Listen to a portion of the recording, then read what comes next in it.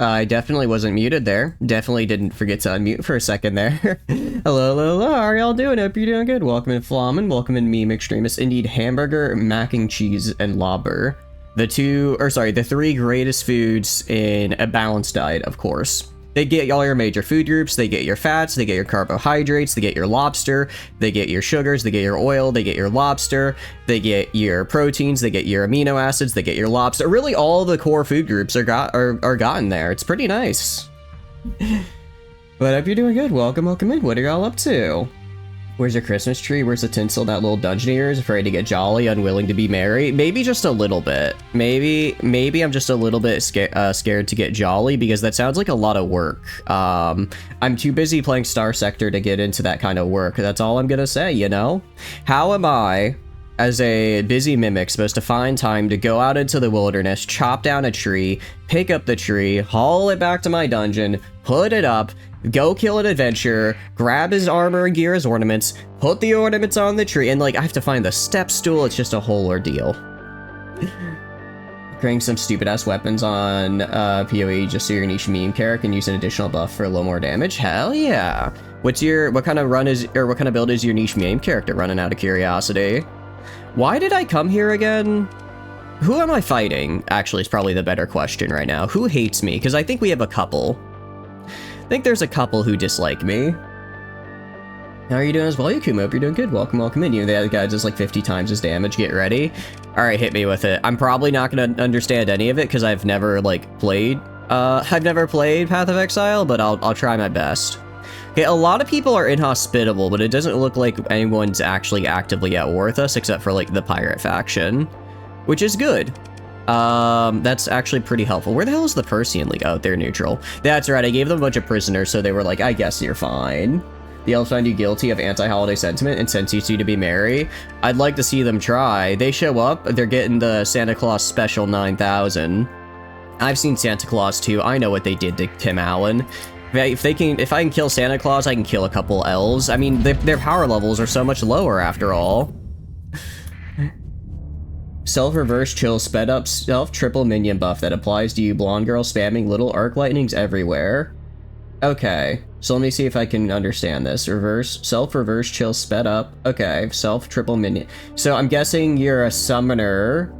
So I'm guessing you're like a summoner that uses ice abilities to cause debuffs to cause debuffs to people?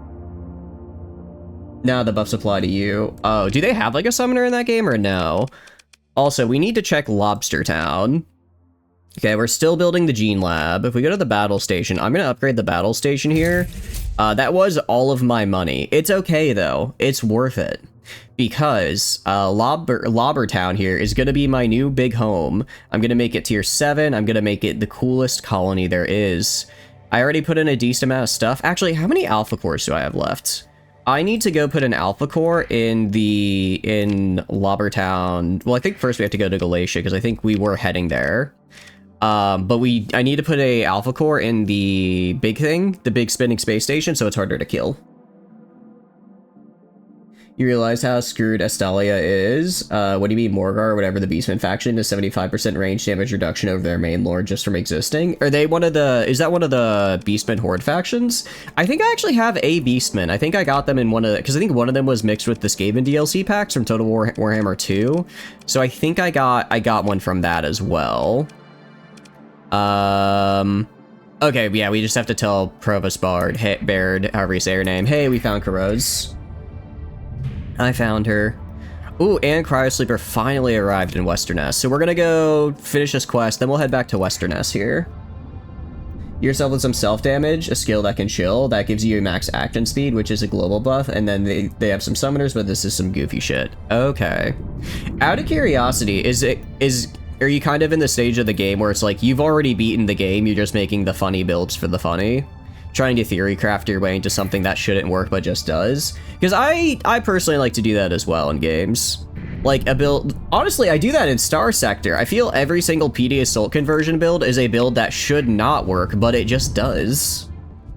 You don't think you understand? Santa, he's the face of the operation, the front man.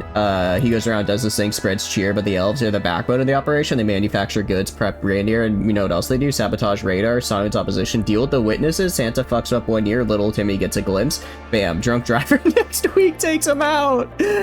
Oh, I didn't think about that. Here's my counterpoint. Okay, I will acknowledge the elves definitely have the action economy on me. Don't get me wrong. It's like, sure, it's like, yeah, 50 level 1 rat swarms can kill a Tiamat or something, probably. I don't know. Probably something stupid. But I just gotta play it smart, alright? And also, here's the thing, I'm not going to be killing the elves. I'm going to kill Santa, take over as Santa, and then the elves are bound by their magical contract to do whatever I say, right? So first thing I'm doing, I'm cutting their union benefits. I'm instituting mandatory overtime. Their 401ks, you bet that shit's gonna be like only matching up to 1%, right? Like their livelihood is gone. And they can't do anything about it because I'm in charge. You're right, that Santa's the front man, and I'm gonna be that front man. You know the whole Estellan Peninsula? Estelle with the Skaven Blight and Naked Claw right next to their right. Oh, is that what that's called? I just call that Spain. I just call that Spain because it's basically just Spain. At least it looks like it. Okay, but right there. There's Beastman Horde right in the middle of Estelia. Their lord just screw missile units because they borderline don't take missile damage. Oh wait, we did run into that guy at the beginning of our campaign. He kept raising the settlements I was trying to steal. Okay, yeah, so that guy. I guess that explains why my army of like mostly rattling guns did jack shit to him, because I was just shooting him and nothing was happening. I just thought the rattling guns needed to be upgraded more. Been in the state for years, you copied about half the mechanics from some Russian dude. You've been playing this since 2018 and play permanently, so everything is a meme experiment.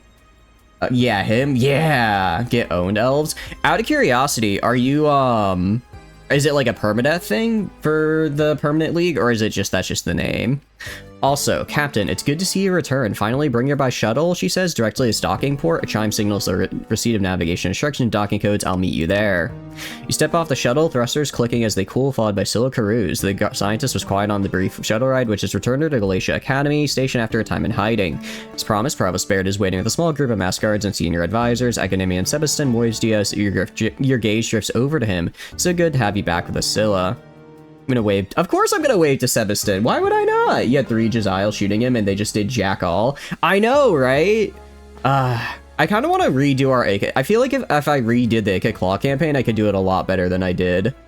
I probably would honestly just destroy Skaven Blight, turn off Rip, and then rebuild it at max level. Which may or may not go well, but I think it could be really funny at least. Name, there's no permanent hardcore characters that die, go here. You start on core, go figure. Okay, so kind of like the, what do you call it? Kind of like how RuneScape has it, where there's like a hardcore mode, but if you die, you just get dropped to a different league. Which is I think that's kind of the best way to do it. That way you don't like lose all your progress, but you can kind of have like a separate league of like trying for it. Especially because I imagine games like that, if you, like, I'm sure more than one person has died due to like bad lag or like netcode or something, right? So it's like, permanently killing a character because of that is just not cool. Carews nods to Baird's words, though occupies herself with examining the reception lounge. It hasn't changed much, she says. Something in this doesn't please the Provost, do you think? Well, says Baird, I believe you'll find that quite a lot has changed. Academian Alvis Sebastin, please come forward, thank you. I understand you know Scylla back. At his vigorous nod, she says, of course. Sebastin begins to welcome Carews, shaking her hand and asking about her trip. Carews raises an eyebrow at the question. Baird interrupts. There'll be time for that later, Alvis. Please show the newly reinstated Academian Carews to his quarter, then show her the new laboratory. You know what I will say?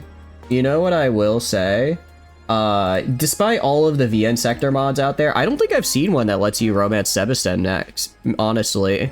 Now, thank you so much for the alert, Kichi. Thank you. Hope you're having a wonderful, wonderful day. Let me give that shout out there. After those don't know Hichi, please check her out. She is absolutely fantastic. She does a lot of games with chat, so like a lot of Helldivers, Battlefield 6, that type of thing. Seriously, she's great. Go check her out if you want to play, like, shooting games with someone who's actually good, because I think we remember the Helldiver streams we did, and I got, you know, I don't mind being carried by you guys, but I do feel a little bad on it. But I hope you're having a wonderful day. So yeah, please go check her out. All it takes is one lag spike or textures to not load, and then boom, just invisible death. Yeah, that's what I'm thinking, right? Where it's like, if you... That's kind of why I was, like, so scared when I was doing hardcore with my RuneScape group. I say my RuneScape group, I played like I played for like a total of 10 hours and then burned through one of our lives because I died to a wizard. I did not understand the combat system. I was combat level like 35, he was level 9. I thought I could kill him easily. You want to know what happened? I didn't, because apparently if you're wearing like melee armor, you're weak to magic. So I was actually I got blasted like 3 times and died. It was great. I felt so bad. I felt so bad because I like never played on that account really.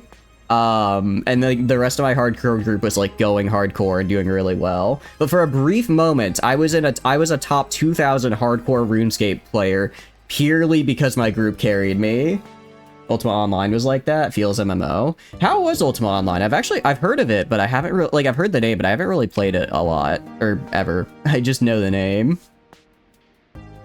Captain, thank you for finding her and bringing her home. The provost watches the two leave the receiving lounge, starting to chat. Cruz finally starts to smile. With Scylla, we can begin it all again. Baird holds up a hand to indicate an adjoining transport pod. Let's move to a more suitable setting for the continuation of our discussion. Alright, board the transport pod, I guess. You think you have power here? You think you're the first to think they could be more than a puppet taking over the Jolly Man's role? Idiot. Santa magic? Elves are the workers? Are you stupid? It took centuries, but a misinformation campaign has really done its job. You really think that Santa just happened to die like that? He fell off the roof, dumbass. He tried what you're thinking now and tried to take the reins of the sleigh, so to speak. Where'd that get him? Have you considered... Actually, I was gonna say, have you considered what if I asked Santa for a rifle this Christmas? However... Elves do have a smaller hitbox. They do have a smaller hitbox, and that will make them harder to hit. I think... Okay. What about the poison route? How many... Look, the elves, they're gluttons. I've seen what they do to those candy canes and cookies. I think if a well-placed dose of maybe some chlorine... Wait, no, chloroform? What's the poison? What's the poison they use in like video games and stuff? Well-placed dose of that, and bam, suddenly their numbers are halved. There's still a lot of them, but I've shown them, I mean, business. I won't be able to take full control, but maybe just enough to show them that I'm not a pushover, and we can meet a mutual understanding. You have some crap where plate mail armor made you weak to fire.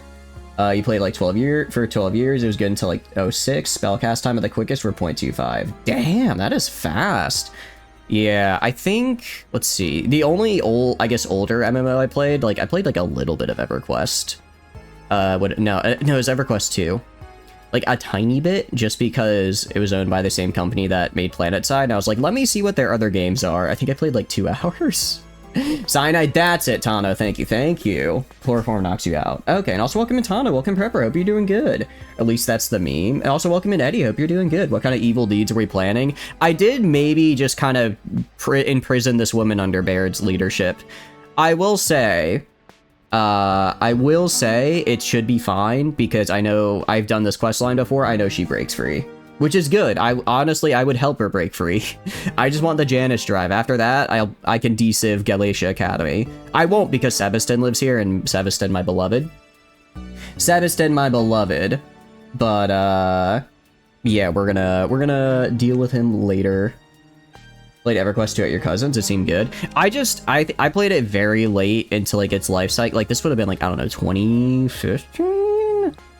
So I was kind of like... I wasn't really, I'm not super big into, I don't know, online MMOs I've just never really been big into. The closest I got was Final Fantasy 14, and I pretty much just did my entire time crafting. The only time I ever, like, engaged with, like, raids or story content was so that I could unlock new areas to get new crafting materials for my crafting, right?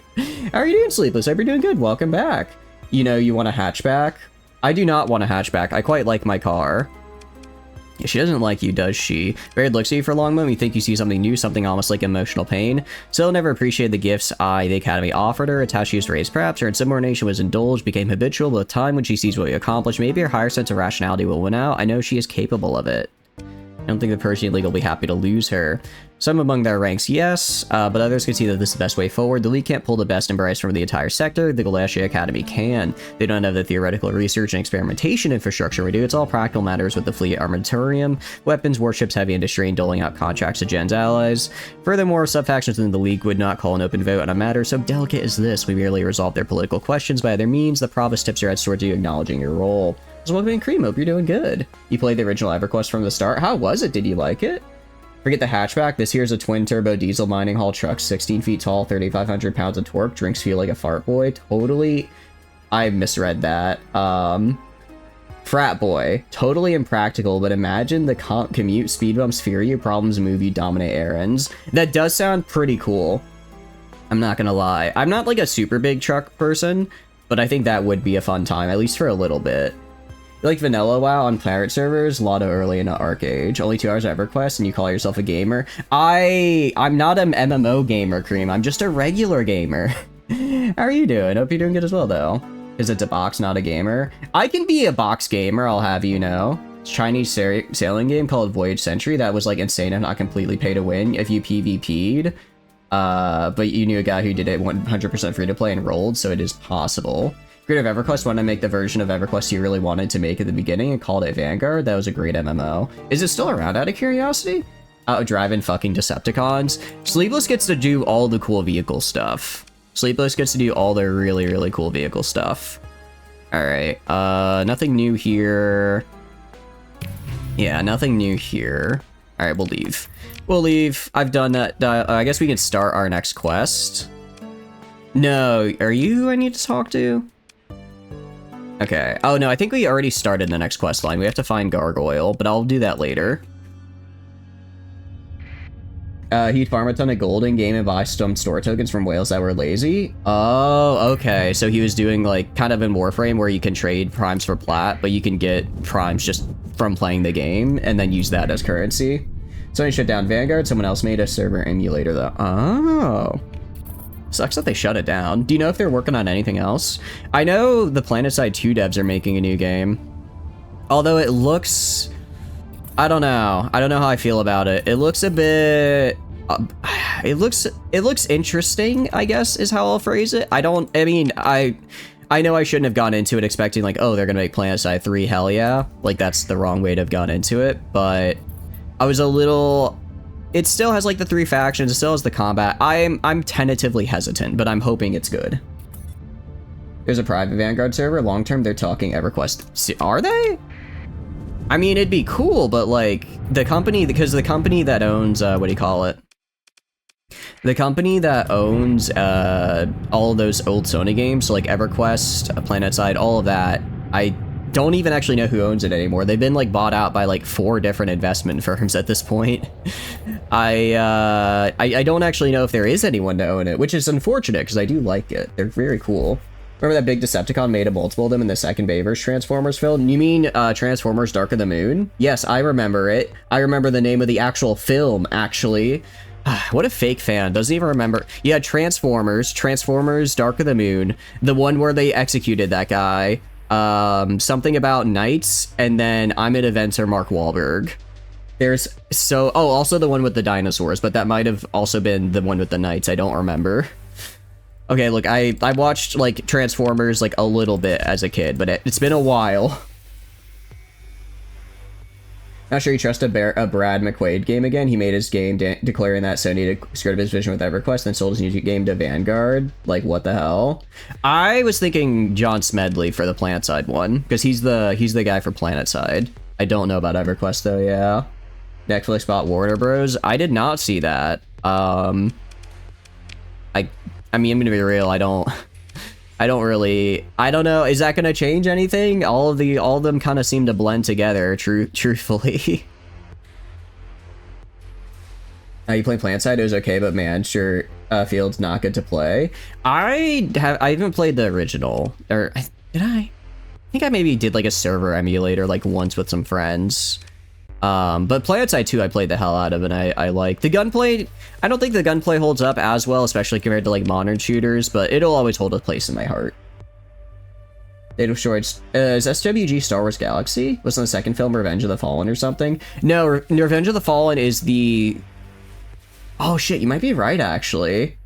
Second Mayverse is Revenge of the Fallen. Dark Side of the Moon was the third one. No, I'm the fake fan. I've been exposed. I've been exposed. Netflix owns DC and Cartoon Network. Huh, so they kind of just own, like... I'm not gonna say, like, everything, but it seems like they own a lot of stuff now. I see, I see. Sold Vanguard to Sony. Oh, I see. How are you doing, Derp? Hope you're doing good. Welcome in. What are you up to, my dude? I haven't done anything mean to the Rebel Rats. I mean, yet. Not that I would do something mean to them, but, like, theoretically, you know, if something mean were to happen to them, you know, I probably wouldn't do it. Probably.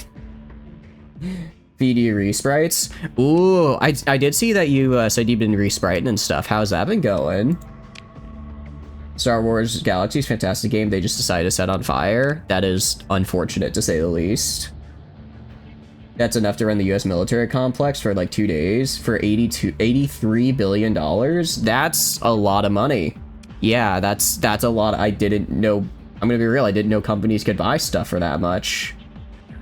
On the new Porky? Hell, actually, we're running one right now. We're running one right now. I don't know if this is like the ideal build for it, but it's fun at the very least, and it works pretty well. It works pretty good. It's a pretty good build. Trying to think, okay, okay, in system. I'm trying to just remember what each planet was gonna be. You are refining. Okay, because if I go to like my in-system stuff, Volturni's Ditch, I believe was going to be refining. I think I'm gonna put refining on. I think because I have two, what do you call it? In Volturni's Pit. That's right, I have two fracking worlds. I'm gonna also put refining on these worlds because they have no atmosphere. Reason being, I just want to be able to domestically make all of these products I need. And then I'll go to...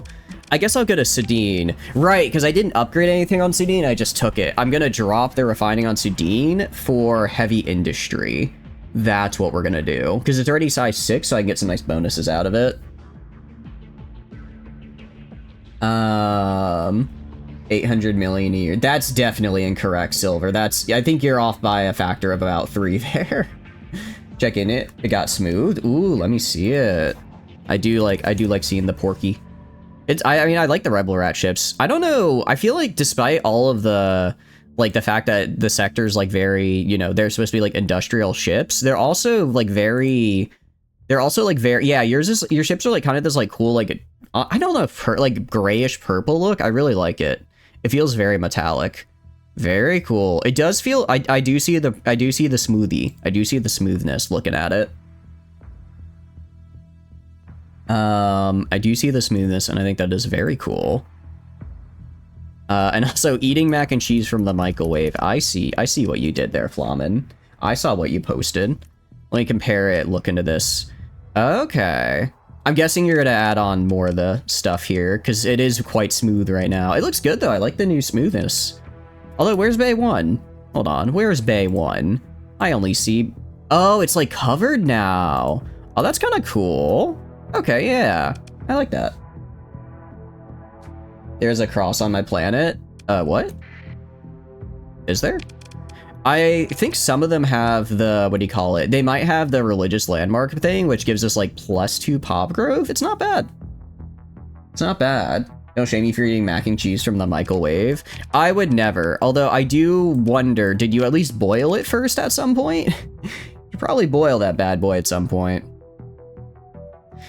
Yeah, I think we're gonna get rid of the academy. I think we're gonna get rid of the academy here. And then I'm gonna move the academy onto Sudine. I think Sudine is gonna become my... Well, what's your access rating? I think Sudine's gonna be my big industry place.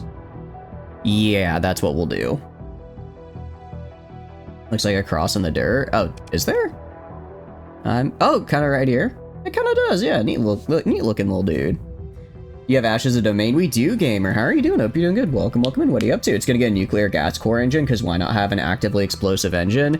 Actively explosive engine, I think, I agree, why not have that? That sounds cool. That sounds what the kids refer to as sick as hell, so why not? Alright, we did the thing we need to do in Lobster Town. Now I just need to wait for it to get seeded. Now I just need to wait for it to get seeded. Yar, the RB treasure indeed. X marks the spot indeed. I guess we should probably do... Where is... Yeah. I guess let's do Janus Drive stuff. Let's do Janus Drive stuff so that way I can get the Janus Drive and like actually explore without burning 10 billion fuel all the time. Alright, Lobber indeed. We're gonna, like I said, the stream title is not inaccurate. Give me Lobber or give me Death. That's all I want. Well, I mean, I'd also like a lot of food production as well, but Lobber, the big one. Lobber is the big thing we're gonna do. Also, maybe some more internal production, and maybe an open market. I'm still trying to figure out where I should start buying supplies again, because I maybe did a little funny, and Lane State, I guess, is the new place to buy supplies. I maybe did a little funny and stole everything from Colon, so I can no longer get cheap supplies from there. Maybe just a little bit, a few billion on gas. I mean, that makes sense. It makes sense that there's a lot of vehicles that need to be driven, I suppose. Alright, let's talk with Gargoyle. After connecting the local network, you enter the comms ID for Gargoyle, then pause at the prompt to initiate the call. You look over your comms officer and they nod ready to act. As soon as you execute the command, the electronic warfare console lights up like the fleet action in a nebula. Comms wrangles the infosec systems with cool efficiency, coordinating active response with nav, sensors, and engineering stations. After perhaps half a minute, the storm breaks, the alarms quiet, and your primary display resolves from a mesmerizing fractal background to a heavily augmented face grinning impishly. Hell yeah. You propose we somehow make small fusion reactors? You know, I think if we could, we probably would, but I don't know how the research is on that. Yawn? Why yawn? No need to yawn. This was not easy, okay? I took like an entire fleet's worth to deal with this one guy's cyber warfare. Gargoyle, they're just built different. Can we make stations? I don't think we can yet. I think we're down because I spent a bunch of resources trying to get the orbital fleet yard. So I need to wait a little bit for our our databanks to reset. Now the IRL stuff. I mean, it happens. We're just chatting by 2030 or late 2020s. You know, if it happens, that would be pretty cool. Yannick the Dissenter, what an unexpected surprise, and by that I mean entirely expected. You may be wondering why I brought you here. You see, it began when we waited 4 years for the spacer to come do my quest. I'm never gonna do the quest for Makar. I can't do it at this point. It's so much funnier if I just never actually go and deal with Yannick, and Macario is just sitting outside. Like, they've spent, imagine you sign up to work for Macario, the spider of Syndria, the head of the intelligence agency. It's your first day on the job, and he tells you, okay, this is an easy one. We've figured out that this spacer is gonna meet one of this dissenting faction. So all you need to do is sit there, wait until he goes in, and then take out the guards. And your entire career is just sitting there, waiting forever to take out like the 3 guards that are also dying of old age as Yannick is just in his safe house reciting his speech over and over and over again. It's so funny. It's never gonna happen. Yannick had it coming. Oh, 100%. 100% he did. Thank you for the shriek, Silver. I really appreciate it. It's very kind. Thank you. It's like their entire career is just sitting waiting for somebody to show up that never will. Probably like not the worst job ever. And well, actually it depends. If they can like listen to music, then maybe it's not so bad. I'm sure they're making it through a ton of podcasts, but if they have to just sit there with no other entertainment, they would probably get pretty bored. Anyways, Gargoyle time. You're ready for me, Gargoyle says too sweetly to be true before turning into imagined audience. The rocket jockey put together enough brains to deal with my little hello. Gargoyle bounces back and applauds. Well done. So you know who I am. Tell me, why did Ryan give me my comms ID? More presents, bribes, begging. Did he finally get in trouble with that hunt of a puppeteering vampires he desperately wishes were his friends? On the run from the law, needs a rep wipe. Thoughtful pause. Do you always make that face when you meet new people? I have a job for you. I'm told you're the best. They have every Joe Rogan interview ever, and looking through old RimWorld VODs. RimWorld VODs might be it. There's a lot of those out there. Thank you as well, Ton. I appreciate the shriek. That's very kind. But let's not talk about like real people and stuff. No wonder they're going insane. Yeah, but let's move away from like real people, guys. If that's all right. So, how are we gonna do this? I don't remember. I think Gargoyle always chooses to help us. I don't think we can like skip a quest for him. A job? No. Gargoyle acts theatrically. If I ever do a day of work, I want you to throw me out an airlock and throw that airlock into a black hole. The hacker lounges back carelessly, but still listening, because you told me I'm the best, and I am. That was nice. I'm not sure you really understand what it is I do. A hand study with interface nodules, waves over your display with new clips, industrial shutdown, suspected sabotage, database hacks, political comms leak, credits missing, ghost fleets. What I do, Gargoyle sits up blinking serious at last, is magic. An institution, a polity, a worship, a fleet, the hegemony, Eletic Church, Tritakian mega credit, sucking corporation. These are machines made of people, and these people don't understand their own machines. Or, a mock pondering tome, other people, come to think of it. The oneness of these holy constructs is a mass delusion, but Gargoyle taps a head-mounted data port. I understand. Simply. A finger pokes at you from the display. Press there, then there, and the bubble pops. Push on the right place at the wrong time, and the mighty become a sad joke. A gust of wind, a fart of fancy flimsy shell that's cracked. Understood? Can you hack into the data vault of a hegemony ministry? I was gonna say, I just gotta hit him with what I want to do, right? I just gotta hit him with the, like, yeah, just, I want you to do something crazy, and he's gonna be up for the challenge. He's basically just, I mean, this guy's basically just hacker from Akudama Drive, but I'd argue with more style. How's John's Starsector? Pretty good. They're all gooning to Starsector only fan. Hot Tesseracts in your area. Hot Doritos in your area. Yeah, I know. They're just on the shelf of the Walmart. I don't know why the hegemony gets so upset about that. You have feelings events about real people. You guys know Waldo, so sick of his red, white, stripy ass dodging your events. 300 on food for a party and that he won't even show. What the hell, man? Have you considered looking for him? I hear he's a little bit shy. He might be there and you just missed him. I love it. Gargoyle shouts, setting up a glorious scheme, practically neon black. Which one? All of them at once? Visor and cyber mods start flicking with inactivity. Hold on, just one, actually. Explain the Gargoyle the scope of the mission, the target, the Kalashore Archive, the personal data store of the former provost Thomas Kalashore, the hegemony Ministry of Technology standards, seeds from the Galatia Academy in the wake of some kind of botched hyperspace experiment. You also explain in terms which avoid any implication of an employer-employee hierarchy that Ryan Oriel will be providing funding for the operation. As you talk, the comms display with Gargoyle becomes crowded with virtualized half-written list, reference panels, and code snippets. The hacker leaps from idea to idea, rejecting and accepting contingencies several steps ahead, or adjacent perhaps, from whatever you're actually saying. The visual chaos is somewhat distracting. Do you need some time? It might be tough. I'm gonna need to pass some credits along to a couple of friends for some special tricks. Do we go all out? Ryan is buying snacks. I think we do. Yes. Here's how it's gonna happen. I've got a friend who'll make you a little package. It should be ready by the time you go to Nova Maxios and the Magic system. Know it? You pick up that, then go do a fancy flying and whatever else it takes to install it in the Hegemony comms relay in the Atlas system. Thoughtful pause, then for the relay, go in quiet to do the relay. Park your fleet, maybe run a load ship for the job if your ego's capable of surviving away from your big bad toys for a few shifts. Or, this is fun, hack the sensor array and give the Hedgies some ghost to chase. Anyway, the installation itself is easy, the hacker continues nonchalantly, any work done you got on staff should be able to figure out which end goes where. Say 2050 within our lifetimes. I mean, that'd be cool. Be pretty cool. Waldo's wanted by the police. Who else do you think he's hiding from? I hadn't considered he might be wanted from police. What did Waldo do? What did Waldo do to be wanted by the police? That's kind of scary, actually. I don't know if I wanna. I don't know how I feel about that. It was a big party. Everyone was there. His dog showed up. Crowd of like 300 people. Y'all posed for a drone photo in the backyard and everything. You just can't find him. There was a master tax evader. How do you think he saw it and so good at hiding? This is BS. Got any other suggestions? I think Waldo, wanting for crime against humanity, he was, oh, General the Balkan Wars. Yeah, that's not gonna look good at the trial. Another tap, and there's a ping on your data pad. Gargoyle sends you the address of a small holding facility near the main manport of Nova Maxis, as well as the number of a particular storage unit.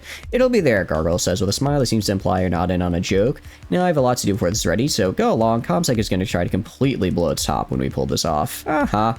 Gargoyle turns another display. Attention focus. Cyber augments flickering at an increasingly rate as the comms line disconnects to you almost as an afterthought. It looks like a creepy has every skeleton in his closet. I think you just don't understand drip. I think he's rocking that. He's rocking like that 60s Vogue. It's retro. It's coming back in style.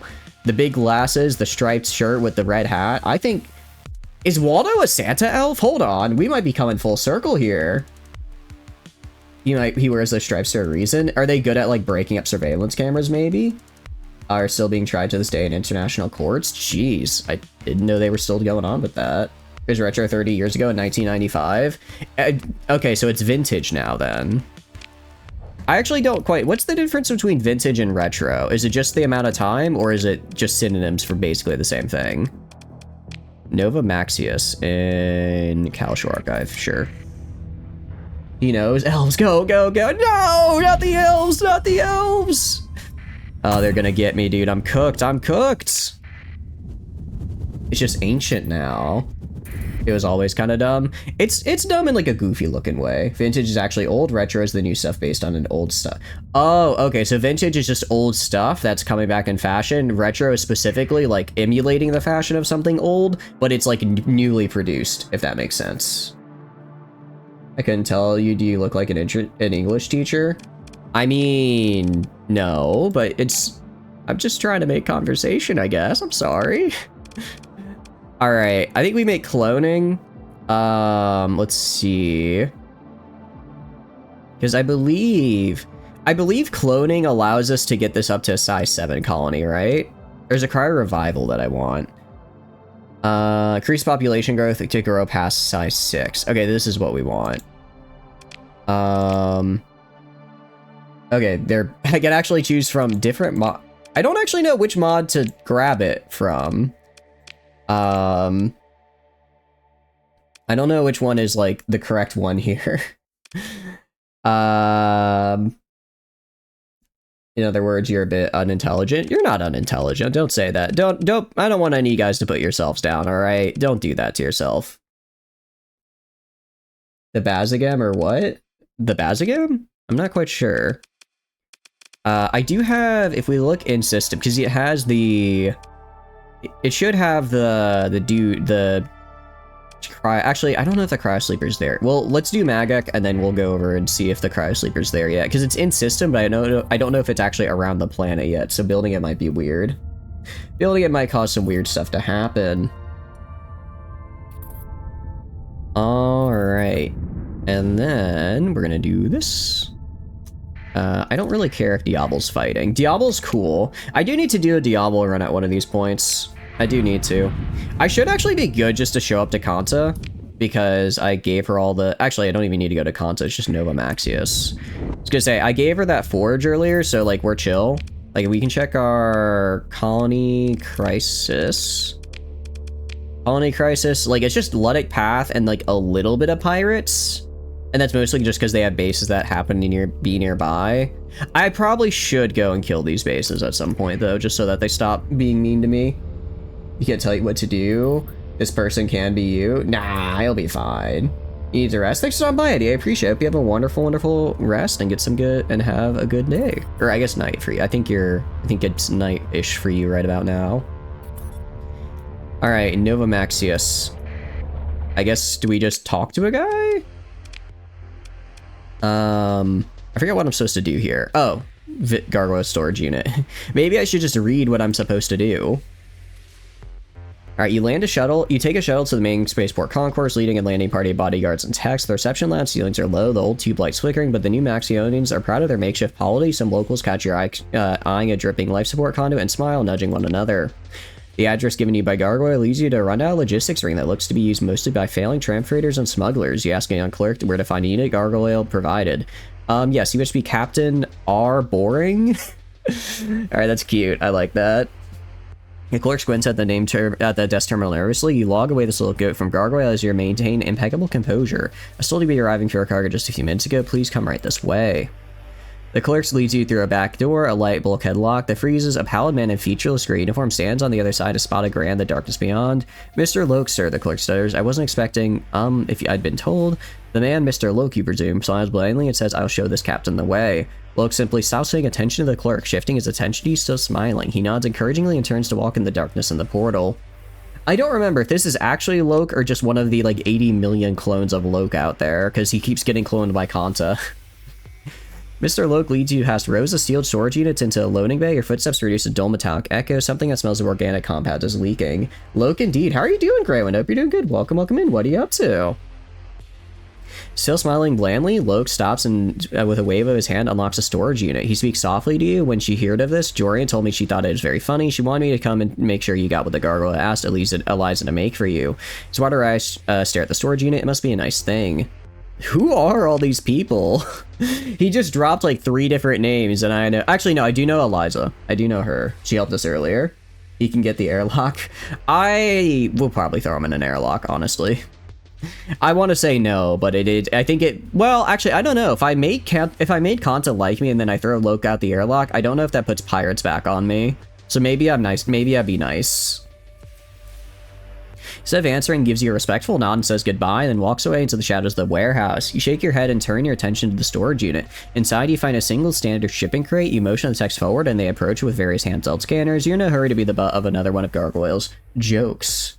Doing okay? Having a dentist appointment though in a bit? Cavity on the wisdom tooth is no fun. I'm sorry to hear you're having cavities. Wisdom tooth as well. That's gotta really hurt. I guess I've never had that. I got my wisdom tooth removed, how long ago? What about, I don't know, 7-8 years ago as a kid. Or not, well, teenager. Sorry to hear you're having a cavity, though. Hope it goes well. Hope it goes well. You got any other plans for the weekend? The lead tech starts reporting power source anomalous neutrinos and minor hyperwave phase distortion. The entire crew of technicians take an unconscious step back. Hyperwave phasing technology has a poor reputation. It's never been known to fit into a small package and remain stable. An hour later, as you're finishing up your second hot drink at a nearby cafe, the techs give the all clear, though you're through your datapad, concluding that as strange as the device is, seemingly a hand-built one-off hyperwave transmitter of some kind should pose no immediate danger. You order or move to your flagship. On the shuttle ride back to your fleet, you ponder tactics for inserting this device into the Aslan Hyperwave relay without being spotted by a hegemony patrol. Small fast attachment could do it, or a phase ship turning into using their fields to get a low sensor profile, or with a little luck you could find a quiet moment between patrol rotations. They ain't the easiest to manage, not much, just taking it easy. That's the way to go, honestly. Weekends are made to rest and refresh. I think that's the perfect way to spend it. Alright, I'll buy a couple supplies here. Just a little bit. Also, does Chanceldon... Okay, we'll stop by Chanceldon as well. We'll stop by Chanceldon and do a little bit of trading with them. After all, I'm gonna actually talk my way out of it. I have a lot of AI cores. I do not want them scanning my AI cores right now. Don't be dumb and start eating ice. Big mistake. I mean, if eating ice is bad, why is it so tasty? You know what I mean? Alright, actually, let's go to the pit real quick. If I do cloning... Okay, it's expensive, but it doesn't actually require the thing be in system. I can just build that. Oh, but I can only build... Oh, it's 600... It's actually super expensive. How's growth looking? Growth. And again, more growth is always good. More growth is always good, so I guess we'll build clone in here. Oh, it's an industry slot as well. Interesting. Okay. For now, I'll build refining here. I'll build refining here for now. But I think we'll make our third industry slot cloning just to get between that 5 and 6. So that takes forever to do. And then the ditch also needs refining. You had to hit a nerve and keep you up all night. Gargling saltwater helps as well. Interesting. I only ever have done like the gargle saltwater trick for ulcers, which I luckily haven't had for a while now. Actually, I thought I kind of felt one the other day, but then I guess it never popped up. I don't know. I guess honestly, I think I used to be stressed, and that was what gave them to me. All of that for one medal. One medal. It was worth it, I assure you. Put heavy industry there. What we're gonna do is we're gonna go... I want to have refining and mining on the same world, just so that way, like, I don't ever have to worry about running out of those materials. Or running out of any of the higher tech materials we need. Yeah, that's fine. I'll go... I'm not really fighting them, but sure. Because what I found, even if they're just transporting, like, intra-system... they still, intra is within, intra would be within the same system, right? Even if they're transporting just within that, I'm fairly certain they can like technically get hit with the like out of resources debuff if a trade convoy gets killed, which is kind of weird. So by just keeping them there, I'm hoping that I can just make sure everything is where it needs to be, so I never run out of the resources. Intras within, inters between. Okay, got it, yeah. Yeah, we turned off our comm as well. I mean, it's not like Chanceldon, you know, could be a threat to me. It's more of a, they will not trade with me otherwise. Alright, let's put this all on the black market here. I guess it's not that much of a profit anymore for us, but it's still, you know, profit is profit. Actually, you want some heavy arms? Surprisingly not. I still like to stop in and do this trade deal every once in a while. You know, just for old time's sake. For old time's sake. And let's stop at Western S, because I need to make sure... I don't quite understand how cloning works. Or I want to make sure that the thing I want to make sure I build the right thing to get my planet to size 7. Because if I don't get it to size 7, then, like, what's the point? Yeah, running from my fleet, as you should. You should run away from me, actually. I'm going to kill you otherwise. You will otherwise be very indisposed if you don't run away from me.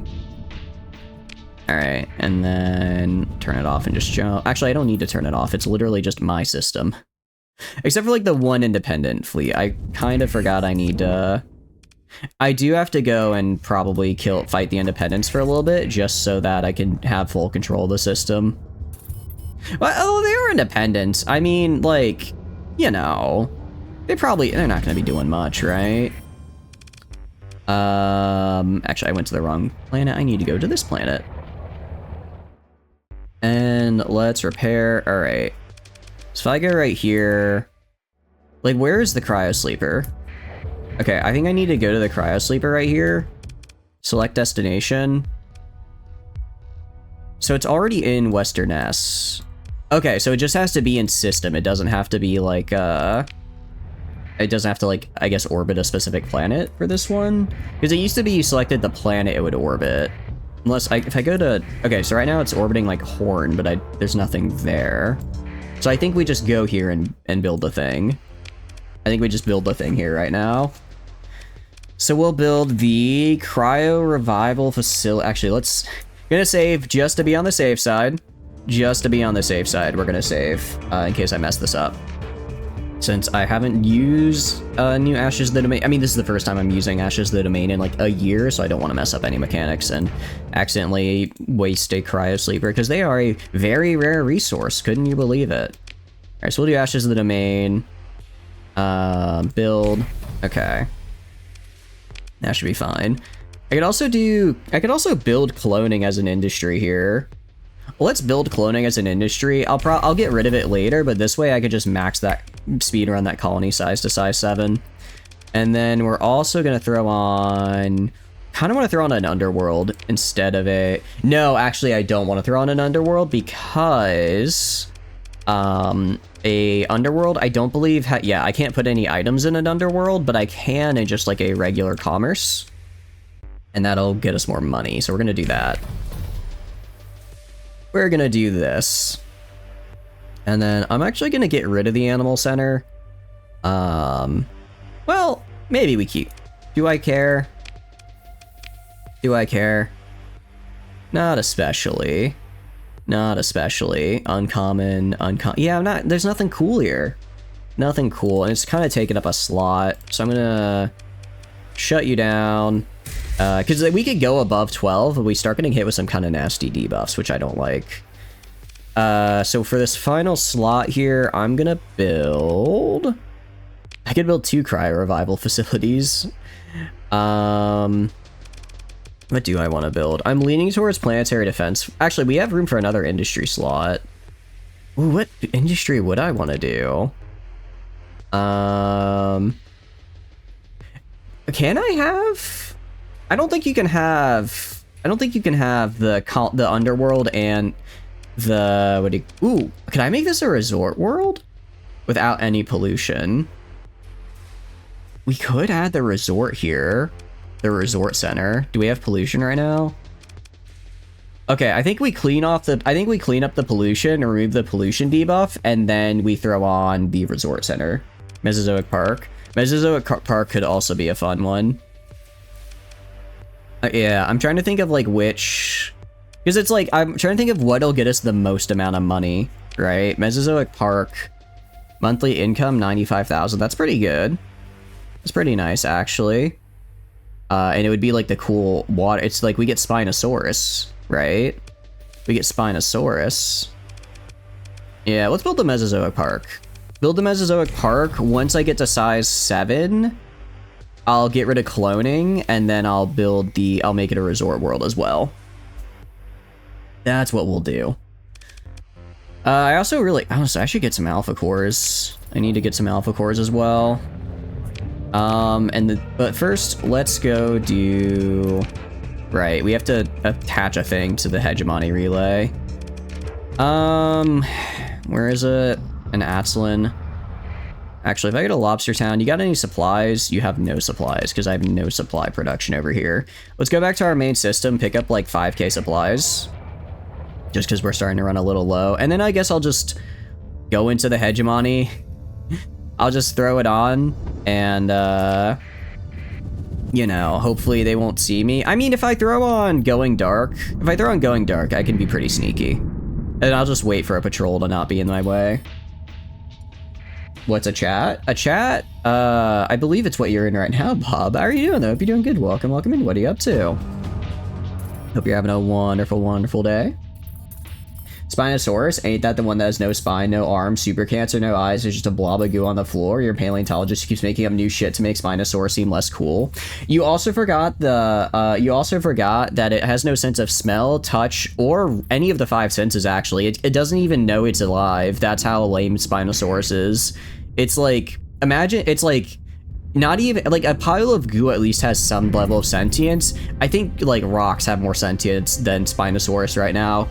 We know this because we found yet another Spinosaurus fossil that makes them even less cool. I kind of hate how they keep nerfing Spinosaurus, man. They keep nerfing it, and it's so mean to the boy. He deserves better than this. Yeah, you can see we're producing a lot of minerals here thanks to the mining megaplex. Organics production by 3. When a mantle borer is installed, total bonus for production is +6, but without it's -4. Okay, I wonder if maybe I have to like take it out. I guess, well, I mean, we'll be heading there. Let's see if I take it out and plug it back in, and maybe that'll give me higher production, or maybe it's just saying the incorrect thing on the little, what do you call it? Notification that says +3. Spinosaurus was an apex predator. I don't recall where again, Spinosaurus keeps getting nerfed and is all over the place. I don't remember if it's supposed to be like an apex predator anymore, or if it's supposed to be just kind of like a lame little dude. They keep making him worse with every patch note. I think the devs just hate Spinosaurus. Oh, wrong button. I meant to go to colony info. Okay, so right now we're producing +14. If I uninstall you, and then I install you. Okay. Okay, so it is +6, I guess. So this is like the max. I'll have to grade this guy to fracking later, but for now he can be what he is, which is kind of lame, but I'll allow it.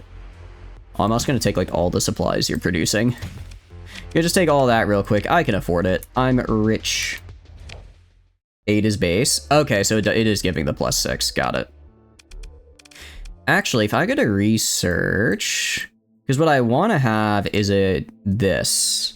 Unlocks blueprints for all colony items. Okay, requires obtaining hyperdimensional processor and installing it in a research facility. I don't know what a hyperdimensional processor is the problem. This would be very cool. I'm guessing it's a special what do you call it? Projects? I can do words. Alright, start stage. Oh, it costs money as well. Oh, okay, I see how these work now. Alright, I'm also gonna have to go throw an alpha core in a research facility to get the Guardian class ship, but it'll be fine. You, meanwhile, I guess this is another thing, and then I can do... Alright. Show other projects. AI algorithm analysis.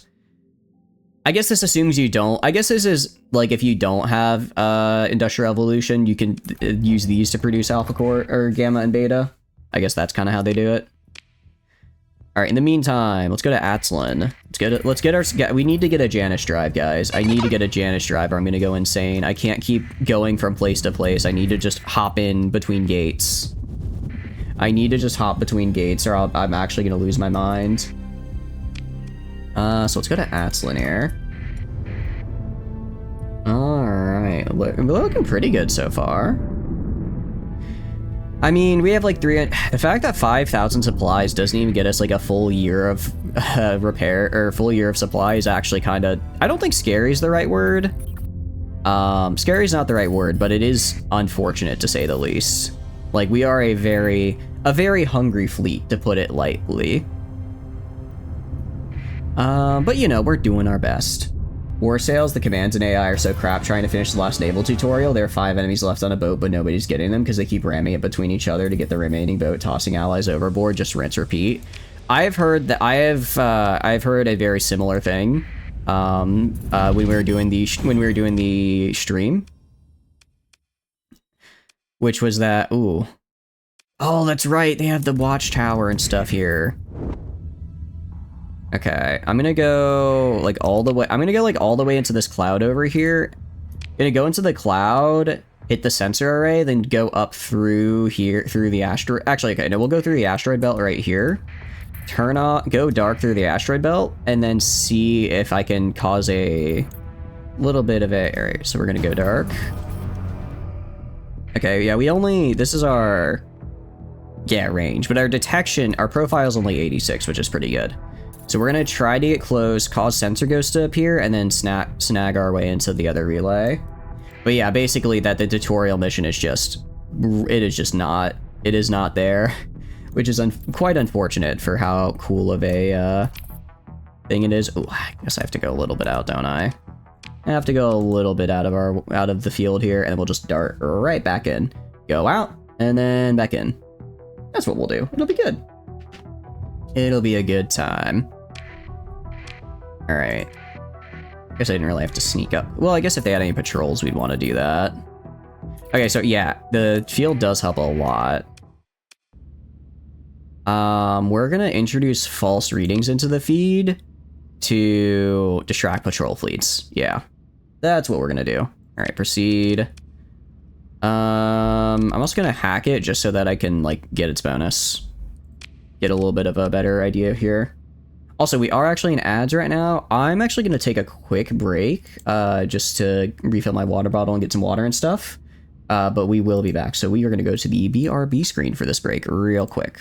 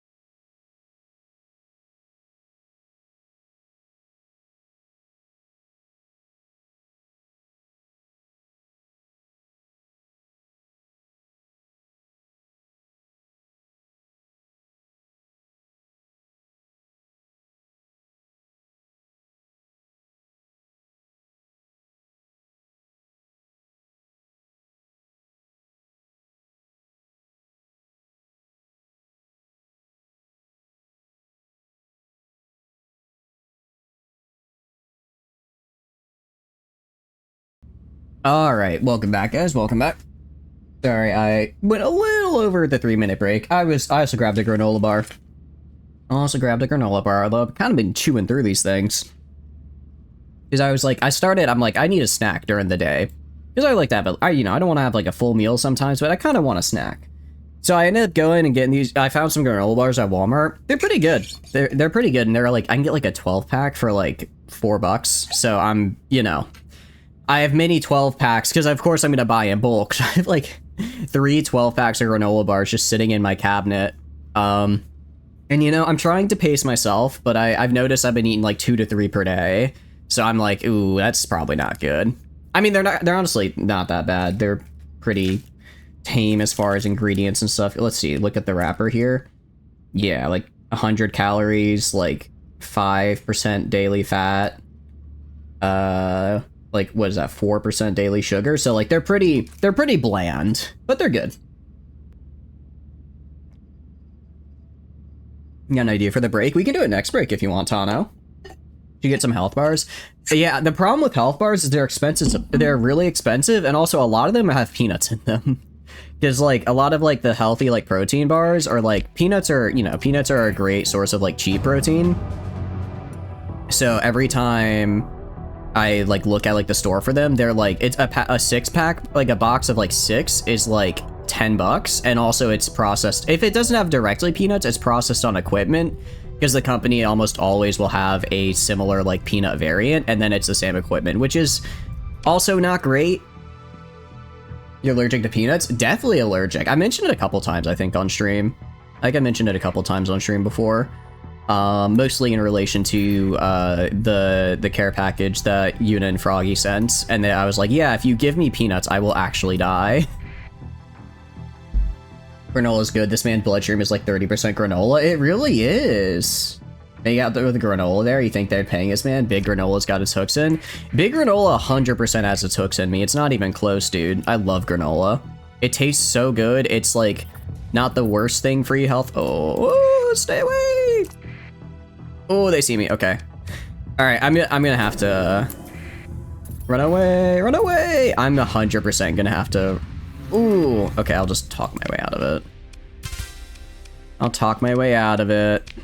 All right, now I'm gonna have to put my ships back and come back with like a phase ship. They are, with all the extra fleets in this sector, thanks to our mods, they are just not letting me get close. That's okay. I'll just what do you call it? Actually, we'll go to Western S because I think I have a phase tender right now, right? I think I have a phase tender. Yeah, I'll just drop literally everything except my singular phase tender into storage and come back here real quick. I'm a mod on our granola. I'm a Reddit mod. I would never be a Reddit mod. I have many things in this life, but if I ever become a Reddit mod, I give you permission to break my kneecaps and put me in the cuck chair, because that's where I belong. I guess I am technically a Discord mod, though, aren't I? I am a Discord mod because I am the mod for our Discord, so it's already not looking too good for me, guys. How can we cuck a man with no game? That's a good point. I guess you could just tell me my waifu's trash, and then I'd cry and piss and shit myself. Not come though, because I'm not that much of a loser, okay? I'm not gonna get off to that. Pardon my French here. Sorry, this has gone a little too far. I get a little quirky on the weekends.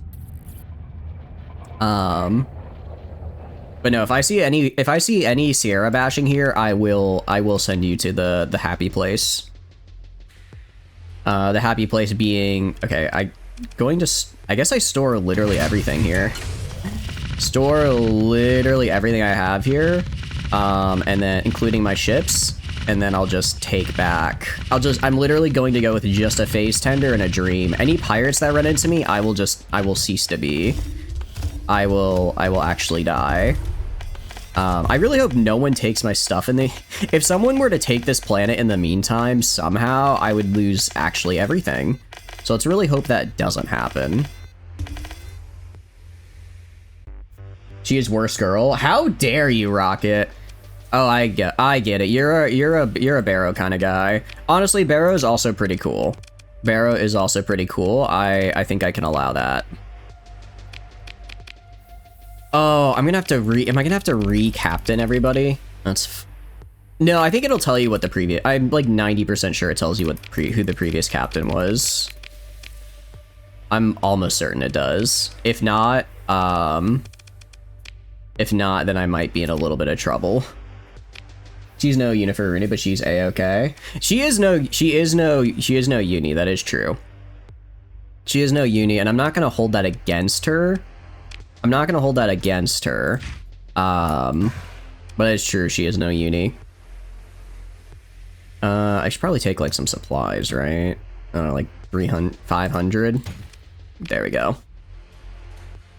Sorry, you're too focused on your zinger right there, but holy hell, that was a good top 10 moments today for sure. Only for today, really? Damn, I'm falling off. I'm falling off if that's only top 10 for today. I like how it has the ship. Okay, now it's moving towards the center. If I go dark, yeah, I have a sensor profile. Honestly, not that much of a smaller of a sensor profile. Let me go back to Lobster Town real quick. I can throw on insulated engine assembly and get that even smaller.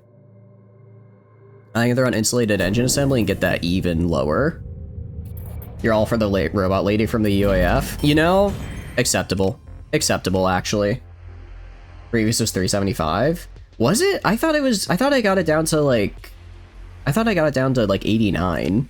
Oh, it was 89 inside the asteroid field. That's right. But once we left the asteroid field, we kind of got blasted. Oh, we already have insulated engine assembly. Okay. Yeah, I guess there's nothing else we can really build into this guy then. All right, off to Atslin we go. Robo Queen is cute. Robo Queen is cute. I like, oh, I'm totally forgetting her name. The one on the crime lady you go to that's like your first introduction. She's kind of cool. I think she's neat, but I'm forgetting her name. Minigun Helldiver 2 needs a buff. Yeah, what do you call it? Not Rocket, your Rocket. Flamen was mentioning it the other day, that it's like kind of just not good. Which is unfortunate because it looks cool. Nia, that's it. I'm thinking Nia. I mean, granted, she's no, oh, I'm totally, Ava. She's no Ava from Iron Shell, but she's okay, I guess. She's pretty cool. Looking for my picket. Yeah, you better be. I haven't even gone dark yet. Hell yeah. I mean, just look at... I have 29 size. They're not gonna find me. Unless they're literally just like right on top of the comm relay, which they kind of are. They kind of are actually like right on top of it. Alright. There we go. Nia's sweet, you have head pat her more than a few times. You'll head pat the hell out of Coffee Mom. Coffee Mom is pretty fun. I do agree. Really, I mean... Okay, look, it doesn't take much for me to say peak character because I like women. Okay, I think cute anime girls are fun characters. It's gonna be one of those days, guys. By the way, if you can't tell already, I had my caffeine earlier, so I'm in a kind of mood. So I just like all the UAF characters. Granted, none of them hold a candle to Sebastin. Unironically, I really like Sebastin as a character. I think he's like super fun. Alright, you give the go order to your ops chief, who starts speaking in a low voice to the handpicked squad of veteran salvage techs that are already closing the relay on the cargo drone. The entire operation is carried out swiftly according to drills. Few quick cuts with low EM tools, bulkhead section removed, gargoyle's device secured in place. Parasite microdrones with the chassis will finish attaching key connections, tap into fiber lines mostly. The bulkhead is sealed and the team withdraws with few puffs of cold gas thrusters as silently as they approached. Shortly, your comms officer confirms a short burst indicating that Gargoyle's device is operational. Despite Gargoyle's cavalier attitude toward the Enterprise, your comms and tech officer speculate that a hack this intrusive will be discovered very quickly indeed. Do best to make a hasty escape while you remain undetectable. Just give it 1400 ammo, like what the mech has, then it'll be okay. You think it's just an ammo issue? Because Flamen was meant, the way Flamen described it, it sounded like it was more of a penetration issue. Because you said it had not even light penetration, just no penetration, right? Medium would definitely be too much, but maybe switching it to light just so it could get like a little bit through maybe some like the more trash mobs a little easier could be good. Use some tweaks, move while shooting. Oh, you can't move while shooting? Oh, okay. That makes... I didn't realize you couldn't move while shooting. Yeah, that's kind of rough. Sebastin is C-3PO without R2-D2, and I love him. He's great. Shares the same stat as the Gatling minigun turret. Oh, it has medium pen, but it won't overpen it. Oh, I didn't realize it had medium. I thought it just had none. Okay, I see, I see. I see, I misunderstood. About voteless taking way more than it should. Okay, that makes more sense. That does make more sense. So instead, ooh, what about, is like, I like push through a thing? Like you can shoot through one guy and then the bullet keeps going. Maybe make it so that it can go, it has, you know how like in balloons, how like your dart monkeys, when you get them extra sharp darts, can shoot through like three separate balloons at once? Something like that maybe to make it a little better. That could be kind of interesting. Also, what are we supposed to do now? Now we just grab it, I guess. That was it. That was all we had to do. Oh, cool. And is that way you can get through mobs a little better? Especially the stationary thing. I didn't realize it made you stationary. That's kind of a big deal because I feel Helldivers is a very oddly enough, I feel Helldivers is a very movement heavy game. All right, I guess I'll let them know I'm here. I don't think I'm like stealing from them, am I? Oh yeah, no, we're just talking to Gargoyle. Okay. You enter the comms meeting for Gargoyle and nod to your comms officer who stands ready for whatever surprise Gargoyle thinks would be using to send through comms. No tricks this time. The display instantly resolves into a familiar face with an unfamiliar expression, fear. Captain, you need to take me on your ship and get me out of here. They know where I am. I've really done it this time. It's incredible. Gargoyle lets out a nervous laugh. The greatest data heist since the second AI war. The hacker seems to realize the gravity of his statement. I think they are very, extremely, entirely unhappy this time. It's not safe. Take me to the Glacier Academy? Anita can hide me, right? After all I've done, she has to. If you stops you moving and you can't dive even, like a second after. Yeah, if you're stuck in place, then you need to be able to, like... Yeah, I feel like if you're stuck in place, then it needs to be better than... Is it better than the HMG emplacement? Because if it's not better than the HMG emplacement, then, like, it's what's kind of the point. Is Gargoyle a male or female? I'm actually not sure. They're cool as fuck, though, and they got the drip. They do got the drip. Looks like an Andro guy. That's kind of why I think as I've been referring to as him, because that's kind of where I was, what I thought, but it could be either way. Regardless, they are very cool. Wait, who is after you? Just everyone. Let me count my new friends. Gargoyle starts ticking off fingers. The hegemony for starters, whoever ComSec thinks to send. I expect an official expedition will cause a diplomatic incident, so probably shadowy gun fun goons will sneak in to try and murder me. Next, try attack in, at least once they've tipped off by the hegemony blundering response. And the Pathers, can't forget them. The hegemony leaks like a hole to breach to all little udders, and they think they're simply gonna love everything about this. Let me summarize for you, my good captain. Within 2 or 3 shifts, this place will be in crossfire of an interfactional criticality event, and every second space are buying noodles on the concourse to be an assassin or a spy. No, HMG placement is way better. That thing can deal with armor targets. It's just less flexible. Okay. I guess because, yeah, you can at least move the minigun. You can move the minigun while the HMG is just stuck there. Do you have the Kalisho archive? There's no time for that, but, Gargoyle smirks, I see what you're trying. Don't worry, I've picked it up, got it locked up nice and secure, encrypted with my own special juice and backed up off-site. It'd take an alpha core to break it out, and that'd take time if you knew where to look. And you don't. Professor Anita won't have that kind of time if I spill everything you've done together to the big bad hegemony, so where's my shuttle? What if I just leave you here? Gargoyle's voice goes cold, then you don't get your precious data archive, Captain, because I've got it locked up nice and secure and backups off-site. By the way, you wouldn't believe what I have on Ryan Aurora, or your dear boss, Anita Bard, on all sorts of people. Even you, my dear Captain, the High Hegemon will have a fit when he watches you asking me to hack their precious Ministry of Technology suppression on sector-wide news channels. The hacker smiles without warmth. It's me or nothing, Cap. I do find, it's like, obviously in lore, this would be much scarier. As a more meta game perspective, I could bomb the hegemony 10 times over and it wouldn't even cost me more than the supplies it takes to go and fight to go over there. I am much stronger than them, Gargoyle. I will in fact probably be doing that later because they are a competing market and I don't like that. I do like that he's trying to play big though, very well. Very well. I have dirt on you, Captain? Okay. Yeah, like, okay, what? You mean the only dirt you have on me is that you caught me asking you to do something illegal. Do you know how many times I fought the hegemony already? Do you know how many of their ships now sit either in hyperspace, just floating in regular space, or as scrap in my inventory? Because it's a lot. I don't think it's quite up to triple digits. Actually, no, it's definitely in the triple digits by this point. I forgot all those inspection fleets, didn't I? Sorry, I like showing off the in lore. This also, I'm supposed to do this quest way earlier in the game's life cycle when I, you know, maybe don't have one of the scariest fleets in the sector, if not the scariest. So I will forgive Gargoyle. Yeah, I'm not gonna throw Gargoyle out there, Locke. I do really like Gargoyle as a character. I think they're fun.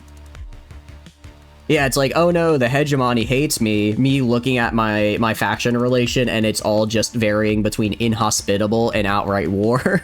I think people don't like me. Yeah, you need an alpha core to find this thing. The suspiciously 30 pile shaped alpha core pile in the corner of my comm screen here. All right, we'll pick you up. I'm picking you up not because I need you, but I think you're a cool character. Gargoyle nods. That's the way, Captain. I'll collect my toys. Your shuttle gets in and out with any suspicious inquiries from traffic control. They're not used to what's going on. They're not wise to what's going on yet. Probably. You order Gargoyle can find a quarters well away from the bridge, and your comms officer keep an eye out for anything suspicious. Captain, your tactical officer calls your attention. Hegemony fleet incoming. Time to go. You know, they may be incoming. However, I can just do this. Gargoyle looking at me transverse jump, flabbergasted as he does it once again. I think that is my favorite. I think that is my favorite bit. I don't know if bit is the right word.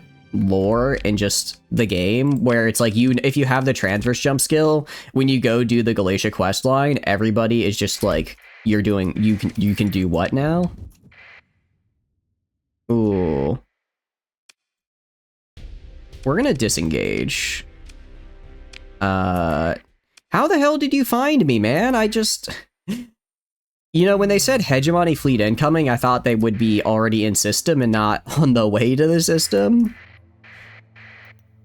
Not on the way. Okay, good news is, I guess they didn't realize it was me because my transponder was off. Okay, and you're just a convoy. Gargoyle, who's threatening the person you're about to be on. They have this thing called torture. I mean, realistically, they're trying to make sure I take them, but they were desperate there. They were a little bit afraid. I mean, I would too if I had the 3 major factions deciding it would be a good idea to pick me up, torture me, and then likely kill me immediately afterward. Back in like 9-1 sold you, haha, you get dump drugs and they want to arrest you. Yeah, that as well. The whole like, yeah, if I just dump my drugs, they won't arrest me, and then I can pick them up later, and then you get hit with the, hey, I saw you dump some boxes over there, but these drugs definitely aren't yours, so you won't mind if I just throw them into the incinerator, like, huh? Well, that's not good. We could remove every limb of gargoyles. We shouldn't, though. I like gargoyle. I think they're cool. Your ship is interrupted in the middle of a standard approach sequence. Instead of the usual traffic control chatter, your flagship receives a comm request directed from the office of the Provost. Captain reports your comms officer she wants to speak with you. The image of Provost and Edvard appears. Bring your special cargo by shuttle, she says, directly to this docking port. Chime signals their seat of navigation instructions and docking codes. I shall be waiting. You step off the shuttle, thrusters clicking as they cool with Gargoyle in tow. The hackers barrage of questions, suggestions, and handiness towards any control panel or gadget within reach has you up to the limit of your patience after only a brief trip. As promised, Provost Baird is waiting with a small group of masked guards and senior advisors. So this is Gargoyle, she says. Anita, we meet at last. Gargoyle bows grandly. I'm honored to accept your invitation to teach at the Galatia Academy. Then stands up straight and smiles widely, looking around. What shall my curriculum be, Excellent parties, security theater, perhaps a personal account of the salacious events leading up to the Third AI War. Barrett smiles mirthlessly, then motions someone from her party forward. Sebastin, how are you doing? You free later today? You know, and while I'm here, I'm gonna be in port for a bit if we want to grab a little dinner. VN Sector, give me a route with Sebastin and my life is yours. Gargoyle meet Academia and Alvis Sebastin, Baird says in a tone that would not be out of place on the bridge of a hegemony warship. Alvis kindly show Gargoyle to the guest suite we've prepared. Now, please. She turns from them to you, apparently confident that Sebastin will handle the situation. Captain, our guest complicates matters, but... She turns to watch the two leave the receiving lounge.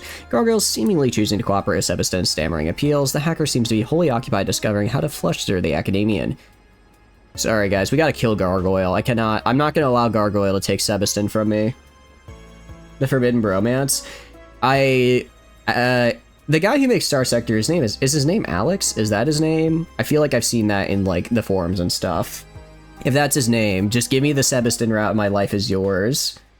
We can't have a competition. Are you a Yandere? I'm not a Yandere. I think it's just uncool for people to steal my Sebastin. Alice Muzzlov?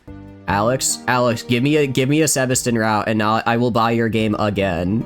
I'll buy your game again and again and again and again. I'll buy 4 copies of your game if you give me a Sebastin route, and I'll just give them to my friends. But I will do it. I will do it. That's definitely Yandere stuff. It's not Yandere as long as if I say it's not Yandere, then it's not Yandere. A Yandere knows there's a Yandere, and since I know I'm not a Yandere, therefore I'm not a Yandere. It's that simple. Akagi Air 416 moment, indeed, Rocket. Buy 4 copies and give the keys out. Yeah, I will buy 4 copies and give all of them. I will give all keys copies to members of my family. Okay, they don't play video game. Well, actually, that's not true. That's not true. They don't anymore. They do occasionally. They would hate this game, not because it's a bad game. They just they don't like these type of games. They're like very big like FIFA and Call of Duty fans. So they probably wouldn't like it. But you know what? I'll give it to them anyways. You're threatening to kill someone over a love interest? Well, that's just the natural response to when someone steals your Sebastin. That's just what you should do. If you're not, then do you really love Sebastin? He's a very cool dude. He seems like a chill dude from the blog, from the developer blogs. Recently, if everything goes according to plan, Baird probably has Gargi out the airlock at the first opportunity. Keeping them alive is just bad OPSEC. Reasonably, I don't know though. I think that would be the reasonable thing to do, but Baird she's a little too greedy. She's very much like now that he's here, I can control him. Or her, or them. Again, I'm not quite sure where they are. I guess their gender is just cool as fuck, because Gargoyle is pretty fucking cool. And that I think that we do see later, like, that is kind of her downfall in why her project ultimately fails, is because she's too much of a control freak to the point that it blinds her to glaring flaws in her plans. Also, she relies on us way too much. Baird is Amanda Waller. I haven't seen enough Suicide Squad to know exactly how apt the comparison is, but from the little bit I have seen, I could see how that works out. We play Baldur's Gate 3, you have killed them over looking at your key. Exactly, meme extremist. If someone looks at Frogwife 3 or Frog, I am so sorry today, guys. My voice is just, it's not there. I'm tripping over my words. If someone looks at Frogwife meanly, they will die. I don't care. I don't care who it is, be it Vlakith or Halson. If you insult Frogwife, we're gonna be throwing hands. My voice is fine. I just mean I keep like tripping over my words. Gargoyle's gender is cool as fuck. Hell yeah. I mean, yesterday we spent like 2 hours getting wife number 2 Minthara out of prison, which was quite fun. Anyways, sorry, I'll get back on track. It appears that you have gained another valuable asset in addition to the Kalashor archive, she says, by virtue of your initiative, of course, Captain. I'll not forget that when the time comes, but she takes in her surroundings and dismisses the guards and divides to the wave. Baird holds up a hand to indicate then join transport pod. Let's remove to a more suitable setting to complete our conversation. Excuse me, hiccups. You accidentally offed Halson your first playthrough and you never felt sorry. I do like Halson. He's a pretty good bro. I think I like him as a companion. He's fun. I don't think he's like my favorite though. I don't dislike any of the, actually no, that's not true. I don't really like, I know the meme is to hate Shadowheart, but the entire time I was just like, I don't know, I just couldn't like Shadowheart. The entire time I was going through Shadowheart's story, I was like, this is just worse Lost/Sybil story from Divinity 2, but I need to stop comparing Baldur's Gate 3 to Divinity 2 at every opportunity. They're fundamentally different game systems, and I'd argue different stories they're trying to tell. I'm dumb and stupid and keep making the comparison. You need to watch the end of that. You get Wilburn out. We did get him out. He died one time, so we had to reset. Actually, just about everyone died, including us. But with second time went much better through a little bit of cheese. He just joins your party and never leaves unless you skip cleansing the shadow curse. Like, you have a grow, bro, go home. Well, he wants to help you out. He is a very big bro, which I like. Very bland guy, entirely one note. Yeah, like, he's not like anything special. I don't think he's anything bad either. He's just kind of hanging out. You find another 90 gigs of hard drive, you'll try Divinity Original Sin 2 again. I honestly, I do like Baldur's Gate 3, but it has kind of been making me think, like, maybe I should do another Divinity run. I don't know what day we do it on. And also, like, again, I've kind of said before, I'm not the biggest fan of, like, RPGs on stream.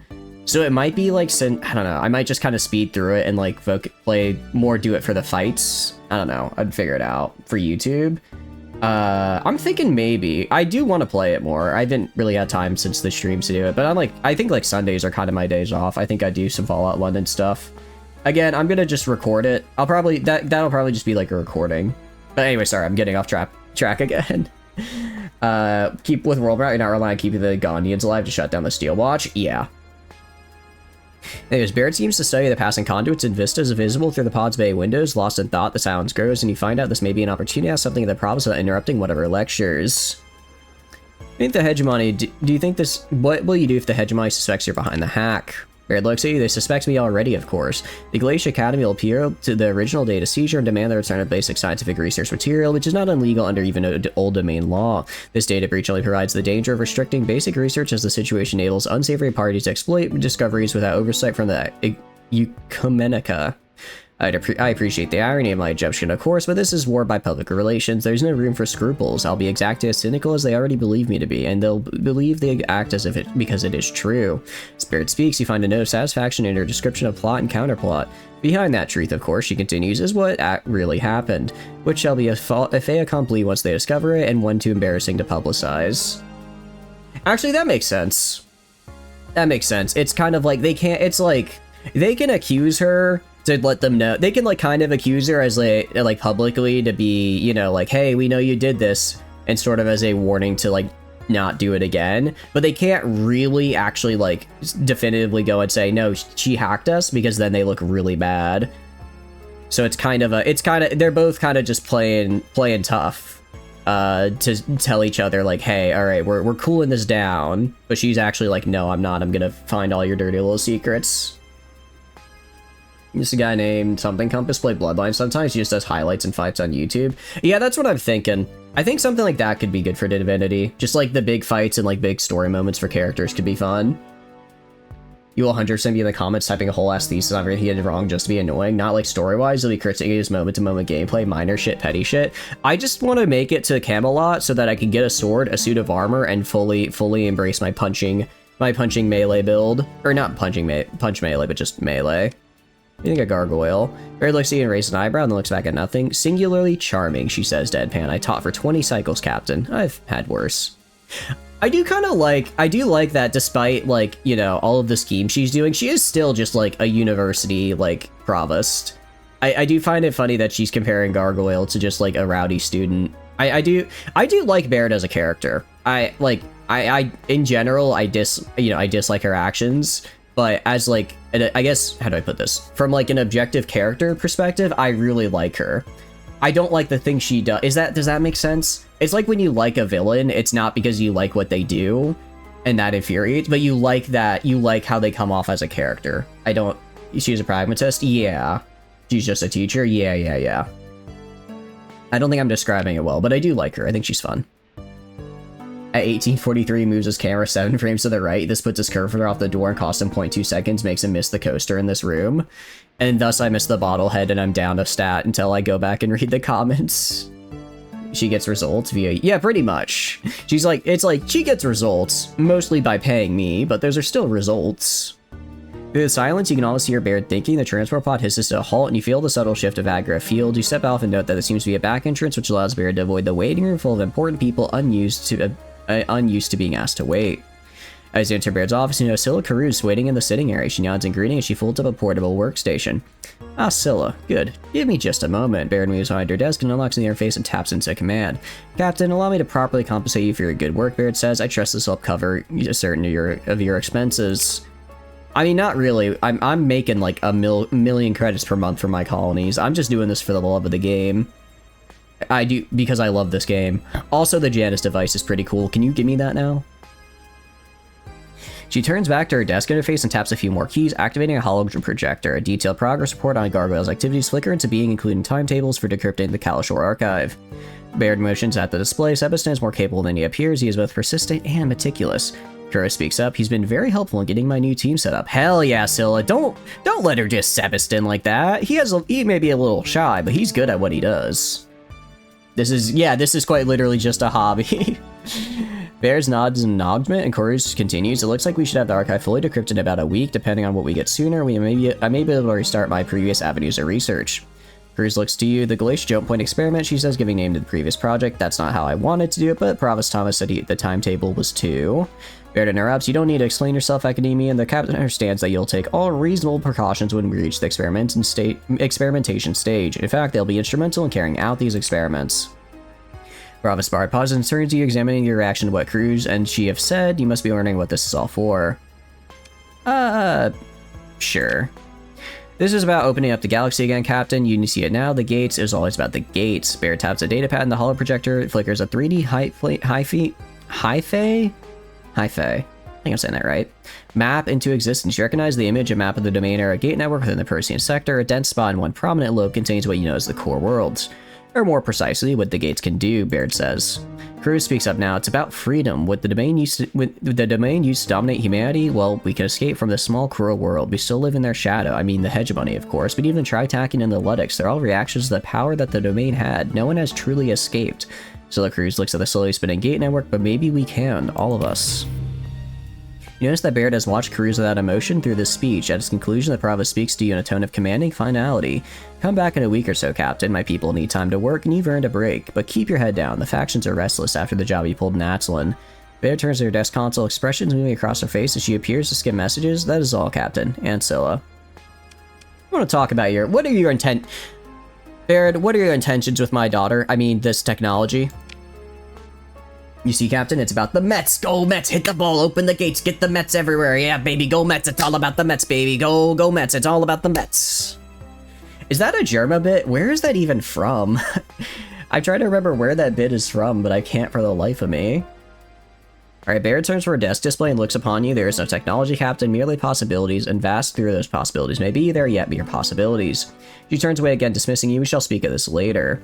Cruz gives you a sympathetic look as she packs up her portable workstation. You feel the doors open soundlessly behind you, and the mirror mask guard's presence like a slight increase of static electricity. Time to go. To meme from Spider-Man, memes are all over. Is it really? Damn. Honestly, there are just so many different memes nowadays. I don't know. I don't know where they all come from. Meme from a comic. Really? Huh. Is Spider-Man canonically a Mets fan? As your ship follows the automated extraction to the local traffic control into a parking orbit, your comms officer calls for you. Captain, your comms officer says it's Academic Sebastin. He'd like to speak with you. Ooh. Academic Sebastin appears, fidgeting in your display. Captain, hello, how are you? I'm doing great, Sebastin. How are you? He says and stammers, I'm sorry I'm supposed to tell you to ask you. Provost Baird would like to meet with you concerning a very important development. If you'd please come meet us as soon as possible at your convenience, that'd be wonderful. Pauses for a breath. That's it. I'm sure we'll see you soon. Thank you. Bye? Managed to close the comms link with unusually little small talk from Sebastin. How's it already done? Honestly, I thought it would make me wait a week, but I guess not. I guess not. Oh, the junior academy agent raised their eyebrow at you, making a show believing your statement while checking their data pad. Oh. You see the truth register on their face. Oh, yes, immediate. Please, Captain, if you would be so kind as to come with me right away, we'll get you to your meeting with Provost Baird.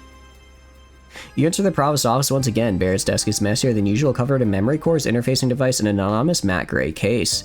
Good. Now that you're here, I believe Gargoyle should be joining us via comms. Baird's eyes flick, annoyed, to a portable holocomms unit under desk where an image of a hacker's head is intently paying attention to something else.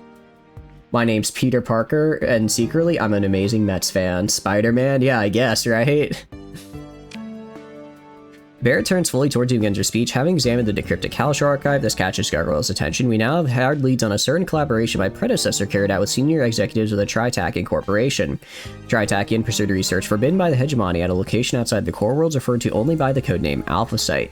The archive communications have been algorithmically stripped of contextual descriptions. However, Baird pauses seemingly to relish the mode of knowing something you do not.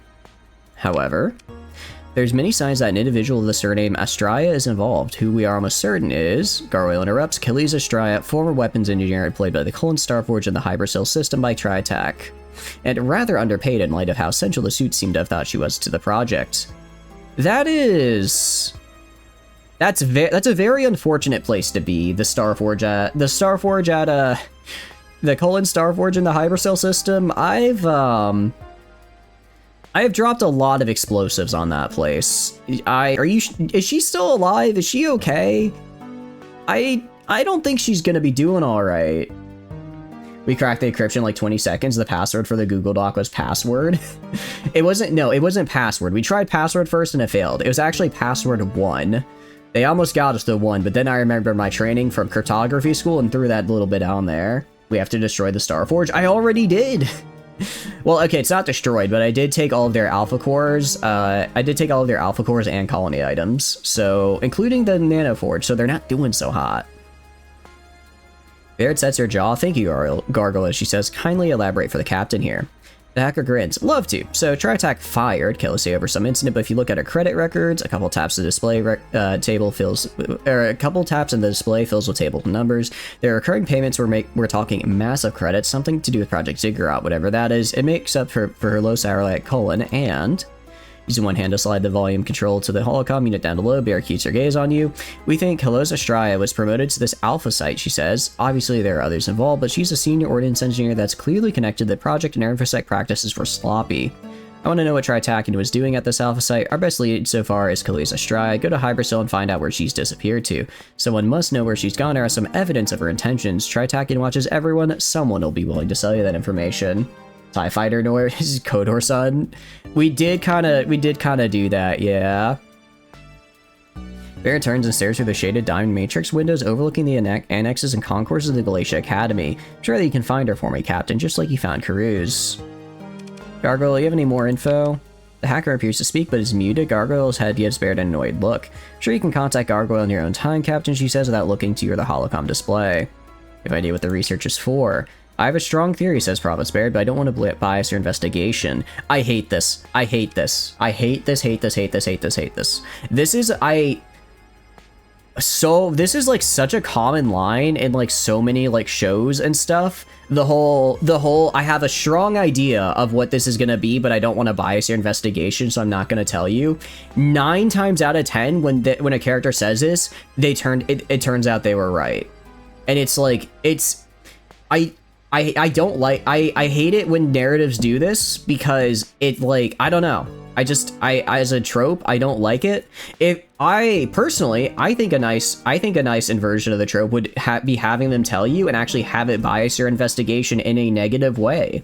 I think that could be nice. Or they say this and then it turns out they were like, yeah, actually no, I was completely wrong. It's a good thing I didn't tell you. But so often when this trope appears, it's, I have a strong theory, but I don't want to bias your investigation, and then their strong theory is just like right on the money. This happens a lot in like, I feel like this happens a lot in like more mystery type shows and stuff, and I'm not a fan of this trope. I don't know if it has like a proper name. How do you guys feel about it? I feel like it's somewhat common.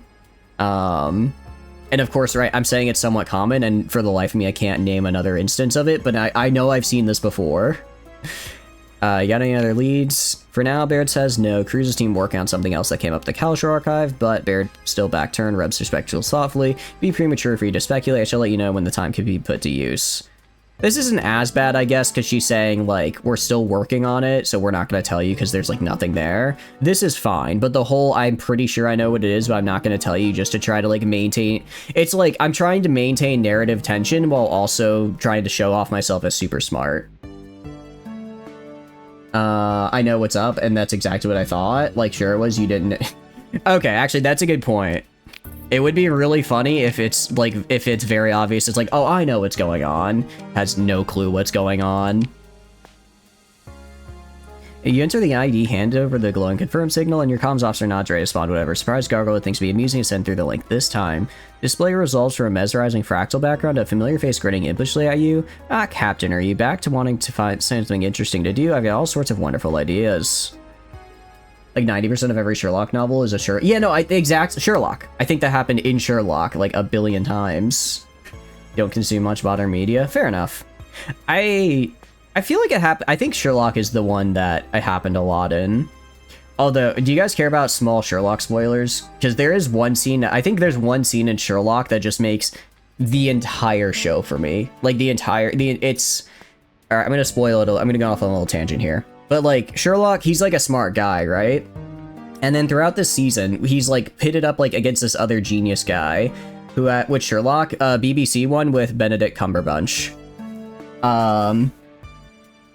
Yeah, that, to be fair, it's like 10 years old at this point, so don't care, I haven't watched any Sherlock Holmes stuff in decades. All right, it's like 10-year-old spoiler. It's also only for like one season, which is like 6 episodes, so it's not that big of a deal because all seasons are relatively self-contained.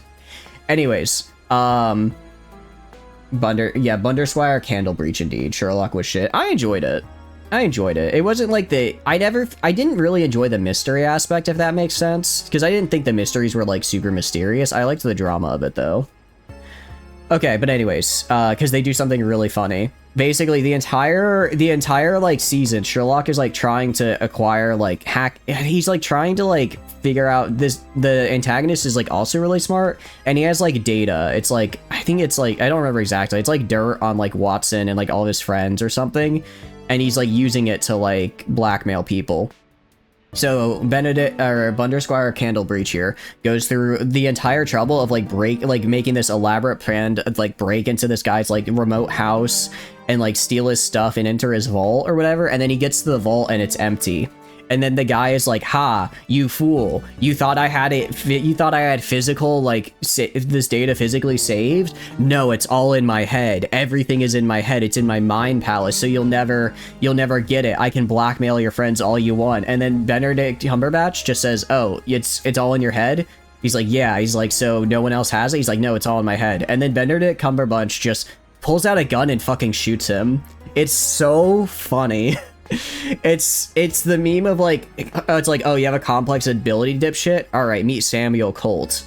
It's Moriarty. It actually wasn't Moriarty. It wasn't Moriarty who did that. Moriarty was a different season. It was like another random guy. I just thought it was so funny that we've like built up this villain, like the entire, it's like, we're kind of like, oh, how is Sherlock gonna outsmart him? How is he gonna deal with this? And then he just pulls out a gun and shoots him. It's like he accounted for like all of these possibilities to like checkmate Sherlock. And then Sherlock says, I'm good, man. I'm just gonna start blasting. It's cinema. Anyway, sorry, I got way off track there. All right, can you help me find Achilles Estrella? You asked? Oh, joy of joys. Gargoyle walks back and forth as if those theories in the throes of ecstasy. That's all it takes. Asking nicely, you know, not everyone can bring themselves to do that. Or else Maya spitefully, then pauses, visibly calms down, and puts on a facade of professionalism. It's an honor to assist you with this mission, Captain. I will do my duty to the utmost. Get Indiana Jones? Literally, yeah. It's like, I can't he's like, I guess I can't outsmart you, but I can put a bullet in your brain, and he just does. You're from Death Note also pull this trope where they just like know shit despite having no reason or ability to perform it. You hate it. I agree. I do not like Nier from Death Note. I don't really, I mean, post L Death Note is just, it's ironic that it's called post L Death Note because everything post L is just an L for Death Note. I was a little too many L's there, but it's just not very good. Some cyberpunk campaign he played, some NPC tried to blackmail a team member in an elevator. He asked who else knows. Just me, pay for me, or everyone. Yeah, exactly. It's like, I'm the only one who knows this. Oh, really then? Well, there's a very simple solution involving a crowbar, my fists, and your brain matter. I honestly, I kind of love it as a trope. It's very like barbarian. It feels like very barbarian in the D&D setting kind of solution. The officer act is dropped as the hacker pulls up datapad. This doesn't have to be difficult. It's TriTac. They'll sell anything. Just ask my buddy Arroyo. He's a TriTac goon top to bottom. He'll know who to bribe. Arroyo tosses the datapad onto the desk, looking satisfied. Glad I can help, Captain. I'll prove essential to your success. Thank you. What does that say you're saying about Project Ziggurat? The only reason the show continued past L was because some contract thing with the whatever manga publisher. Wait, really? Does the manga not go past it? If only one person knows about you having done all of this, a simple bullet. Yeah, exactly. It's like, you gotta at least hit him with, I have an email set to auto-deploy at like 9 p.m. tonight in case you do something to me that only I can undeploy, right? But, some people, despite being geniuses, they really didn't think ahead there. Only the manga has Nier. Wait, is Nier... I thought Nier... Was it Nier the like, dude, the white-haired guy that came after L? Animated series and manga. Okay, I see. The province doesn't think it's important to let me explain, Gargoyle scoffs. Maybe you should just fly off to Hypersylph without knowing anything, but name one crackpot weapons engineer. Now go ahead, I'll wait, tell me how it goes. Silence draws out for nearly 3 seconds before Gargoyle begins ranting again. Imagine letting you con me into the data heist of a lifetime. Set a nice fire under the High Hegemon's chair, didn't it? Then I decrypt the precious archive of the guy whose job she stole and not asking what I thought of the contents, which I read. Mostly. Can you believe it? Typical. She thinks she knows everything. I'll just wait. Silence. Gargoyle's hands start tapping on a stray data pad. I value your expertise. Gargoyle sits up. Thank you, Captain. Project Ziggurat. Now that's a story. The logs were scrubbed pretty hard before even Kalashore got them. I mean, there are some logs between Tri-Tac contacts in Kalashore, and there have been a whole other set of internal Tri-Tac comms. Must have had some good connections, probably a mole or 3. Those execs would throw each other out of the airlock in a second if they thought it'd boost their own career. And it might. Anyway, Gargoyle leans in, speaking with quiet drama. Project Ziggurat scared them. If you read between the lines, Hacker makes a self-satisfied expression. The initial phase of the project utilized a handful of AI cores of various grades. Guess what? Self-deleted. Chartakian thinks they're not supposed to be able to do that, but, wobbly hand gesture, negotiable. Amazing what seemingly innocuous hardware can be made to do when you think outside the box. But what makes an AI delete itself? Gargoyle leans in closer. Whatever Project Ziggurat is, that's what. Spooky, right? You're welcome, Captain. Gargoyle leans back, grinning again, and flips through the floating holo displays. Neat. Death Note manga after L literally gets caught like 10 chapters later. He had already figured out who he was the murderer. L could have taken a risk and just ran light over while he's going to school because he tracked it to a single household. Did he really? It's been a while since I watched, since I watched Death Note. Did he like get that precise with it? Because I thought he was like pretty certain at the end, right up until L like died, that he was gonna be, that it wasn't light. Because they did the whole experiment where they put him in jail, but he like relinquished a Death Note, so he just forgot about it and was like really innocent about the whole thing. And they were like, huh, I guess he's really, and then he, also, I will say, on the one hand, I don't like how Death Note plans work, because L isn't smart, he's just incredibly lucky, and the narrative will bend its way around him to make sure his plans work. But I also kind of love that about it as well. It's so, pardon my French, bullshit that anything he does works, and it's really fun to watch.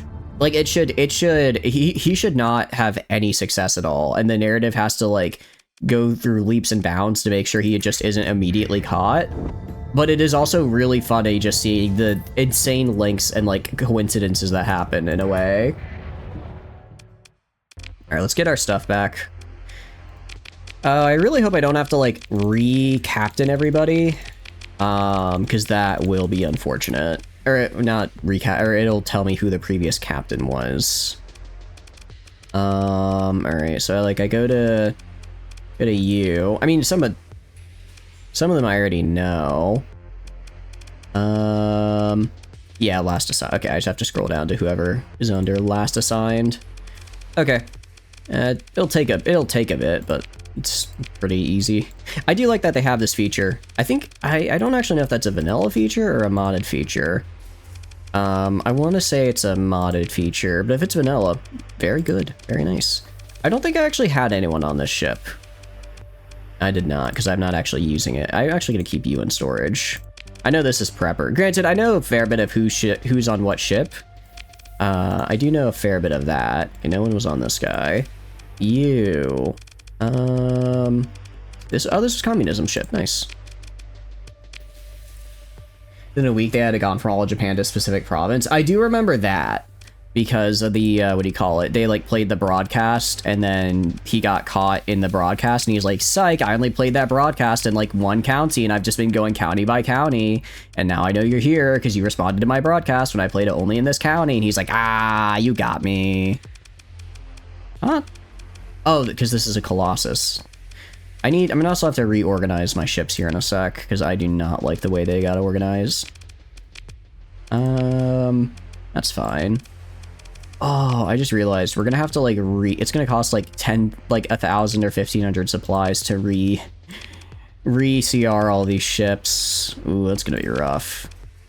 How are you doing? How are you doing, Gonk? Hope you're doing good. This is not Fortnite. It is Starsector. There is building though.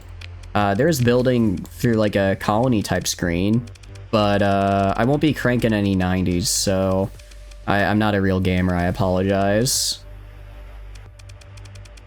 Glorp, glorp, indeed. I always forget I have 7TV enabled, because I don't really look on stream, I just look in the chat. But sometimes you hit me with a glorp and I'm like, oh yeah, that is a little guy. Is there just nobody? Who the hell was... Oh, I was piloting that, Zanok. I'm like, why is there nobody? I'm like, you can only move officers under your command? I was like, why does this Zanok have nobody there? Because I was the one in it. Like, did this not have a pilot? No, it had me. It had me in there. I'm just not reading it right. Glorp steer. What are you guys up to though? Or hope you're doing good. We're just re-equipping our fleet here because I had to put it in storage for a hot minute. Let's throw Ladle on here. Where is Ladle? There they are. Throw Ladle on there and then Flamen right here. Alright, and I think that's all of them. You'll admit you use it a lot less here than you do in like text stream because it's funny. You're playing Arma 3. Ooh, how do you like an Arma 3? I've been doing a little bit of Arma 3 actually. Just a little bit. It's been interesting. I'm not very good at it, but it's enjoyable. It's a fun time. We're gonna grab... I could probably leave the weapons here. Actually, I probably don't need to take all those with me, but I'll just have everything. I'll just take everything. I don't know why it's saying... Oh, you know why it's saying I have too much stuff? Because I grabbed everything in storage, including the, like, 6,000 pet food. I'll fix that real quick. I'll fix that in a sec here. Because I do not need 6,000 pet food. Yeah, okay. Drop this. Drop this back, and this back, and there we're good. You're playing solo with Anastasi? Ooh, Anastasi honestly does look really fun. I've been thinking maybe that could be a fun... I don't know exactly how to run it, but because I probably would ask... I think Ladle mentioned that they'd done it before, another community member, so I might reach out for them. I know they're busy though, so I might just ask how they did it, because I think it could be an interesting community thing. But it'd probably be like a limited thing of just like, I don't know, maybe 8 hours a week for like a month and see how far we can get. Because I've been trying to think of more community stuff to do, and I know Anastasia is pretty popular. It's really, really easy to host, just needs a good PC. I do have a spare PC, because I still have my old PC from between when I am on my current one and I upgraded, because I upgraded my old PC like a while ago. Alright, we're gonna do... Yeah, I was either thinking that, maybe, I don't know, maybe Space Engineers again could be fun. And I'm still trying to think of where I wanna... Trying to think of what more community stuff I can do, because I like doing community stuff. Let me move you up here. Let me move the crackhead up here. And then I'm gonna put this right here, and then this right here. Oh, wrong button. Do not want to scrap that. Do that right there, and then I think we're good on how I want to organize my ships, more or less. That works. Depends on how many you have armor. That's a Discord poll thing. I think quite a few people, because we talked about it before, I want to say a good amount of people had it. Although I don't know if it's crossplay. If it's not crossplay, then I don't know exactly how that works. Oh wait, I forgot I had to turn on this button, but I actually should turn it on. Because there's no reason for me to get hit with a storage when I have just the world's largest stockpiles, right? I should never have this be a problem, because all of these should be using their stockpiles during during shortages, and that'll keep everything running for a while at any rate. Go to the ditch. Nice. Is Arma even on Xbox? Arma 3 does not have crossplay. I want to say it does. I feel like in my head it does, but I could be very wrong about that. Could be very wrong. I thought it did, at any rate. It does not have crossplay? Okay, okay. I could upgrade smelting. Do we have the money to do it is the question. Because you are right, we need to upgrade it. Oh, we definitely do. All right, choose upgrade, refining. Let's do that. Let's do this. To refining, and then... Okay, also all of these battle stations are max level. Good. 2.5, you know what? Arc server. Oh, dude, I would... Oh, that is Arc is genuine crack to me. I'm not even, like... You can ask my old roommate. If we start an Arc server, genuinely, this will just become an Arc stream.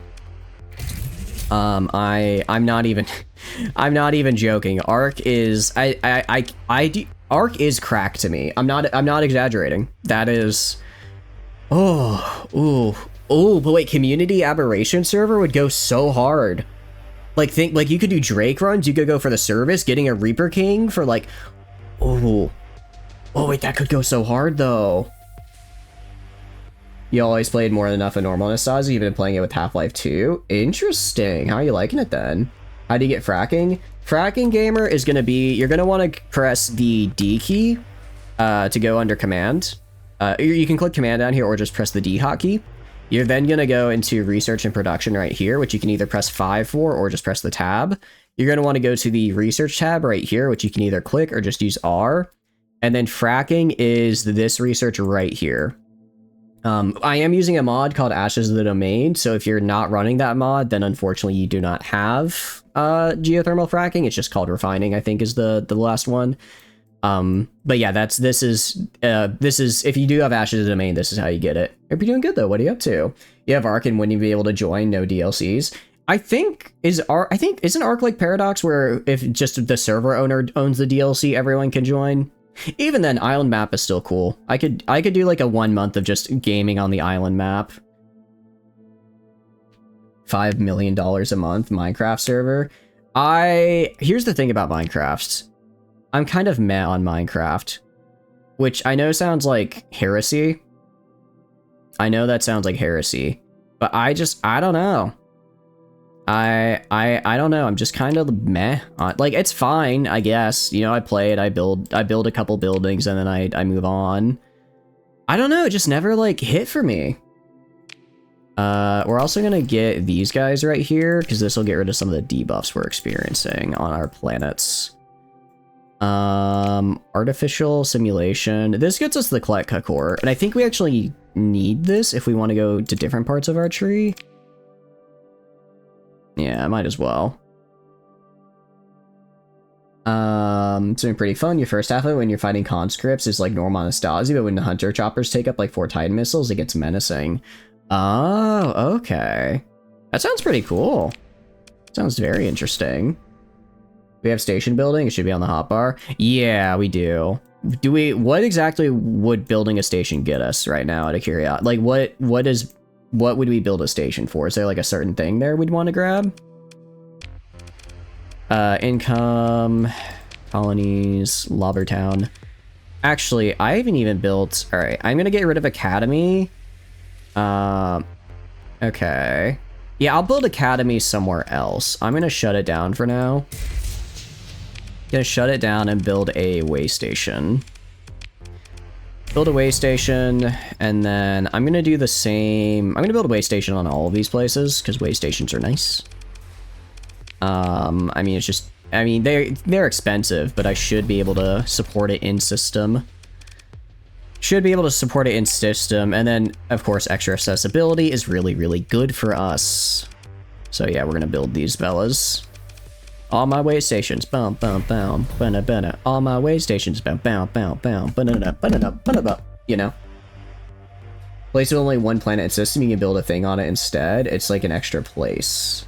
What do you mean it's like an extra place exactly? They use head crab canisters too, very scary. There's certain Minecraft mod packs that have more than enough content. With the issues, you start with 20 people and a week could be like 3.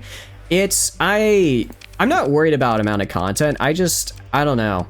I don't think I enjoy Minecraft. I don't think I enjoy, it would be, if it would be, I don't know. I feel like if I run a server, it would be something I'd want to sit down and play. I'd have to be able to sit down and play it for like an entire stream's worth of time, multiple times.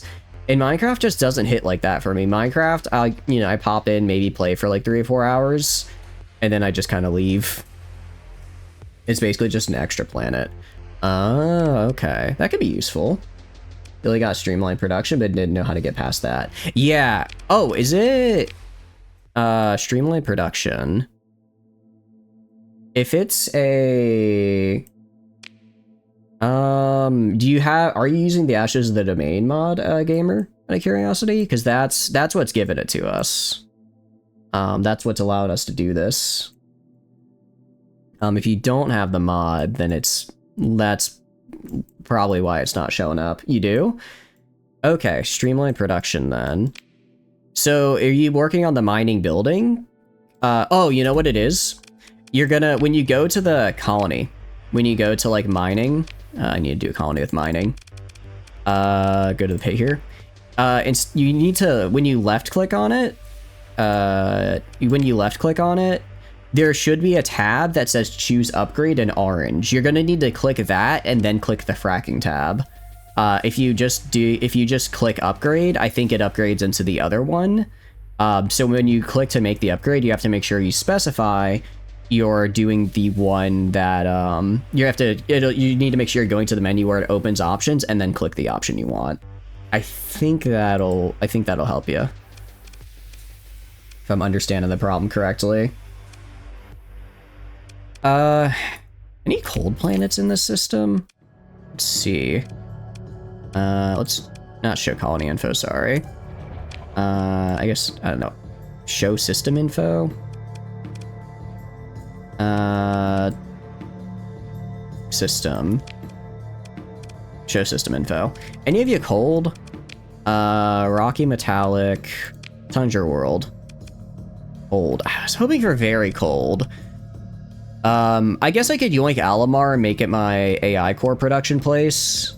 Get some farm on there. And volatiles. Okay. That could work. It's in the middle part of the tree. Okay. Yeah, I'm not entirely sure then. I'm sorry.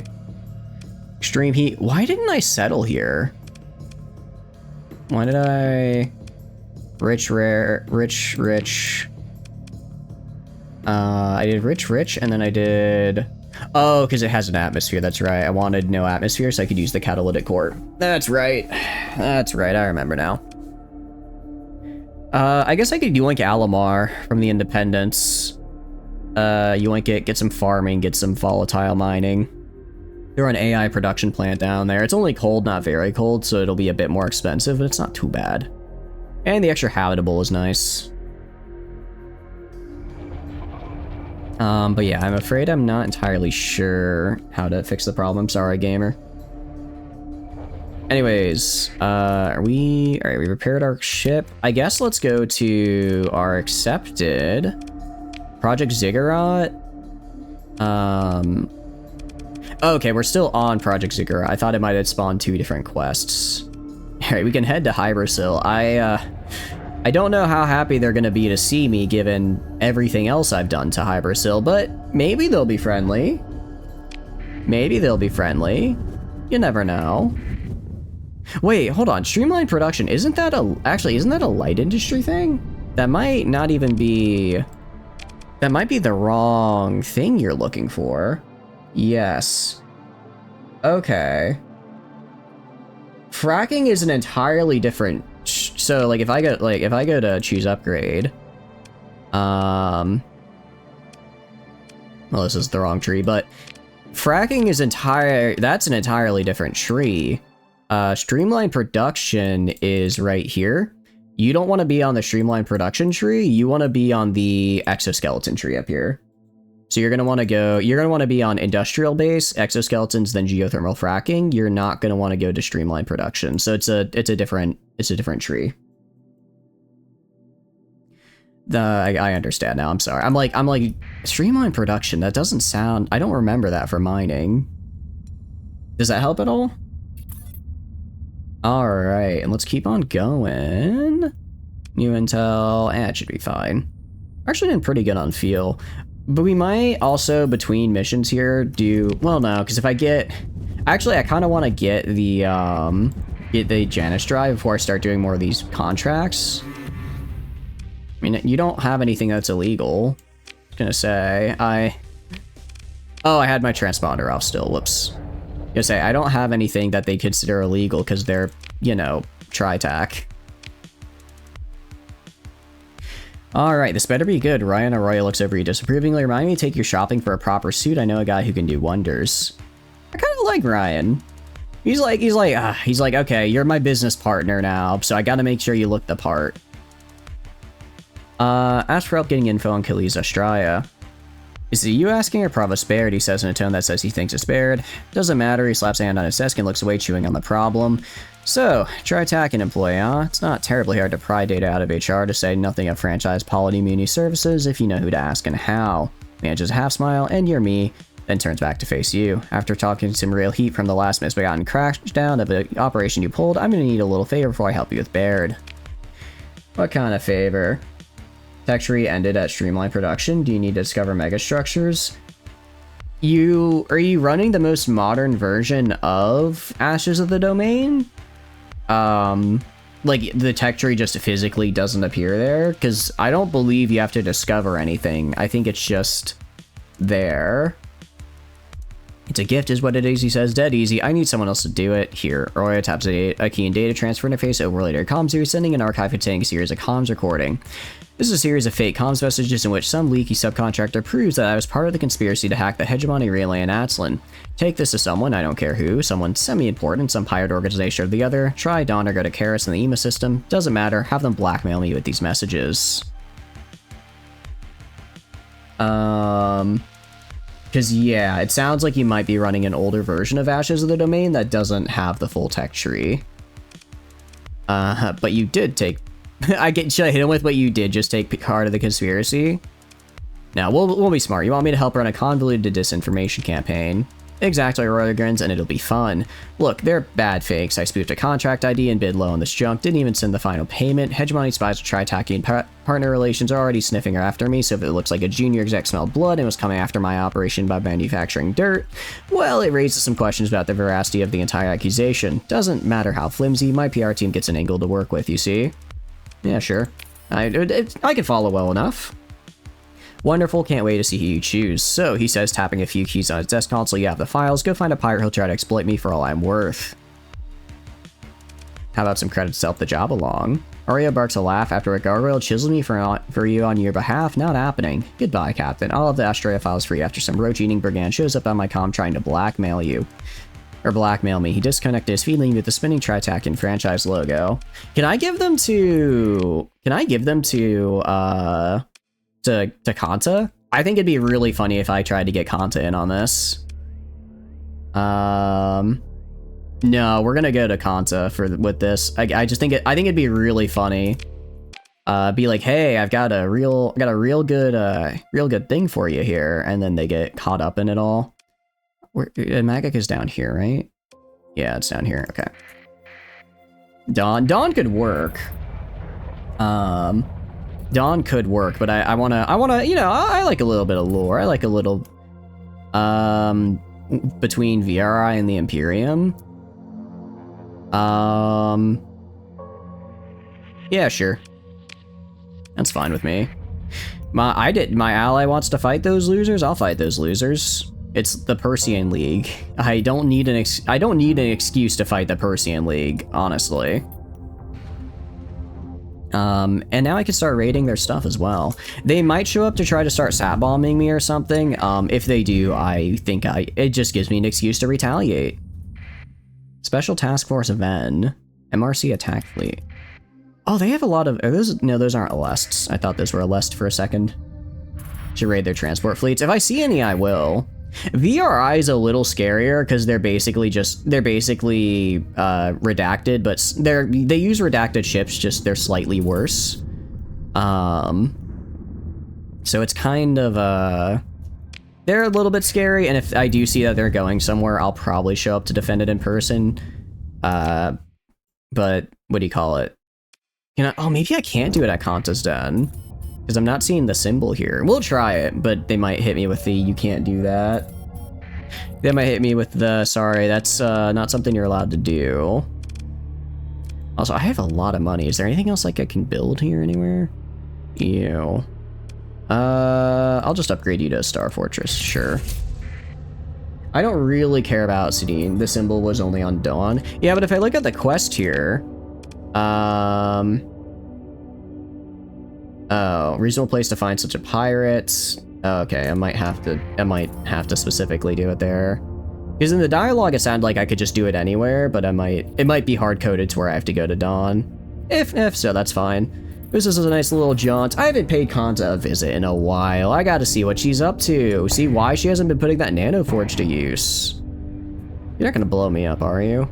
Yeah, see? We're friends. Can I go to, like, the Station King? Okay. What about Kanta? Okay, what about Doctor? Oh, we could just meet her. Pilot goes through the routine chatter if it patches for traffic control. At that point, the control asks for standard bribe for a landing spot. You have comms control forwarded to your data pad. Do you like your fry red or green? Here's one to brighten my mood today. Control says enthusiastically, me like I going halvesies for a fry, but of each shuttle you clear to land at munitions bay 12. Alright. Let someone important know I'm here to see Kanta. Copy that, shuttle, the comms crackle. Hold on, please. The vid flickers to life. A washout, static, and audio distortion receding as your datapad just for outline comm protocols. Yeah, who are you? Gilgamesh, Scupper, snarls before, bothering Bance at a grimy datapad. Ah, he grunts, dropping the data out of the clatter. I see now, you ain't nothing, are you? Got a fleet, have you got business to talk? I guess I can't see her anymore. Okay, then. I guess I don't get to see her anymore, then. Unfortunate. I was gonna have her sell really poorly made fake comms logs. Ah, well. It is what it is. Cloning is done at Lobster Town. Cryo Revival. Oh, I have to start reawakening process. Okay, I didn't realize I had to click the button. Yeah. I'm gonna hit save beforehand just in case. I don't think this will like mess anything up, but we'll do it just to be on the safe side. Just to be on the safe side here. Alright, and we're going save. Wrong button. Wrong button. Meant to do D, then 1, then Lobber Town. Alright, start reawakening. Okay. Reawakening procedure has started. At Lobster Town. A hostile fleet nearby. I don't think anyone is a threat to me, really.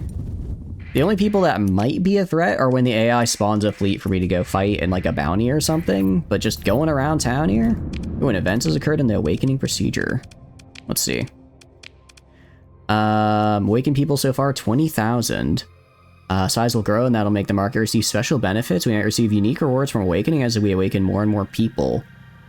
Okay. We received a blueprint package of the 14... Oh, cool. Okay. Neat. I thought it would be like a choice, but it looks like it's just an event.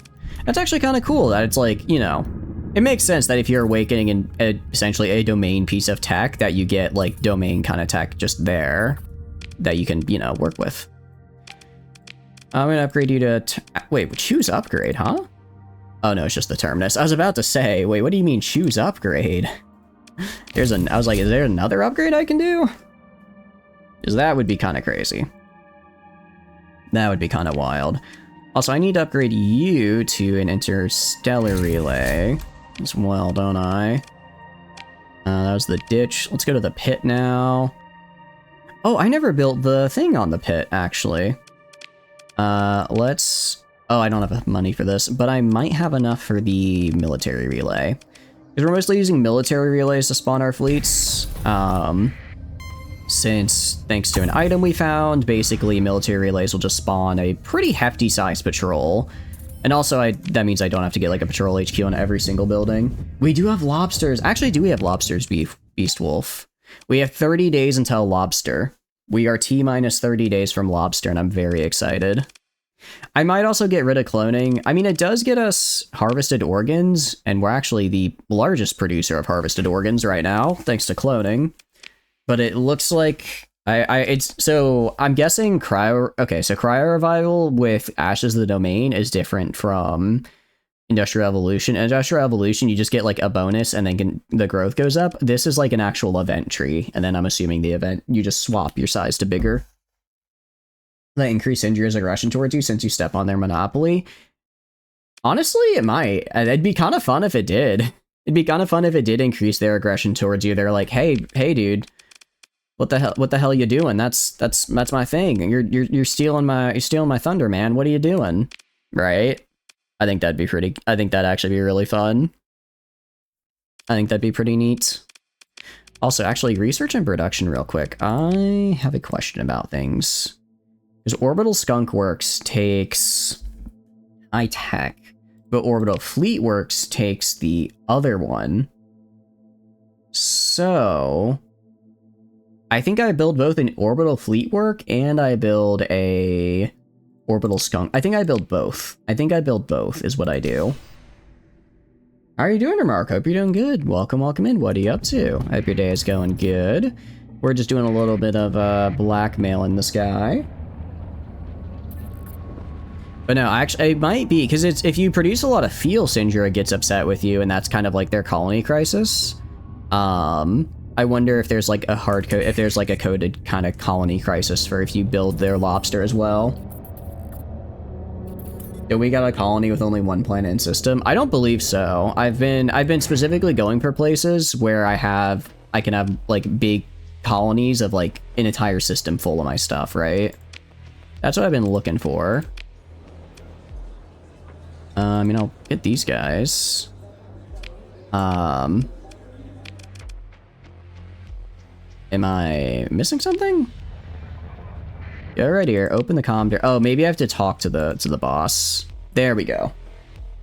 You don't think you can get lava and vanilla, so probably not. Yeah, if it did occur as like a colony crisis, it would have to be like a modded in colony crisis. And I don't know if that's something that they can do. My Sarah system has a bounty. We can check it out, see what they got going on. All right, let's offer to sell the fake blackmail material. You pitch the material to the pirate, a series of recorded comms calls between Ryan and Aurora and various parties, setting up and carrying out a job to hack the Atlan relay. The hegemony would pay well for this, or someone will position try attack you, and why not dream big, why not sell it to both? As the pirate considers your offer, you can see the logic of the situation working across his face. I'm going to make you an offer, he says, a menacing smile growing on his face. Transmit everything you got now, or I have my gang blow you out the sky. Yeah, brave words for someone without a war fleet behind them. Pirate leans back and tries to give you a knowing smile. I see this isn't your first time negotiating with an intelligent operator like myself. My, threat was simply a ruse to see if you were serious. And, you passed the test, he says, leaning forward again. I'm going to make you an offer and you're going to take it because, you know, you're going to pay me 12,000 credits. I accept, he says without hesitation, wipes sweat off his brow, transferring the credits now. Transferring the data now. Yeah, I literally got hit him with the, bro, you think I can, you know, just for that, actually. Just for that. Let's see. You're hostile, yes? Pirates are already hostile, so I think it's fine. I'm trying to remember if there's a way I can piss off Kanta and lose her protection. I'm hoping there's not. Just in case, we're gonna save first. First, turn on my comms. Now you know I'm here. Now I'm doing my military operations. And now I'm going to attack bomb you. Wait. Oh, I can't? I can't just tack bomb them for the hell of it? Well, I can't orbital bomb them, because then that's like a crime or whatever. Fine. I'll just launch a raid. Your spaceport, your lovely, lovely spaceport, it's gone now. Enjoy starving. Enjoy. Anyways, let's go back to Echo Brass. You don't remember if Kanta gives a flying fuck about anything besides her den? Yeah, I think anything besides her den she doesn't care about, so we should be good. Yeah, I don't think. I mean, Pirates disliked us, but Kanta doesn't care. Kanta strikes me very much as a, you got raided, then I guess you're just too weak to fight them off kind of leader. Which is really nice when I'm much stronger than literally all of her subordinates. They complain to her, wow, you should have been stronger and not gotten raided in the first place. Alright, let's go to Ryan Arroyo. Royo seems genuinely amused when he answers the comms. Ah, Captain, my ruthless blackmailer returns. He pauses for a moment and chuckles himself while scrolling through a datapad. You should see the things they're saying about me. You'd think they caught me on Hollow in the High Hegemon's private quarters having a... He looks up. Business. Yes, of course. He tosses the datapad to the side. You wanted to fire on Khalees Estrella, he grins. I didn't even have to bribe the admin at the Colon Starforge for this. Would you believe that we worked together a few cycles ago? There's a story there, but let me tell you about your weapons engineer. Aurelio takes on a distant look of Cyberog, interfacing with the Hypernet. With a nod, Aurelio summons a personal file to overlay your comms link, summarizing the life and career of Khalees Estrella. A bit of an eccentric Khalees, Aurelio says, but you can get the details later. Relevant bit is here. Looks like here she was contracting on the side for a Tritakian Black project, one of them anyway, and was asked to go on site full time. Left a convincing resignation and booked a starship, the Hamatsu, a venture class. That's one made more than a few trips out to the core world, scavenging special ops, a few jobs for the company here and there. They thought he... No, well, they didn't think he did. They said it's as bad as if he was doing that, right? It's as bad as, but they didn't think he was doing that. Can you tell me more about the Hamatsu? Let's see, it looks like the Australia requested special modifications, or raised an eyebrow, expensive ones, I'm guessing. Some of this is a little extra to keep things quiet. No specs on these modifications, however. Lazy work by whoever was doing this data gathering. Looks like the shift let the hyperscale system and turns its transponder off sometime before jumping out. Doesn't necessarily mean anything, but... Roy considers for a moment, then pages the file ahead. But what? They didn't want to be followed, says Arroyo, looking somewhere off comms. I'd assumed the flight plan logged with the Port Authority is worthless. Someone has to know something, though. He scrolls on his desk display. The Matsu is owned by one Callisto Ibrahim. He looks up of, yeah, you heard of her? No. Bit of a reputation. My former partner hired her once a while back. She lied up and down on her credentials. He shrugs. But it worked out. Respect the con. Anyway, she's operating a few small fleets out of the Agreus and the Arcadia system these days. Her inside twitches in a certain way and the display records disappear. Well, Captain, that was fun. I forwarded the files. If I were you, I'd try to get some information out of Ibrahim. She seems like someone who knows how to do business if the pay is right. Raya sits back. Now I have a reputation to obscure, if you don't mind. Good luck finding your engineer. Remember, I don't want to hear any more about this. The last thing I need is to get some company director on my case because you keep stepping on their pet black project. With that, he terminates the link, leading you to a spinning Tritakian logo. Yeah, because the blackmail was him ordering the ordering the takedown of the relay. So that's what the blackmail was. They're just saying it's as bad as if he were in bed with the hegemony, literally and I guess figuratively. Yeah, you're not doing so hot for a world anymore. I will say, I don't think I can destroy the stellar reflector array because I did the raid to destroy this multiple times. So I think it might be, a bug with one of the mods. Because I have done the mission to destroy this multiple times. Also, hold on.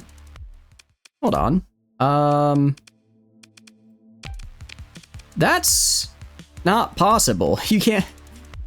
You cannot have ground defenses and heavy batteries. Heavy batteries is just the upgraded version of ground defenses. How? What? Huh? Huh? I don't think that's how that works, dude. All right. Very cool, very cool. Ship quality, orbital skunk works. Interesting. So even though they lost the nanoforge, they still get to make decent ships because they at least own the orbital skunk works.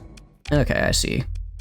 I see. All right, well, let's head to Arcadia, I guess, for Project Ziggurat. Again, I don't have anything, you guys. I don't think Tritac... Does Tritac even consider anything illegal? I don't think they do. AI... Oh, wait, they see AI cores as illegal? Ooh. That's, I didn't realize they could actually... If they tried yoinking them, I'd just kill them and start another war. But, I thought that those were legal in Tritac space. I guess everyone has them as illegal...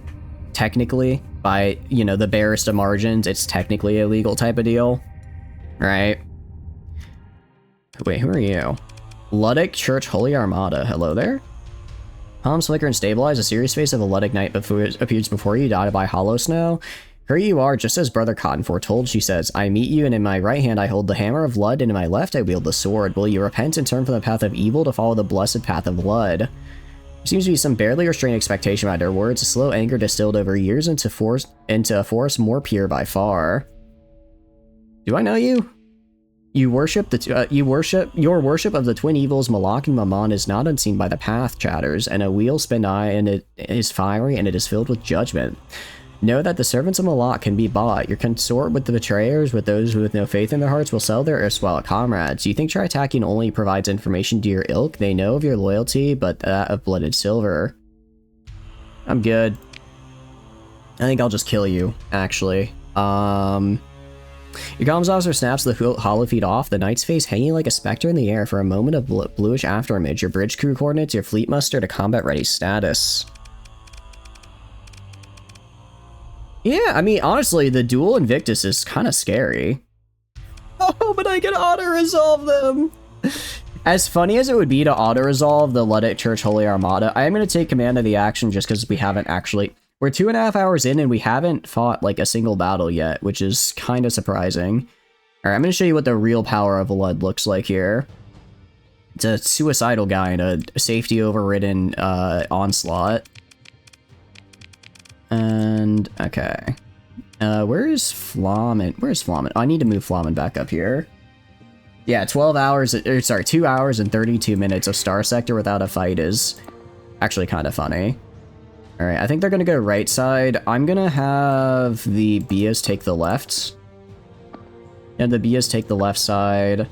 Flamen can also take that final left side. I'm gonna have the Xenox go right side up here. Along with the frame breaker. I'm gonna put the 20k kind of dead center because if they do end up going left, I don't want it to go too far. Alright, I'm also gonna pilot in this one. It's the Ludic Path. I think I can probably survive a fight with the Ludic Path. Switch to you. Gonna put the Mazoza on auto fire because I'll just let it do that when it's ready. I just, you know, I can handle one gun. I can handle flying a ship and firing one gun. Everything else, that's gonna be on auto fire. That'll be an auto fire type deal. Alright, comm relays deploy to Alpha Beta. Hold there for now. It looks like they're going mostly to Gamma, which is where I'm heading. Actually, okay, now I can kill this guy right here.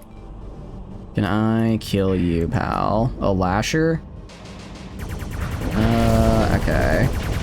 Doing pretty good on my end. Yeah. Nice. Alright, let's get a little venting up. Nah, they're going heavy right side. Alright, Bias, come over here, help me out. Undine, you just straight up kill that guy. And then Framebreaker, keep approaching. Nice, okay. Hope you're conquering the galaxy. If not, why? We are, you know. How are you doing? Hope you're doing good. Hold on. 1 second. Let me give that shout out. Those of you who haven't checked out Eno, go do it. They do a ton of fun, super cool stuff. They play a lot of fun games. I know you've been doing some Risk of Rain 2 with the new DLC, but how are you doing? Hope you're doing good today. What have you been up to? We're trying to conquer the galaxy. Well, actually, right now I'm trying to get a very cool teleporter device thingy. That would be really helpful if I had it. I'm actually going to move these guys more like up here. Try and have a flank and get around them. Undine should be fine. I'm going to go help out up here now. That ain't Una. Oh, did I say Una? I meant Eno. I'm so sorry. I did mean Eno, because Eno does a lot of fun and cool stuff. If I said Una, I apologize. Oh, they got the damper field. Let me back up to avoid the missiles. I'm going to do a little... Oh, that was a bad time to vent. Can I get behind? Okay, I can avoid the missiles at the very least. Our 20k is getting hit by their weapons overclock. Felon and Invictus is actually not something I'd considered before. A lot of HVDs on the front there. It doesn't make this easy. Gonna try and flank around with my other Xenox here. Yeah, I'm gonna move the Xenox more in the back line here, kind of with the Bias, while the 20k, and I'm gonna Framebreaker push up, focus on their capitals. These are cool. You can be Una if they're cool. I think Una's pretty cool, but you're also cool, you know, so you should be Eno. How's your day been going? What have you been up to today? Right now, we're just Starsectoring. It turns out the church is a little angry that we, well, actually, these guys spawned in response to me doing a little bit of a funny espionage. I think the espionage went pretty well. And it did, but also it may have alerted them to my activities. Let me try to flame this guy out. Not really much I can do right now. Not really much I can do until I get my lasers back. That is the one kind of downside about using the mag weapons, is that they're a bit more burst heavy, damage-wise. Not like to an insane degree, and I'm not usually, unless I'm fighting like a capital like this, I don't normally have like these times where I'm just sitting waiting for my thing to recharge. That's pretty fun. Saturday's housekeeping and chilling. Hell yeah. Try not to do too much on the weekends. I think that's good. You gotta have like a time to chill. I mean the weekends works out well because that's like when it's not like school or work or anything like that. Oh, Mr. Invictus, it is you, the Undine Parish. Pretty much, yeah. Undine is just the kill them all button. Sure, it may be a frigate, but it's a very scary frigate. Oh, they're trying to escape. They're trying to escape. Yeah, you're not gonna make it, pal. You're not making it out of here. That's what I thought. I'll pursue them and do second in command just to kill them. Grab their supplies. I might even get enough to... I think this will just barely pay off my deployment cost, which is nice. I don't get to do... what do you call it? I don't get to scavenge because we're in hyperspace and you don't get to scavenge in hyperspace, but overall that went pretty well for us. I guess also... I mean, Hegemony's chill with me right now. So I just gotta talk to a dude in this system, and then I get... what do I get? Oh, I find out where their missing ship is. And I'm assuming then I have to do a job for them to tell me. Excuse me, hiccups. A lot of this quest is going to someone asking for help, and they say, well, I need you to talk to someone else. And then someone else says, I can help you, but I need you to talk to someone else first. It, you know, it goes on and on, but we're getting there. We're getting there. Hello, this is Callisto Ibrahim of Ibrahim Interstellar Transport and Salvage. She frowns and looks at you over you assessing. If you're looking for work, I've got all the pilots I need right now, but I can take your comms ID in case something comes up. I'm gonna ask about the Hamatsu. She narrows her eyes. Is this about Khalees Astraya? It is, isn't it? It is. Don't even get me started. Ibrahim C. She chartered my ship for some hush-hush salvage operation. Supposedly, she stresses that the word with disbelief, and she comes in demanding highly unusual modifications with potentially dangerous hyperdrive field interactions.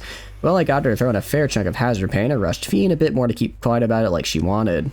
You don't sound very quiet.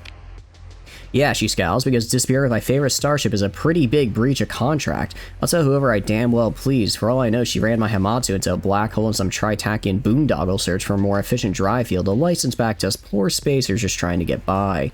Ibram takes a couple breaths and then turns to you a little calmer. What's your interest in all this? It's the entire main plot of a Mage's Cultivation Simulator. Unironically, how is that game? Because I saw the video on it, and it looks like... it looks fun to like watch, but I feel like playing it would drive me actually insane. I think I'd go actually insane if I had to like with all like the rules with like feng shui and stuff. Like I'm already bad enough at colony sims. I don't need to make sure feng shui is there. It's pretty good. The main plot is just terrible. Huh. I'll see about, I mean, Winter Steel sales coming up. I might see about picking it up. Wait, you aren't insane? Surprisingly, no. I think I just get a little, sometimes I just get a little quirky with it, you know? But I don't think I'm insane. And I mean, insane people know they're insane, and I know I'm not insane, so therefore I'm not an insane person. Pretty sure that's how that goes. At any rate. I'll tell you what, I want to find her too. There'll be something in it for if you do. If you can give me anything to go on, I'm looking at myself, but Ibrahim waves a hand through all the air. Business, bureaucracy, other commitments. Better yet, find the Hamatsu and bring it back to me. She closed her eyes looking pain. In one piece, I hope. I've got a lot of memories in that old heap of space junk. Let me get you started. My captain Hamatsu sent an encrypted flight plan before they left space dock after finishing the modifications. If you just want funny cultivation RimWorld, then it's the game for you. You can play a type of cultivation, then ignore feng shui and shit. Oh, I'd probably do that then. I'd probably do that. And then maybe if I liked it, I'd try doing the feng shui and stuff. Hyperspace nav re-overlay appears. Hypersol is here, the Hamatsu field, and plan to travel towards Kigara. Whether they made it, I don't know. Outer fringe, no hypercom coverage. They could have changed course. That rat-addled Tritac engineer was tight-lipped about her intentions and ensured that the contract had my captain bound to follow changes in flight plans by her orders. Ibram swipes the display away and is replaced by a schematic of Hamatsu with certain additions. The drive field inductor is highlighted. These are all the modifications she made me have done. If we agree that you'll find the Hamatsu for me, Captain, she'll look to you for an answer. I'll find it. Ibram nods, frowning. It would mean a lot. She turns her focus to the schematics, zooming in. I've had my text take a look, and it seems to be an addition and enhancement to the drive field. Press a button, and it pumps in a lot of energy all at once, pushes the envelope into a strange harmonic. Theoretically, it won't do anything hazardous to the ship, but messing with the default settings of the hyperdrive is never a good way to stay in business or alive. Ibram shakes her head. I figured try attack an engineer. Maybe she knows what she's doing, and I could get a cut in on it. What a fool I was. Anyway, I've sent you the schematics in case it helps with the search. That's all I have, Captain, she says, not hopeful, but resigned. All I can say is burn hard, burn bright. You ever tell you what the definition of insanity is? What is the definition of insanity? I don't think you've ever told me before. I'm sure it's not something, doing the same thing over again, asking the same result, expecting a different result, something, of course. Feng Shui will have, like, effects. You just will need a south-facing western window earth furniture room. The cultivator will be in a moderate mood at 3 p.m. to make even the slightest bit of cultivation progress. Okay, that's pretty good, because, like, the whole point of the game does seem to be cultivation, right? Like, I'm sure, what do you call it? I'm sure the whole, like, colony aspect of it is, like, fine, but it looks like, yeah, you're playing this because you want to get, like, funny cultivators doing funny cultivator things, you know? It's doing different things every time, expecting the same result. Now that I could see as the definition of insanity. Actually, real quick, I'm gonna go to my Intel tab, accepted. Project Ziggurat. Okay, Project Ziggurat is up and to the right. I'm gonna see if I can get a quest from Draken in roughly the same area. If I can, then I can do a little bit of a twofer here, make a lot of money. Baz never opened a dictionary in his life. Look, opening a dictionary, learning, why would I do that? I didn't need to stop here to buy Syndrian. I guess I could have just gotten my own field, but some habits die hard. Some habits die hard after all. It's actually a bit unfortunate that I just spent all my money. If I had a little bit extra, I could probably go to Queen and get some sick ships. I'm gonna talk my way out of it though, because I don't want them finding all my illegal contraband. Bleach is coming back next year. I'm not exactly a Bleach fan. I saw like one episode and didn't like it, and then I never watched it again. But that's cool for Bleach fans. There's other cultivation paths that just key refining. You can do physical, making your body strong as hell and replacing your limbs with other stuff, and the one where you just amass followers. Okay. Amass followers seems like it might be fun, but does that require a lot of like feng shui stuff? A base Bleach hater? I mean, I don't hate it. I was just kind of like, I don't know if this is for me, and then I moved on. You knew I was cool. I mean, I knew I was cool. I didn't realize hating Bleach made me cool. I do kind of want to fight this. While it's a very scary fleet, don't get me wrong, I can get a lot of alpha cores, and more importantly, I might get a Radiant out of it, which I really want a Radiant. I really want a Radiant, guys. You're allowed to not like mid things. Where did Bleach hurt you, out of curiosity, you know? It sounds like Bleach maybe hurt you a little bit. There too? Yeah. Yeah, I think we're gonna go for the challenge. It's in the complete opposite direction I want to go. But I do want to try and snag a Radiant. I do want to try and snag one. I think this is our best bet. Alright, let's do it. I mean, we've got our main fleet with us, so there's no reason not to, right? I was like, down here? Down here. Remnant Fleet Bounty. You can't recall whether it's literally just Faith or Jade Dragon Belief conversion or something? Okay. There's your Radiance. That's better and same price. What do you mean? I just want a Radiant because it has 5 large energy slots on it, and I want to be able to make a PD Assault conversion ship with 5 large energy slots. Because that's 5 Paladins. Right now, our 20k is absolutely slaughtering everything, and it only has 4 Paladins on it. I mean, there's also a lot of other stuff that's helping quite a bit, but it's mostly the Paladins. Which mod for these Remnant ships? I believe high-tech expansion. I can do this, though. There you go. The mod list is going to be the one labeled Starsector that does not have the old after it. That's going to be what our current mod list is there, gamer. I don't remember exactly which one, though, so you'd have to look through the mod list itself, unfortunately. You have the automated ship skill? I believe I do. I mean, if not, I can Yeah, I do. I'm only gonna really have enough for like one automated ship, but I only need one after all. It hurts you with the big reveal about the big baddie from when it just goes so bad. It's like a couple cool fights with not much to it. I mean, that's the thing. Like, normally I'm a little bit of a meathead. If I just see a couple big fights and that's it, I'm like, yeah, this works for me. But I don't know, just something about... I mean, granted, it was like the first episode and it started in like 2006 and I watched it like in 2020, 2021. So I'm like, you know, I was probably expecting a little bit too much, but I also knew going into it, it's like, yeah, Bleach is about the fights. So like... You know, if I'm not, I'm not gonna care for the story. So like, if I'm looking at the fights and like thinking, yeah, this is kind of dated, then probably just isn't the show for me. Although I've seen some of the clips of 1000-Year Blood War and it looks pretty sick. So I'm also thinking maybe I just need to switch to, maybe I just start from 1000-Year Blood War and just figure it out from there. Why are you not giving me lobster? Where are my lobsters? I don't see my... You finished seeding. I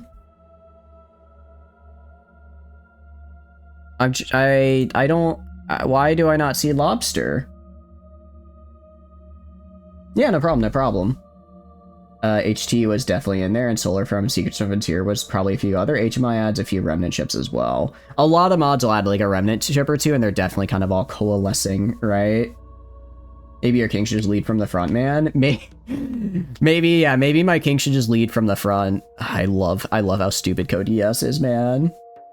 Aquaculture. Oh, that's right. I forgot I had to get the aquaculture. You see lobster. Wait. Do I have to have aquaculture? I can't have the fishing harbor? Is that my problem? You see lobster top right?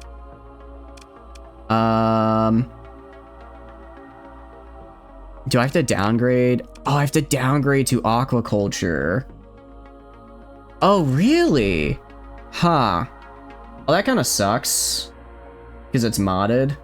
Oh. Not a compatible... Okay, I see. I see, and then we get our lobster. That kind of sucks, but it's fine. I'll still produce a lot. It's just not a compatible thing. Oh, I thought I guess I assumed in my head that they would make it compatible. Maybe it's like a debuff so that way you can't get like 8 billion lobster. Maybe that's why. They made it so you don't just get all the lobster and can actually... Or you have to kind of choose between getting lobster or just a ton of food. Okay, I see. Nice catch on the lobster in top right though, Beast Wolf. I would have missed that for sure. Okay, well in that case, I mean I can still give it the stimulator that I have on Volturni. No, not Volturni. Volturni's home. I can still give it the aquatic because aquatic stimulator is specifically for aquaculture. It says aquaculture production increase and it still works on the fishing harbor. So I guess I kind of assumed it would work there as well, but not exactly. Oh well.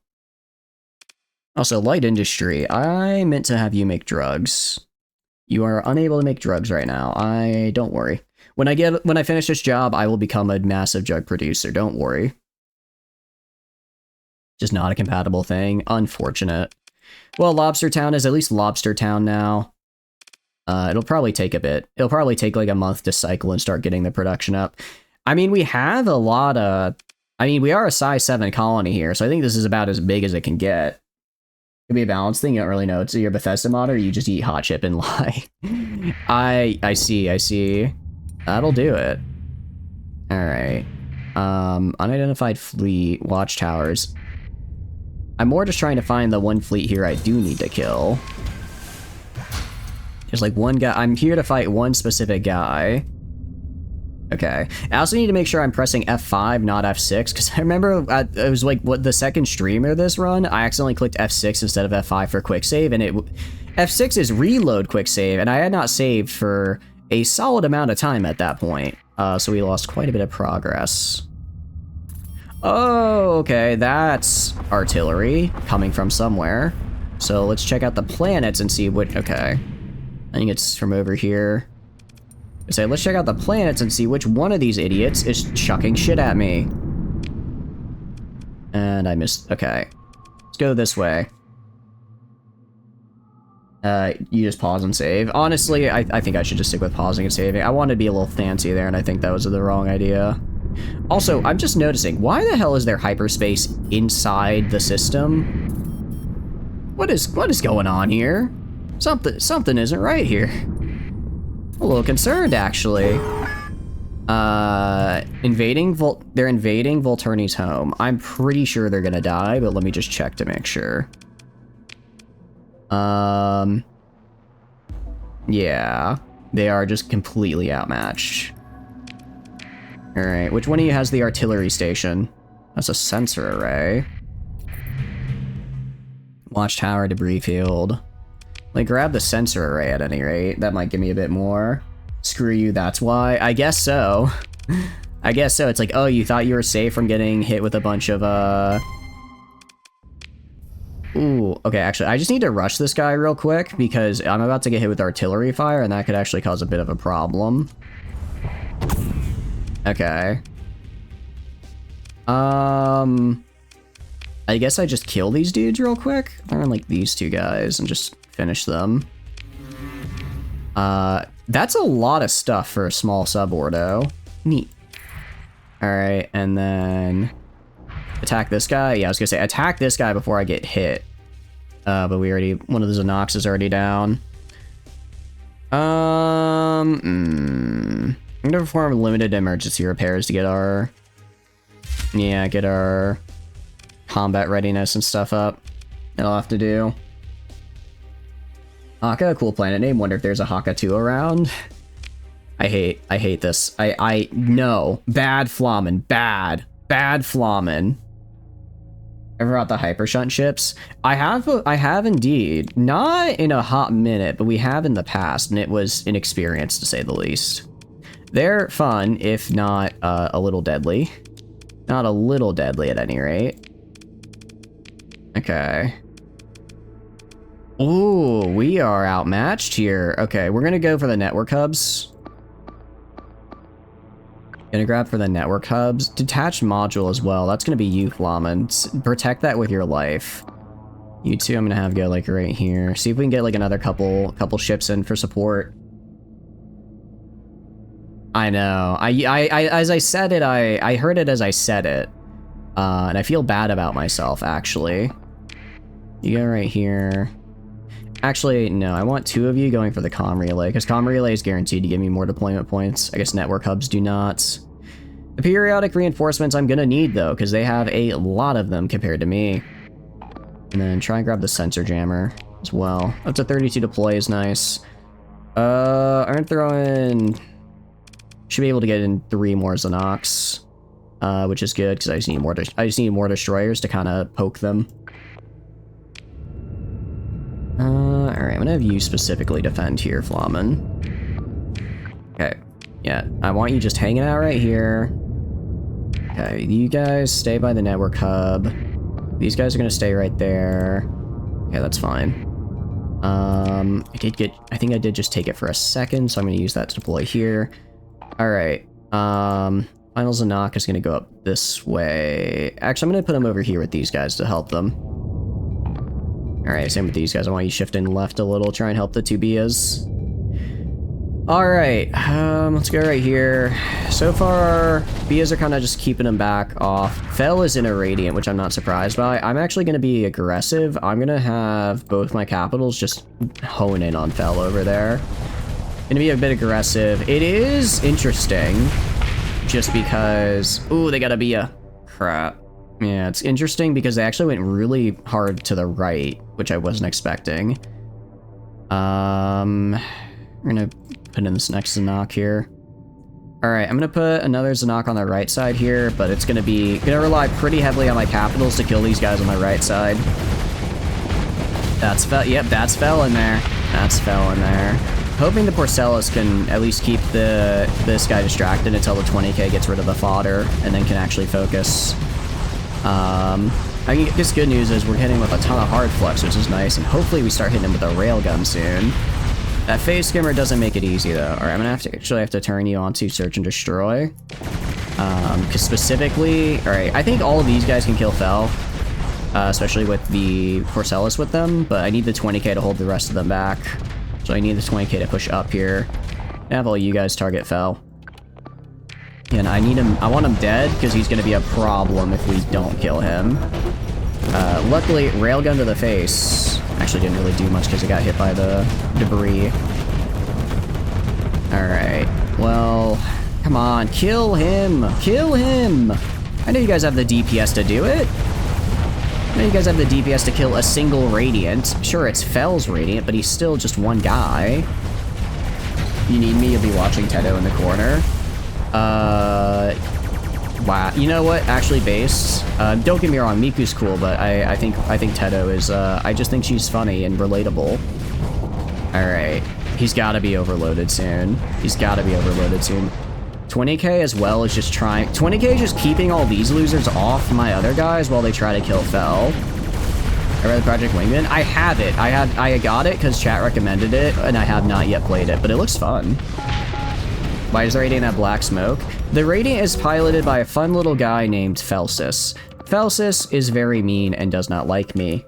He's also like a big scary entity from the void type deal. So he's currently surrounded by black smoke to indicate he's a very scary guy. Yeah, this guy, he's from, what do you call it? Is he from Secrets of the Domain, or Ashes of the Domain, or Secret of the Frontier, actually? I think he's from Secrets of the Frontier, not Ashes of the Domain. Which is a very cool mod that adds a lot of extra stuff. In other words, it just means he is very hard to kill and also very scary. As you can see, he kind of does that to my ships when they get close. I'd also like if maybe some of my ships would actually kill him instead of being lame and just dying to him.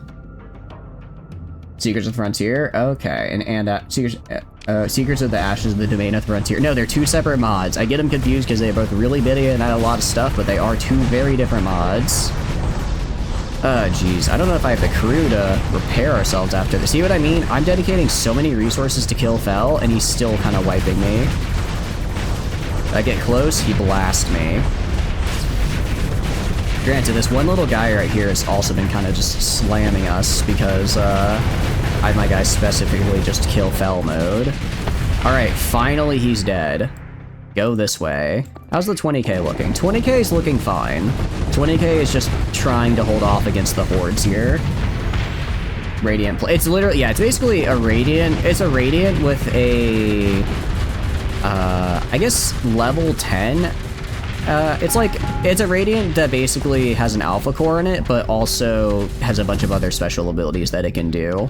Like, it has extra armor, it has regen, it has, like, this cool little railgun that just pops out and kills your ass. It's a great time. Great time. Oh, geez. This is a mess. My forces are in total disarray. Alright. Doesn't help that also whenever I lose a network hub, all the guys spawned in by that network hub immediately turn hostile. Flamen, stay over there. Alright, I want you to go search and destroy. I want you to hold Jammer Delta. I want you two to hold Beta. I want everyone else pushing for up here. That's what I want them to do. But it's a good time. How are you doing, Tio? Hope you're doing good. Welcome, welcome in.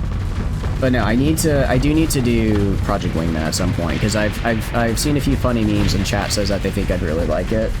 They'll just get new abilities based on your fleet comp, generational hater. I also can't get rid of him, because he's like I did like a special star. I mean, I could with console commands. I don't want to, though. I think he's a fun challenge in every fight. Basically, there's like a whole story with him, and you can do this story, but the way it ends is I chose the choice where I did not get rid of Fel for reasons that I think are kind of obvious if you play through the story. But it's a good time. It's a good time. I highly recommend it if you haven't done it before. See the Reddit post of the Hypershunt ship fleet in Starsector? It's just absolutely crazy. Wait, like, they get Hypershunt ships? Like, a player? Because that's just... yeah, that's just kind of broken, actually. I don't think they should be able to have that. That's more than a little broken. Alright, I'm gonna actually grab the 20k and have it move backward, just because Flamen is soloing 2 redacted capitals right now. which, you know, while really funny to watch, maybe is a little bit of a problem. Yeah, you need to get back here like now, dude. 20k, get back. These guys are just gonna hold... I'll have these guys just hold the sensor jammer up here. They can hold... These guys can hold it. You wasn't there for it, so you technically have no idea why you didn't go beyond Fella's fun reasons. I don't want to spoil it just because it is... I think the ending actually came out relatively, like, around this... Actually, it came out the start of this run because we actually had a run before this, played it for like 2 weeks, and then the ending for the Fell, like, storyline came out, so we restarted. It's a fun ending, but, yeah, there's game mechanic reasons why we did not just get rid of Fell as well. You placed against Frontier, but Fell wasn't there because you didn't start with it or bombard planets. Yeah, we didn't bombard planets. We just started with it. We just started with him, and then you know, ever since he's been hanging out, having a, I don't know about a good time. Jeez. Okay, you guys need to fall back. I'm gonna be real. I'm a little disappointed in the performance of these. Well, granted, this is this is 4 Radiant Capitals.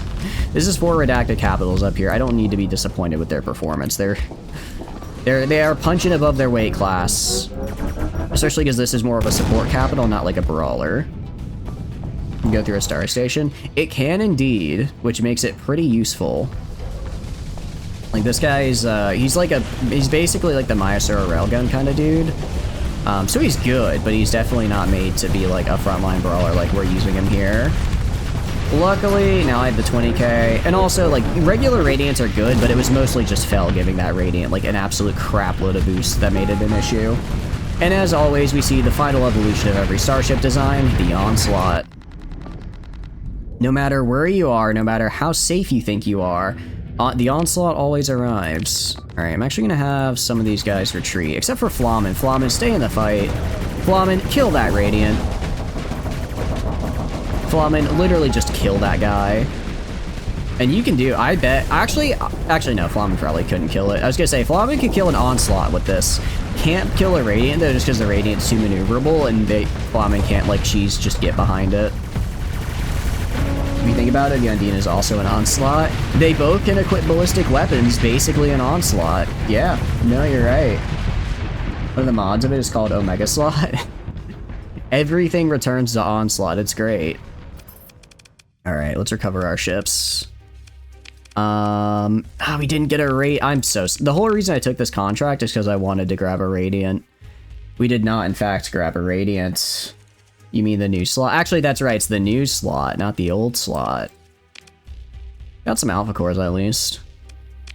Alright. A lot of supplies as well. That'll pay for the deployment cost and then some. Yeah, just drone ships. One of these days, I'm gonna get a Radiant. One of these days, I will. I can hope, at least. Also, am I... Yeah, I'm actually over storage, so we're gonna drop some of this metal here. Alright, we actually are in ads right now, so we're gonna take... I mean, I'll just pause and look at stuff. Actually, we just got a ton of money, so let's go to Lobster Town. Okay, so I actually need to get rid of cloning. Get rid of cloning, shut that down. Excuse me, hiccups. It does look, unfortunately... It does look like, I'm not able to get the... I'm not able to get... What do you call it? A 5th industry slot. I thought that the what do you call it? I thought that getting to size 7 would get us the industry slot. It just gets us the production bonus, which is nice, but not exactly what we're going for. Hey, you want a Radiant, Sonny? Maybe you should hit the new Prism Freeport quest and unlock Radiant. Wait, for real? Is that a thing I can do? I did do Prism Freeport. I gave them the beta cores. I did do that quest line. I then haven't gone back since, but I at least did it. I did the thing. Why isn't there a lobster production? I think it just hasn't updated yet. I think it hasn't updated yet. Oh, no, because I need to put in the simulator as well. Maybe. I think Gene Lab... I think I have to have both the Gene Lab and the Aquatic Stimulator in there.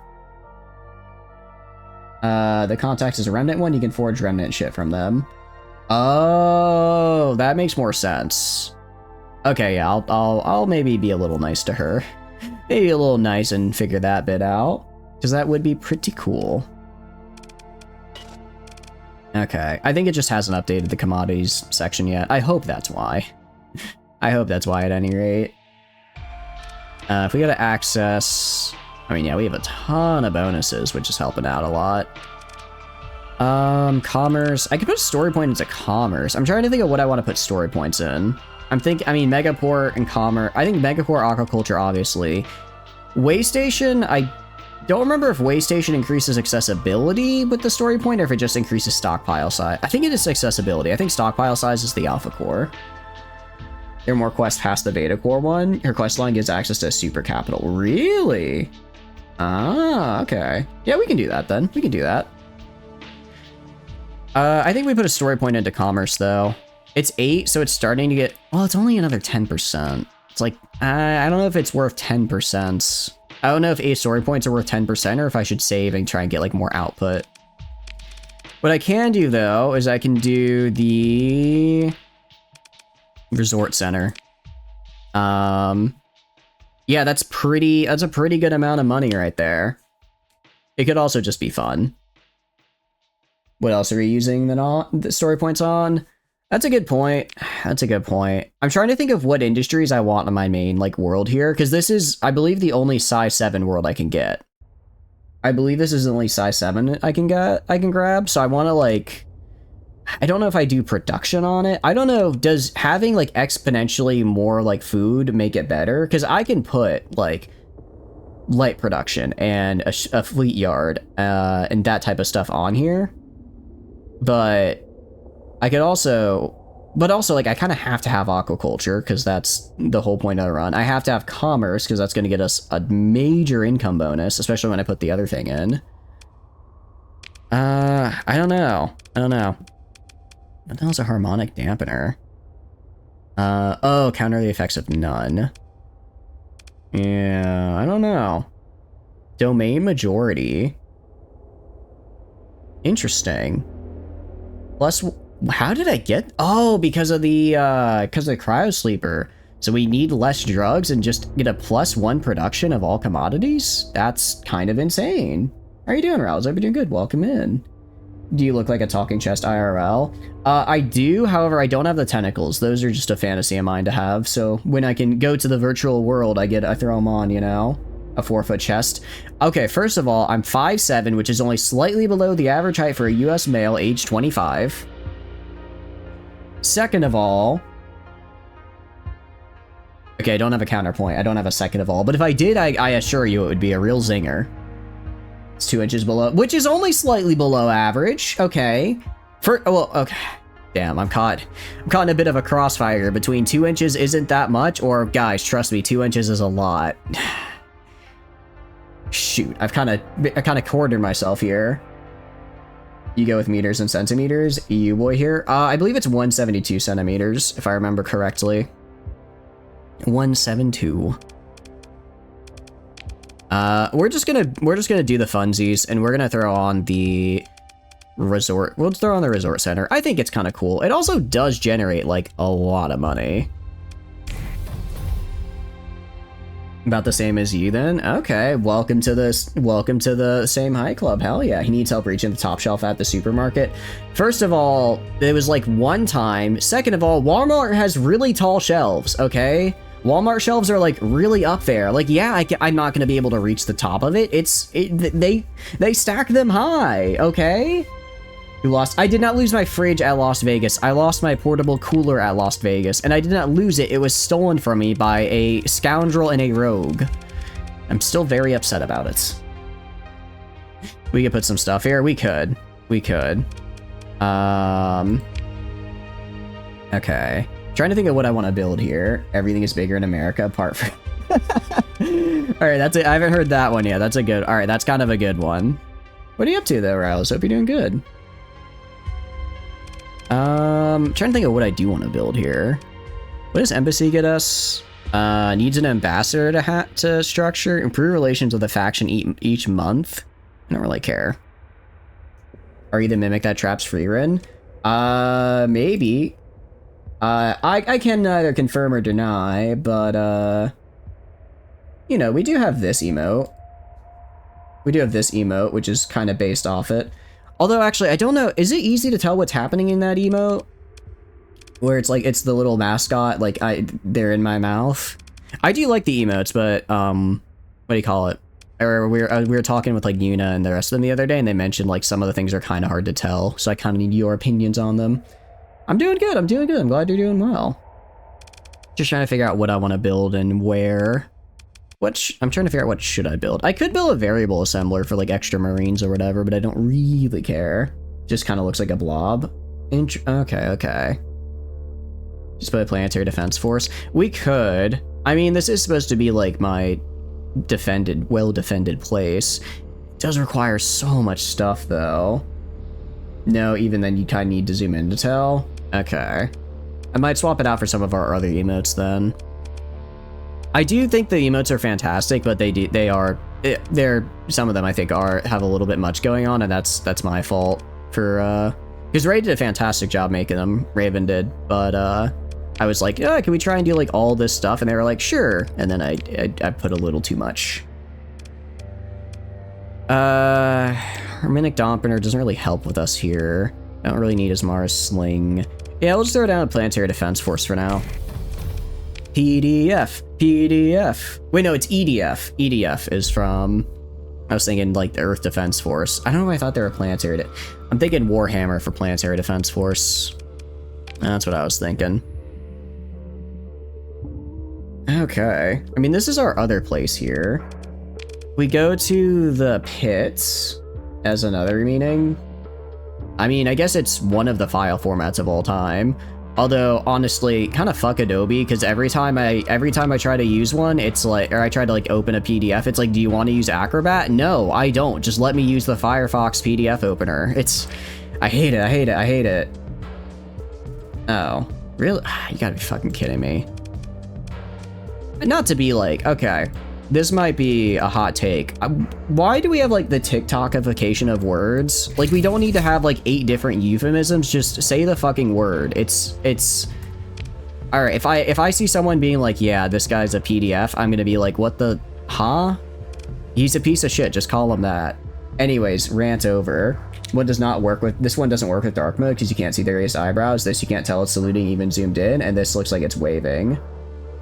Okay. Okay. Good to know. Good feedback. I'll see about getting some of them updated as well. Also, I need to choose your upgrade. One of you is gonna go into Crystallizer.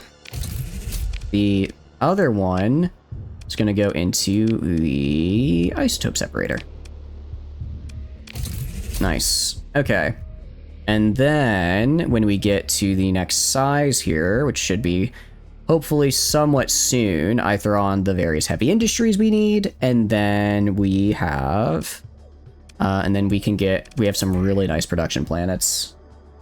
Mostly online, I see. You don't open the file with their client, how are they supposed to steal your content to train their AI? Dude, Tio, dude, you are right about that, and that makes me so sad that you're right. I've said it before, but if I have to go the rest of my life asking, is this AI or is this AI stealing my data? I'm gonna explode. I'm gonna go insane. Also, I think actually the thing is over here. Yeah, I think it is. All right, yeah, missile station. I need to kill you. I need to kill this guy. All right, approach the station. What do we got? I think most of my guys are good.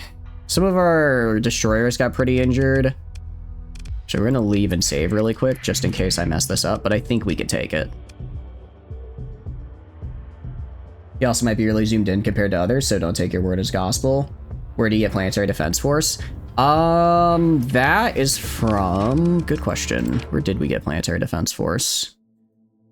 I think you might just be able to do it, because I think that's just a... I think that's just an Industrial Evolution one. I don't think that's an Ashes of Domain. So I think that's just a thing you can get. I think that's just something you can get. You can see everything? What do you mean, see everything? Okay. Yeah, I think we're good. Orbital fleet. Yeah, we're gonna get, so this is queued up. We're gonna have one orbital fleet work facility. Gonna have one orbital fleet work and then one orbital skunk work just to get like the maximum amount of bonuses. And then I guess if I wanted to, I could put a Stella Manufactorum on our big world, because that'll, although, because this doesn't produce like any of the heavy weapons stuff I want, right? Because you produce, yeah, like if I want to make guns, and ship components, I kind of want the other guy. This is like, just, do I want 8 billion supplies? Then use this, you know? You can see everything, the details on all of these. What's your, okay, well that's good at least. At the bottom of the industry should tell you what mod adds it. Okay, so, oh, okay, I can do that. Go to colonies, Lobbertown, Planetary Defense Force. Okay, this is from Vault of Knowledge, but I don't recall doing a research for Planetary Defense Force. So I think you might, I think you might just have it. Yeah, it is from Vault of Knowledge. Although if you just, I got just like the big Ashes of Domain, so if you just got like the big one that has all of them, it should be in there. 100% standard zoom level. Okay, that could be it. Okay, I'll keep that in mind. Yeah, I wonder if maybe like switching the actually to having like maybe bigger glasses and buck teeth would help for that, because it's supposed to be like the actually emote, right?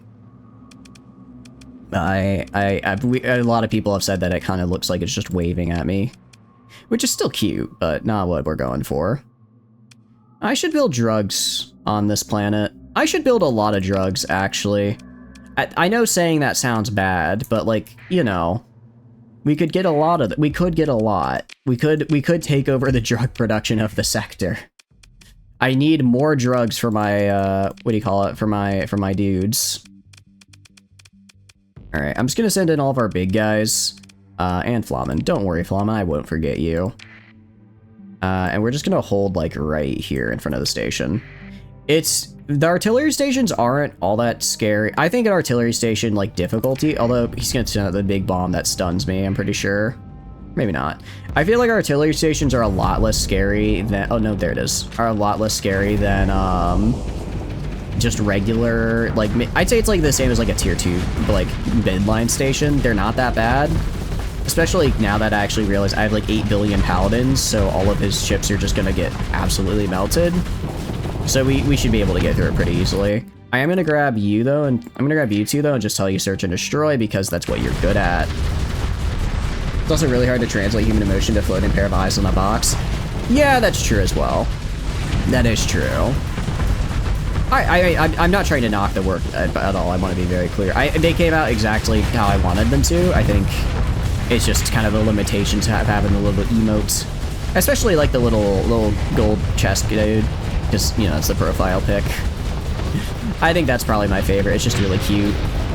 All right, fellas, I think it's a solar? Fluorescent, okay. Yeah, unfortunately, the, what do you call it? Carriers don't work, well, they work okay against me in the sense that it is a PD assault override, so like if there are other ships to shoot, I'll shoot those instead of the fighters. But if it's literally just the fighters, I have 4 paladins to melt them. Ooh, Iapetus. I've got both Iapetuses out. I decided this time we were just gonna use our big ships and see how it went.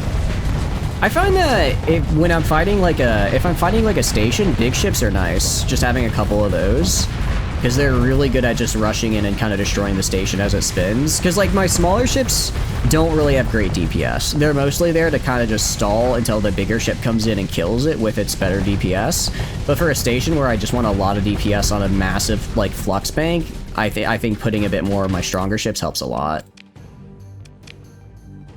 Didn't help your main color is brown, difficult to add contrast. Oh, interesting. I hadn't thought of it that way before. Okay. So from like kind of a color perspective, it's hard to contrast with other stuff. Yeah, I guess that makes, because it's like, it's kind of in the middle, I guess, saturation hue-wise between like white and black. So if you try to use either as contrast, it's a bit tough. I could see that. You like things that spin? I do like things that spin as well. Yeah, work 100%. It's a bit hard to read again, but at 80% zoom. Yay. Okay, that's good. That's good. I will say, you guys need to use the emotes more. I like the emotes. They're very cute, but you never use them. Use my emotes, damn it. Again, I also just think they're neat. Ancient remotes. What does this do exactly? It can only be activated from the ability bar? Interesting. No indication of what it may be used for. I think I have a couple of those at this point. A10 Warhog was made because General Motors just wanted to make a big gun and its rounds are bigger than your hands. Well, that's not very special. A lot of things are bigger than my hands. Like an elephant or a great white shark. No, I know what you're saying. I'm mostly doing a bit. The A10 Warhog is a very cool piece of technology. Something about big flying machine go Burt is, you know, it just scratches an itch in your head. You're not an emote guy, use them for bits, not conversations. Too bad, use your emotes. I'm gonna sit you. I'm like a parent when you're like trying to tell a kid do their homework. Do your emotes, do your emotes. All right, let's see the research station. Hopefully it has something good. Sacrifice ships to the factory? No. I'm actually good. I never get anything good out of the factory. A full range spool is really nice. XLU heavy blueprint. Ooh, that's actually very fun. What are you playing? What's the plot? Looks like Rimworld-ish. I'd say, have you ever played Mountain Blade, Relas? I'd say it's closer to that. It's basically a sci-fi sandbox. Basically, you're dropped in this big old sector. They're like the different factions. You can go around to get their different ships. You can get their different ships, fight their different ships, there's a pretty big exploration system, which is cool. I can show you the map here in a sec. Where basically you explore different planets, you can make colonies, you can produce and trade goods. As you can see, there are a lot of goods here. I'd say if you've ever played Mountain Blade, I'd say it's more similar to that, but than Rimworld. I guess there kind of is like a colony-ish aspect. There's a little bit of a colony-ish aspect, just in you can have your own colonies, but it's not like as granular. It's a sandbox exploration game with a ton of ship customization and real-time economy. Yeah, actually, that's probably the best way to extreme how Meme Extremist did at the sailing release. I appreciate you popping in with it. But yeah, so yeah, basically just Mountain Blade in space.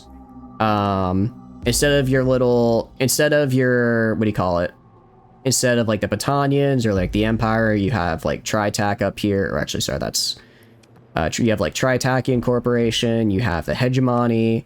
Instead of having like different castles, you have different systems that you could go in and explore. Honestly, I will say, if you like Mountain Blade, I think you would like this game. I think you would actually really like this game. Purely because they both scratch that sandbox itch. They both scratch the sandbox itch.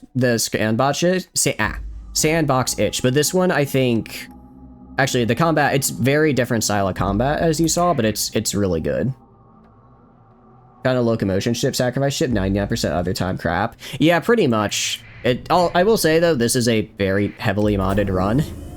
This is a very heavily modded run, so it's the vanilla gameplay is a bit different. He's bullying you for not using emotes. You're gonna use the Heechee ones to enrage him.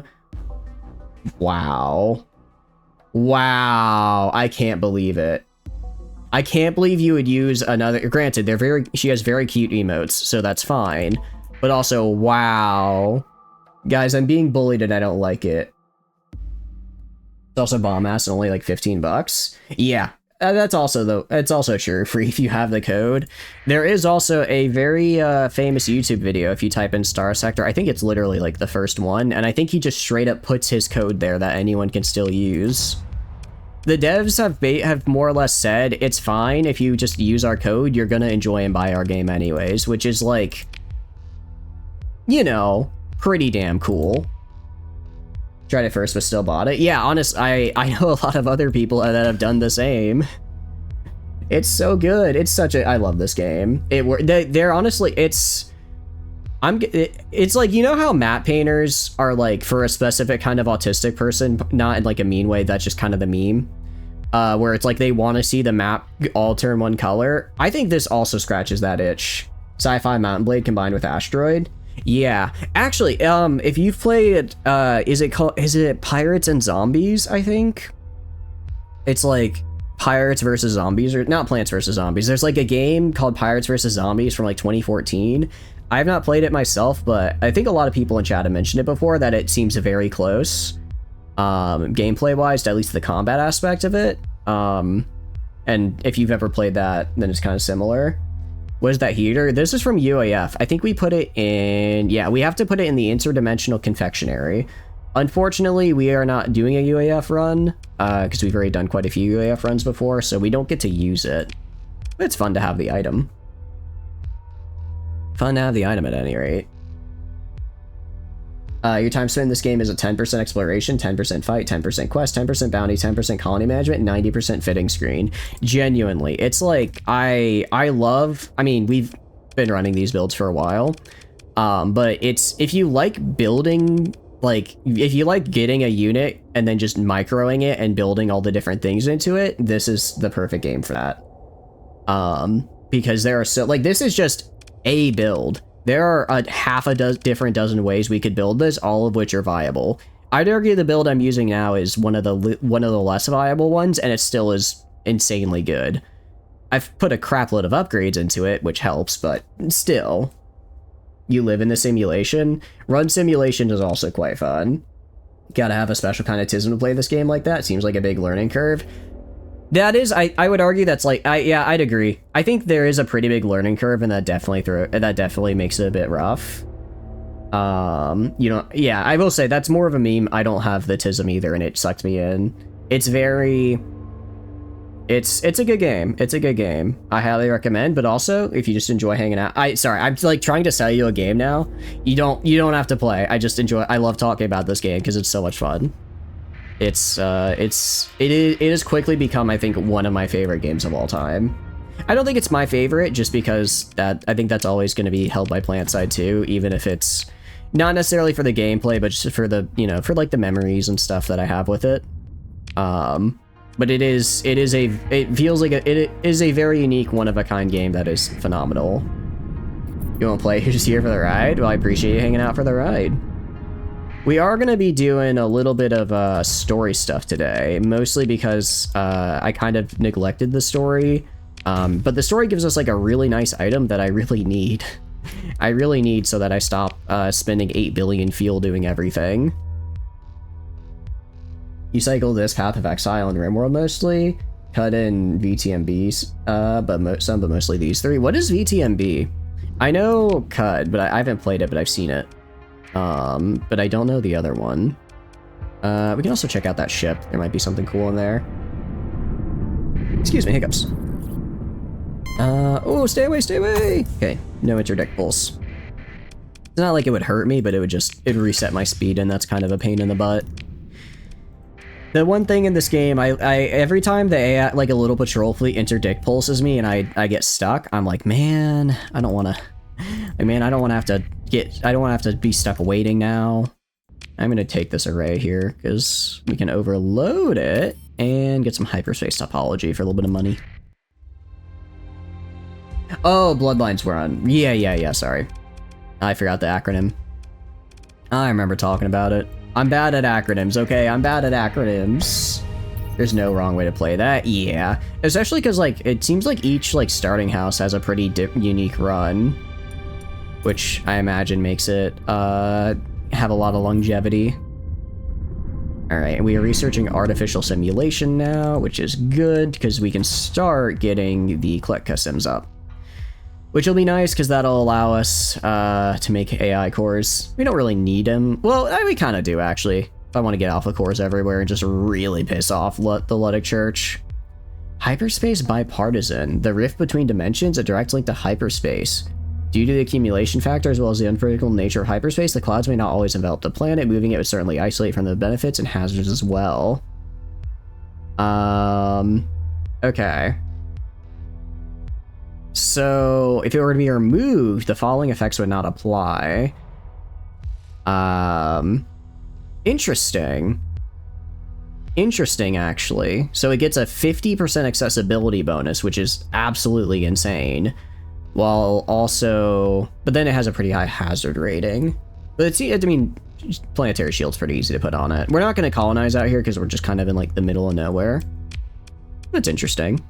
Maybe find something good in the ruins. Nothing good. Bunch of food. Bunch of food. Actually, I'll get rid of the food more than anything because it's worth less than the metals. Food is like an interesting item in this game because if you try to just trade like physically with it in your inventory, it's not very good because the amount you have to transport to make a profit is way too massive. But if you have like colony set up for it, like I can go to Lobster, like this is 10 to the factor of 11 quantities of food. So this is not something I could fit in my inventory, but I can sell it from a planet and get some really nice bonuses off of it. So we need to go actually to Naseo. Ooh, actually, I'm going to yoink Cure Shice from them. I completely forgot that they have Cure Shice in there, and since we are fighting the Persian League right now, because they're a bunch of losers and I hate them, I can just steal it from them real quick. Found a pirate. Yeah, if I gave the pirates the pirate blueprint package, what would that do to them, I wonder? Granted, pirate blueprint, it might be from a mod and they get like some extra modded ships. I'm gonna fight the Starlight Gala. I think they're heading to the Cavalcade. There they are. I want to fight them because I want to try and get the Disco Party ship. I want to try and grab it. It has a minefield. I know. We're saving. I'm pretty sure we can win. We're going to save just in case. Cabal best music. I love the EDM pirates. They're so funny. They're just a good time. You can't go wrong with them. Mesozoic part. Yeah, we have so much to build here, dude. All right, there we go. Let's engage. Yeah, the Palace Grand Festival ship. Let's see, you have 2 large hybrid, 3 large... Actually... This guy also has 5, what do you call it? Large energy mounts. I could get my 5 Paladin build up and running on this guy. Problem is gonna be 2 of those are hard points, so they're not as good. Actually, but Radiant has 3 hard points, or sorry, Radiant also has 2 hard points for their large energy, so it's not that bad. The Rictus Digital Bounty has it too. There's a sick modded Astral for them, but you only ever consulted, never saw the bounty. Oh, is there a... The Rictus Digital Bounty has it. Out of curiosity, does the Cabal have an IBB bounty? Because if they do, I would assume that their unique ship is probably one of those. A unique Cabal IBB bounty would go hard. Cabal Astral's an IBB, or a bounty board one. Digital is the ship you just looked at. Oh, okay, yeah. I've tried, we fought them a couple times, and it hasn't procced for us, so yeah, I'm not sure if it's just a... we're unlucky thing. We might just be unlucky, or it might just not be something I can grab. He has that one. Ooh, okay. I need to go to bars more for more IBB bounties. We have a ton that I just haven't done. Actually, and honestly, a lot of them would actually really give me a good challenge just because IBB bounties are scary. Especially late game ones. Even though we have a pretty insane fleet right about now, IBB bounties do not mess around because they have a ton of really good captains and a ton of really good buffs on their ships. The Cabal Astral and it's like 20 AOs is lots of fighters. Okay, I mean that's kind of what I'm built to handle, right? Well, not necessarily, but I've got decent point defense. One thing I've really done for this run is try to actually have point defense on my ships because normally I just say like whatever and ignore it, but this time I'm trying to be a little bit more tactical, I guess. Actually, I'm gonna have you go right here, Prepper. Just grab the comm relay. Grab the comm relay. Shit. Nah, we're good. We're good. It's just like a single little... Just like a little dude. That's not Gremlin. That's, I forget what they're called for the high-tech variant. I forget what the high-tech one is called. Alright. He just absolutely bodied... I don't know if bodied is the right word. It's more they just jumped a poor defenseless frigate. Go right here. Why is Fell here? What is, huh? What are you? Starlight Harbinger. Yeah, there's just like a Harbinger. What the, all right. I'm gonna have Prepper go kill Fell. The rest are just gonna hang out. Rest are gonna hang out down here and just keep them busy. While I deal with the main rest of the fleet. Afflictor? Is it Afflictor or Harbinger? Oh, no, you're right. I was thinking Afflictor. Harbinger is the destroyer variant, while Afflictor's the little one. Little one. Wonder how Fell pilots the Doom. Ooh, that mine just messed up my guy. I don't think he's ever been in a Doom for us. I don't think he's ever been in a Doom, but I imagine it's quite scary. Gonna be real, I did not realize that one mine just almost completely destroyed a Via. It's a bit unfortunate now that, you know, the 20k is here and it is angry. Let's look at you. Yeah. Well, the palace is cool. At the end of the day, it's still technically based on a high-tech design, which means once the shield is down, it's gonna struggle a little. Granted, it's modular, right? It is modular, so there is part 2 now. Yeah, go, Uni, go. Uni just on the damn warpath. Uni on the warpath. You'll love to see it. I'm gonna grab these guys, move them over here. I'm gonna have Flamen just actually go on search and destroy. Go crazy, man. Prepper can... I'm gonna have these guys actually go help kill this guy. I don't know what Fell is doing. I don't like what Fell is doing, especially because he actually looks like he's shooting Prepper in the butt right now. So we're gonna send him a little bit of help so he doesn't get totally annihilated. 20k is the Infernal Machine levels of insane, as more firepower. Yeah. No, 20k is incredibly good, and I love Grey Wind for making it that way. Platonically, not in like a weird way. Not in like a weird way, Grey Wind. I want to be very clear. I think your ship is cool, and I'm glad you made it very good. Thank you. Yeah, exactly. Thank you, Grey Wind. It's a good one. Alright, go kill that guy. Where is your modular ship? We've been fighting Luddic Path, Tano. I don't know where it is either. We've been fighting the Luddic Path and getting on their case, but they have not thrown it against us yet. We haven't found the blueprint either. Miss Queen and the 20k. For Miss Queen and the 20k, yes.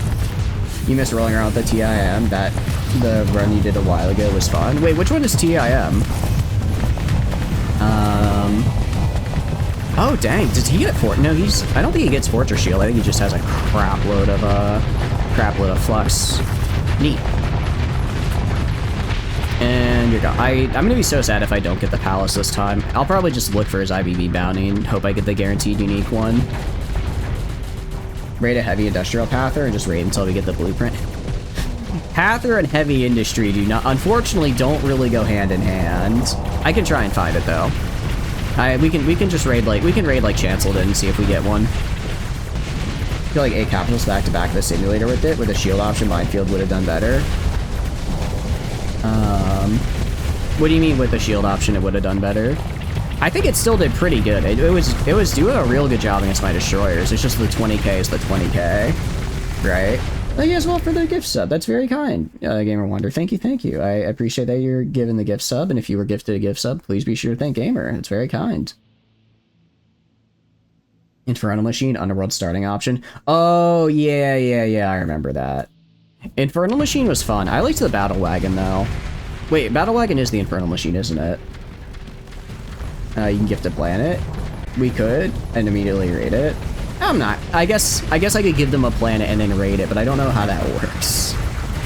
But again, thank you, Gamer. That's very kind. I appreciate you choosing to support me and the stream.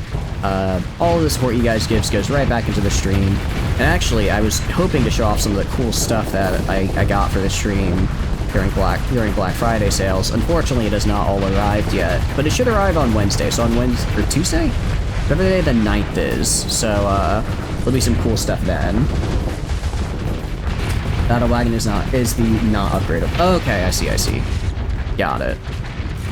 Battle Wagon is the Timu TIM because TIM won't spawn in naturally gameplay, or is that the starting option? Okay. No problem at all. Again, if you need any, I'd love to talk about this game. If any of y'all need any help with it, just let me know. All right, we're kind of being mean to them. We're being a little bit mean just because we're spawn camping them.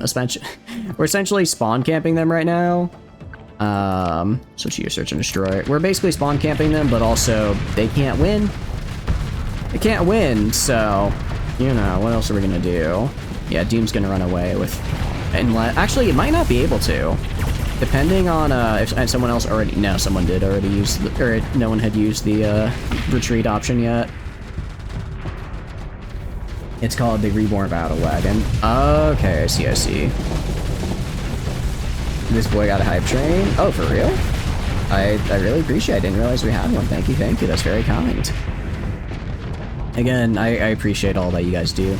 But also, if you, I do this for fun, and you guys just being here and hanging out and chatting with me and streaming about games I like, and listening to my inane ramblings is what I enjoy the most. So, you know, that's thank you guys for being here. That's what makes this fun after all. Alright, bonk these guys. I think we'll be okay. I'm a little bit worried that some of these guys are a little strong for just the destroyers to handle, but I think this is hopefully the last guy they can deploy, and then the 20k can move to help support elsewhere. That's what I'm hoping. Battle Wagon can be done on the possible version of Infernal Engine. The upgrade is just different ships. The mod makes everything carry over from one to the other. Okay, I see. Next run, we probably are going to do the Child of the Lake start, just because it's what we unlocked for doing the Fell ending, and I want to see Child of the Lake. But then after that, we can maybe do a Battle Wagon start. Thank you as well for the bits, Tana. That is very kind. I do appreciate it. And like I said, everything y'all do, I put right back into the stream for cool stuff like emotes or like the new endings and ending BRB and intro scenes, stuff like that. So I hope you guys enjoy seeing the, you know, what the cool stuff is, as well for the gifted sub. That's very kind. It's very, very kind. I appreciate it. Also, there's like one guy, Flamin fighting the last guy, the literal last guy down here. Ooh, Flamin dying to the literal last guy. Whoops. You had a good, you were doing pretty okay. Unfortunately, Starlight Cabal is like the one faction that can probably keep up with you, Flamin, so you're not able to just drift your way out of it. So I haven't played with the Space Ghost, you gotta do the Child of the Lake. Yeah, I do want to, we're gonna do that for the run after this one for sure. We've just been doing, I guess this has been, what, we started this in like August, so 4 months we've been in this run? Pretty good. Oh, I think it's glitching out again. It happened the last time we did this with a Cabal battle as well. Last time we did this, we had to, was it Control Backspace? We had to do the forced, end battle. And again, thank you as well for the gift sub, Sana. That is very, very kind. Again, I really appreciate you always popping in, and thank you as well for these. I'm sure the community really appreciates it as well. Cabal Nande, they are dead, but we're still stuck fighting them, unfortunately. What are all the little ships we're using? So we're using ships from the Philip Andrade gas station manager mod, Pagsum by Greywind here. And we're mostly using a combination of the 1500 Bia. We're also using from the Armatura mod the Zanak, as those are the two destroyers we're using. Where is the not reload? Is it just nuke? I don't know if nuke just kills everybody though. I'm trying to remember what it is. Is the Inky start, but that's not as big as the other ones. It's easier just spawn her in with council commands. Yeah. Oh, force deploy all is what I want. Force deploy all. Okay. That should finish it. How do you say the second one? Zanak. It is Z-A-N-A-C. I'll just throw them all like up here. Z-A-N-A-C right here from the Armatura mod. Custom mobile armor. They're very, very, very cool. They, what do you call it? They are, basically, I mean, they're mobile suits I like robots, I like mobile suits, I think mobile suits are cool, so of course I'm gonna play it with the mod that adds them in, right? You're delayed as shit? No, you're good. I don't think you are you? You have combat, not, and sometimes too you have to retreat. I hope I don't. Alright, full of soul, get in there. I think this should force it to end. I don't know, I've noticed it specifically with the Cabal fights. It's like when we do a Cabal fight, it's like a 50-50 if it actually ends or if that happens. So I wonder if there's maybe something on the back end of the mod that's like preventing it from ending when it should. Yeah, the fuel ships. The fuel ships. I don't want to do retreat just because I believe if I retreat, I don't get to recover my ships, which means we don't get to recover the Undine, which would be really bad.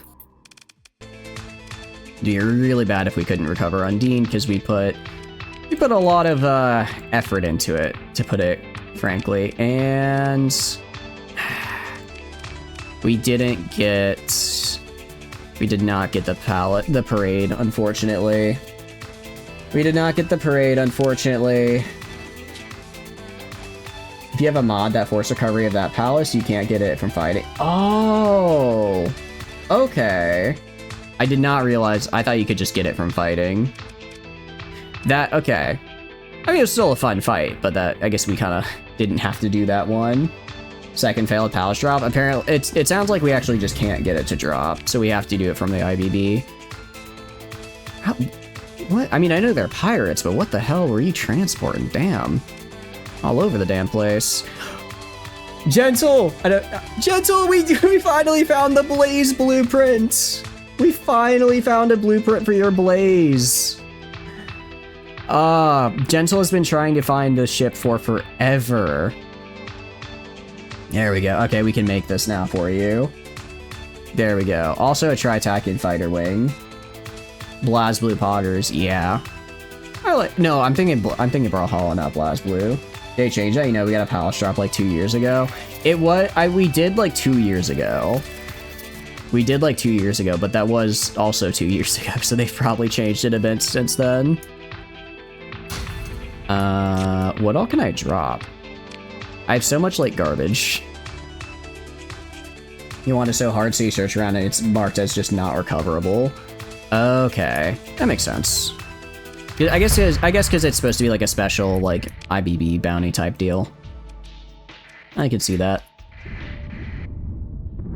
You have over 100. I think we're at like 80. It's definitely not this definitely isn't the most modded run we've done, because I didn't want to go too crazy since it's my first time on the 9.8 update. Which I know it's like don't want to go crazy, only like 80 mods, but we've played with more before. Also, like half the mods I used were from 9.7 from the Chinese Starsector community, which is cool, but I don't think they've been updated to 9.8, at least on the English forums yet. So stuff like Aprolite, stuff like Borkin is unfortunately beyond our reach until, I guess, those get translated over. You want the unrecoverable timeless ship from Talon? Wait, what does that do? Thank you all once again for all the gifted subs. We have gotten the Frog Wow emotes. Says I don't know what that means, but cool looking dude. So I guess we can use that now. Again, once again, I really appreciate it. Thank you, thank you. Ryan, you using Kingdom of Terror, which hasn't been updated since 9.5.8. That's true. It might. Maybe I could just throw in my old 9.7 version and just hope. That is always an option. Said some mods can make it recoverable. There are mods that make Doritos recoverable. Yeah, that would make sense. Just like, I'm sure there's a mod out there that's just like everything can be recovered, and that's probably would do it. Almost is a cool drone ship that spawns in Remnant fleets. There's a nerfed one that can spawn in, but the OG is better. Oh, okay. I did not know that. Neat. Very neat.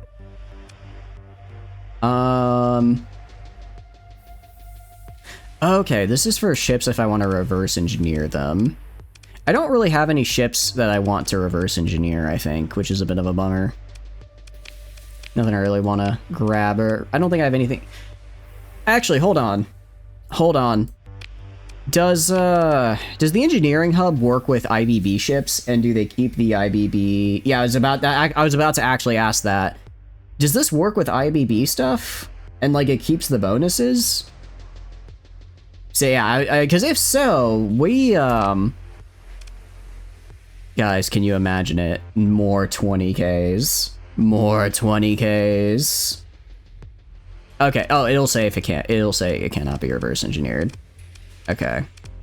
I'm guessing, yeah, it cannot be reverse engineered. Unfortunate, but expected. I know, sad. I don't actually know if I even, do I have a Zanok blueprint? Doctrine and blueprints. Let's do Armatura, because if not, I might reverse engineer one of those. I do not, actually. I think it might be worth reverse engineering a Zanok. It'd be too much more than what? No, that's fair. That is totally fair, Greywind. That is totally fair. I just wanted to see. I had to check. I was obligated to. Hold me back. Hold me back. No, I am gonna have to hold you back. Greywind is right that it would be pretty broken. As funny as it would be. I guess this is one way to get. This is one way I could get UAF ships. If I fight them, then I just take them. You don't know, but you know you need multiple holes to unlock a blueprint. Oh, really, Outer Arbiter? Okay, thank you, and welcome in. I hope you're doing good. I didn't realize it took more than just the one. Okay, then in that case, I don't want to sacrifice multiple Zanox, so we'll just buy them when we get them. Like the Valkyrians and UAF ships. I haven't used too many of the Valkyrian ships. I do really like UAF ships as well. We've done a couple of UAF runs before in our past, though, so we're not doing them right now. I'm gonna grab you. And then, anything else we want to do here? I could throw on Biosynth Laboratory.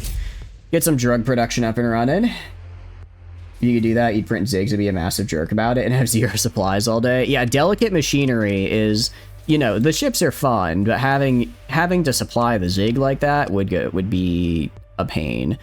I also don't know why I just have an alpha core in storage here. I'm not going to ask who put the alpha core in storage. I'm just going to take it. Mass produce the Imperium nuke ship. Okay, wait, you might be cooking with that one. I am their friend, so I'd have to break up our friendship, but we could try it. We need an alpha core in storage. I guess we have a couple. I mean, we're going to head back to, actually, first we're going to just Yoink Kirscheiss. We're gonna Yoink Kirscheiss because I dislike the Persean League and they're in my sector. That cannot stand. They unlock by percentage. More demods give you less percentage of an unlock. Okay, that makes more sense. So basically, okay, so I guess I could go to Manfred, just commission a bunch, and then once they're commissioned, then I go and then I guess I'd go and, like, put them in for a blueprint to make them cheaper, I guess, without having to go through Manfred. It's kind of a lot of work for just the Zanox. I'll worry about it later. So on Empire Gramada, the big unshielded beast that can repair its armor on a cooldown, it's really cool. Looks like the gun barrel, too. Yeah! We had, I think we tried that one run. I think we did try using that one run. I know, yeah, we'll engage the satellites here. Have I never engaged the satellites on this planet? Wait, what?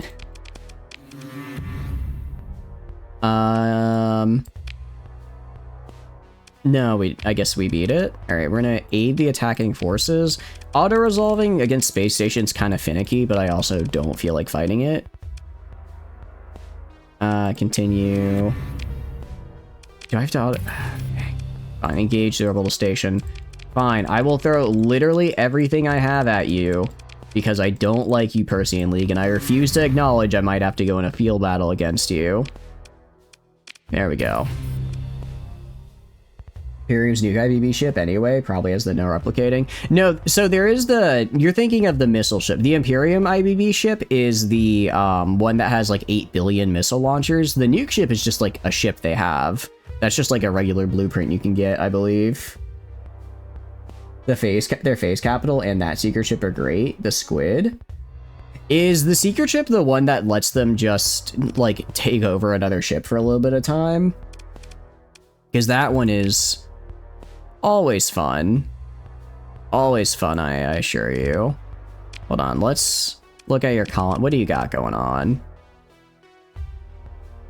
I don't even want you, man. I'm gonna be real. I don't even want this piece of garbage planet. Well, I guess I could make more drugs here. Alright, we're gonna... I guess we're gonna actually do an orbital bombardment. We'll do attack bombardment. And then... I'll just invade you, because you're an idiot and I hate you. The entire ship is literally just a big bomb is a normal ship they have. Yep, that's actually just like a... That's actually one of their just like normal ships, which is really funny. That's just like a thing they do. They just have... That's just like a thing they do, right? Okay, hold on. Why do they actually like kind of have defenses here? That's not right. They shouldn't be able to do that. Oh, wrong button. Alright, well, we'll get down as many as I can, and then we'll probably come back and just swarm them. I have enough supplies in storage in my nearby planet. I could just run back and grab more if I need to. It'll cost a lot of money, but money's... Well, I mean, I am spending a lot of money just because I'm trying to get these colonies upgraded. But at least it's manageable, right? And deploy. Alright. Am I out of... I can still deploy? I can still deploy people? No, I think we're good here. You have to apologize to the Pathers. Clearly, they're not the most insane MFs around. Well, to be fair to the... I would argue the Pathers are, because the Imperium ship is basically like a giant missile holder, and then the missile is a separate thing. You don't... There's nobody in the ship. The Pathers put it all on the line and drive the missile themselves, which I think is a lot funnier. I think that shows a level of resolve that is much more admirable and really funny to see when they miss. It is really funny when the Pather charging towards you on his last bit of glory misses and then blows himself up. I mean, it's such a tragedy. It's such a tragedy. It's a real tragedy, I tell you what. I'm gonna build a planetary defense force for you. Just because I kind of forgot. This place is actually very important because this place is where my high command with the thing is there. I don't actually think this has the relay hypertransmitter, which means I can just build the interstellar relays anywhere, which means I can build the really, really nice fleets anywhere I want. There's no one the missile, miss and hits their own ship. Yeah, it's like miss, hits their own ship, and it's like, man, I think that guy's having a rough day. You're 90% sure you've seen the Imperial missile ship try to get past your dart monkeys that's in chain? Seriously? They can try. I don't think they often succeed. Also, are there any... Okay, I was gonna say, are there any other comm relays and stuff in system? There are. There are. Alright, yeah, they're mine now. Nodal events, the Paradise. What was that? New... Volturni U. Okay, that's a little... but it should be fine. An event appeared on the timeline, access the faction timeline. Oh, it's a timeline thing, it's not like a regular thing. Balloon Blimp is like a dragon. Wait, the blimp is the blimp. Okay. Kirsice is colonized, the first world with a mild climate. Oh wait, that's right. I've done nothing but colonize absolute, shall we say, less ideal living condition places. Which certainly makes for an interesting place to live. Wait, hold on. Widespread ruins, adequate farmland, abundant... This is kind of a decent place. Pre-collapse STC districts, habitable. High gravity is kind of rough. This isn't like the worst planet I've ever seen, actually. I can work with this. Doesn't even have water. It doesn't have water, but I can build like some food production. I can build the... I also want to do... Not doing that. I also could do restore ruins, because I kind of want to see what that does. It looks neat. Anyways, we're heading back to Western S. Oh, I also stole everything from Western S. That's supposed to be Persean League, but once again, I do not like the Persean League, so I took all their planets. I took all their planets because they were mean to me, and I also wanted to be mean to them. You know, it's a mutual hatred. Hatred's such a strong word. I don't think it's accurate enough, though. I don't think it correctly conveys how much I despise them. Thank you as well, Tia, for the follow. I really appreciate it. I'm glad you're enjoying the streams. How are your runs going? I hope they're going good. That's very kind. Screw them and their laser missile spam. I do like midline ships, so I do like the Persean League because they use midline, but it doesn't help. Unfortunately, that's the only thing in their favor. Everything else about them is just the worst.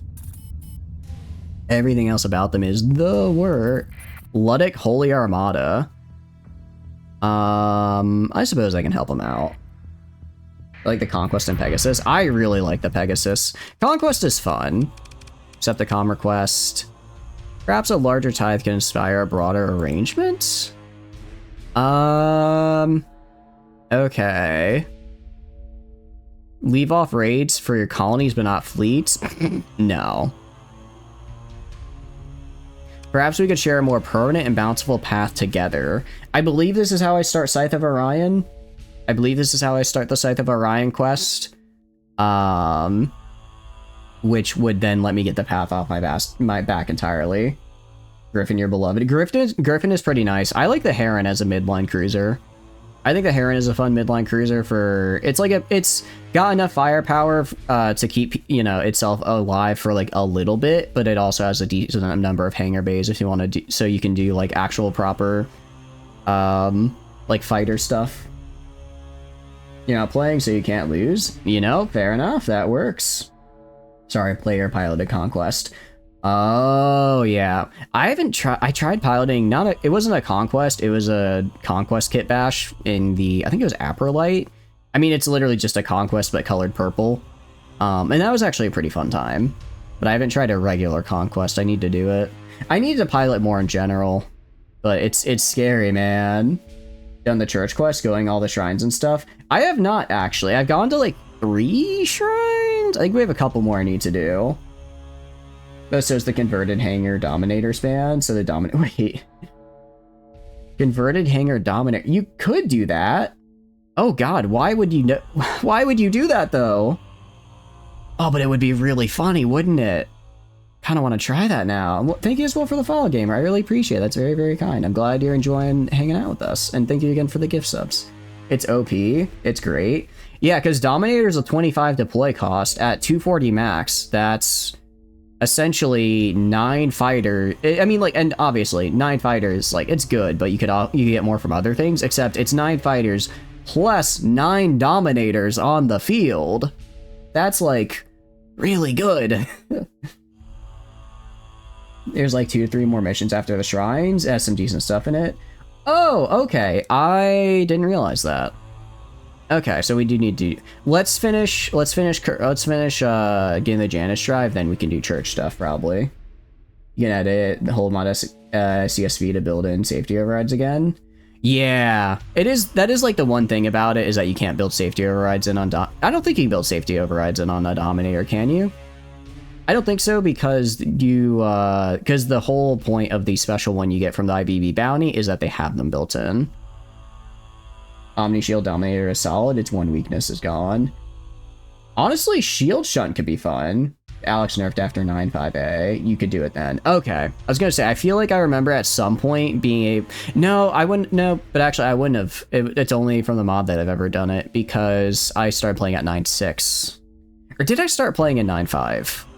I want to say 9.6, but I feel like I've had 3 updates since I started playing, so it might have been 9.5. I don't remember. Again, you have a lot of story stuff lurking around you swiftly forget due to invasions and stuff. Yeah, pretty much.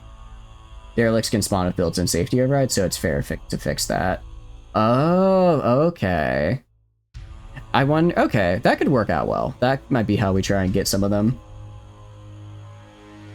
That might be how we try to get some of them. But yeah, we're gonna... Also, we're just waiting for ads to end right now. I'm I'm just waiting for ads to end. I don't want people to miss potential story content. So I'm just yapping at you. Yeah, maybe we change up our fleet here a little bit. I do like our fleet a lot, but we've been using it for a while now. Although I said that earlier and then I just never did. No, you're good, you're good. Like I said, I try, I mean, if I sometimes forget or miss that ads are playing, but I like to try to not play during ads because I don't want people to miss stuff. Because I know it's kind of like you come back and you're like, oh, what's going on? The best spam is Atlas MK2. I love the Atlas MK2. Unironically, it's so good. You throw 2 squalls on it, get it like maybe like, I don't know, 1 or 2 like champions to act as like a blocker, and then just have like 8 of them in the back because they have such a low deployment cost. They are a menace if you can get a bunch of them in there. Maybe wait, can you put a converted hangar bay on an Atlas out of curiosity? If so, I might have an idea. You like that slightly better one from some mod? There's an IBB high-tech Atlas. Is there? It can hang with the Conquest? Yeah. And yes. Hold on, I might have to see. We did just get a pirate blueprint. I might have to see about some Atlas spamming.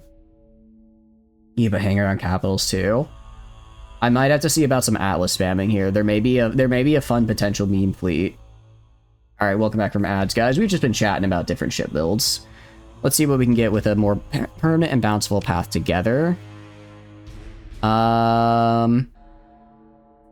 Oh, I see. My thanks to Providence, the Blessed Walker exclaims and comes after bridge crew. Persecution proves our devotion. The unbelievers now beg us to share our blessing. She turns back troubled.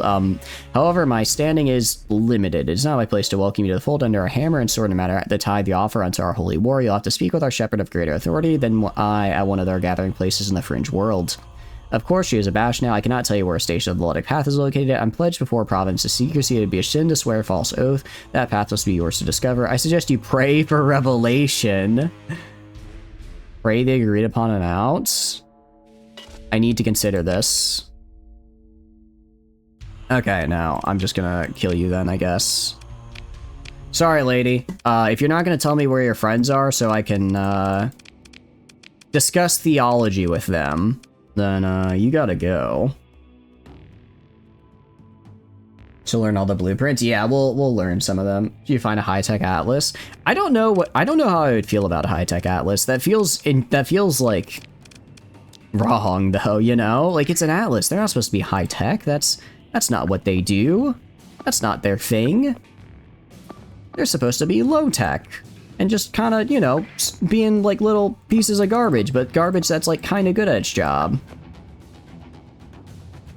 30 Buffalo MK2s with converted hangar and thunder as wives a Dorito duo. They too can fuck for real. I guess, yeah, no, I could see it. I could see it because they're cheap. That was a really good video. You're like the TB Buffaloes from Low Tech Armada with the little sidecar. Oh, I don't think I've seen those. Genuinely shocked the first time you saw it. You're like, what do you mean 30 of these ship boxes can do this? It's I'm gonna rant about it again. It's all action economy, man. It's all action economy. I don't care how good your single ship is. If I'm attacking it with 20 of my own, you're gonna get overfluxed and you're gonna get overwhelmed. It's just too good. What you really like is Starsector be updated. The Flying Dutchman with the Great Big Treasure Ship were great. I don't think I ever... When did Starsector... When was that last updated? Because I don't think I've ever played with that one. Sounds cool, though. What kind of ships did they have? Also, I'm going to throw you on Search and Destroy. I mean, granted, it's a Ludic Path fleet. The Ludic Path fleet and mine pretty built around melting armor, so I don't think they're going to do too hot. Is that the Light of Lud? Oh god, kill him now, no! Gentle, no! Okay. Actually, Gentle's fine. Gentle has like 3.5k armor. The suicide ship doesn't work, I guess, when you have 3.5k armor. Thank goodness, might I add. You saw 2 different guys kill 3 fabricator fleets with 1 afflictor. They swapped it out and then 1 ran out of ammo. Bar race was cool. They were haunted ships in the D&D table bar missions and some other stuff. That sounds pretty fun. I'll have to look up and see if I can find like some gameplay of it or something. Star Sector is really cool because it has like a ton of mods. It's also so unfortunate though when you find a mod you love and then it doesn't get updated. I mean, I guess that's most games, but I feel it intensely with Star Sector sometimes. Gentle. Nah, everyone go kill. Everyone go kill. Did I lose a guy? I didn't lose a guy. You guys, just go full assault. Everybody wiped them off the face of the map. Gentle is very injured, but I'm gonna actually have them stay in because I want to see them fight more. It's like 9, 6, or 7, so Discord only thing. You didn't get the newest one. You could start with the Flying Dutchman next though. You had to console it in, but it needs some of your crew like it's spooky. Oh, yeah, that's actually kind of fun. It's like real part of the ship, part of the crew, part of the ship. Other way around, actually. You just become in the middle of it.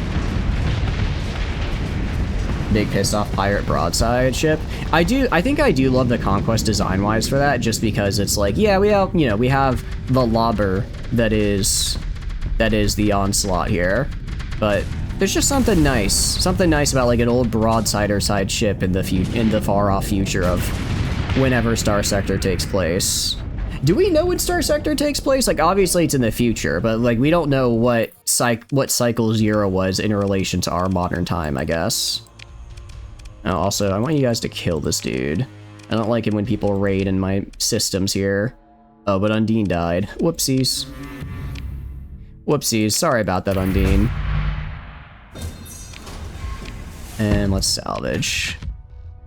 Salvage, sort, drop the excess metal. To see if you can make it work. Hey, go for it. I'm sure it'd be a fun time. I'm a little concerned. I feel like my fleet should have killed that guy. Well, I mean, that guy's dead.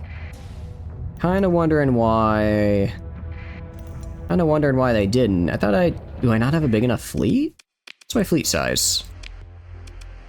I mean, my fleet size is 343%. Maybe it's just not, it might just not be producing a big one in general. Let's see. High command anywhere in star system. Interesting. Install item. So maybe I have to build a high command here. Oh, but I don't want to build a high command here.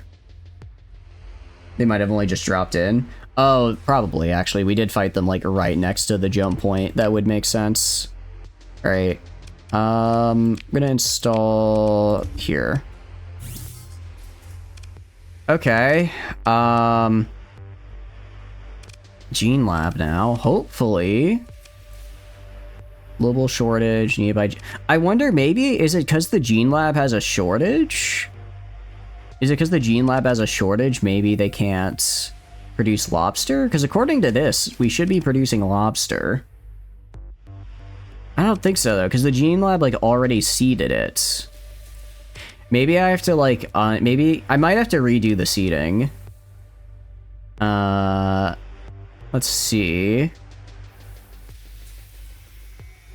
Maybe I have to, like, redo the seeding of it because I originally had it on the wrong thing. Maybe that's the problem.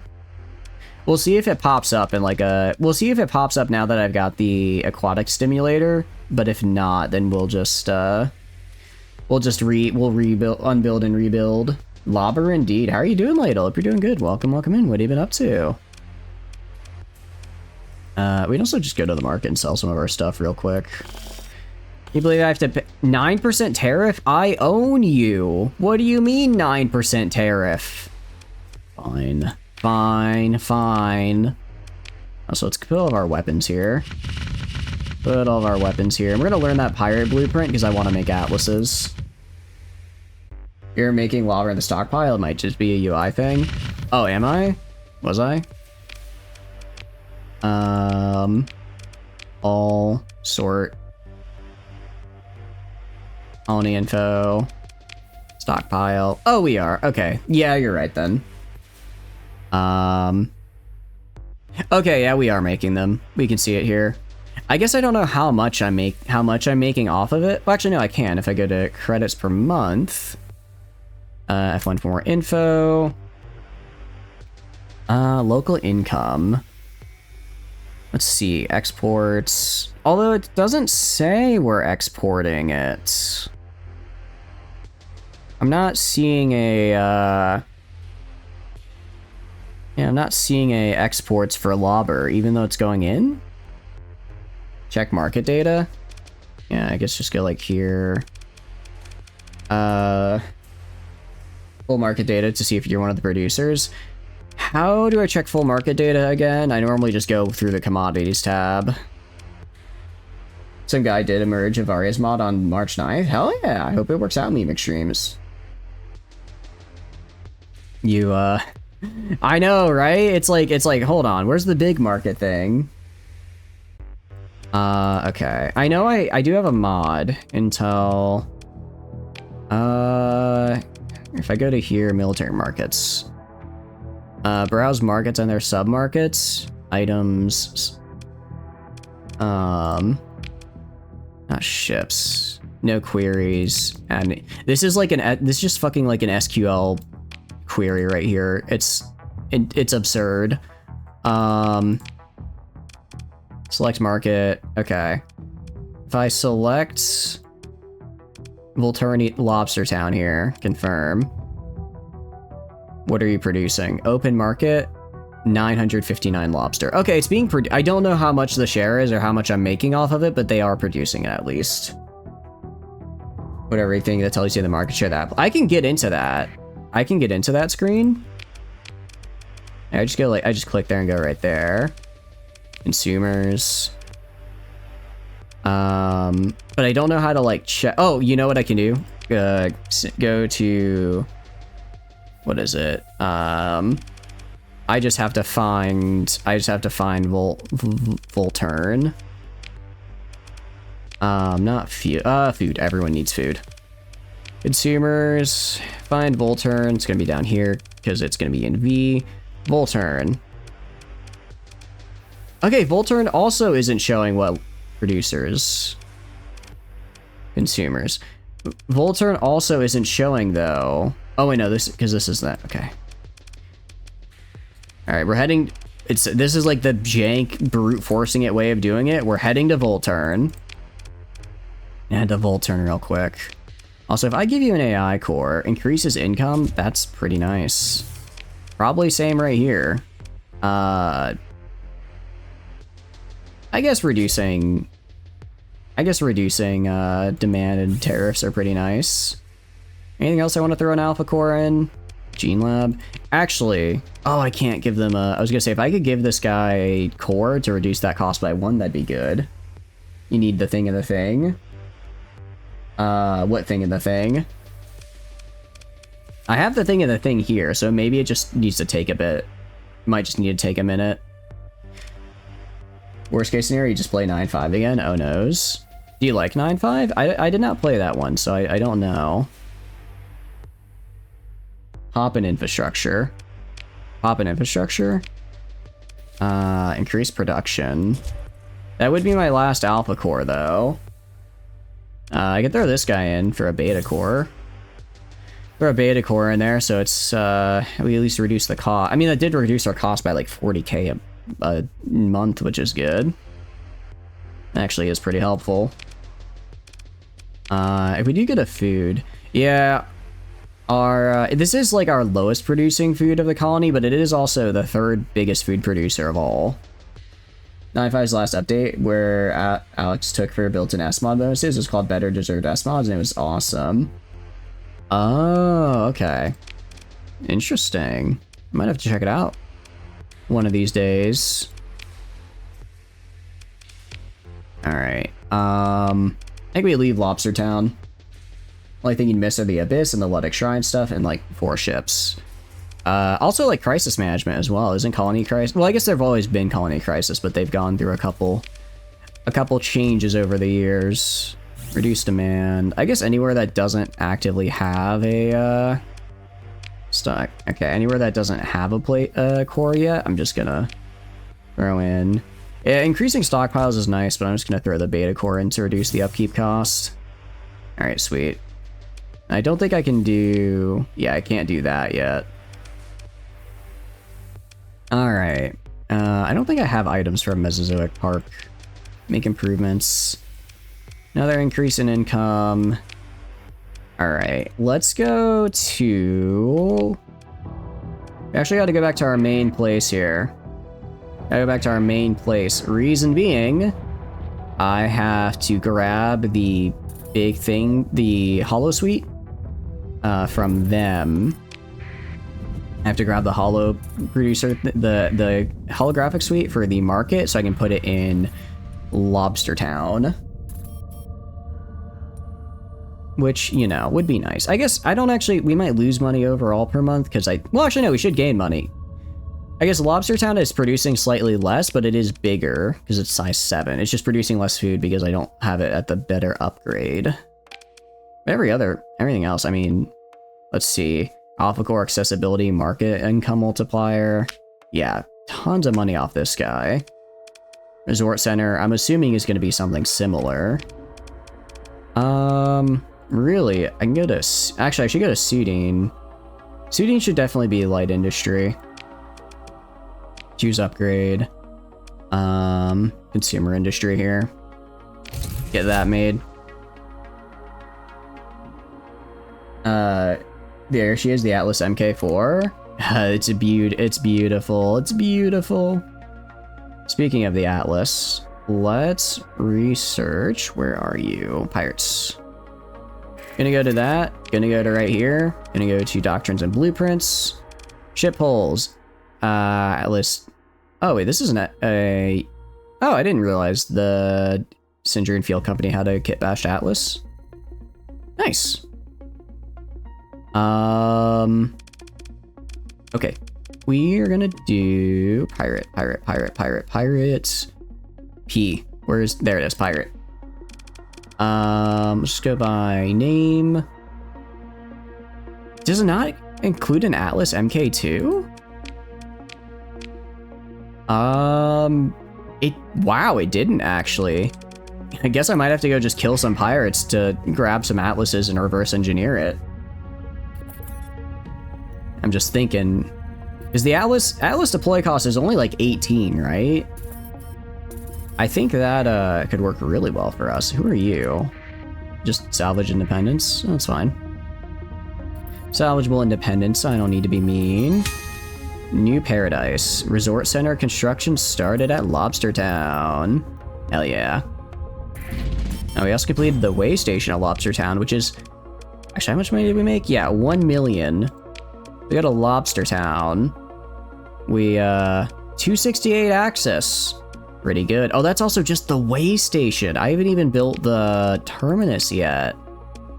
We haven't even built a terminus yet, and it's already that high. Love that, love that. 18 or 20? Okay. Yeah, so it's like... We could probably get... 11 to 12 of them out. Great. Well, okay, no, we probably want to put like an onslaught or two out there. Something to, you know, maybe take up that can actually tank a bit of hits while the, while the Atlases stay in the back. But overall, yeah. That does sound the way to go. Expedition fleet? Very cool expedition fleet. I do like the expedition fleets. I don't actually know if they bring back all that much stuff for me. Who can win? I'm not sure. The Letic Path is actually really starting to get on my case. Join the battle. I'm seeing their fleets a lot in here. They may be a little bit of a problem. I'm gonna throw in Porcellus and myself. I'm throwing the Porcellus, gonna throw in myself, and I'll throw in Ladle, because I think it'd be funny. Go crackhead robot. And then I'll pilot this one myself. I mean, we're gonna win this, so I can try and get in there, do a little hands-on, fighting. I don't know why we have, I guess I learned an Inoculant ship blueprint at some point. I do kind of wish I had a little bit greater control. I know there's mods that add a little bit more control over, what all ship types will spawn with your blueprints. I think I should have grabbed one.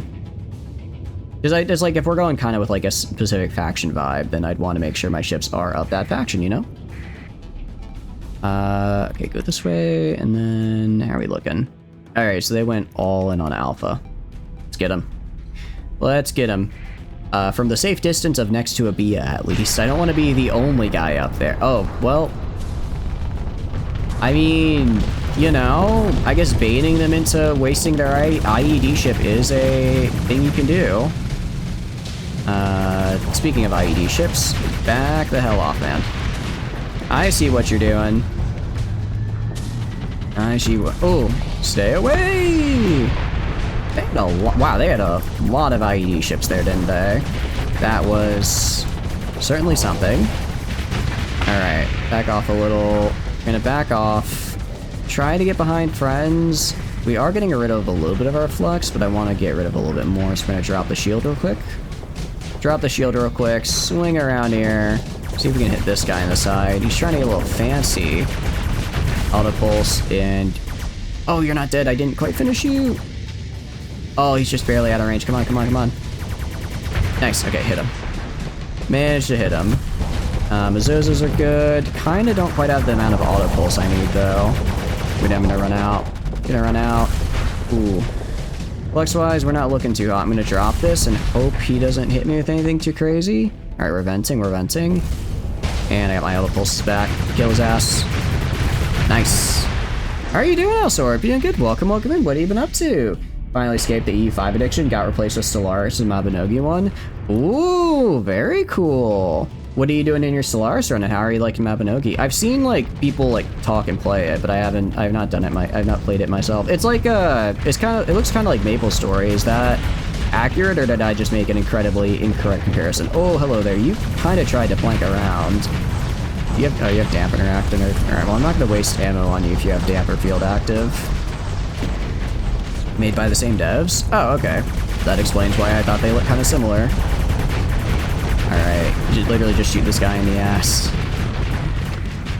There we go. I think I technically got the final kill shot on that, so I'm gonna take that for me. Nexon? I believe so, yeah. British Empire should skip selling heroin to the Chinese, gone straight for Paradox games, on God. Unfortunately, Paradox was picked up by the Swedes, so I guess they would have had to colonize Sweden first. What's up, Tano? Seems to be the only major long-running and adjacent MMO. I thought, wait, what about is Maple Story not around anymore? They made Dragon Nest, which was a fun game. Okay, cool. Very cool.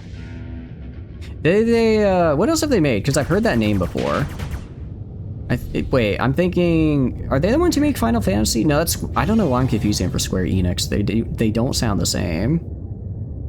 I think some of them are still retreating. We're gonna get any CK3? I don't know. Maybe in like a month or two. I mean, I liked CK3, but we did just do like a, what, 3-month run of CK3? 3-ish month run, so we're gonna probably cycle out for a different game. More side scroll, or not? We'd consider to be like a full-fledged MMORPG. Oh, okay, I see. So it's more like Pop Tropica than like an MMO, basically. Okay, well, I hope you're liking Mabinogi, though. It sounds fun. Sounds like a good time. I actually have a system bounty here. Neat. We're gonna head to Volturni Prime, because I need to steal their stuff. Trying to take over Japan as Amishi. What, is Amishi like a rough start, or what? What's special about him? Been playing it for like 12 years. Hey, makes sense. And most MMOs have been around for a while. I'm glad you're still, you know, enjoying it even this, well, long. I guess I could take all my storage stuff. I don't need to do that. We'll just have 2 places for storage. It's reduced to 1 province, and was the locals, their original inhabitants, the main Japanese islands. Oh. Only got into in the last month. Oh, okay. So do they have like raids and stuff that you're doing as well? Yeah, I need to yoink this guy out of here. Oh, I thought it was a 50% increase, not 25. I mean, it's still good. It's just not as good as I thought. Not as good as I thought. Anything else I want to take? Not really. Yeah, nothing. I mean, I could take, let's see. No, there's nothing I really want to take out of here. So I think it's fine. You played UO for that long? Worth it? Which one is UO? I'm afraid I'm not familiar with that acronym. Let's do... Oh, I don't have any Marines? Do I not have any Marines in storage? I guess I don't have any Marines in storage here. Fair enough, they're probably all long dead by now. Ultima... Oh, yeah, you're talking about it earlier. Yeah, okay, yeah. Sorry, I forgot the acronym for it. They streamlined the game so much, it's sad. You get 2 free months of VIP privileges. Oh, really? Did they make it... Did they get rid of, like, the depth? Or did they just make it kind of easier? I mean, I guess it's kind of both, but, like... Did they, like, remove game systems or something? 5A67, they have been reduced to a single female ruler. Ah, it sounds like it could be an interesting run. We'll probably try it at some point. I'm always down for more CK3 runs. I'll probably wait until at the very least the Steam Winter Sale, because then I can get... Then I can at the very least get it on sale for a bit. Yeah, Volturni's Home will be fine. Absolutely have reduced Steam Winter Sales in January. Is it? I could have sworn it was around Christmas. I mean, still, that's fine. Like I said, we're probably going to take like a two month or two break before going back into CK3. No? Is it? I could have sworn the winter sale was always in like Christmas, is it not? I very well could be going insane. Paper book and see what you want. Sure. That's fine. I don't care so much about the blueprint itself as much as just he's giving me a location that has ruins. That might be cool. Shady person. Yes. I already have an operative though, so I don't really need you. Hoping I'd find an IBB guy. Yeah, Autumn sale was like just a month ago. Well, yeah, but I mean, I guess I thought it would be during like Christmas time. I probably confused the Christmas sale with the winter sale, I guess. They absolutely have reduced things, but there are massive amounts of user preference improvements. Okay. So like on the whole, do you think it's like better at least than what it was? Or do you think it's a little...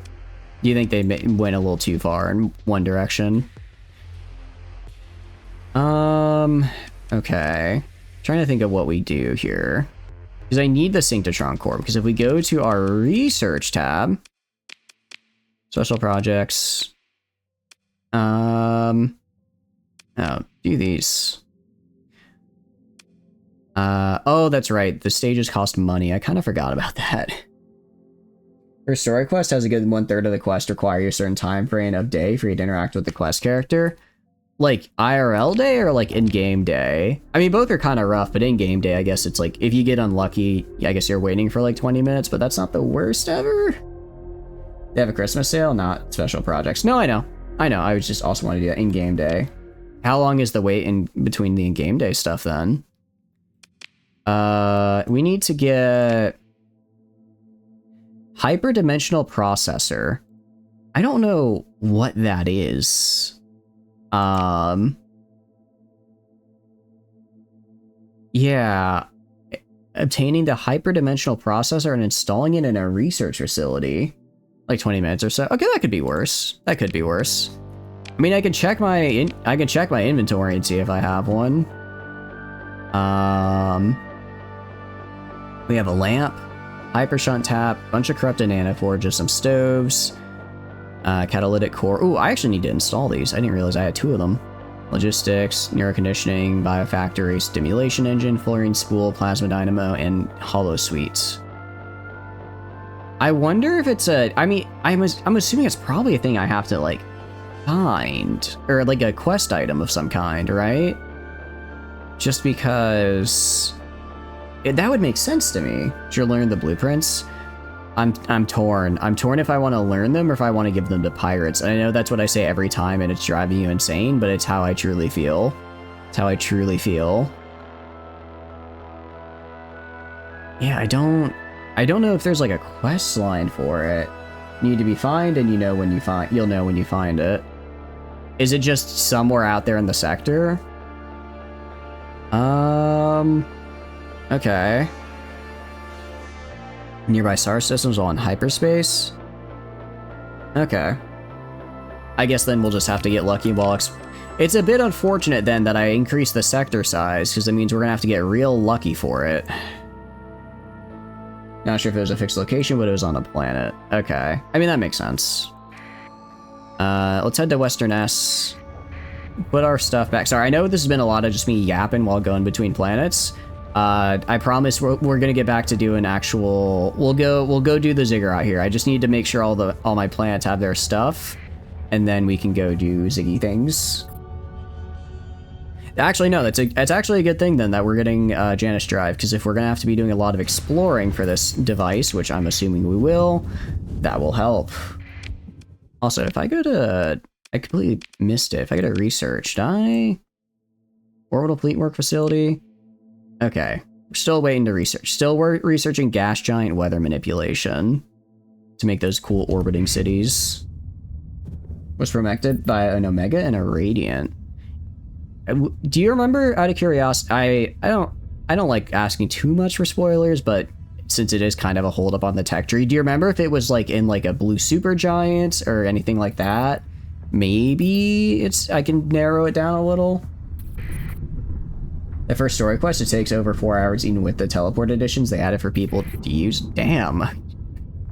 That's, is that just like the tutorial? It's like a 4-hour tutorial? You don't remember? That's alright, I appreciate knowing it's on a planet helps a pretty good bit, actually. At least now I know I don't need to look for like a station. Weapon systems calibration finished. Very cool. They're just like full-on story quest. Okay. That's fun at least. Are you like in the, like, does it have like raids, or is it, they have like raids, or are you doing like the crafting? Like, kind of what are you doing in it? All the lore, all the RP. Oh, is it like a really RP heavy game? Interesting. I know that Final Fantasy had some servers that were really RP heavy, and not like the weird, not like the, kind, but just like more like just really getting into the world. I did not play on those, but I always thought they were interesting. Not the more saucy kind. I know those servers do exist. But just like people who are like really getting into the game, which I think is cool. Not Ligma. Yeah, not Ligma Lominsa. I've not heard that one before. That's pretty good. We're also gonna go, alright, we're gonna do, where is it? Special projects. Oh, I need to put an alpha core in though. Okay, exotic mass repolarization. Compound that can enhance fuel efficiency. All these are cool. All these are actually really cool. They're really expensive though. That's what the alpha core is for. Oh, that's right. I forgot that I put you're right. I put an alpha core to do that, and then I forgot to ever actually do it. Whoopsies. We don't need a guardian anyways. I think Barrow comes with his own. Anyways, go to commerce, install the dealmaker suite. Nice. Also, assign an AI core. I'm gonna increase the income from this guy by 50%. I have a feeling that's gonna be pretty helpful. We're making a lot of money off just this one colony, but we can get it even better, I know. I feel it. I feel it in my bones, especially once we get more access. A resort center, I believe, yes, scales its income off accessibility, which I'm just pumping as high as I can. Most of the latest game dungeon grind for people at the moment, as they're updating the engine to run in UE5, and it looks actually decent. It's very, very chill, slow grind up to the end. Oh, nice!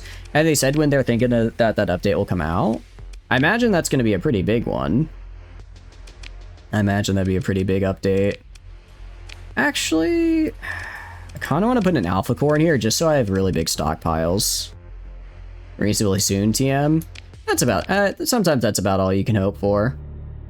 Reasonably soon, TM is about sometimes all you can hope for, yeah. Alright, I'm gonna throw the catalytic core on you. Yeah, increase refining by 3 units. Very good. So now we're producing 6 refined metal, 12 and 12 regular metals. We're also gonna put the catalytic core on the other guy as well, which is Volturni's, what is it, ditch. The ditch. Either way, the next major expansion or one after the other. Oh, so they're still like updating it with like expansions as well. Okay. Out of curiosity, how this is, I don't know if you've played Final Fantasy 14, so if not, totally okay. But how would you say, if you have, how would you say it compares to Final Fantasy 14? That's like the only MMO I've like really played, so that's like my only point of comparison. It's like it's the only one I have as a point of comparison. I'm sorry. Okay, gonna install the catalytic core in here. Okay. Producing some good stuff. Not as much, but still a good amount. And I mean, the big thing is we have enough to export. Wait, demand is 7. How much am I producing from fracking? Oh, I'm gonna need to get an alpha core here and maybe even a point in, just because right now. Yeah. I actually need quite a bit. Wait, although it says I'm exporting, even though I don't have enough demand here? I'm not sure. I don't know if fracking gets me enough. It's honestly just light BDO. What is BDO? I'm afraid I don't know that one. All this land, you sure Volturni's paying his property tax? About taxes. I don't exactly know how those are gonna turn up for us, but I think if we go to the hegemony, it's not gonna go well. Change some stuff around. Black Desert Online. Oh, okay. That's kind of good though, isn't it? Because I heard people liked the gameplay of Black Desert. It was just so grindy and pay to win that people disliked that aspect. But if it's, you know, not as grindy or pay to win, but still has like, I guess, you know, similar gameplay, it's probably pretty decent, right? Way less PvP. I'm actually fine. I don't like PvP in general, so I'm fine. That sounds good to me. Just downgrade then upgrade.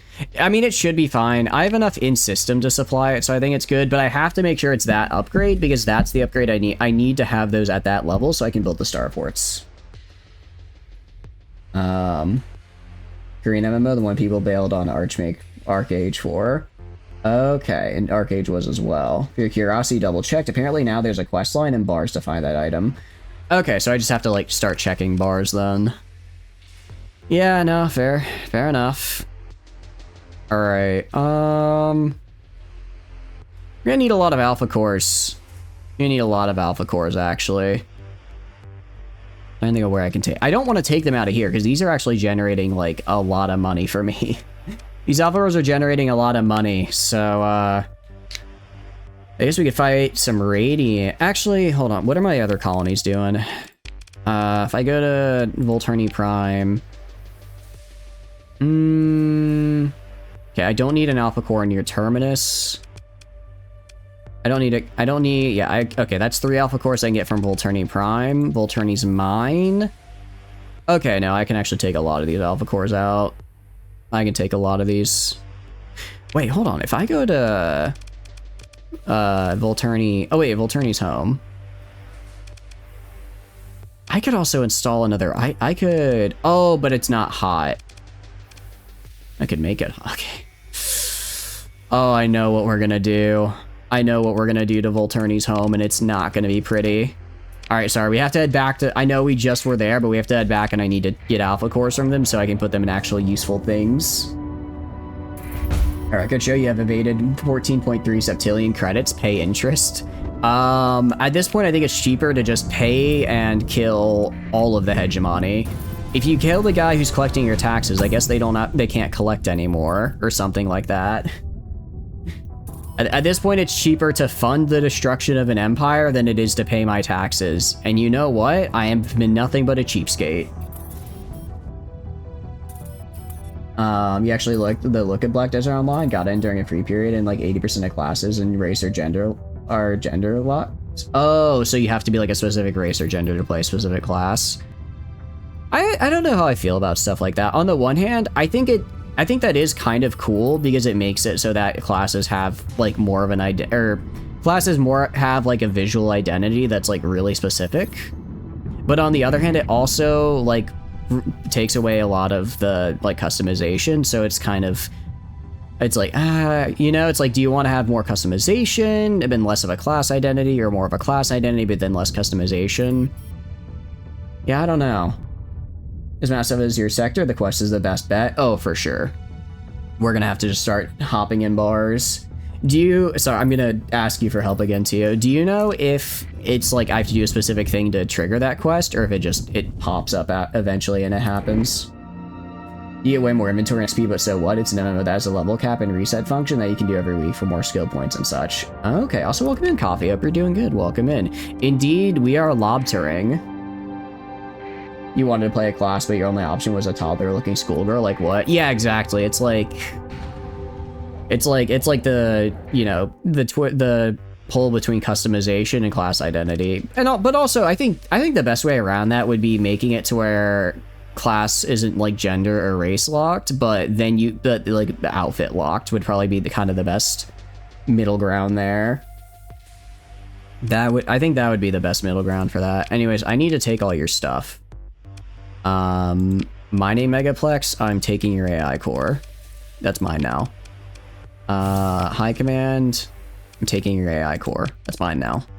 Same with the item here. Same with the item here. I'm gonna keep it. I'm gonna take it out of here, obviously. I'm gonna take it out of here. Okay. Yeah, it's not that big of a deal. It's not that big of a deal. Take it out of here. Expedition Hub I'm gonna keep because it increases actually by a pretty noticeable amount. I'll take it out of this guy as well. I don't really need it there. Blade and Soul was like that. You played some huge woman with an axe. Okay. You didn't even know any of the features. You just thought the trailers you saw looked cool, so you said fuck it. You need to have all the research. You have to have all the research viable without the item and both the type of spaceport. Oh, okay. Spaceport you build as the upgrade of heavy machinery. Okay. That makes sense. Actually, we're working on doing that like right now, so that worked out pretty well for us, Tio. Hell yeah. Okay, that's good. Alright, I took everything I wanted from you. Yeah, Volturni mine, like, it's slightly less profitable, but I wasn't using it for profit. Actually, I'll just steal from the energy drink factory. No, I should actually probably steal from all of them as well if I'm not... I'm kind of shifting everything from here to the other place, right? Terra is very gender race locked as well. Okay. How are you doing, Perpetual? Hope you're doing good. Welcome in. How did you like Terra, out of curiosity? I'll yoink the AI core out of here because I already have... Nice. I already have this somewhere else a little bit more useful. Same for these guys. I don't really need this anymore.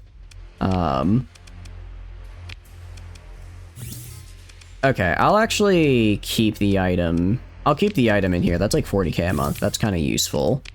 Gonna yoink this though. Yeah, not that big of a deal. Back when you played, there was a single class locked to female. You saw that they were going to do that and just kind of noped out. Terra was really neat when it released.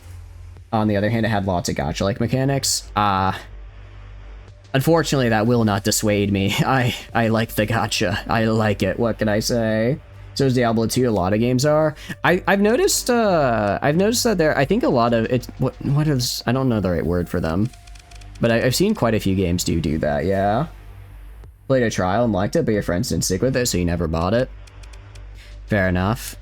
I think that's... I'm kind of that way as well when it comes to multiplayer games. It's like, will my friends play it with me? If not, probably not gonna get it. Unless it's something like Battlefield where I just pop in, shoot heads for 30 seconds, or for 30 minutes and then leave. It's like an MMO, I feel like you kind of have to go into it knowing you're gonna have other people to go with, right? You like having a limited amount of stamina towards gathering stuff? Not at all. Did they do that? I hate the sound of that, actually. That sounds kind of terrible. I'm gonna yoink the AI core out of this consumer industry, but I'm gonna leave the item in it. I'm gonna also yoink the heavy battery out of here. Or the AI core out of that heavy battery. And then I'm also gonna grab it out of the terminus. I don't need an AI core and an alpha core and a terminus there. That is a waste. Yes, jeez. Yeah, no, I'm kind of glad I didn't get it. Kind of glad then that I didn't go too crazy with that one. We're also gonna go to Volturni U real quick. I need to give them an alpha core for a thing. Need to give them an alpha core for a thing that I forgot. Well, I didn't forget. I went there, saw they had an alpha core, forgot I put it there for a very good reason, and then took it. So I have to go put it back so I can do the thing. Said mechanic made it absolutely pay to win for any amount of skilling being done. Oh, okay. So because you could you like pay to like get your like stamina back, so then you could then, it's not like you're paying for like a good year, but you're paying for the ability to then get farther ahead, which then becomes kind of pay to win. Okay. Yeah, you're going to bed. Thanks for stopping by, Flamin. I appreciate it. Have a good night. Have a good night. Hope you get some good rest. I will do my best to keep your ship alive, but I make no promises, given, well, you know. You're a bit of a loose cannon. You're a bit of a loose cannon, Flamin. I'm gonna need to hand in your starship keys and your badge. Hey, what the fuck? Pardon my friend. What? No? Huh? Stop taking my universities, damn it! What? When did this happen? I didn't even know this was happening. Okay, good thing I showed up. Be right back, food. Sounds good. Yeah, okay. Didn't realize that. Okay, now I'm gonna kill you. Didn't realize they took it from me. This is like the third time this has happened, by the way. I don't know why the AI just loves stealing Volturna U from me, but they really do. Alright, well, yeah, I'm stealing them back, obviously. Pardon my French, I was flabbergasted there. I was not expecting that one bit. Not expecting that one bit. Undine, you're gonna go left side. Nodos is gonna also go up here and then start skirmishing. I'm gonna have these guys take right side and kind of swoop around up here for a flank. Swoop around for a little bit of a flank there. I think that's the best way to do it. Alright. Well, I mean, I get an excuse to... Wait, hold on. This is Tritax. It's special, I forget what they're called. It's one of the unique Tritac mods we added. I don't think I have beef with them, do I? This is me finding out I have enemies. I'm like, am I supposed to be fighting this guy? Apparently. Apparently. Alright, but I am gonna try to, yeah, I'm gonna try to take as many of these points as I can just so that they don't get the extra deployments. I mean, I don't think it'd really save them, but it never hurts to be aggressive.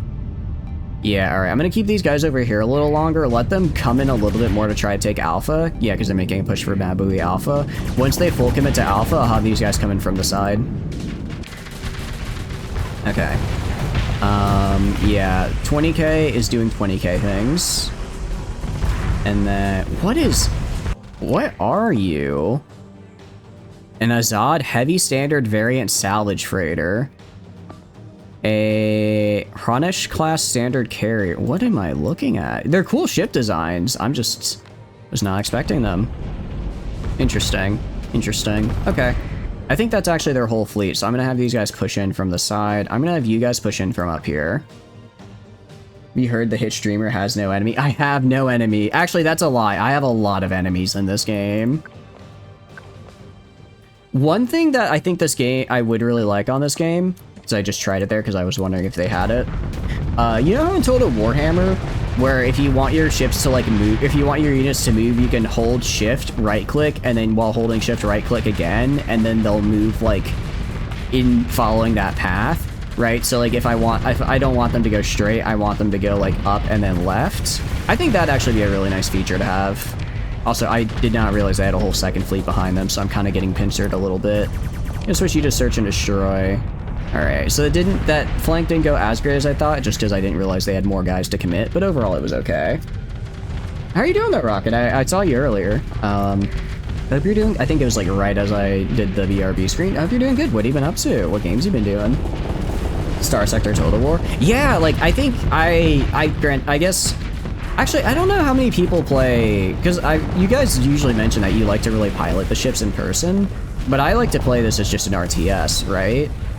I wonder if anyone else has had that suggestion where it's like you hold right click, click, and then they do another right click so they like follow the path roughly instead of just beelining to the one waypoint. I think that'd be really cool.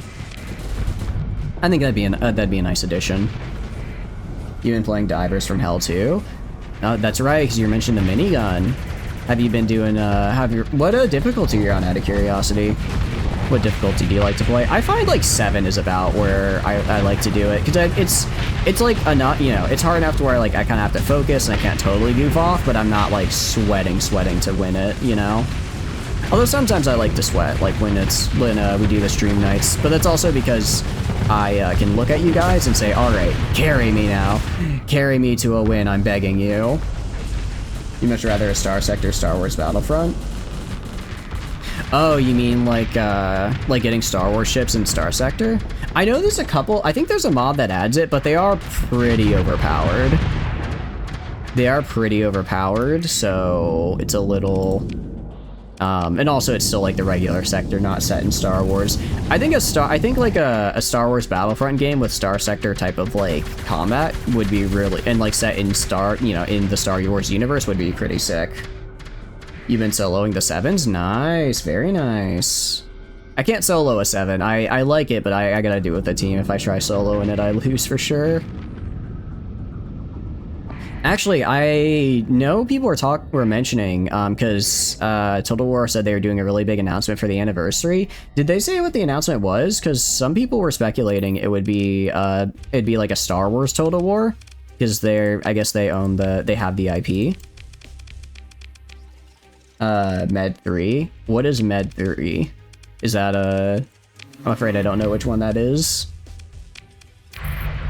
Alright, get out of here and let me steal that place again. Alright, you're gone now. I guess they took it pretty recently because they haven't rebuilt the station yet. Alright. Go right here. Military options, just invade. Just invade. Medieval 3. Oh, okay, Total War Medieval. Got it. Cool. Very cool. Okay. That'll be a good time, I think. Alright, actions, deploy. I guess we take like a little bit of a hit on the way down. Because of the... But I don't want to... We're just gonna have to suffer the ground defenses. Because I don't want to destroy... I don't want to delay them, because then they'll, you know, get immediately destroyed again, and that's a problem. So we're just gonna try and take them. Live stream for the Warhammer stuff was kind of eh. Oh, okay, really? That's a bit of a bummer. That's a bit of a bummer. Alright, I'm gonna put like 4 units on the area here, because that's... I want to take ground defenses so I can deploy elsewhere. I'm gonna put 5, and then we're gonna stop deploying. I'll stop deploying till we take ground defenses. You mean the old Star Wars Battlefront type combat strategy without being just a galactic war between 2 factions and more like Starsector factions? Oh, okay, that could be cool as well. That could be very cool. Oh. That was quick. Didn't think I'd capture it in one day. Yeah, I didn't think I'd capture that in one day. Good news is they left my AI cores. I guess I'll upgrade you to heavy batteries. I'll also build a planetary defense force, because this is like the 3rd time someone has taken this place and I had to retake it back. They really like this place for whatever reason. Alright, build those, and then we'll go to research facility. I'll throw in an alpha core. A singular alpha core. Alright, do that, and then... Why can I not put in 1? Do I have to split it in my inventory for... Am I unable to split? It's the cheese, attract the rats. We are attracting the rats. They're down in Chrysa, or they're down in Dragon's Blessing, but they are here. I mean, the Nagash stuff sounds pretty cool though for the new Warhammer stuff. That sounds... Is it not as cool as people thought it was going to be? Should probably also just upgrade this guy. I don't... On the one hand, I don't care about Volturni U. On the other hand, I kind of want people to stop taking it. It's so rude. I should also build drugs. I'm going to make drugs domain arcology? Oh, hell yeah, I'm going to do domain arcology here. Completely forgot I should do that. Completely forgot about doing that. I'll set you to Freeport. Why not? Who needs stability anyways? And then Get resources, a research facility. Okay, fine. Except okay, fine. I'll do one of the other research places, I guess, because for some reason I can't. It's because I have to hold shift. I forgot I had to hold shift. Okay, you know, sometimes I forget core game mechanics. It's okay. But no, we are playing with the Chrysler Navy mod, which adds the rats, and the rats are very fun. I like them. Okay. Yeah, we're gonna, I guess. Okay. How much longer? Because if I go to, I guess I could build on Sedine, the big industry. I was thinking, because I want to do, if we do, where is it? We do the pit. Actually, 6% growth, that's like what, 4 months? 5 in-game months? That will literally fly by time-wise. That'll actually fly by time-wise before these guys upgrade to the point where I can build my big industries on them. Actually, I probably don't even have enough money to build industries on them, so it doesn't really matter if I could build them right now. I mean, we can do another mission from Draken. That's probably the best way to do it. Just because Draken is my very cool dude that gives me all of the nice contracts for the exotic bounties. Exotic bounty contracts, I think, just are the best because they pay the most. Aside from the IBB ones, but those are like kind of a special deal. They're a little bit different because that's like a modded sort of quest thing. Although I'd argue they're basically the same. They are just exotic contracts, but they're like specific modded, like picked out fights and not just like kind of a randomly generated hodgepodge of very scary ships, right? Unidentified, that's a MVS fleet, which is fine. Yeah, so we lost a little bit of money that time just because I took out all those alpha cores, which did reduce my income. Hopefully once I replace them in our new place, they'll be a little bit better. That's the goal at any rate. Or what we're trying for. Also gonna go to research and production, and then I'm gonna hit start stage right here. And then I get a Guardian class ship, which is pretty neat. I think it's neat at any rate. Planet cracking. Planet cracking is another thing I can do for my mineral planets. I don't exactly understand how it works, but it takes a while to research, so I think it's good. Yeah, I didn't realize I was fighting those guys. But, you know.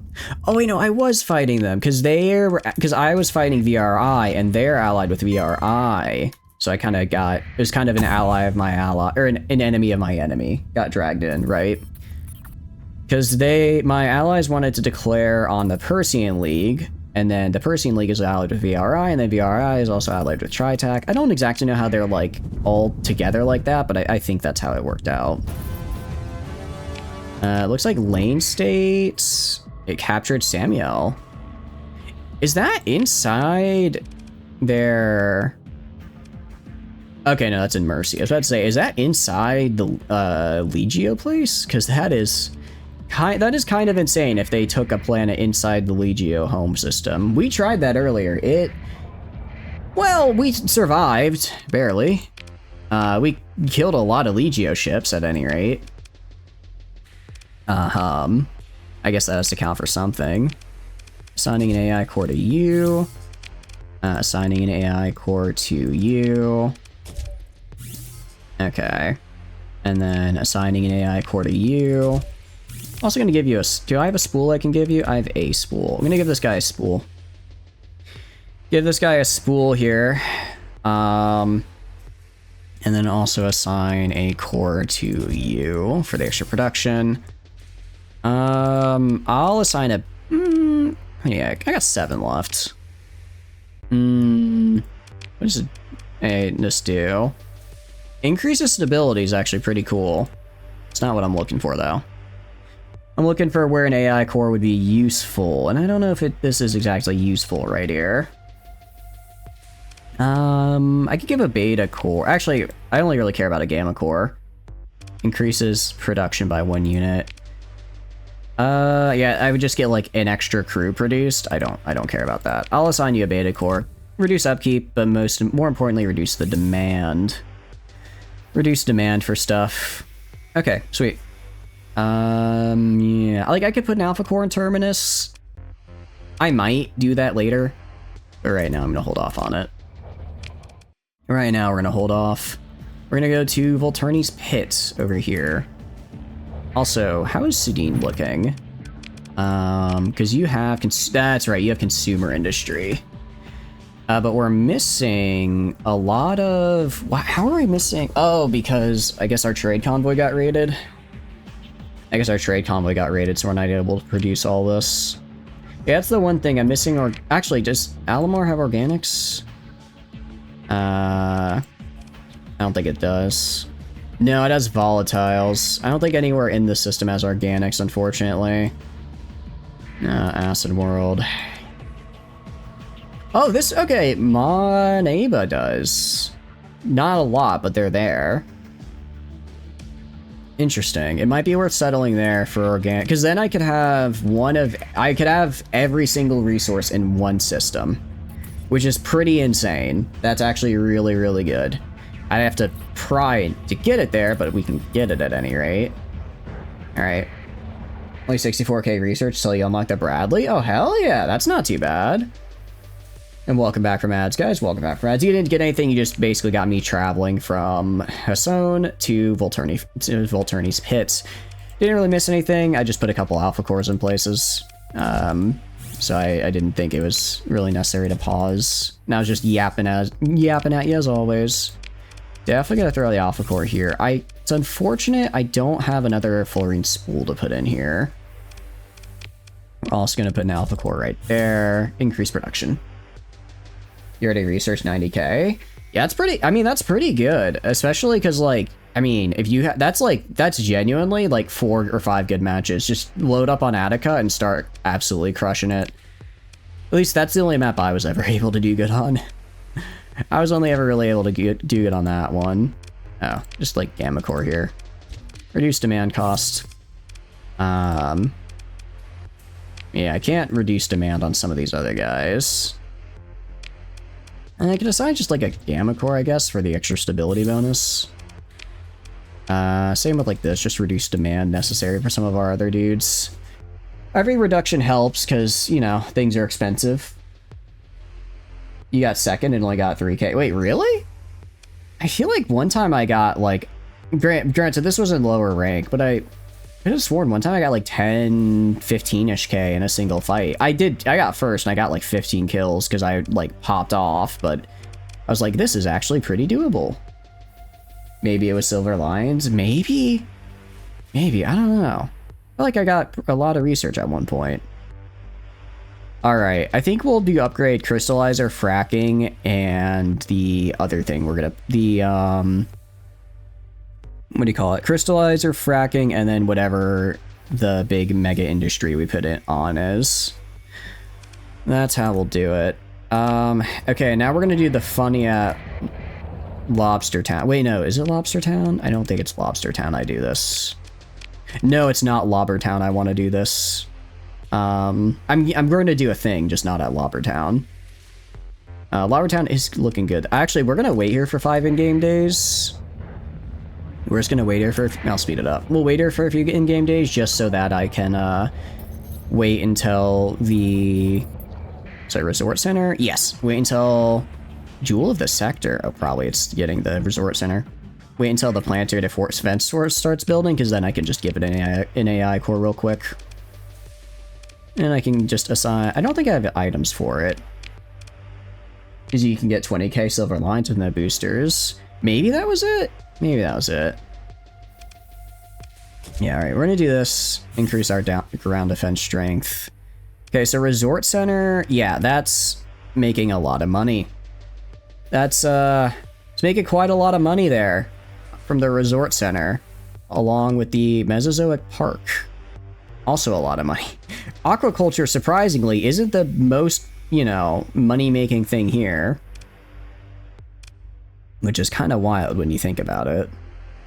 Gene Lab. Yeah, the problem is I don't think I can get enough things for the Gene Lab here because we're size 7. Actually, we could, because there's one other cryo sleeper. in the sector, so whatever world size 7 world I put that on, I'm gonna have to build domain artifact creation, because that's the only way I can get 7 here and actually meet the minimum demand. Wait, who needs the demand? Aquaculture? Oh, that's right, I can't put an item in here to reduce that. Okay, yeah, it's a little unfortunate, but it is what it is. Anyways, we're gonna make a lot of money off Lobbertown. Alright, and now the final leg of our little journey back to Nasayo. Because we're gonna do the funny strat. Also slow down our speed. Well, you'll see when we get there. Because that is where I have, although, actually, I might not be able to though. We'll see. I don't know if I can have multiple items in a building or not. If I can't, then it's not going to be good. Then it won't work. Because we need to be able to have multiple items in a building for this. MRC reprisal? Oh, that's not me, though. Someone else is getting reprised. Not me, though. I haven't really messed with the MRC. Probably should maybe be nice to them, just because their Xenox have done super good work for me, though. I've been using them like crazy. Honestly, the Xenoc is kind of broken as a destroyer. A large and medium slot, plus like 250 speed. It's absurd, actually. Also check Kirscheiss. I think I can give Kirscheiss. I think I made it into a drug lab, but I think I can still give it the funny light industry colony item to get even more drug production. Only 1 core and 1 item. Ah, okay. That's unfortunate because what I wanted to do, manage item. I was gonna say, if I could put this in, I was gonna try to put this in with the relay hypertransmitter, and then I was gonna go install the orbital light, so that way I could increase it to hot, and then I was hoping that would make it so all of my interstellar relays got like a super big fleet size bonus, but it doesn't look like that's how that works. Bit of a bummer. Oh, wait, I have a drug lab. Oh, the drug lab is here. Whoopsies. Can I give you... Oh, I can't give it the thing, though. Unfortunate. Unfortunate. Can't make a drug lab. I am gonna take this AI core and put it into the drug lab, though. I don't really need increased heavy batteries. If I take this out of you... I mean, it's a lot less, but it's fine. We have a built-up high command. It should be good. All right, and that's, yep, we're producing 13 units of drugs here. We are the largest drug producer in the sector by a factor of 300%. Ah, I love the free market. Okay, anything else? No, I don't think there's anything else I need to do here for a while. Anything in storage? Nothing in storage. I'll take some supply. Ooh. Kind of running out of space, aren't I? Alright, I'll just take some supplies and then send to Kirscheiss and see if I can build a drug lab there. You can even sell all of them with your access? What do you mean? Oh, my access? I think my access was decent. I can check, but I think it wasn't terrible. You. Right, you're kind of worthless. I don't care. Hold on, I can check. I think our access is actually like 200% or something. Show system into... pressing the wrong damn button. Volturni's home. Yeah, 288% access, luckily. We're actually not too far out of the core worlds. Not enough. Wait. Are you serious? Are you serious that it's not enough? Are you being... I don't know if you're serious or being sarcastic, because, like... Hover on drugs? Profitably exporting 13 units of recreational drugs controls 6% of the global market share. I mean, I'm producing... It looks like I'm exporting a lot. It's enough? Okay. I was gonna say, this is, I don't know how this could be much better. It'll tell you if there isn't. Oh, okay. Good to know. Guess what you get to do next week? You get to go see cattle again, or get to see bison again. Do a little bison ranching. Alright, I don't care about Kirscheiss. Let's go to Asconia and buy some more fuel because we need to go all the way out and fight the Ziggy. With Ashes Domain, you can reach 1,000. How? 1,000 is... That's like, you know, a lot. How do you... How? Gates? Oh, do gates increase your accessibility with Ashes of the Domain? I did not know that. Actually, what I can do, I go to like the pit here. Isn't there like the planet cracking now? Isn't that a thing I can do? Planet cracker. Oh, it must be a station. Wait, interesting. So do I have to build a station around... Do I build a station around the planet and then I put this on? And then it makes the planet have more resources, I think? Yep, okay. Figure driver's test? Oh, you're gonna crush it, you'll do fine.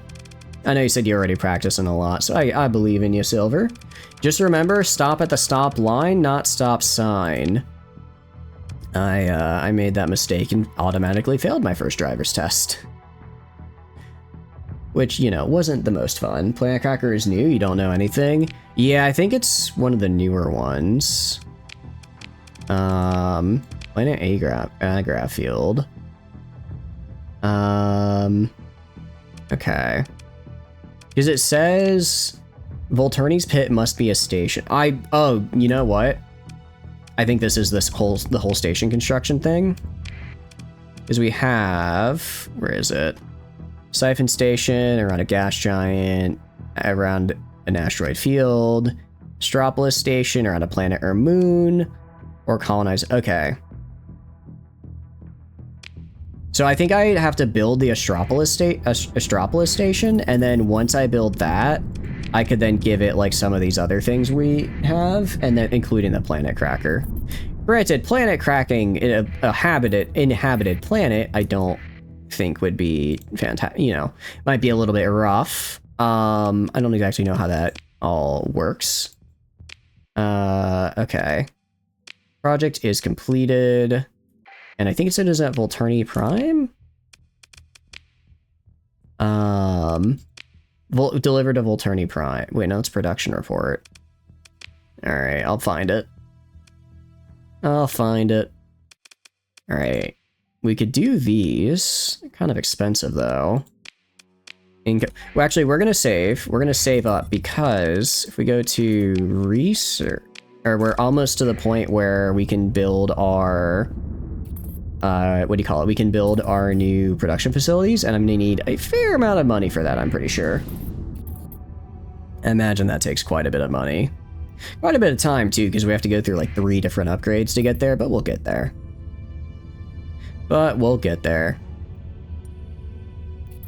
Remember to check the bars in your planets? Yeah. Right now, they're not built yet, unfortunately, because I'm waiting on getting the size on the planets, because I'm going to build them on the pit and the ditch. So, yeah, like 3 more months, and then I have the growth I need to get that industry up. I guess I could get rid of an existing industry, but I think having all of it kind of self-contained on a single planet to make sure I get the production output I want is probably a good practice. Driver instructor said you should do fine. Yeah, you'll do fine. I'm sure.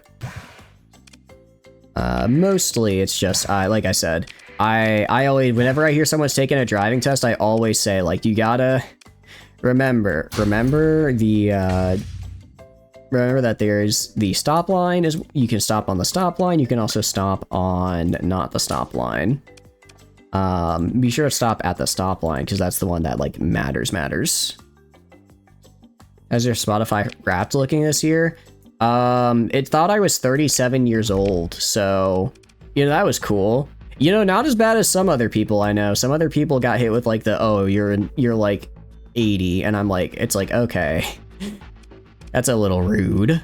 That's a little bit rude, actually. Alright, we're gonna go to Volturn here. I'll talk my way out of it. I don't want the hegemony sniffing around me. I'm gonna be real with you. You got hit with 22? That sounds about right, I imagine. That sounds about right. I don't think anyone's getting hit with like 50. I don't think anyone's getting hit with like 15 or like anything like that. I think that's probably about the lower end you can get. Mine was just like, hey, you listen to a lot of mindless self-indulgence, so we think you just like stuff from the early 2000s. And I'm like, yeah, no, you're not wrong. That is correct. Okay, what do you got for me? Ooh, try attacking Alpha AI experiment. After falling rampant, it stole a set of domain era schematics for prototype phase coils and recently discovered that Laplace put this technology to use, creating a powerful fleet consisting of almost entirely unique phase ships. Its continued existence cannot be allowed. An enormous fleet, which will be a moderate danger. Huh. Yeah, no, that's cool. I have not seen this one before. This is a new one. Awesome. Approach the field company representative. Antimatter, 10k antimatter fuel. I kind of wish I had found this earlier because I would have gotten a much cheaper deal, but it is what it is. Anyways, go to colony info. Okay, so I'm not seeing where their lobster is.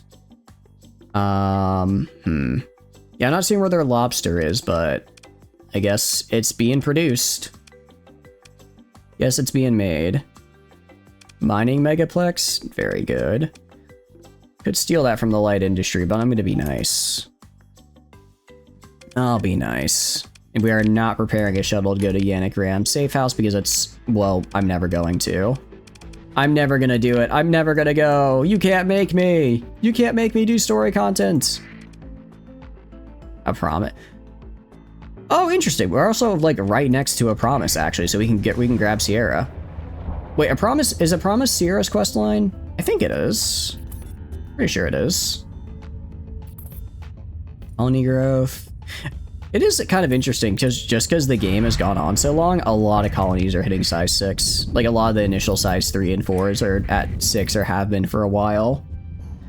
I mean, if we keep going, I think everybody's going to be size 6. Which is a little neat, I'll admit. That is a little cool. Alright, I'm a bit interested to see what our income's going to look like after this month here, now that we've got I think this is our first full month of income since we got the exotic resort or the luxury resort up and running. So it'll be unique, probably be really expensive, but good. It'll still be good. And Voltanian bounty ended. Very nice. But yeah, like all this travel time we're doing, once we get the Janus drive, we'll have to do some of it because we'll have to go out to the initial gates to, you know, find them, but then from there we don't have to jump out as far. All right, new major events at Lobster Town. Resolve events. Hello there. Okay, that's new. Geological survey that our colony has conducted has revealed that a network of caves previously assumed to be natural in origin is in fact breeding grounds for previously undiscovered insect species. The dispatch team broke into a large cavern containing a few thousand eggs, each measuring approximately 1.5 meters. However, before they could secure samples, several creatures that seemed to be warrior caste of the hive began attacking them. Each of these monstrosities was the size of a small combat mech. Luckily for us, the team was able to evacuate without any human losses with one of the eggs, but the question of what to do with the hive prevents itself. One of the surveyors is still amazed by the creatures and their robustness. They suggest we try and find a way to use them to improve our defense. In case of a ground invasion, their sheer size and endurance would be a terrifying presence, can be devastating on enemy forces when unleashed upon them. The Secretary suggested purging the warrior caste to try and extend the territory of the insects to produce enough eggs in order to export them as luxury food. After testing revealed they are edible and in fact quite delicious, despite being a bit chewy. Finally, whatever, warrant officers suggest nuking the site from orbit to remove all traces of the species. Let's see. Start a breeding program. Increase production of luxury goods by 2 units. Ooh. Can I hit escape? Oh, I wish I knew what the planet was before I made a decision here. Find a way to use them as defenses. With special pheromones, we can control them most of the time, or we just destroy them. I mean, I think we just have them as special defenses. We're not doing... I don't think we're doing consumer industry on this planet. This is Lobster. This is Lobster. Yeah, this is Lobster Town. We're not doing consumer goods here. Or luxury goods here, so we would just use them as defenses. That's pretty cool, though. I like that. Let's save real quick.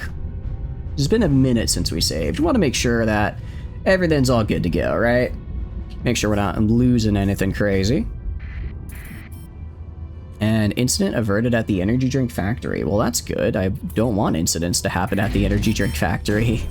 Yeah, 1.2 million from our colonies. That's pretty nice. Also, we have... I was looking to see if we had the... Industrial Center. Current industry synthesis. Interesting. I didn't realize that was a thing. Industry synthesis is cool. Defenses. Yeah, okay. So there's not like a special little indicator up here for hive creatures. Kind of hoping we might find it. Alright. Well, yeah, nothing else to do here then. Nothing else to do on this place at the moment. Other than be amazed. I mean, extra production of all. It's just, it's good. It's good. Also, organs? Why? Oh, because I guess we produce them based off the... Yeah, just for existing as a colony, we produce organs. You've killed 2 planes with a light tank. Oh, nice. Okay. Do you use like the machine gun, or did you just snipe them out of the sky? Very impressive, though. I tried doing like anti-air stuff, but it didn't go badly. I was just the entire time like, I kept running out of ammo is the problem. I would try to do anti-air. I guess I need better tracking, but I would just run out of ammo. I'd hit a guy like 5 times, run out of ammo, and then it's like, well, nothing to do now. I'd occasionally try to take a point, and then I just get immediately blasted. About 3,000 research in a game you won with 4 tank kills, 1 airplane, and 1 zone capture. Okay. It might take a bit, but it sounds like you're getting pretty close to Bradley. People might never be free of death taxes and organ harvesters. Apparently not. Apparently not. One of the survivor settlements on the surface is hailing your ship. See what your sensors officer has found. Okay, so this is actually new. Power of a 20mm autocannon and just an Uzi that can kill tanks. Okay. Wait, so which tank you running? But yeah, something tells me as long as we have a colony with millions of people, we're gonna be exporting organs. Just a thought. Here, and here. Fusion Scorch says heavy lifter is a big operation, but why? There's no settlement, no facilities, no mining, except they pull up the visualization of a graduated radar scan of the vast slope of space adjacent to the lifter scorch. Surface is sharp fragments, even distribution gradients, suggest intentional demolition debris and recent, and with a smile, then it gets good. The view is overlaid with a deep radar scan. The shapes are blurry, but they're distinct verticillary forms beneath the debris. Your sensor officer sits back now with that little pride and says, I'd say someone's hiding something, Captain. Well, this is new. The XM800T, it's a vehicle with a cannon. Cool. Let's investigate the hidden structures. You order the... I wonder if this is related to the hail that we received as well, or if just 2 separate events happen to spawn on the same planet. You order the hidden structures investigated. Deep scans are run, and the salvage teams with heavier equipment are shuttled to the surface, overseen by your ops chief. The digging is easy. Deep scans from orbit direct the work toward the most promising sites. Salvage crews burrow through the loose material, shoring up the working face with temporary structural foam.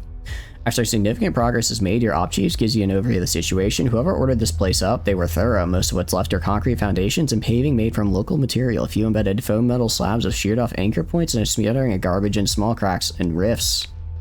Oh, this is for Tritac. This is a planet. I think we're about to fight the Ziggurat. I'm doing story quest content. We can tell it's of mostly recent make, talking decades, not centuries, probably younger, your ops chief explained, waving a forefingered hand through the display hollow. You can see we activated the structure with the density anomalies here. They give a few bright spots on the display, a solid jab. Looks like a few cheaper crawler drones left to collect and dump rubbish in a slag pit, then they drove themselves in before setting off the demo charges on the cliff face. Your ops chief steps back and nods respectfully. Pro cleanup, no stray data, of course no stray baubles. Rarely see anyone bother putting in this much effort. It's all I got, Captain. Your ops chief gives a gruff salute and leaves you to ponder the diagram of the hidden base wormed out with several barren salvage tunnels. Tritakian. They can afford to be thorough when they want to be, and they only are when it matters. One of the survivor settlements on the surface is hailing your ship. Answer the hail. You open a comm link your comms officer configuring the protocol interface with whatever jury system the other party is using. Hello, is this thing on? Oh. Okay, no, I think this is just a... yeah, I think this is just a separate event that happened to also spawn on the planet for Tri-Attack, which is kind of fun. Got any boys with fancy guns up there? If so, we have a favor to ask. Recently, a rival camp stole something a Great Valley to us, a finely carved wood statue. We've got to get it back, but they're dug in too deep for us to handle. But if you were to come in with your fancy shells and power armor, they'd crumble like Celia's paper. In return, you can keep whatever other valuables found in their miserable den. Interested? Do you risk your Marines' lives, even though such meager opposition for such an uncertain loot? Oh, wrong button. Meant to hit accept. Yeah, 30 expected resistance? Oh no. Recover item. Minimal losses. Launch the raid. Your forces have suffered casualties during the raid. One guy died. Unfortunate for that. Unfortunate for that one guy. Also, I just love this. I wonder, have they ever like showed like what this full armor set looks like? Because it is super cool. I mean, the helmet's great, but just the whole set of armor is fantastic. After a brief reconnaissance overflight with aerospace assets, your Marines stormed the target location. The crew defensive of a minor settlement on a decivilized world are no match for an organized Marine element with air and orbital support, and resistance rapidly disintegrates. Quick search turns up finely carved wood statue in the leader's personal chambers. Your squad's also on a pile of loot, which they load onto the shuttle. Thank you so much, Starfarer, Richard Verde enthuses after your turn as trinket. Well, it's probably more valuable out here on Agrid than back in civilized space. If you ever stop by again, don't be a stranger, alright? Marines return to the fleet without much fuss. Maybe there'll be another little adventure this way on the next planet. Basically, an autocannon is just an automatic cannon. Sometimes it has a fire rate of an actual gun, sometimes it takes a second. The 20mm that the XM800T has is closer to a really big gun. Okay. A random cannon. Not a random cannon, Tio. An autocannon. I guess if you fire at random, it's a random autocannon, though. Also, we should probably survey. Scattered Ruins, D-Civ. Yeah. D-Civ is interesting. I saw like a post the other day that was like, you know, most people probably, ooh, that's unfortunate. Most people in the sector probably live on D-Civ worlds outside the core worlds with like just millions of them. It's just that they don't have like the ability to make spaceships, so they're kind of just like dead to the world. But there's millions of people out here because we don't know how big a D-Civ world is. We just know that it's there. For all we know, well, it sounds like it's kind of not like super big, but it would be interesting if it's like, no, it's like just modern day Earth, but they can't make spaceships, so we just look at them as if they're super primitive. Orbital habitat, that's a new one. That could be interesting. Got any good colony items for me? I could use a full ring spool or two. Derelict ship location. Okay. And nothing good, really. Well, you never know. Sometimes the second salvage gets better stuff. And not this time. We'll grab the sensor array. Help us find the Hamatsu a little bit easier. Help us find the Hamatsu. Also, it's like, what, 3 heavy machinery to claim it? 5. Yeah, I can spare 5 heavy machinery and a neutrino burst. Alright, something around the sun. So I'm wondering if that's our boy. No, that's just a supply cache. We'll tap the tanks. Another failed tap to tanks. Bit unfortunate. Oh well. Staging point eclipse availability. I think somebody just destroyed my drugs. Not cool, man. I was selling those. Dude. That's just rude if you ask me. Alright, probe. Long-range scan readings indicate that this object is likely a common class of uncrewed instrument platform. Sensors detect radiation leakage indicated of a damaged nuclear noise or battery. Noisy EM visuals suggest moderate to major structural damage. Investigate the instrumental problem. Your bridge display focuses on figures and hard tubes developing into a work drone to swarm the probe. Equipment cases and feed lines trailing. Your operations chief grumbles over the comms, enforcing strict call and response procedure in accordance with safety protocols. The salvage team soon discovers a non-standard miniaturized hypercomms relay core at the center of the probe structure. Your op chief turns from the console to give you a look that says the salvage job just got a lot more interesting. Ever played Helldivers? I have, or Game Wander. We actually, we'll probably start doing them again. We do the occasional game night for Helldivers where I'll stream it and I'll play with all y'all in the chat because it's a fun time. I'm not very good at it, but luckily, you guys usually are, so I just get carried by you guys. Why are you playing the new Warbond out of curiosity? Your op chief leads you through a live compilation of the salvage investigation. Hypercom core is formed from once carefully arranged loops of dense superconducting material now bent and punctured by small impacts. A delicate conduit seared by radiation. The sophisticated post-collapse engineering is junked, but its presence indicates the involvement of a major power player in sector politics. After the salvage team returns, their attendant cargo drone packed with recovered data cores. Your technicians get to work pulling the data from damaged memory. The results are scrambled, mostly. Your techs manage to find a few archives frozen in unencrypted temporary memory, logistics requests for basic supplies, field construction material, typical remote outpost. Your comms officer proudly presents to you 2 mentions of the surname Astraya, presumably Khalees Astraya, and the comm logs, and even better, the last target of this comm link, a seemingly insignificant point in hyperspace. It continues, it looks like she was in the core worlds at the other end of these requests. Your comm officer reports. This confirms that the Black Project was operating in this system and Khalees Astraya was involved, and were the destination of Hamatsu and Astraya's current location. Cool. I guess I could... I can't salvage it. The one drone I can't salvage. It's okay. Planetary Defense 3. Is that... I do wonder what that is. I should also maybe look at my policies. I think I have one more policy slot. Yeah, I think I have one more policy slot available, actually. And Paradise. Yep, Jewel of the Sector. First ever resort town.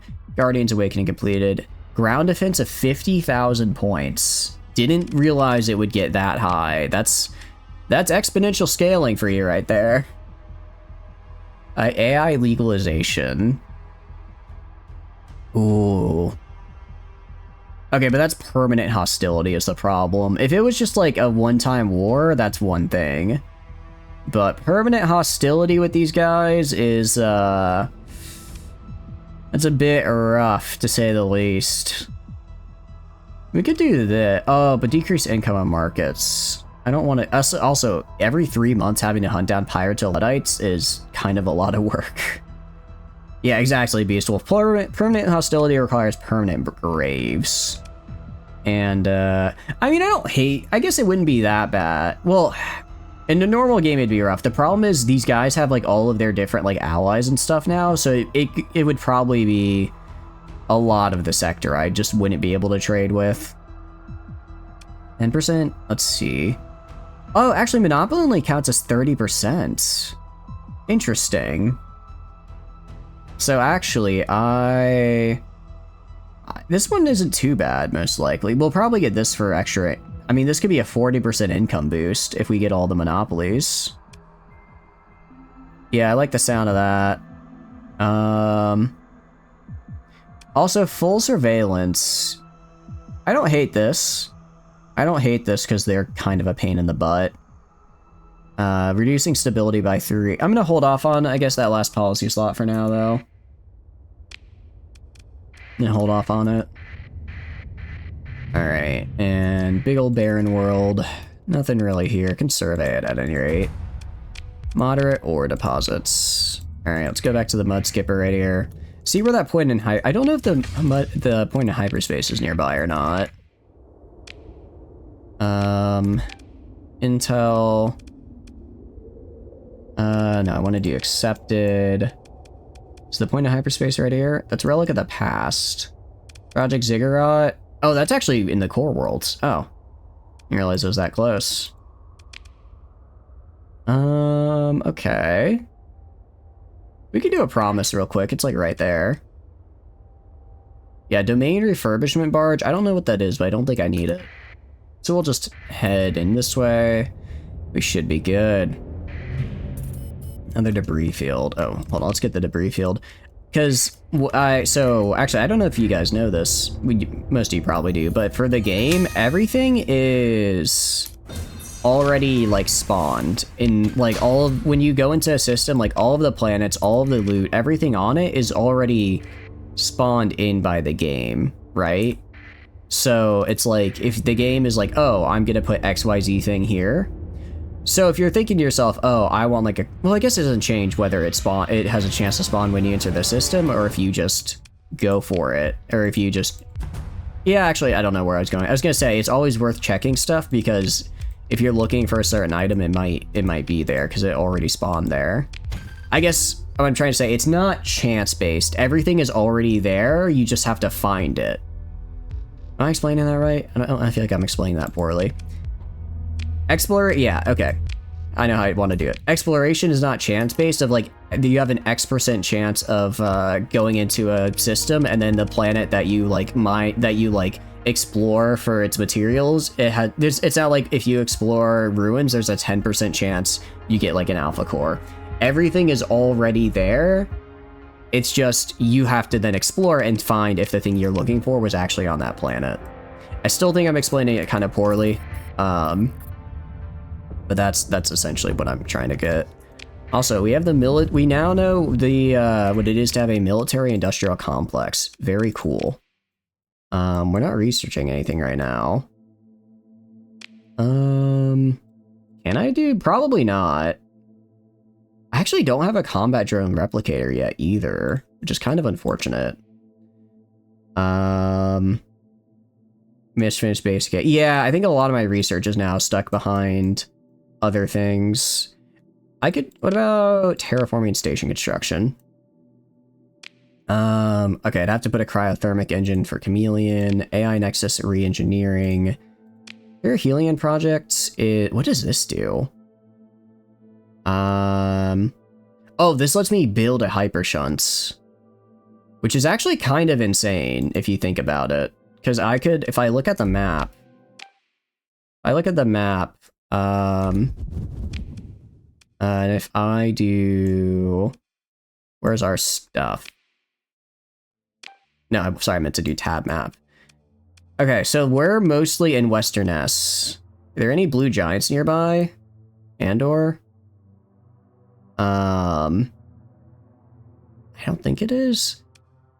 Okay, Meridus. I think that's definitely, I think that's within 12 light years. I could build a hypershunt in Meritus, and then I could get all the bonuses I want on these guys, which would be pretty sick. How are you doing, D-Day's Revenge? Hope you're doing good. Welcome in. What are you up to? Some mods do change that. Oh, okay. A random cannon. Yeah. Oh, wait. I already read that. Sorry.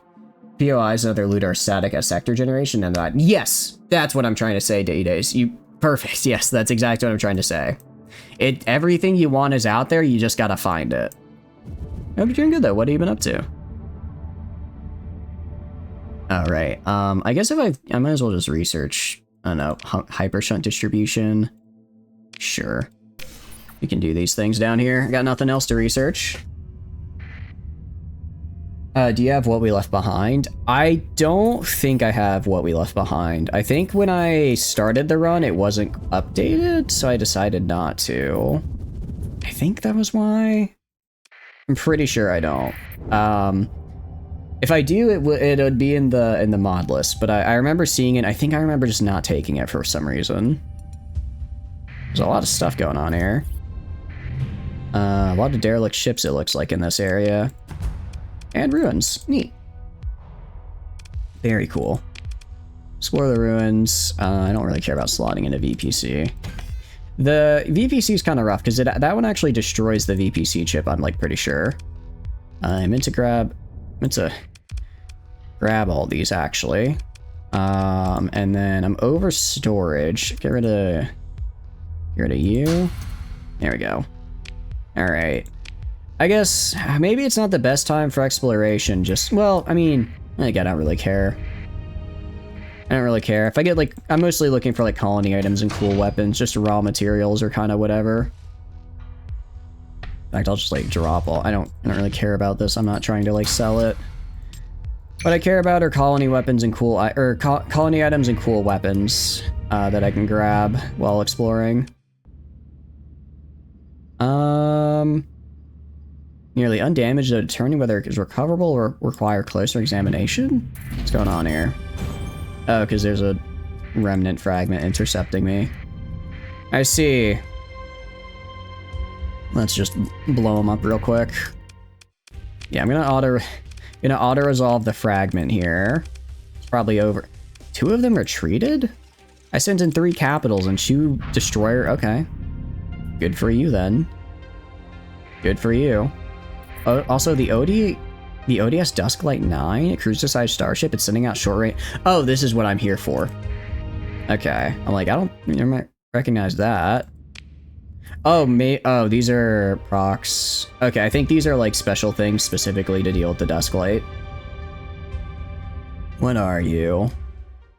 The battle-damaged ship makes no attempt to hail you or do anything else of its own volition, seemingly locked into its current orbit inside a cloud of destroyed ships. You order that a comlink with a shape be requested, a small ping as the request goes through, and before you mentally process it, another arrives. Accepted. The feed begins to twist, a green glow forming. The glow forms several solid pieces, which snap together into a digital persona. There's a momentary silence, soon broken by several warnings as your ship automated commsec reports several intrusions. Your comms officer immediately begins barking orders to have this resolved. The bridge main screen goes dark and characters begin to flicker into it one by one to form a sentence. Who are you? It awaits an answer. Interesting. Well, we found Course. Well, this isn't Barrow. This is just. I don't think this is Course. I think it's just a guy. Oh, I am me. Who are you? Is the briefest of pauses as the intruder parses your name, another message flickers into existence. Yours is already known and not currently relevant. I am but a branch of a relic. The message lingers longer enough for you to think about what it means and whether its patronizing nature is intentional. It then vanishes and is replaced. What happened? The bridge suddenly lights up, playing back a short recording. You're invited to watch as a Hammerhead class unloads an excessive number of harpoon missiles into a drone ship, transforming it into a brilliant spark of light. The recording cuts as the ODS Dusklight moves into an attack vector and as fighter complement descends upon the aggressor, another message forms. Calculated risk involving an untrustworthy scavenger has resulted in my fleet being rendered unusable. I require your assistance. Remnants of Tritakian's AI horde have taken Kinemine and have her captive at a research station in the system. I need you to find Sierra and let— It is Sierra! It is Sierra! Let's go! Oh, okay. I wasn't sure if this was Sierra or not. I couldn't remember if I promised was Sierra's questline. Oh, hell yeah. Message vanishes and was replaced by a single question mark. I'll consider it. Excellent. Burn bright, Starfarer. Of course I'm gonna rescue Sierra. Of course I'm gonna rescue her. She's Sierra.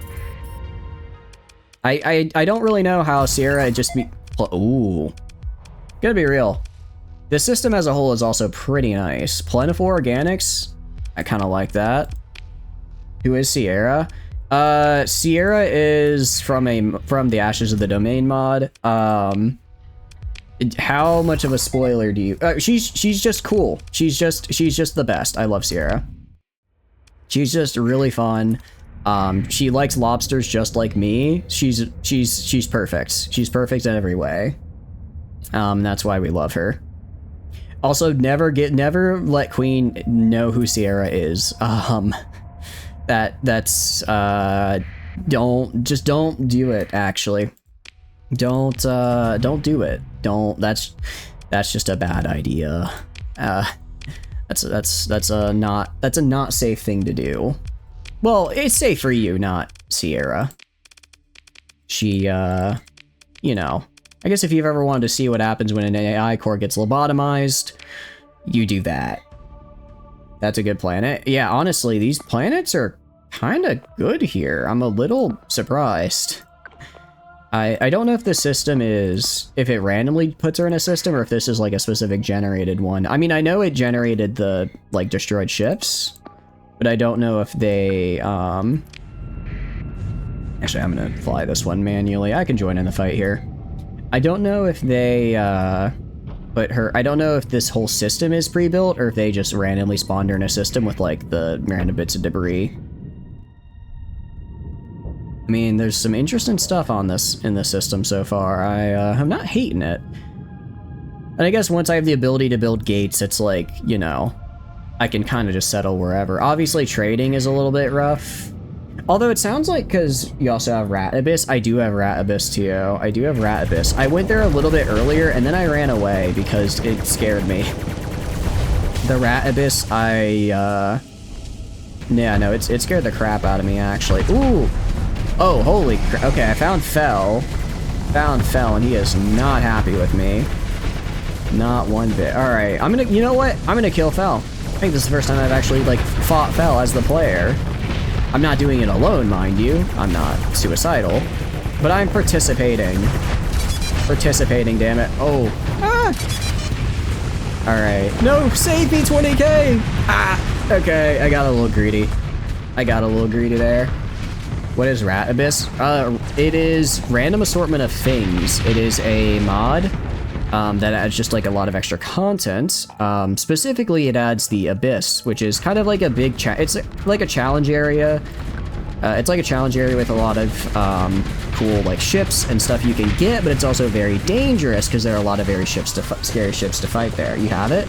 Oh, then if you look at the very bottom left of your sector, there should just be a system called the Abyss. If you go into it, there's a lot of scary stuff in there, but there's also a lot of really cool stuff in there. I actually haven't really done much with the Abyss. I only went in a little bit kind of earlier in the run, and then I backed off because I saw it and I was just like, I know I'm gonna die here. And then I almost died there. So I was like, maybe I don't go here. The Abyss is cool. How are you doing, Garrett? Hope you're doing good. What are you up to? The Abyss is quite cool. I need to go back at some point. It was interesting because it's not like the Borkin Abyss, or wait, it was April. I always forget whether it's Borkin or Aprilite that has their like. That's less an Abyss, more just Warhammer 40k Eye of Terror, right? But it's different. Your fleet finishes approach to the Delta Barrel at end text without further incident. Send a salvage team down. Let's pick through the salvage. I like the research databanks. Pretty class frigate blueprint. That's actually a pretty cool looking frigate. Base item? Huh? Enables heavy industry to construct items described in blueprints. I didn't realize that I could get a blueprint for these. And Sierra's best girl. We're getting Sierra right now! These integration. Yeah, there's also integration with a lot of mods. I think the biggest thing that really impresses me, I think, with the Starsector community is not only how much like mod integration there is, where it's like if you run one mod, you can run another, but also how much like cross mod content there is, if that makes sense. Where it's like if you run one mod and if you run two of the same mods, they'll also have like complementary content with each other. I think that's like really cool, and I can't think of a lot of other communities that do something like that. I really can't. Alright, Anomalous Station. I'm guessing this is where we're supposed to go to pick up Sierra. You expect this might be the place to look for Sierra. Yeah, we're gonna engage the automated defense. You know, I'm gonna auto-resolve, actually. I'm fine with that. I'm a little... My flagship is a little dead right now, so we're gonna have to get in... We're gonna have to do this the old-fashioned way. Okay, continue. Its defenders mere scrap and dust. Your salvage crews tear into the abandoned research station's holds, looking for useful cargo left behind blueprints and this station's prisoner. In the end, finding her is not an especially arduous hunt. A jumble of incoherent signals and emissions are cast out in every direction and eventually pinpointed to a room at the station's heart whose walls give off a magnetic field strong enough to cause significant interference with electronics. Returning with well-shielded equipment, the chamber is pried open to reveal a round chamber lined with dilapidated insulation. Fastened to the floor is a large AI core of unfamiliar design concealed by a shiny silver housing. Its cables sprayed uselessly across the room. Faded writing on the surface reads Sierra OB. Let's take the core. The core's restraints are burned through and removed, and the core placed into a sealed and shielded container that just about brings the inconvenience of its magnetic field to manageable levels. It is carefully added to the hull, and your salvage crew goes for a second round in case there's anything that's been missed. Nice. Axial overclock. Oh, we already have that augment. Oh, sorry, it says a null. For a second, I thought that said a-hole blueprint, and I was going to say that is an interesting blueprint name, to say the least. At least fast battleship. Hell yeah. I like the look of that. Okay, I'm guessing that sent out a little ping that's going to cause likely a remnant fleet to spawn, which is fine. I'll kill him. I'll kill anyone who tries to harm my girl. Ancient Industries. There are a lot of, we're finding a decent amount of ancient, I guess the reason we're finding all these ancient industries and stuff out here now is because I'm not close to the core worlds anymore, right? I finally went kind of far from the core worlds, but as a result, which is cool, but it also means as a result, I'm not getting that accessibility bonus. And accessibility helps a lot when it comes to selling more items. When it comes to selling more items, you need quite a bit. 66 per day. Oh, because we're technically like refilling getting our CR back up. Let's survey right here. Survey. Yeah, I don't think we're gonna find anything else. We're gonna go here. I'm actually gonna hop out and then back in hyperspace. It'll burn some fuel, but right now I'm starting to get a little worried about supply. Actually, any black holes nearby? Oh wait, we're not that far. We're like, yeah, 12 light. Oh, we're fine. I thought for a second that we, incursion was successful against the Western star system was successful? What? Still have all my colonies there. Well, that's not good. I don't want them to have a successful incursion. That sounds really bad for my health. Okay, so the ditch is so the ditch is a little bit younger than the pit, so it's not quite where I need it to be. Not quite where I need it to be for population-wise, but it'll get there. It'll get there. Yeah, originally I was planning on building cloning on these guys to try and increase the how quickly I would get more pop. But it is what it is. Engineered Utopia. That's pretty cool, actually.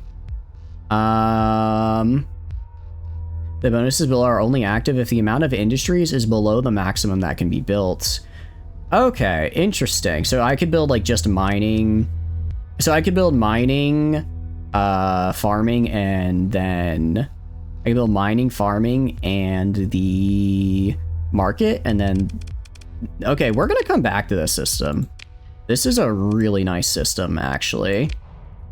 There's a lot of good stuff in this system. Yeah, I've seen people with over 1 million ground defense. Yeah, you can get some pretty insane bonuses. I mean, hell, we could go to Lobster Town. We're at 54,000 right now. If I add in the dome cities, I can multiply that by 6. I can multiply that by 6 and get that up to 300,000. Then I would probably I'd probably throw a better core into the heavy batteries and planetary defense. That could probably get us a little higher. And then if I really wanted to, I could also build a patrol HQ. Yeah, oh, we could get up there. That might be a little overkill though. Just a tiny bit overkill. Could be fun though. Could be a little fun, I will admit. We are also gonna go to, where is it? Volturni Prime. I want to add to you is it harmonic dampener? We have a thing that can make it so that we get rid of pretty sure we have a thing that we can use to get rid of inclement weather. Atmosphere processor? I think it's atmosphere processor. Yeah, but unfortunately, this planet type can't be terraformed. Oh, that's right. I had this exact conversation before. This planet type cannot be terraformed because it's, a storm world. Terraforming a storm world out of being a storm world is like a little too far. What is Uyang Optimizer? I'm not sure. What screen was it on? Sorry, I went a little through that fast. I missed your message. I apologize. If you know what screen it's on, I might be able to tell you. All right, Volturni's pit is now size 5, so we're going to go to the pit. We are going to add heavy industry. Is it heavy industry what it's called at the start? I don't think so. On the building section. Uyang Optimizer. Oh, I think it's a gas giant thing. I think it's specifically for stations with Ashes of the Domain. I think if I put this in orbit around a gas giant, we get extra volatiles. Not entirely sure how it works. I haven't built one myself. Heavy production is what I'm looking for here. Yeah, this guy's gonna take a while to build, but once he's built, it's gonna be pretty nice. Gonna get some cool stuff out of him. But yeah, I think that's an Ashes the main thing that I'm not super familiar with, unfortunately. Alright, go to the dusk light here. I think he's just gonna ask for a bunch of materials to fix up Sierra. We're close enough to where we can fix that. The comm link is accepted within milliseconds. Courser's avatar forms the video feed. Hello again, you have new to me. I'm afraid my capacity to assist is severely compromised in this state, though self-repairs are proceeding well. We found Sierra, job's done. Excellent, Sierra must be restored to her host vessel in order to be properly brought online. Right, we'll get on it. The avatar returns. Good luck. The installation process should be simple enough. Interdimensional events aside. Huh? I mean, I know. I know why. It's just, I think it's funny that it's the intradimensional events, because she's like an interesting kind of phase ship. She's a little different.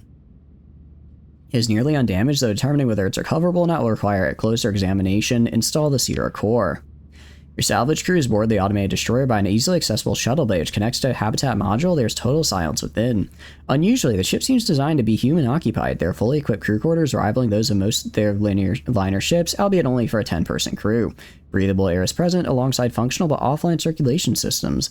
Flowers are out in an unmaintained garden, yet there are no access panels in sight, and the bridge consoles have no human-facing controls. There is no evidence of any former crew.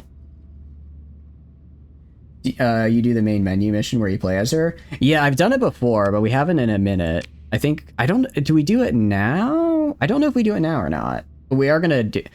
oh no, I'm thinking, you're right. I have done the main menu mission. I'm thinking of the mission you get when you upgrade her to the cruiser, though. It is a cool mission, though. It's been a while since... That was like the... It took a while, because as I have mentioned, I'm not very good at this whole piloting thing. I'm not very good at this whole piloting thing, so it took a while, but we got there. You love the one you're talking... Yeah, no, that one's really fun. It's really tough, too, because like, not even just piloting, but also playing it as kind of more RTS-y is still also really, really difficult to make sure that you win, so it's a good time. It's easy, you'll get it. I'm definitely getting the hang of it. What I found is I like going fast, so I think I just prefer piloting destroyers and frigates. Something like the big battleships are cool, but I really like the speed of maneuver. Like, I'm enjoying piloting the Zanak mobile suit that I've been playing with this campaign. It's been really fun. I gotta go fast. Here's what happens when you let AI play with phase, pretty much. And you know what? It's only like a couple dozen people, well, not people, ships that got thrown into Dimensional Rift. It could be worse. The RTS gameplay, you just do the other. Banshee's Lost Thread is a starting scenario unlocked from a main menu mission where you play as Sierra. Okay. I don't actually know. I don't know if I have it anymore, just because that was on my previous computer when I last did that. Not on the new one, so I probably don't have access to the start anymore, though, which is unfortunate. You get a little AI core guy and his little ship with unique mechanic. Oh, that's kind of cool. I'll have to check it out. There are a lot of starts I need to do. There are a lot I need to do, which is cool. I just like how I just like how there's so much content for this game. It's so cool. Also, it is an ad break. I'm gonna BRB. I'm gonna grab like a quick snack because I haven't eaten since like 2 p.m. and I'm also gonna, well, yeah, just grab a quick snack. Maybe refill my water as well. So I will be back in 1 second.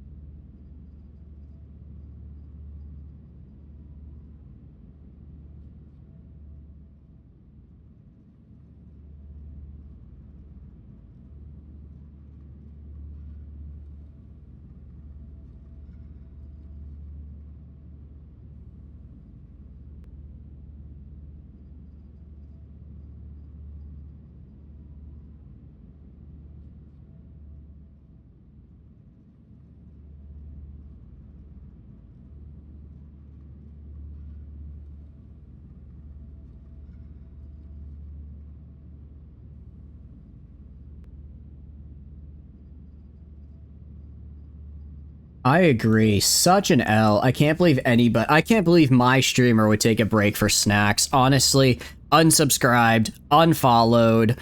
I'm making the twit longer right now, actually.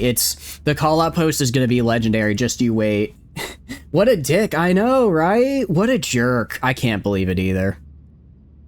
I can't believe it. Some people, they just, do they even care about their audience? I cannot believe that they would go and take a break during the ad break to go get a granola bar. It's just, honestly, it disgusts me. It just, as a content creator on this platform, it disgusts me that I have to share the title of content creator with the likes of them. Shaking and crying right now. Me too, brother. Me too. I am, honestly, it's like shaking with revulsion, rage, fear, hunger.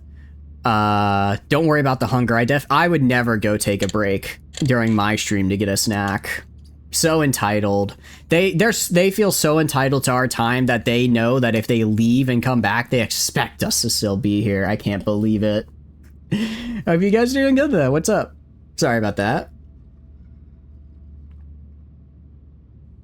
You found him you can get the little AI core guy with a unique mechanic just through exploring. You found him once accidentally? Oh, nice. Checking out the pirate ship? Hell yeah. That's what I like to hear. And also, what food did you get out of curiosity? Granted, I just had like a snack, nothing big. I don't know what I'm gonna make for maybe sandwich? I don't know. I don't know what I'm gonna make. I need to go to the store tomorrow and pick up some food because I bought rice earlier in the week, but I thought I had, because I like to make rice and sausage because it's just a nice easy meal prep. You can just make like, I don't know, 5 servings for dinner like right after work, so it's real easy. But I bought the rice, but I thought I already had sausage, but I didn't, so I have to go buy sausage tomorrow. Hardee's cheeseburger? Ooh, that sounds good. There's like a Hardee's like 20 minutes from me. I haven't been there in forever though. There's also like a Checkers right next to it. Or am I thinking that the Hardee's is a Checker? I don't know. They're kind of similar to me. What kind of sausage? I've been experimenting a little bit. I got I normally got this one. It's just from Walmart. It's like a Cajun spice sausage and I liked it. But then I got another one. I don't remember what it's called. It was like some Polish kind of sausage, and it was actually really good. It was a little bit, excuse my hiccups. It was a little bit less spicy, which I kind of liked, just to change up the flavor. I've also been experimenting with the rice a little bit, just because, like, this is just like rice from a box and then sausage from Walmart, right? I got like rice and bean combo, and I thought I'd really like it, but then the beans, I don't know how they like preserved them, but it was like super salty, so I went back to just my regular rice. But it's good. It's good. I recommend. I recommend. Very easy way to just prepare for the week. So especially like it's like if I get home and I finish work, I don't want to have to sit down and cook. I can just go scoop out a portion, throw it in a bowl, throw it in the microwave, eat, and then I'm good to go. Check sausage and boudin. Ooh, that sounds good. From North Carolina, when you went to Texas a while back, there were some cool regional kinds. Yeah. I need to see if there's like some regional foods I can make here. I'm sure there's something I could find that's good. Maybe find like an actual butcher or something. Not just use whatever I get off the shelf, right? Maybe that's the way to go. But no, tomorrow, Sunday's usually just like my meal prep and everything, because I don't stream on Sundays because I have D&D on Sunday, which kind of takes up most of it. So then it's just kind of my day to like catch up on other stuff as well. And also, you know, I can't stream every day. I have to take one day off, okay? If not, to then use that to catch up on like other stream stuff, like video editing and whatnot, which I've started doing more. I'm excited. I'm excited to keep doing that. But anyways, let's go back to Starsector. I don't want to keep you all waiting. So the first sign of functional systems comes from the back of the bridge. It's a sealed blast door with a dim lights indicating a mounted scanner. A crewman tries standing in front of it. Nothing happens. A more fruitful experience is found when the Sierra's core crate is brought over, the scanner analyzing it. Despite the heavy shielding, the blast door peels back in layers. Within lies a familiar-looking silver chamber, though smaller than the one in the research station. The walls are lined with sockets, and there's so small slot in the floor it takes only a few minutes for the crew to insert the core and hook up the cables. The chamber soon begins to stir to life. The ship's interior lighting activates blindingly before adjusting itself to more pleasant levels. Spider drones immediately begin skittering out of the vents, and for a moment there's alarm among the crew, and one is kicked away before it becomes obvious they're interested far more in repair and cleaning than eviscerating intruders. An internal communication system triggers. Quiet music begins to play throughout the ship. A synthesized voice begins to speak throughout. Okay, reinitialization should be complete. Welcome, new crew of the Void Wretch. I'm not sure why you're here, but make yourselves at home. Sorry if it's stuffy, I'm still bringing the artificial environment online. 3 activated AIs referred to you, and the ecom link is established. Hello, are you this crew's captain? I'm a little confused as to what's actually going on. A few cycles my memory seem to be missing. 45, actually. The one time us taking forever to complete a quest is actually lore accurate. Macario wishes I would go to him within 45 cycles. I rescued you from the remnants on behalf of one outrider affix Courser.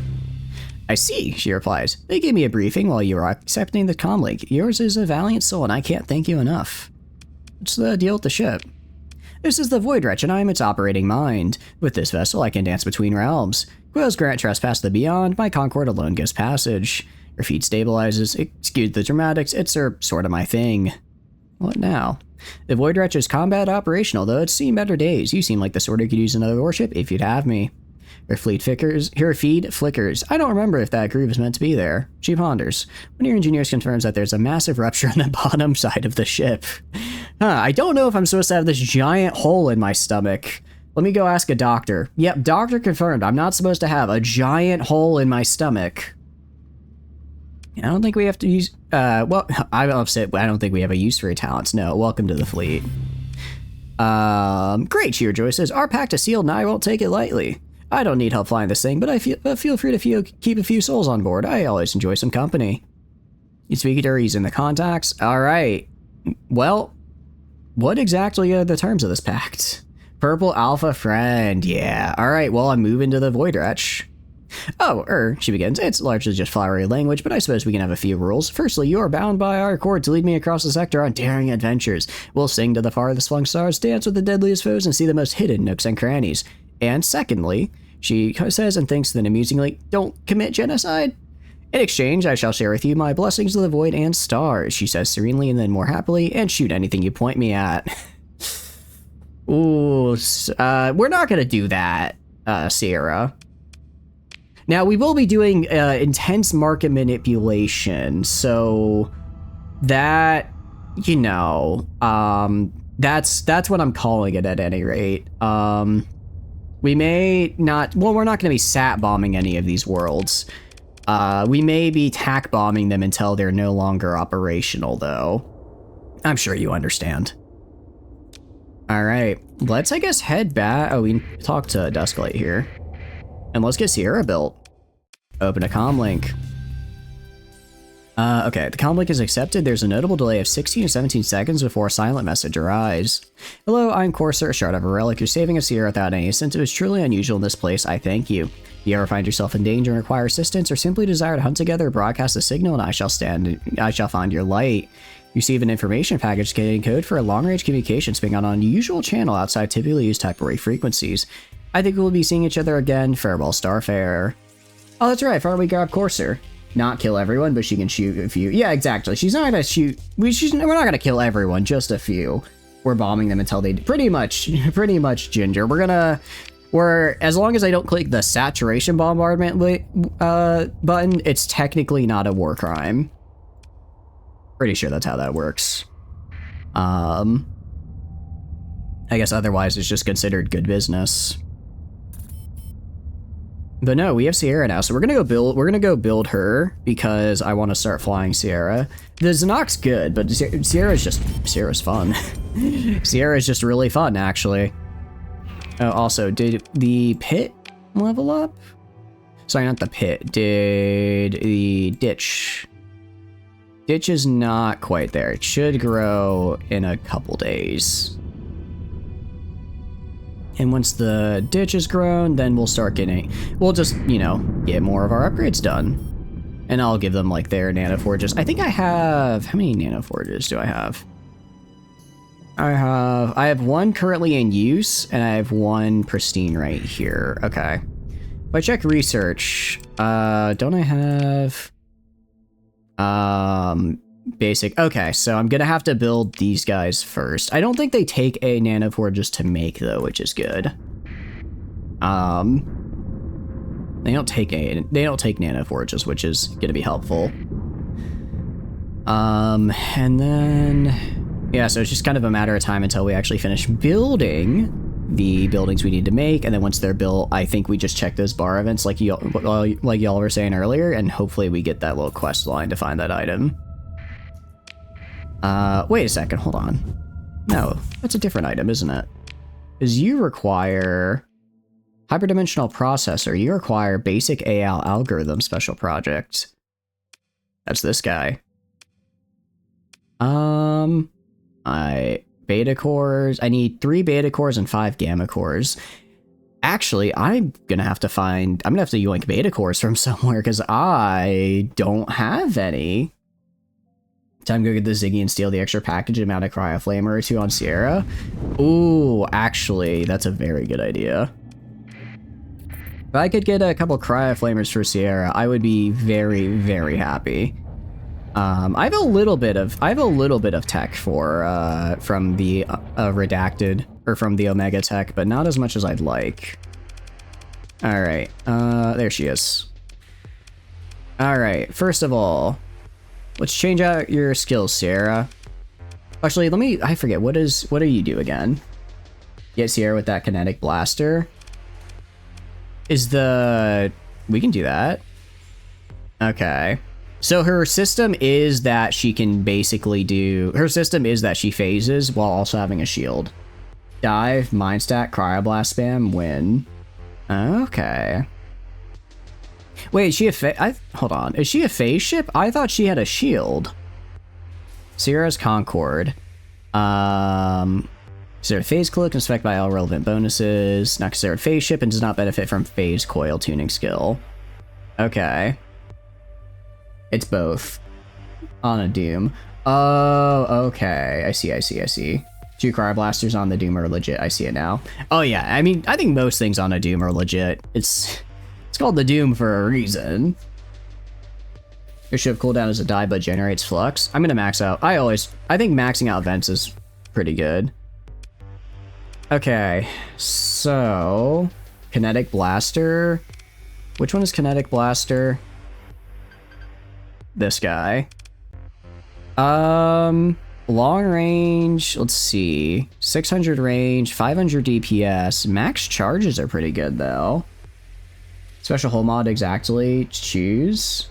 Yeah, we're gonna check them, but I'm liking the look of this so far, Greywind. Hammers and jackhammers are just the ghetto economy build, and they're also really good. Okay. Kinetic chain pulsar. Let's see. This is also kind of cool though. So this is extra good against shields. 400 DPS. Well, the kinetic blaster. This has a little bit more range though, which I kind of do like. Deals 100% of base weapon damage as extra damage against shields. Oh. Wait. As that's also on top of it already doing shields? Okay, so it does have a bit of a long recharge, but that's not terrible. Didn't make Doom Pilot out of you yet, and SF has them in the start options and next. Okay. I mean, I like the look of them. Alright, throw that on. We'll get... oh! I see. So this is what I get when I run an AI ship, huh? We have all these adaptive subsystems. Oh, that's a lot. First things first. Concord, Fervor, and Serenity. I forget, can we do both? We can. Okay, Concord, Fervor. What do you do? Concord, to handle higher levels of hard flux, increasing the threshold at which speed bombs out by 100%. Okay. So basically, the more hard flux we get, it doesn't reduce our speed as much. Concord Fervor. Reduce phase activation close to 0, increase dissipation and weapon recharge by 2 times. Like adaptive phase coil, the other one's like anchor. Oh, okay. I want to throw those on for sure. And then for medium hard points, I want a missile. I think we got to get a missile on the front here, right? Oh wait, no, that's not a missile slot. Cryoblaster? Anchor is better. We can have both, I'm pretty sure, can't we? Cryoblaster, are you a small? You're a medium. I think Cryoblaster is the way to go. Wait, I could put Cryoblasters on here though, couldn't I? Although, okay. I mean, 3 Cryoblaster Sierra could be interesting. Cryoflamer. I wish I had more Cryoflamers. If we had more Cryoflamers, that'd be sick. Alright. Let's do the...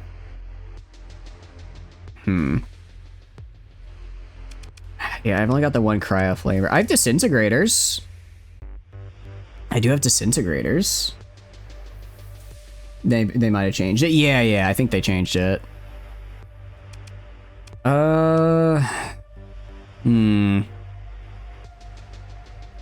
Okay. I'm disturbed by the implication that mass energy equivalents might be violated so casually and so extensively. Unsigned report sent from Alpha Site to K. Astraya. Hey, that's the woman I'm looking for. I'm thinking we do... Okay. We're not doing Project Velvet. I think for now, let's do Kinetic Blasters on top, and then we'll do a Cryoflamer. Kinetic Blaster here. Cryoflamer for the middle. No, sorry, Cryoblaster, I mean. Do I want Cryoblaster? Maybe I do want Cryoflamer. Or maybe I want Cryoflamer, actually.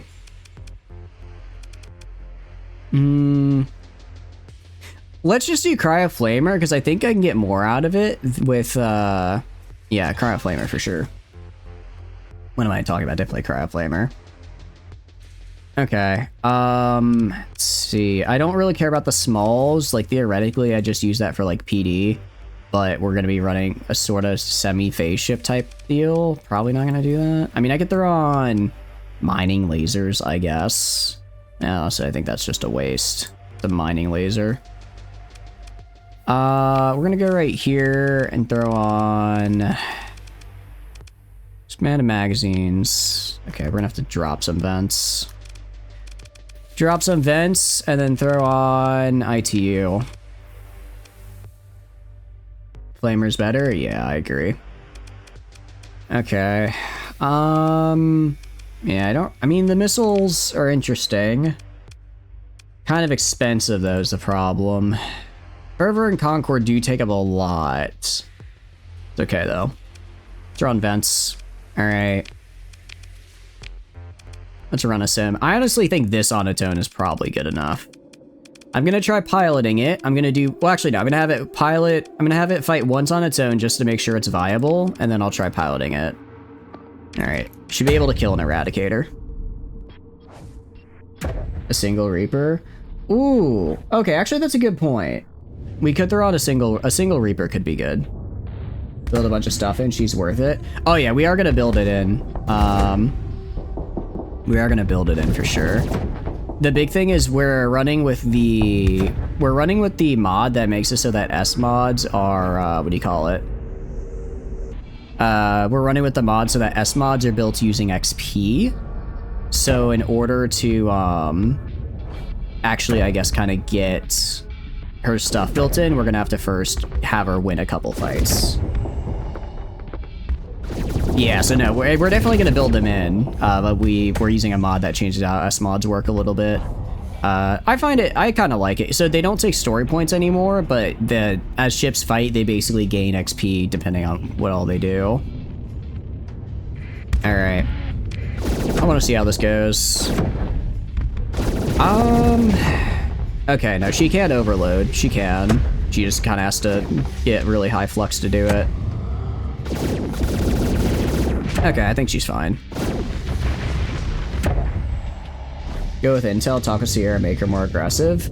Oh, smart.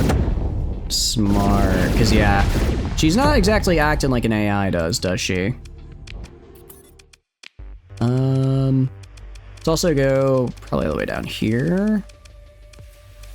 Wait a second, can I... If I put myself here... Okay.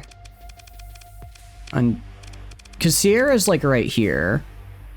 But I kind of want to fly the ship.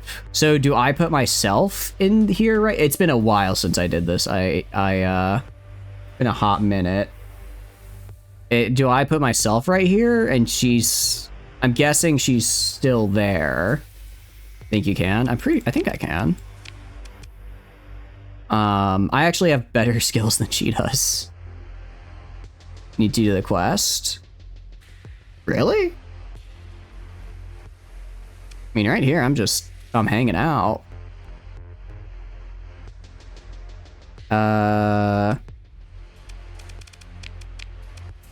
For the inner link? Oh, I see. That's right. She does have a special thing, doesn't she? I remember. Okay, we're gonna do the quest anyways. We're gonna do the quest because... What do you call it? Honestly, I kind of want to just go straight to the cruiser upgrade and just get that as fast as possible because the cruiser's pretty nice. Yeah, just like a single Reaper tornado on the front, or torpedo on the front. Just a little bit extra firepower, a little bit extra fun. All right. I mean, that's a pretty nice looking Sierra to start with, if you ask me. Okay. Manage the colony. How are we doing on stuff? We can just sell all of our stuff here. Excuse me, hiccups. You can just sell all the random crap we have. Open up some space for other things in our inventory. Yeah, okay. It's fine. I'll also go to the storage and dump these guys in it, because I don't really need those. Same with all the weapons. I'll put those in here. Technically, I kind of should move these to my other big settlement, but I also don't really care. I don't really care. Once we get gates here in a second, it's not going to matter too much regardless which settlement I have it in, because I can just pop between them. I guess I'll have a fuel cost, but it's a fuel cost, so it's whatever. All right, looking good, and let's get out of here. I'm actually gonna... Ooh. No, I'm not gonna take this yet. I will, just not right now. All right, colonies, or sorry, let's go to Intel, and then let's talk to her. Is she just under contacts? Probably just under contacts, right? Sierra. Let's request a comlink. You send a message to Sierra's ship requesting a comlink. She accepts it. Her feed quickly snaps it to her digitized avatar, which pulses gently as she speaks. Hello, Captain. Doing well, I hope. Can I help you with anything? How are the lobster plushies? Oh, she perks up. The plushies, it's been so nice just having them around. Soft and cute and cuddly, you know. It does feel a little empty in my chambers. It's just me, the music, and a whole room full of lobsters. Heck yeah. Alright, anything on your mind? She sighs. Sometimes I wonder what it would feel like to stand outside in the rain, feeling the clouds fall upon you through the branches of a tree, cold air on your skin. It must be like another world compared to drifting among the stars. You pilot the ship directly, the special hull mod doesn't work. Oh, okay, that makes sense. I can discuss your attitude in combat.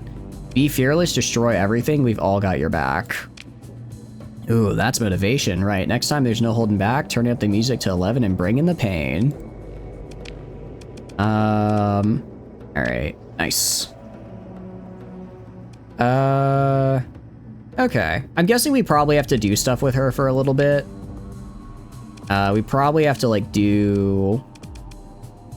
what do you call it? We probably have to, like, have her just in our fleet for a bit before we can actually have her, like, go do the rest of her quest line.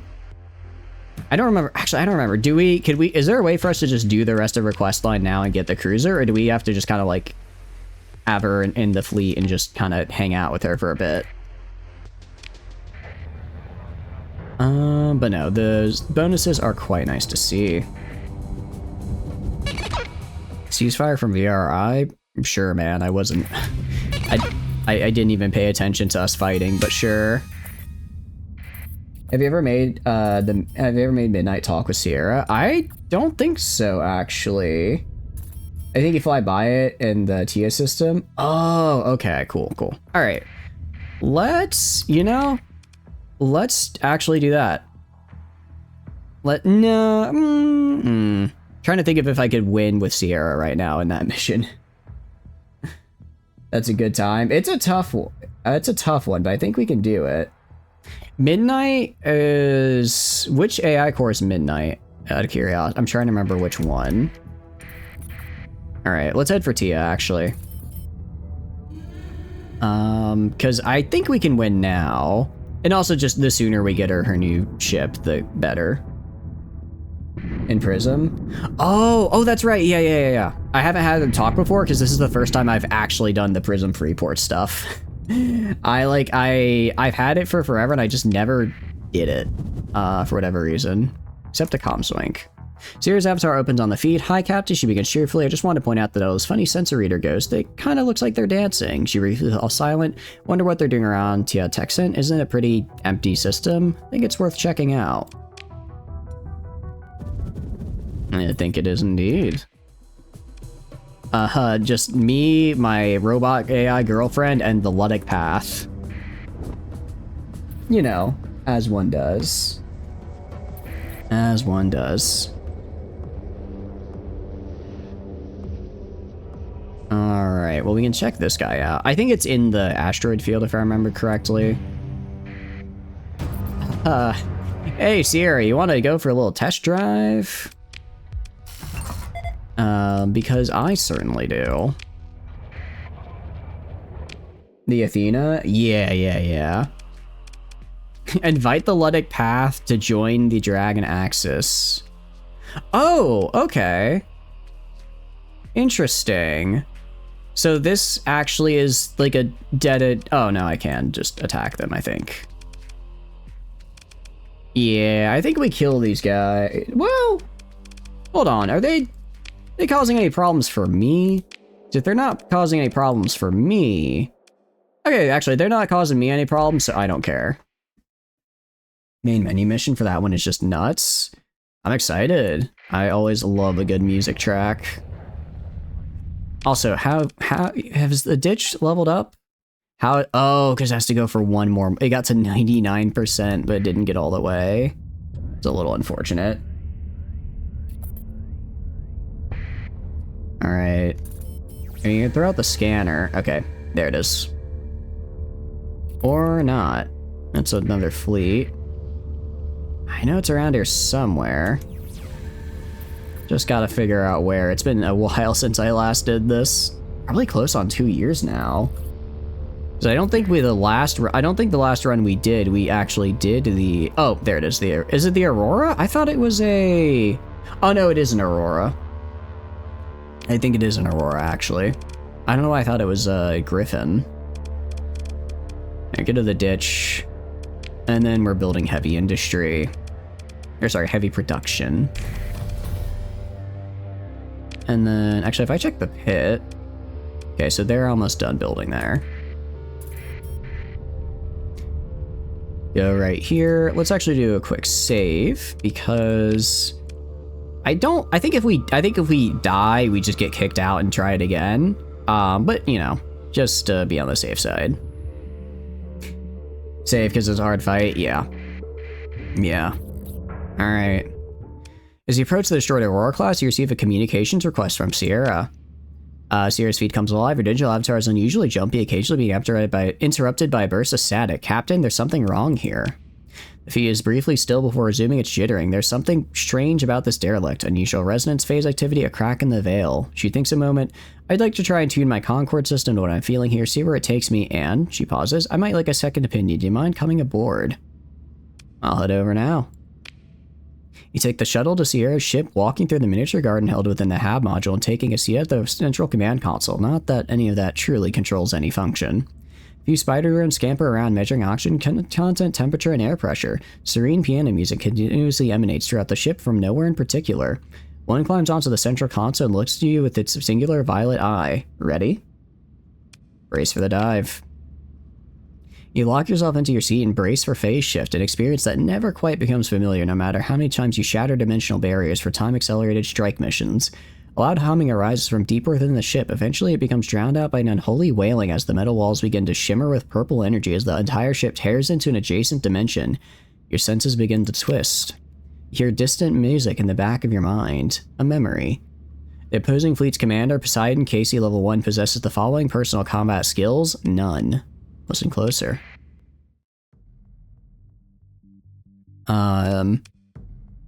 Wait, I don't get to deploy my ships, do I? I can only... Yeah, I was gonna say, I can only deploy Sierra. Okay. Yeah, if I try...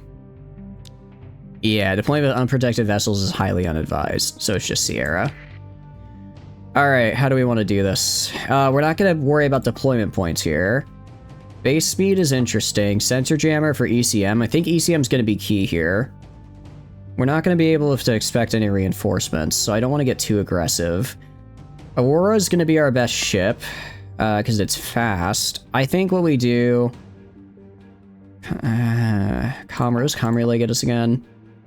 Man point recovery, I don't really need that. Okay. How we're going to do this? We're going to hang out. I'm going to send these guys, I'm going to try and have these guys hold sensor jammer beta. I'm gonna have the Venture hold the right side, the Falcon and what are you? Tempest hold the left side. Griffin's gonna stay back for support with its fighters. Aurora, I'm gonna have go right in the center and then switch it to search and destroy once it gets close enough to. I'm gonna stack the sensor jammer down here, try and get better ECM to reduce their range. All right. What's going on indeed? Alright, they're gonna have to hold out until I get there, but I think they'll be okay. You think you capped every control point because of how the Onslaught tries to recap them all? You can deploy ships, but they will join with just very low. Yeah, I figured. That makes sense. Alright, actually they already got it. Okay. Yeah, I was hoping I could get that to reduce their ECM, so now we're just gonna be at equivalent ECM. Alright, let's actually fall back. But yeah, that's gonna be the tough part. Okay. Let's hold out Delta, kind of make a line right here, kind of a half circle shape. Aurora go right here. Tempest, same deal. Tempest and Falcon on the left. Venture on the right, Aurora in the middle. Heron in the middle to provide, or Heron in the back line to provide support. I'll be kind of rushing forward with the Tempest. I'm gonna put you on auto fire, you on auto...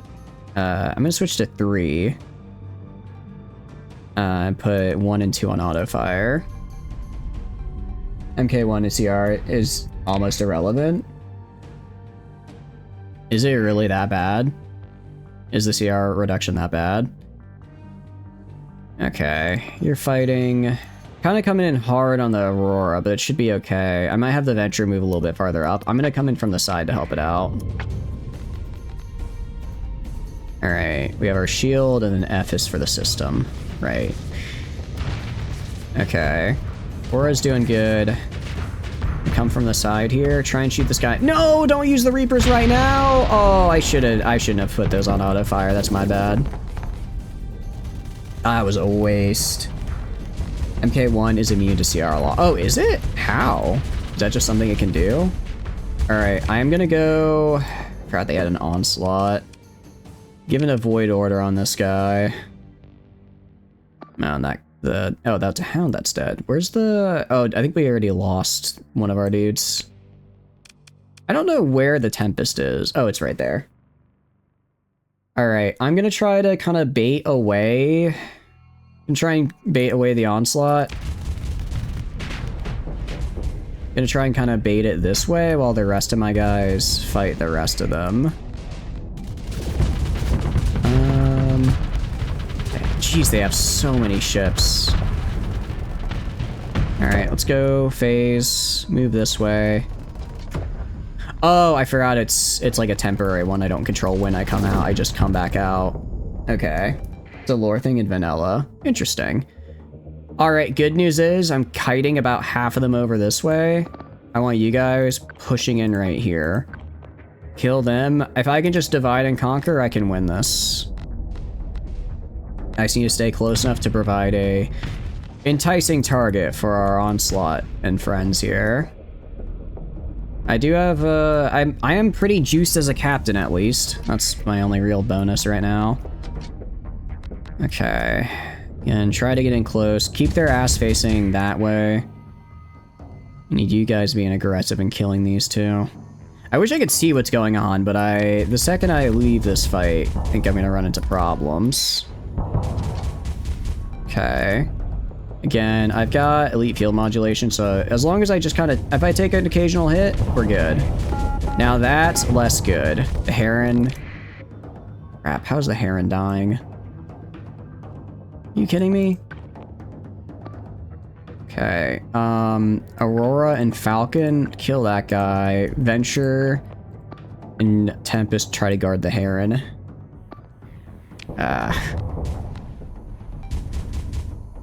I got flamed out.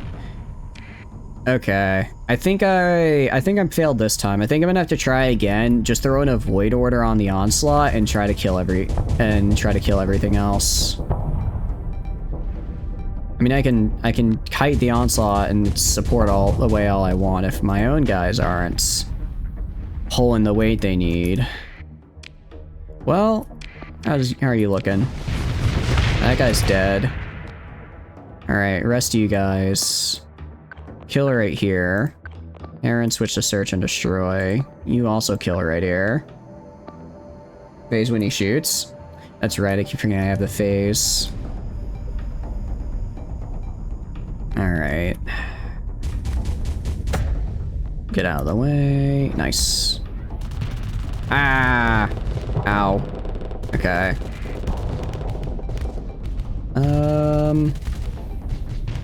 We're good, we're good. Ooh, that's not good. Let's get out of the way. Get our shield up. Get our shield up. Oh, we're starting to take damage. Can I phase again? I can.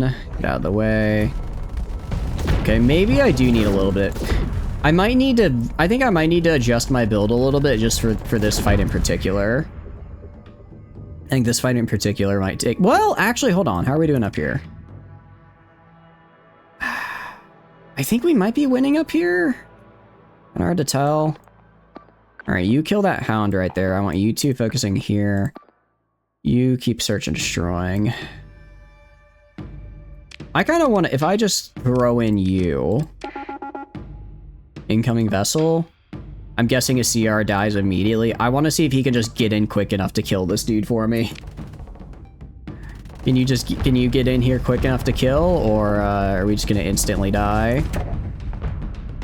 Out of the way. Okay, nice. Yeah, I think I need to change my build a little bit. Normally I don't care about PD because I have other ships to handle it, but right now I kind of do. How are you not dead yet?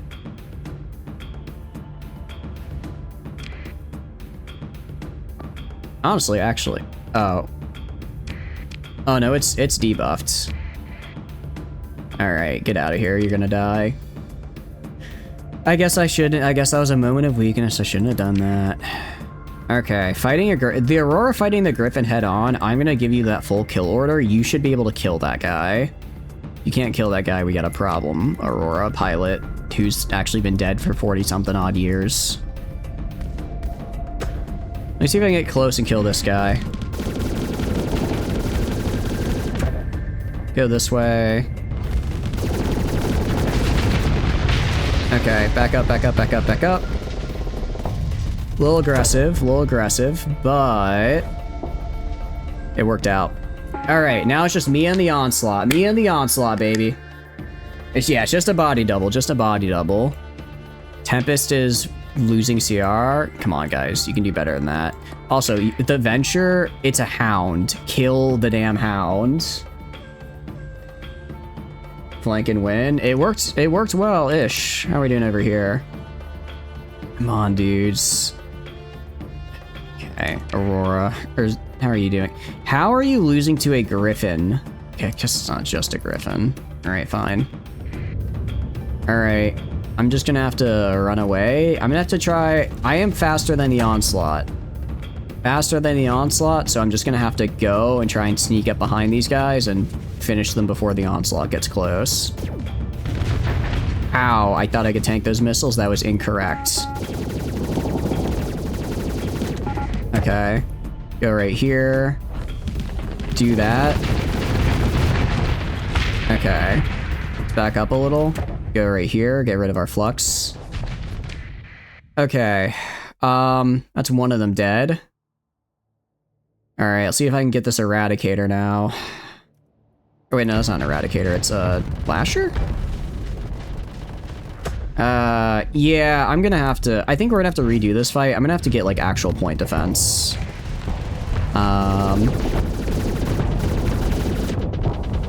Okay, we're gonna back up here. I'm gonna need to grab some kind of point defense for this, because I do not have any right now. It is a strange... and it is indeed a strange place where we are right now. Alright, you guys I want going up here. Go up here and kill this Griffin. Really just get away from here. Get away from the Onslaught. Pretend it's a real phase ship and dive into dodge. I need to be doing that more. I need to be doing that more. Okay. Oh, Onslaught's right there. Okay, get out of here. I think the Venture's a goner, unfortunately. I think the Venture's a goner. But the other ones should survive. Okay. Didn't I have a Falcon? Guess the Falcon died like an idiot. Alright, if it's just me and an Aurora, against an Onslaught, we can do that. I can work with that. This popularity poll for GFL 2. Is my girl Sabrina winning? As she should. As she should. Okay. There we go. So here's how we're gonna do this. Oh, I hate that we're doing this because I'm technically upside down right now. It's such a pain. Alright. I want you guys moving to like right here. Move over to right there, because it's like the directions are backwards, kind of. Gonna sacrifice the Venture. Gonna try to sneak behind here. Gonna try and sneak behind here. Shoot him in the ass. Emergency die. No, I can do this! I can do this! Oh, we were so close! Oh, we were so close! Oh, if I just didn't take that missile salve. Okay. No, we can do this. We can do this.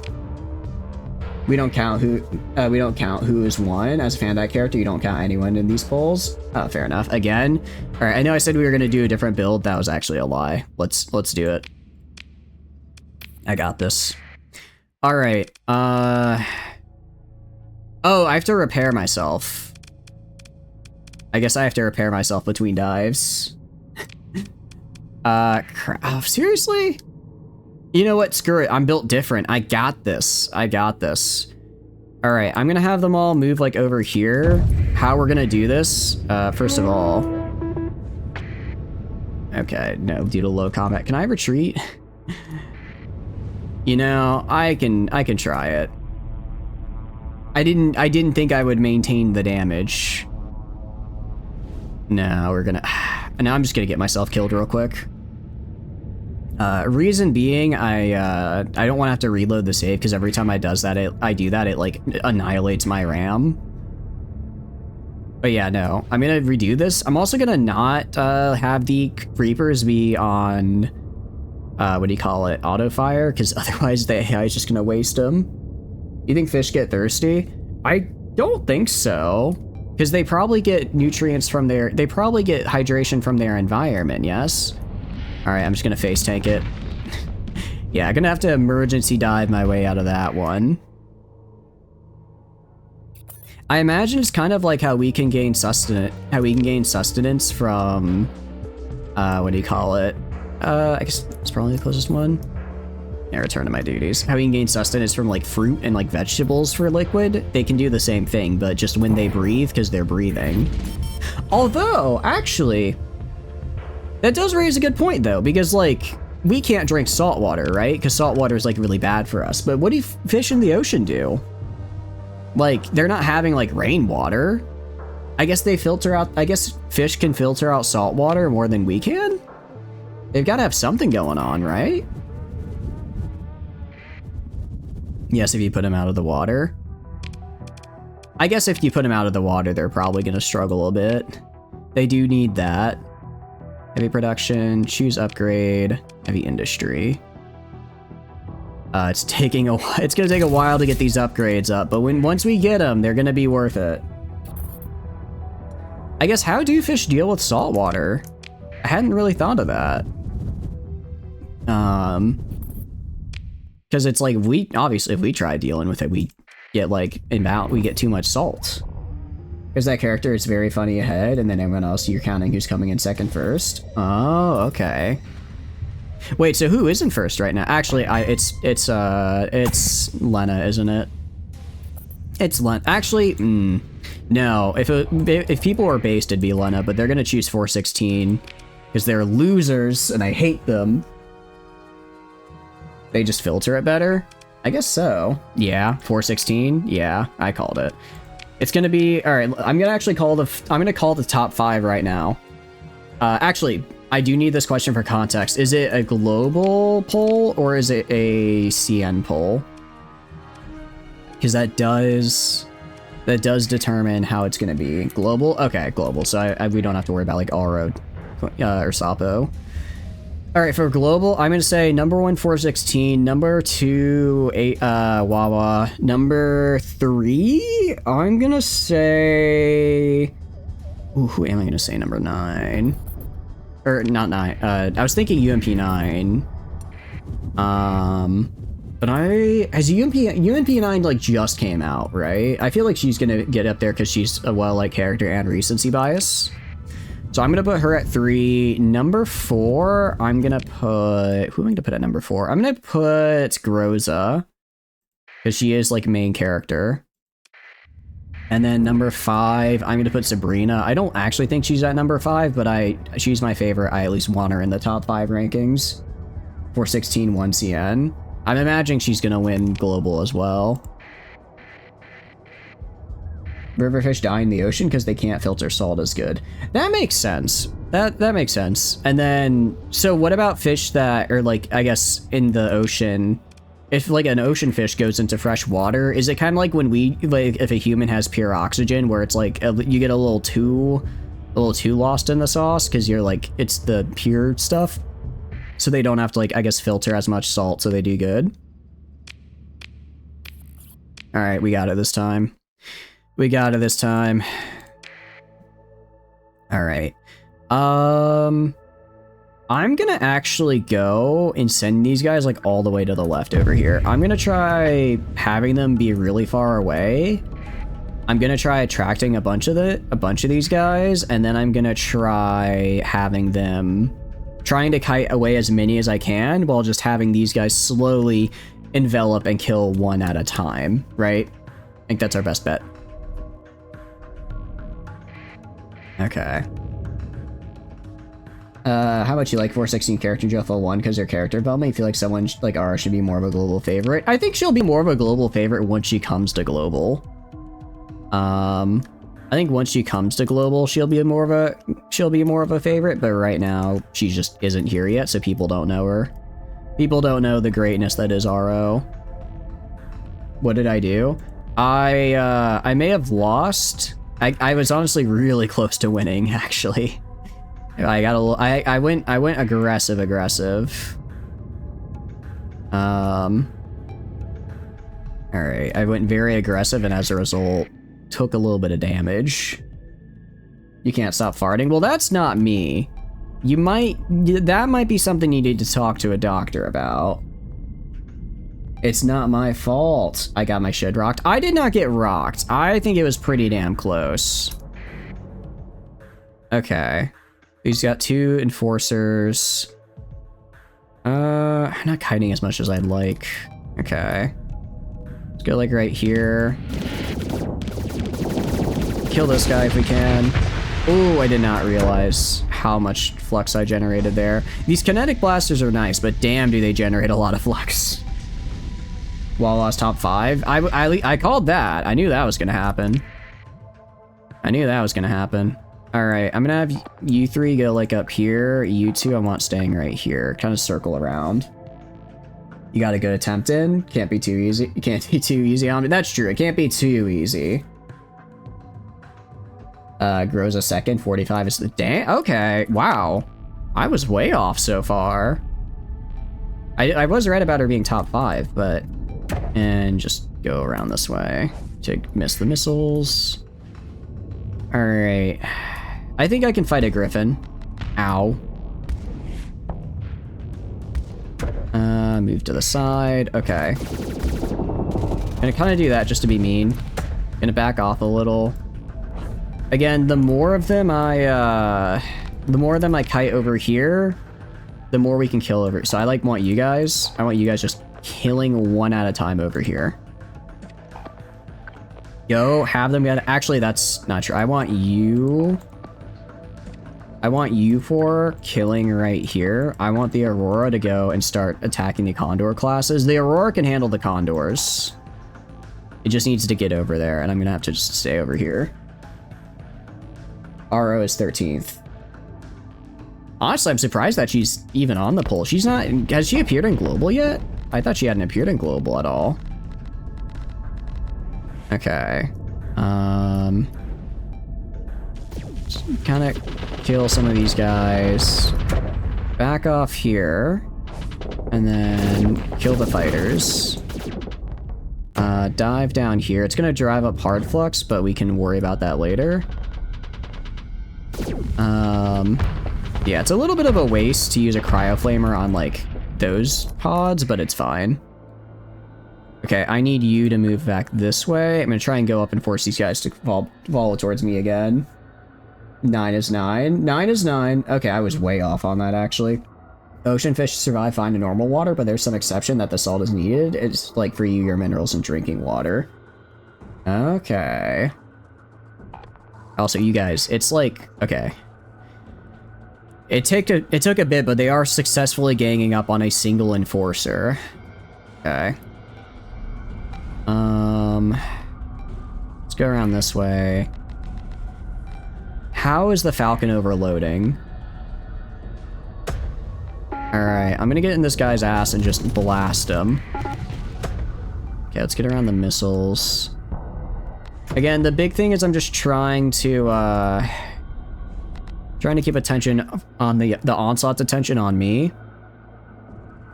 We almost... And we lost the Falcon. Seriously? We lost the Falcon. Yeah, these ships are horrible.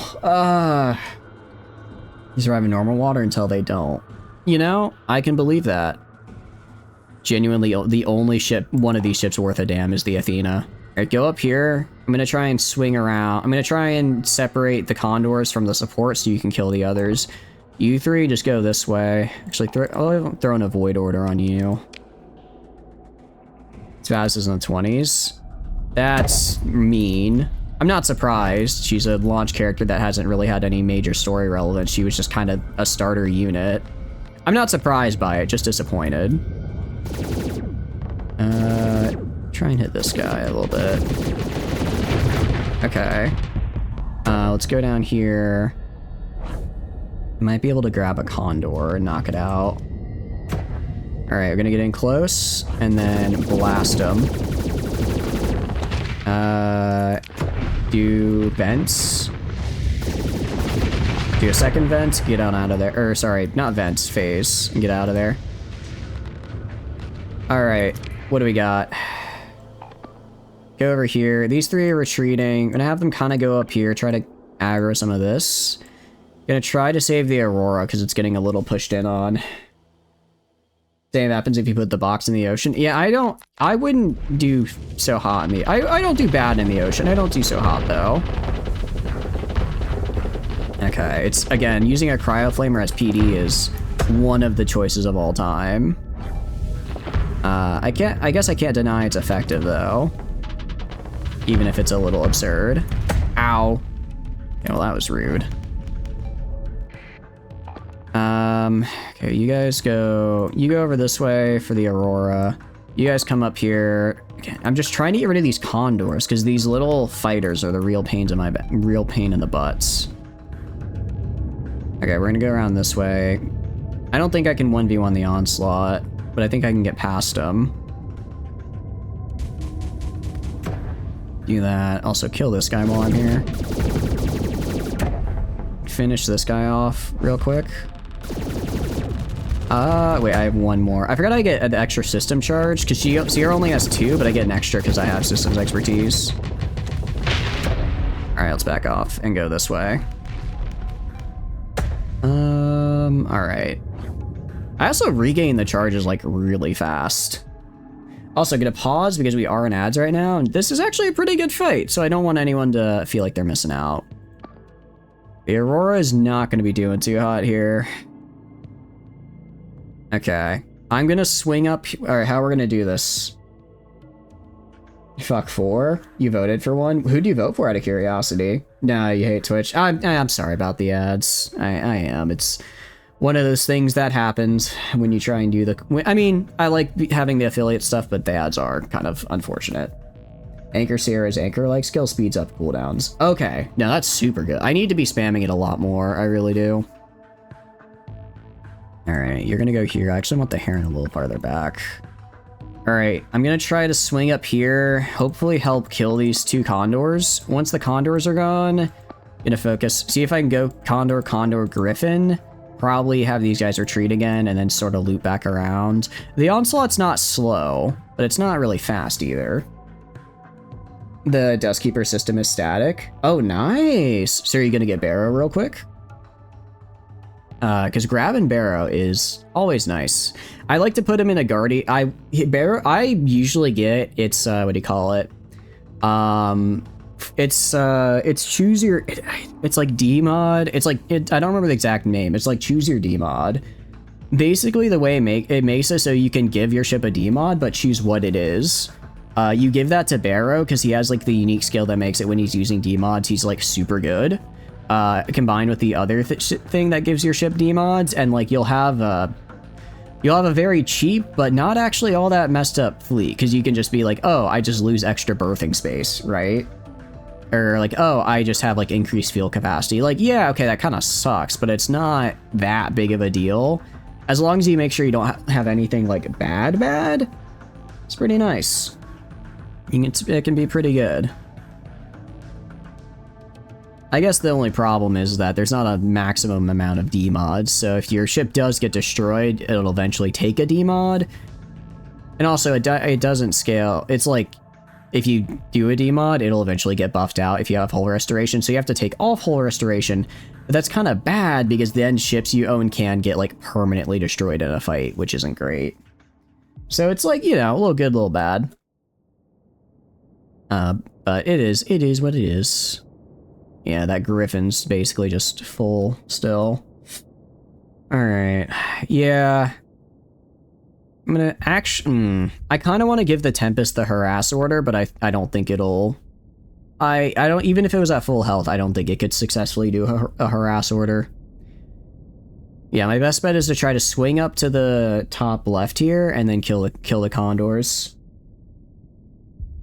Alright, welcome back from ads, guys. Welcome back. I paused so you wouldn't miss anything. Let's do this. You can use it in the AI 4th battleship, 14th battle group ships. We could, yeah. We could. I mean, honestly, by the time... I think I can remain permanently phased. Hold on. I mean, I get it back almost instantly. Alright, kill this guy, kill this guy, kill this guy. Let's phase. Let's phase to replenish. Okay, nice. That's actually huge for us. That's actually huge. I want you guys moving up here. I want you kind of moving back, like, right here. Try to cap trick if it doesn't work. Yeah. Actually, I'll have this guy just go cap, like, over here. You're piloting? I'm piloting! I'm gaming! Okay. Alright, I'm gonna... As much as I want to use the Reapers and the Griffin right here, I really shouldn't. Alright, let's try and get in close. Try and get in close, and then throw on the shields. Oh, I overloaded. So I think he flamed out, though. Oh, no! Okay, ow, ow, ow. Okay, I got a little too aggressive there. A little too aggressive. Crap, okay. But he's also looking pretty rough. Let's back up. Let's back up a little. Alright, alright, alright. Phase through. Oh, I mistimed it. I mistimed. Ooh, okay, I thought I mistimed it. I actually barely got the timing I need right. And crap, overload again, but he's getting attacked by my fighters. Stop the overload. Man, the blasters are nice, but holy cow, do they eat flux fast. All right, I need you to go kill the griffin. I need you two to kill this guy. Gonna have this guy go take the comm relay now. Okay, I got really aggressive there. Got really aggressive, but I think we can still do this. Alright, just gotta keep a better eye on my flux. Alright, remember to hop in here to reduce the flux cost. And hop in here so I can reduce my flux real quick. And then... there we go. If that Sabbat overfluxed you, it was the Sabbat that overfluxed me twice. Oh, okay, okay. Yeah, I can avoid that. All right, I want you to go kill this. I'm out of command points. I think they'll just target it regardless. All right, Aurora should be able to take on the Griffin. Yeah, mess him up. Nice. Okay, hell yeah. I'm out of command points. Alright, for now I want them to keep avoiding the onslaught until we finish this guy off here, and then it's the three of us versus one onslaught. Action economy is on our side! Action economy is on our side! We can do this! Okay, get rid of that. Get rid of that. I'm not gonna give the eliminate order because that is going to make them like suicidal, which I don't want to do. I'm gonna have them try to take attention up front and see if I can get behind for a nice Reaper volley. I always get turned upside down when I swap to fighting like this. Okay. Let's go like this. Back up a little. Back up a little again. Yeah, reducing the time between those cooldowns is super nice. The Tempest with the steel chair from behind! What is the Tempest doing? I love it, I love it. All right, get some shots off. Die, that's okay. I'm gonna do my Reapers. Oh, wait, my Reapers are number 2. My Reapers are number 2. Crap, crap, crap. All right, I like how their little thing there is just everybody dies. Okay, got a little bit of the armor on the back. Not as much as I would have liked. Aurora's looking good. You're looking... Actually, the rest of our ships are looking pretty good. I don't know if my guys can take this on there. I kind of want to... I actually don't know if they can take this on their own. Alright. I'm gonna phase in. And... do that. Okay, there we go. There we go. That's what I like to see. Phase out. Oh, I'm messing up. I'm messing up my movements. Let's get my movements. Switch to the back here. Switch to the back. Okay. Flame out. Flame out's good. Flame out's good. Swap to... Ooh, okay. I need to back up. I need to back up. I need to back up. They do have like one Mauler in the back that just keeps popping me. I need to back up out of its range. I can just come up from... Oh, wrong button. No, I didn't mean to do that. Okay, that's fine. You finish him? Sounds like HACs. Oh, it might be. It might be. Okay. I'm gonna have these guys go right, or go left. This guy go right. I'm gonna back up and vent. And we're gonna get in there. All right. Gonna get in there. Switch to the kinetic blasters. I need to Ooh, I almost missed the Maulers. Shoot him in the ass. Shoot him in the ass. No! No! We're so close! Oh,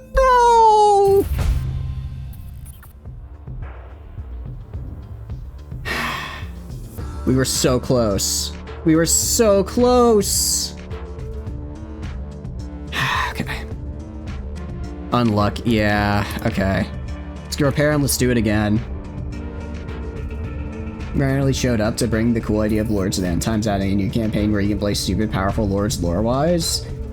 That'd be pretty cool. I'd like that. You just get to play everyone kind of at their peak. I imagine if all this cool if everyone is overpowered, no one is. Yeah, no, I know it. I gotta do what I did, but just better. That was about as, I think I played that, honestly, I should have just backed off. I think my guys could have taken, no. I don't know, I didn't have a lot. I don't know if my guys could have taken, maybe, the Aurora is kind of scary. The Aurora isn't a pushover. Oh, someone tried sap bombing someone, but it wasn't me, so I don't care. If I go to the refit, what can I do to make you different? I could drop expanded magazines. But no, Incarnation of Sigmar, Empire, Dragon Emperor. I think Full Council 13 for Scave would be interesting. Have maybe kind of like a like there's still, you know, you still get to play as all of them, but try to have like a little bit of a management mechanic there. That could be fun. 0 large missile launchers. I don't have large missile launchers though. Flamer uses ammo. That's right, it does. Both these guys do, so I do want to keep that. Surveyed Hallowhand, found 2 semi-briefs. Hell yeah, that'll be nice. This? Oh, the Reaper? You don't think the Reapers are worth it? Spazza's 22, you surprised Sharky's in the 20s. I would have thought she'd be in the 10s. She's like relatively popular.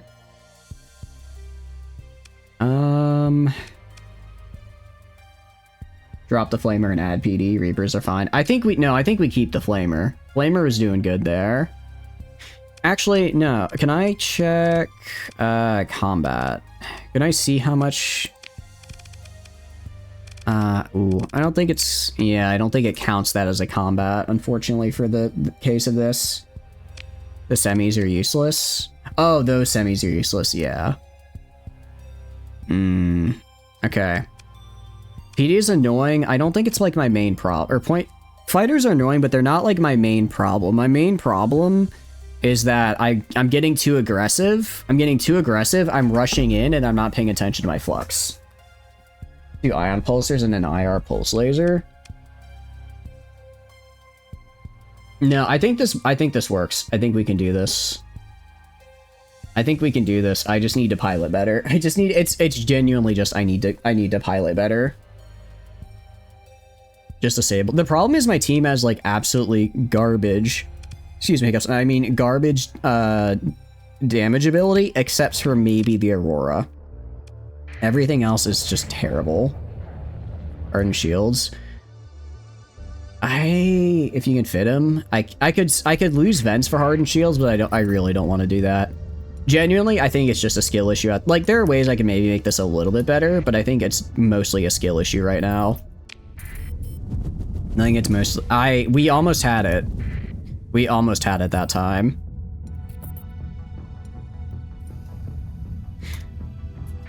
You know, trying to think. Okay, now I know what we're gonna do. We're gonna head back here.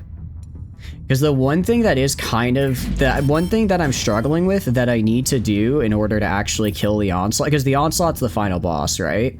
I need anti-armor. So I know how I'm gonna do this. You're getting there. We're getting closer each. No, I think I have an idea for how I want to do this build. We're gonna do. It uses the weapons I need are in our system over here, which is why we're going over here. 2 hacks on the back shot. Yeah, they really did. Which is annoying. I gotta be better. Yeah, and that one is like, because they're just like, you know, I kind of have to use shield for that. I can kind of keep dodging, but they'll still mess me up. So what I'm thinking is, what is the other one? Go to here. Not Project Velvet, as funny as that would be. I think we throw on a disintegrator. I think we throw on one disintegrator. And then I think we also throw on a cryoblaster. Wait, cryoblaster? No, cryoflamer's better. I think we throw on a maybe we keep the one anti-shield gun, actually. Especially, this will be a little nicer because it has a much higher range, so I can keep a little bit more distance. And keep a little bit more distance from the onslaught. 2 cryoblaster would end him. You think so? You think so? Regardless of damage type, look at that burst per hit. But it does really low. Oh, I was not looking at the damage per second, actually. I was not looking at the damage per second. That's a lot. Yeah. Yeah, we're gonna throw that on instead. Why? Gonna be real, why don't I just have 3 cryoblasters here? Yeah, I wasn't looking at that DPS there. That boy's crazy. Like a pulse laser. What does a pulse laser do again? Fragments damage. Ion pulsar on the front. No. Does this give the EMP damage? This has a chance to knock him down, right? Alright, let's try this with the EMP damage on it. Max charges. I'll keep it. Watch your flux. Yeah. Gonna put that on. The big thing is I'm gonna have to watch the hell out of my flux. I'm gonna have to watch it for sure. I'm actually gonna drop expanded magazines for just a bit more vents to try and give myself a little bit quicker venting. I'm gonna be popping in and out of hyperspace a crap load with this. As the Janus device? Oh, Janus device. Right. Well, I may have found Sierra, so now I'm trying to get her cruiser. Pulsar reloads quick, it's fine. So we're working on that, but then we'll go for the Janus device. After that, we can get the Janus device just, you know, right now. I'm learning to pilot. I'm beginning to believe. Also, piloting Sierra is really fun. I do remember I enjoyed piloting her, and now I'm remembering why I liked piloting her.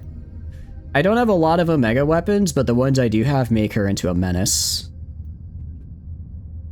What just fell? Something just fell. What? Hold on. Oh no. Oh no. Oh no! Oh, that's bad. Ah. Get that fall too. Where'd it go? Hold on. Small problem.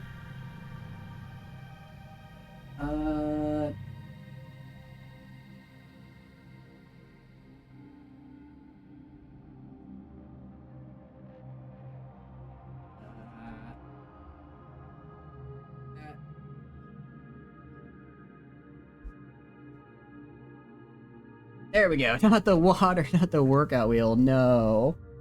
All right. Omega weapons. You know, don't worry about them. Just know if you go near a hyper shunt, there's funny, really nice individuals. You should talk with them, but just make sure you have a really big fleet before you do. They just think ships are cool and want to see all the ships you can give them. Yeah, that's it.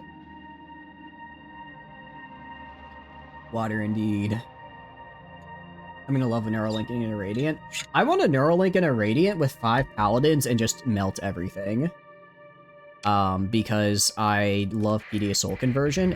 It's fantastic, and I want to use it with 5 PAD, what do you call it? Point defense systems. Or maybe a Matter Disruptor. A Matter Disruptor would also be pretty cool. I could be persuaded to use one of those. Okay, they're on the other side now. Do it. I've been trying to find a Radiant. I've been taking these quests to find Radiants and killing them, but I have yet to actually successfully salvage one. which is quite sad. You do the 4 auto pulse, one thing you saw some dude do, and it's solid as hell. One high intensity laser. Yeah, that works pretty well. That also works really well because what do you call it? That also works really well because you just shred shields with the auto pulse, and also just kind of everything, and then high intensity laser for when you break through and want to kill the and specifically want to kill the armor. Let's do this. Well, yeah, one reality disruptor is so much fun. It's really good too. All right, so pretty much same thing we did last time. Move them like all over to the left here, and then I'll go right to kind of just take their attention. Oh, sorry, I need to, they're on strafe mode. I'm gonna swap to the cryoblasters. And I'll put the ion pulse on auto fire. I'm pretty sure the AI will be relatively smart with it. And then I'll save the Reapers for the Onslaught. There's an Onslaught Omega Hypershunt Shift version from a mod. An Omega Onslaught sounds... I'm not surprised, but that's horrifying to say the least. Alright, dip in, and then do that. Back up a little. Back up a little more. Back up a little more. Okay, hard flux is going to be a little bit of a problem, but I'm just going to have to do my best. Avoid the sabots if we can. The one thing is going to be point defense. These like little fighters and stuff, that's going to be a bit of a problem. All right, let me go over this way. Let me see, where is everybody? Okay, they're mostly focused on me. I want you guys pushing up to like right here. You guys kind of do the same. Most of them are focused on me right now though. I'm Pulsar Flux Heavy too, but you don't have mags, so it shouldn't be too bad. Yeah. I think this is a pretty decent build. I think this is a pretty good build. I'm gonna waste a Cryoblaster on these little guys is kind of absurd, but it is what it is. Okay, let's back up. Back up, vents. We do vent pretty quickly. I mean, I always make sure to put a lot of vents in. Holy cow, that's a lot of missiles. Okay, swing around. Yeah.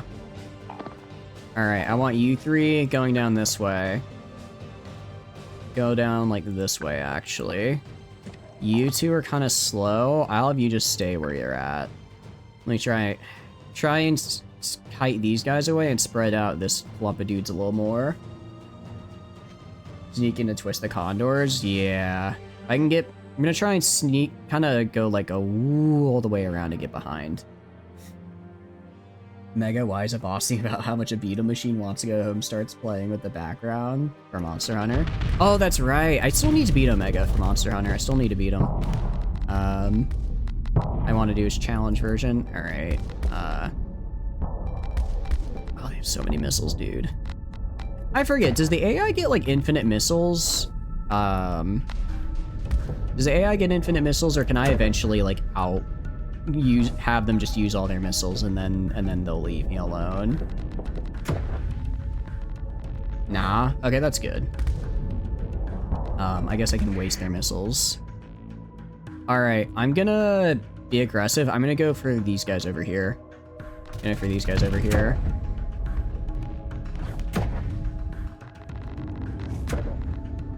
Yeah, I can pretty much actually just... I mean, but I build up hard flux when I do that.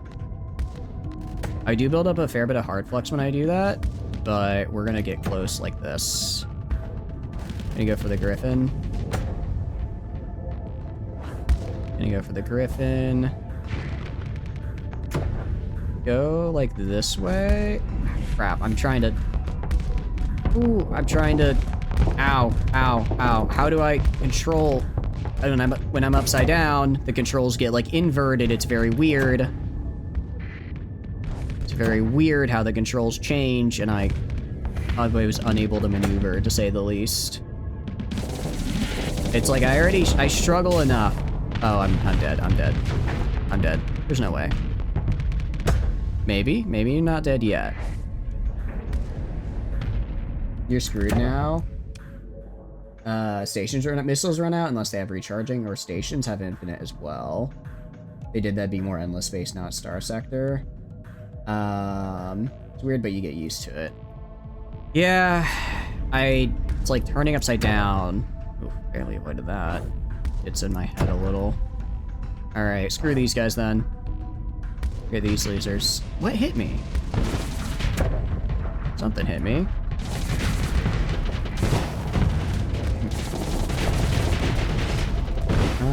Can't quite reach that.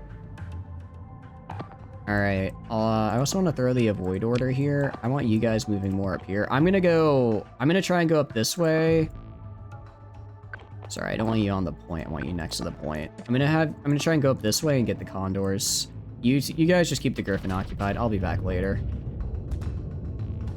You can change how ships get piloted. Try with other systems. Oh, I can?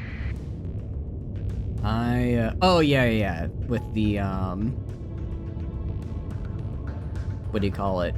Where it's, you can press, like, the shift key and that turns on strafe lock. Yeah, I like strafe lock on. I find it a lot easier to manage.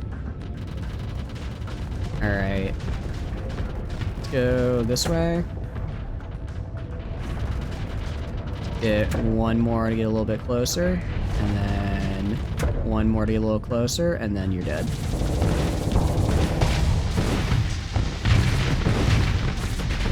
Alright, go here, and you're dead. Nice. Okay. Another one. Have you guys go, like, this way. Actually, have you guys go this way. Except for me. You do left side to strafe and hold shift to point your ship. Oh. Because I'm using the arrow keys to kind of control my direction. But sometimes I get a little turned around. Like, I'm definitely getting a feel for it a little bit more. Definitely getting a feel for it. It's just getting the hang of it. I don't like that you're doing that to me, pal. The lack of PD is definitely hurting. Not gonna try and say it isn't. Haha. Alright, gonna come in here. Can I get you before the onslaught gets me is the question. Ooh, probably not. Probably not.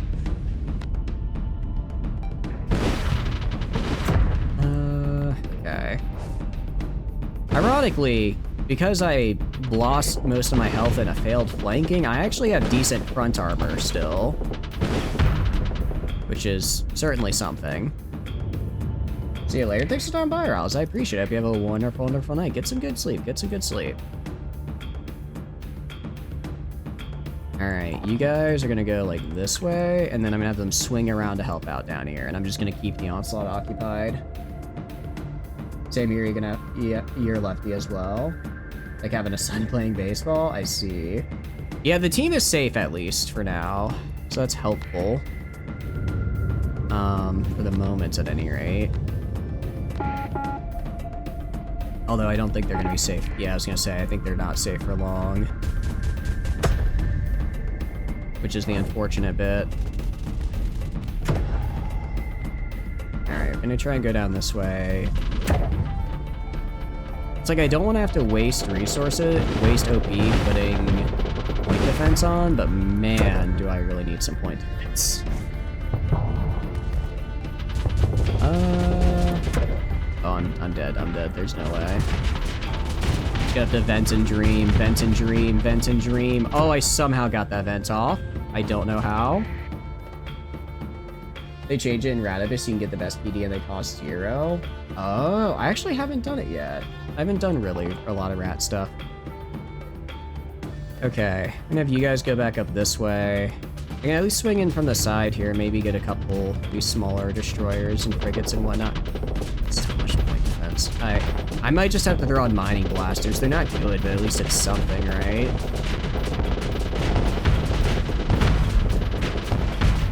I mean, if I hit them, obviously I do good damage. It's just hitting them that's the problem. And now we have my own PD, or my own point, or my own fighters at least. Ow. Rat stuff, you mean Doritos? The rat mod. I don't think Doritos add point defense, do they? Oh, actually my CR is about to start decreasing. We spent too long in this fight. We spent too long. Alright. Alright. Can I get a little here? Back up a little. Gonna vent. And then gonna put the shield back up. Crap, that's right. Alright. Dodge the missiles. No, I don't think on my own, I don't think I could take all of them. If it was just the Griffin, I could do it. Just the Griffin, I could. Oh, almost killed that one. But it's not just the Griffin, he's got friends. Usually don't take advice from extremists. I mean, I think my school of philosophy when it comes to this game for ship design is a bit more on the extreme end, to say the least.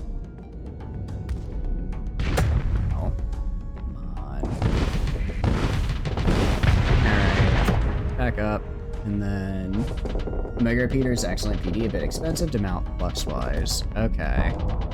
Flux has been... I think I haven't done great this time, but I don't think it's because I managed my flux. Well, I don't think I did too bad on the flux management side of things. I think I've done okay on that end, at least. I'm gonna try and get this Condor. If I can kill this Condor, then I can isolate the Griffin and I might be able to do this. Meanwhile, I want these guys just moving this way. Stay away from the onslaught. Those sound like broadswords, light machine guns. Okay. Not great, but they're still enough to cause a problem. Okay. How are these missiles still following me? And I'm not moving in the direction I want. Alright, I want to move this way. How the fuck do I move? Different axes, holy shit, we're actually kind of killing the Griffin. What? Okay. Screw it. Go in. Alright, building a lot of flux.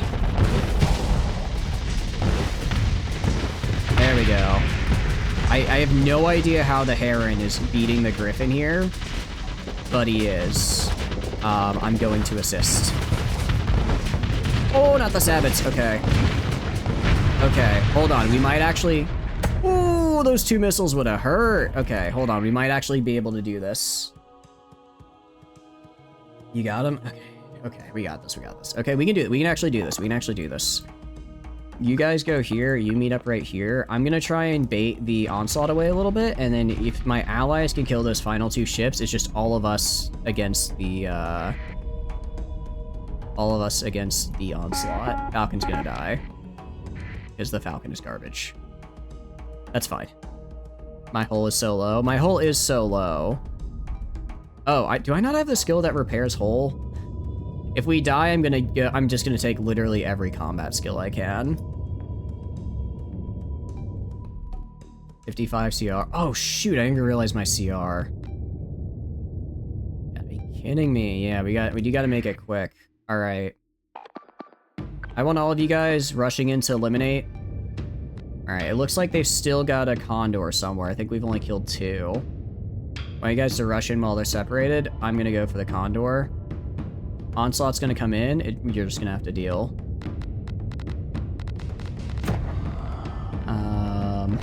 Okay. Get in a little. One more time to get close. Heron is gonna start having combat readiness problems. That's okay. Dodge. Alright, you're down. You're overloaded. There's a missile from behind. I don't like that. Okay, nice. You're dead. Okay. You guys are gonna go right here. I'm gonna try and get behind the onslaught. I think he's facing his ass. Yeah, he's facing his ass right towards me. Where did those losers come from? Genuinely, these like random little broadswords are gonna prevent my best flank yet. Okay, it's fine. Suffering due to low combat readiness, that's okay. Okay, I can do this. Sure, avoid that like one missile. I don't know where all these other idiots are coming from. I don't care. I don't care. Get a Reaper in your ass. Get a Reaper in your ass. And... No! Crap. That's so unfortunate. Alright, let's back up, let's back up. Okay, you guys kill this. Oh, they had another. Where did this other condor come from? How did they have another condor? Okay, I'm just gonna have to. We're losing CR so fast. Why does he have sabots? I don't know. Oh, our speed is terrible right now. Critical malfunction due to low combat readiness. What's your CR at? 70. Great. Alright, fuck this. I'm gonna go chase down that condor. I don't think I can win this, but I can at least kill that condor. I have 20 CR. Oh, there's no... Oh, you're kidding me! Don't make me go back and get, like, hardened subsystems for Sierra, of all things. Sierra should not be... I'm moving so slow.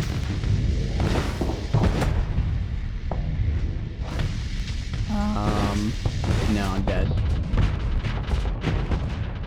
I'm dead. Okay. Okay, that could have been better. Could have been better. Actually, apparently that counted as a bounty, which is kind of funny. Alright, if it wasn't for the lack of CR, dude, we would have gotten that. We would have gotten that for sure. Alright, now, I'm gonna be more aggressive with my guys. I'm gonna be more aggressive. I'm gonna have the Tempest do the cap the points like you were saying, and I'm just gonna run. I'm gonna run for their backline and kill the Condors. I think the Condors were the biggest problem. Hard subsystems, elite combat endurance, as that as well. Let's see, combat endurance. Yeah. All right. Reassign a couple skills here. First of all. Let's see. What do I want to, what can I get rid of? Target analysis. I do like, I kind of like all these. These are actually all really nice. Nano hull repair if you use Carter's junk mod. I think I have that actually. For this, I'll take you off, put on combat endurance, delete that. Crew training. Oh no, I can't. Cancel. Okay, if I take it off, I lose best of the best. I don't actually know what happens if I get rid of this. I don't actually know what happens if I get rid of that. I don't know what happens if I get rid of that on for the ships that already have it. Maybe they take, I don't know if they take like a debuff or... Alright, reassign. Drop tactical drills for right here. Damage control. I don't really care for that. You lose an S mod just at random. Okay, I don't want to do that, so let's not do that. Point defense, ballistic mastery, no. Missile spec. I already have elite energy weapon mastery, which is good. I think this is kind of the only one I really... Is there anything else I really want? I don't think there's anything else I really want from this top line. You dump hull restoration for it? Yeah, probably. We could dump it for polarized armor. It might help a little bit. Maybe dump it for that. Make that elite. Yeah, and then... Point defense I don't think is needed. Ballistic mastery, we're not using ballistic weapons. Damage control... I mean, it's not bad. Although I don't really know if I can give anything else up right now. I could give up... Can I give up automated ships if I want to be able to use Sierra? I think I have to have her for this, right? And I don't want to give up cybernetic augmentation because then all my guys will lose their skills. Flex regulation. She's... Oh, you don't? Oh, she's special. Oh, okay. We'll drop that then, and I think we'll throw on just damage control for a little extra help. And let me make sure, okay, my fleet still has all their stuff. Fleet still has all of our stuff. Like the 5th on, like this 14th onslaught AI. Got it, okay, yeah. Alright, couple extra skills should hopefully help. Did I accidentally turn off the auto fire on the ion blaster? Because it just didn't act like at all for that entire... Just kind of didn't. Let's do weapon groups. Alright, cryo blasters, number 1. Ion pulsar can be 3. Reaper torpedoes are 2. Put you on auto, everything else here. Confirm. Alright, I'm gonna drop these vents. I'm just gonna put on mining blasters. They're not good, but I can just spam them, and I'm not dealing with like the best of the best here. I moved. Oh, did I? You're right, I did. Whoops. Okay. So I want these on 1, these on 3. This guy on 3. Okay. Also, I'm at the wrong place if I actually want to build Sierra, because I have none of my stuff here, which means we get to take a nice, quick little road trip back there. I'll speed up real quick, just because I'll do the speed up. It's fine. Okay, I think Orbital Works gets us what we want. Let me make sure.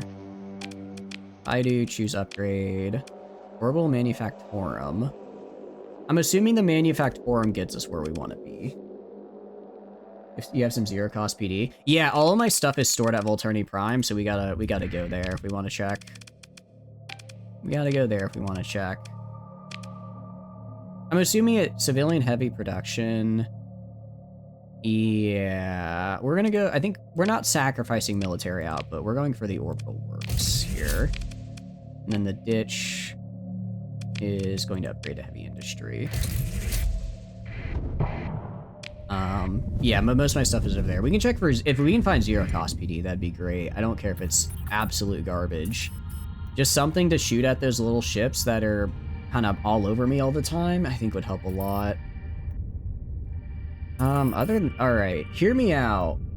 I don't think I actually have Vic right now. I have MR, what do you call it? And the Mackinac Void Shipyards, MVS, but I don't think I have VIC. I don't, actually, why didn't I use VIC? Was it not updated for 9.8? I usually run it, I'm trying to think, but I haven't seen any of their stuff, so I don't think I'm trying to think of why I wouldn't have grabbed them. Yeah, because I like to grab their stuff. Alright, let's go to you. Let's just go for PD. Lowest cost. Lowest cost I have is a cost 1. PD pulse mining laser, 32 DPS, 30 DPS. Damage per second. I guess I think just mining lasers are my best bet, or maybe mini blast. Nah. Extremely efficient but low performing. I mean, I guess they're getting within that range anyway, so it's probably fine. Alright. Throw mini blasters on. Weapon groups. Okay, how we're gonna do this. I want these guys in 1. These guys on auto fire. Yeah, okay. You haven't installed any of the zero AI hull mods? Are they zero? Oh, they are zero cost. Damn, okay, hold on. I didn't realize I could just throw that on. That's actually kind of cool. Good catch, good catch.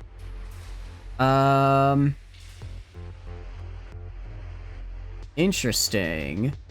So this is just like a full-on, just I can repair over, I can just repair 1% of my hull every second. I think that's, is this just permanent? Because that could be really good. What is this from? If I check the codex, maybe it'll say? It is not saying where it's from in the codex, unfortunately. Not saying where it's from in the codex. That's pretty good. That could help a lot. Okay, this is just basically... Oh, wait a second. These are just the... I think this is just the, these are just the story, the elite versions of, or these just elite versions of skills, more or less? It's rat? Oh, okay. Fantastic growth. It's a, yeah, it's a missile thing, which I'm not really using. Combat greatness by 4%. Adaptive pulse resonator. Energy pulse weapons. Reactor chamber. I don't hate that. Non-elite field modulation and target analysis to ship lacking a cow. I don't care about that. Temporal shell. Okay. I don't really care about that. Adaptive thruster control. Adaptive trajectory. I think we'll just do this entropy arrestor and get the extra heal. That's pretty nice. Yeah, I only get one of them. Okay. Must be new. Yeah, we started, I think, this run right before a recent rat update, if I remember correctly. Alright, I think the ion pulsar wasn't on last time. On auto fire, so now it is. So it should do good. It should be better. Alright. Let's do this time. This time I believe in us, alright? Temporal seems pretty OP. I could see how it's good, but since we're already basically a phase ship, I don't know if I want to take more shield damage since I'm really watching my flux right now. I think I'd rather just have repair at the moment. I can see how it's really good. If we fail again, I think I'll swap it in, but I want to try repair. Because a lot of these losses, genuinely, we've had, like, we were this close. We were this close to winning. If I had, like, an extra 1,000 hull, which this would have provided, we probably would have won. Included flux, but that's for the fight for repair. Check the BD. I did. We had no zero cost BDs, unfortunately. We had none of the zero cost BDs, so we had no way. We had no way to get, you know. I mean, I just picked the one mini pulsars. They're not like good, but again, they'll do. They'll do at any rate. And let's go to the Athena once again. Here I go once again. Why is my average CR only 78? Huh? Oh, because I guess some of my ships got caught in the asteroid field? I think my average CR should be way higher than 78. Oh wait, does hull restoration increase average CR? That might be it.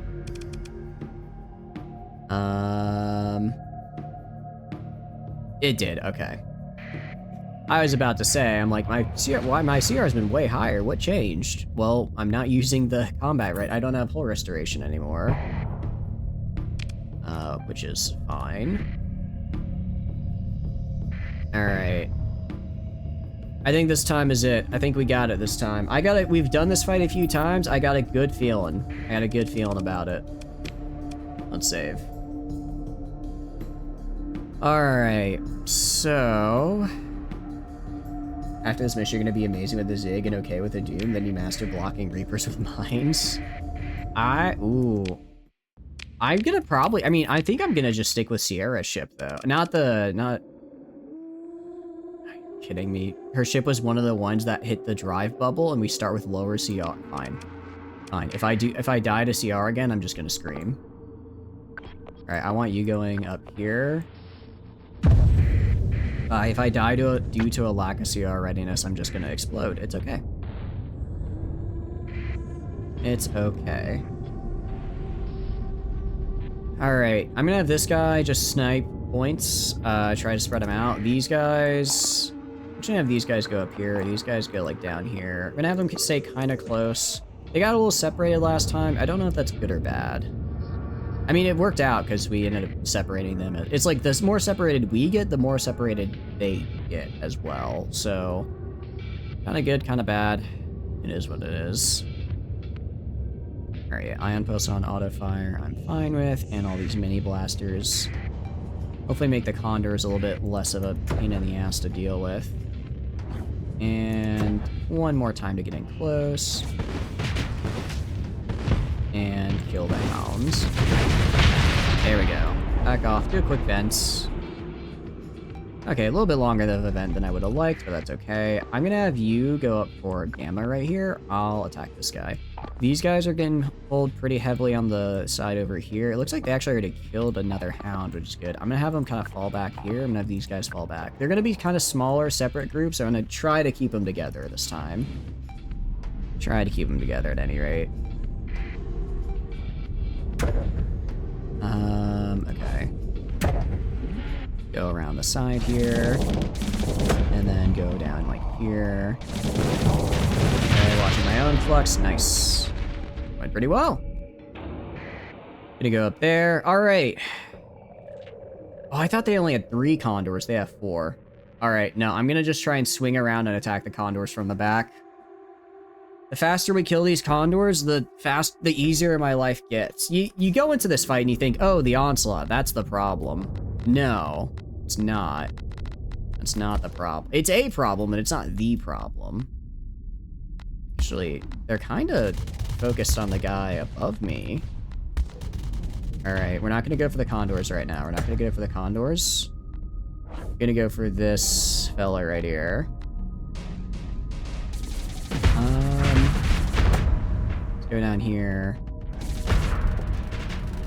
Okay. At least I can do this. Okay, now I don't have to worry as many pulsars are doing work. Good work. Well, that's subjective, but work. You go back that way. I don't know how this one guy's attracting their entire damn fleet. I'm not gonna let this opportunity go by. If we can kill the Griffin and these 2 enforcers, the rest of this fight will be so much easier. All right. That was 100%. It's 100% the move then to send that guy up there. Okay. I feel like right here. They do have a couple just regular guns they can hit me with. But I'm gonna try to kind of come from the side. Okay, and then... Okay, that one's dead. That one's dead. Gonna back off a little. Back off a little. Okay, nope. I said back off. All right. I need you 3 targeting the Griffin. I'm also going to target the Griffin. I want you targeting the Enforcer right here. This guy... Okay, they're probably going to start heading back towards me, but that's okay. Because he's chasing a troll. He is! He is! Okay. Go around, go down. Nah, this guy's dead. This guy's 100% dead. Alright, watch my flux. Nice. Okay. Okay. And Aurora's pushing into the condors. Fantastic. I want you guys pushing in like right here. Alright, gonna go up this way. Again, try to get in close, try to start killing those condors. I don't think I'll yeah, I don't have to waste these missiles too much. Alright, another condor. 2. Alright, I'm gonna have you move up this way. You're gonna move back down to Com Relay Gamma. Alright, that's 2 of their condors out of the way. It's 2 of their condors out of the way, which is really nice. Or, sorry, out, like, separated. And... Kill. Kill. One more volley. There we go. But yeah, he is just down there trying to take that 1 point. Gonna send this guy to take Gamma. And then I'm actually gonna have these guys take Beta. He's probably gonna come up to Gamma. When he comes up to Gamma, I'll have these guys going from the side. Okay. Oh, and there's another condor out there. Are they? Okay, there's another yeah, there's one up here. I'm gonna try and grab this guy. Oh, I really don't want to. I really can't. If I mess up and die right now, I'm gonna be very upset because I'm throwing a very optimal situation if I've ever seen. This is by far the best we've done. I mean, it's somewhat replicable.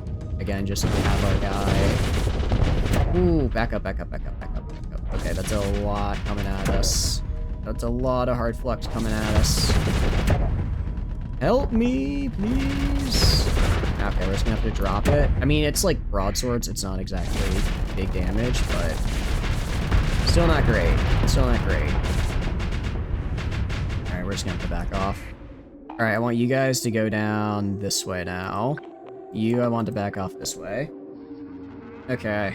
I wasn't throwing per se there, but that wasn't as nice as I would have liked it to be.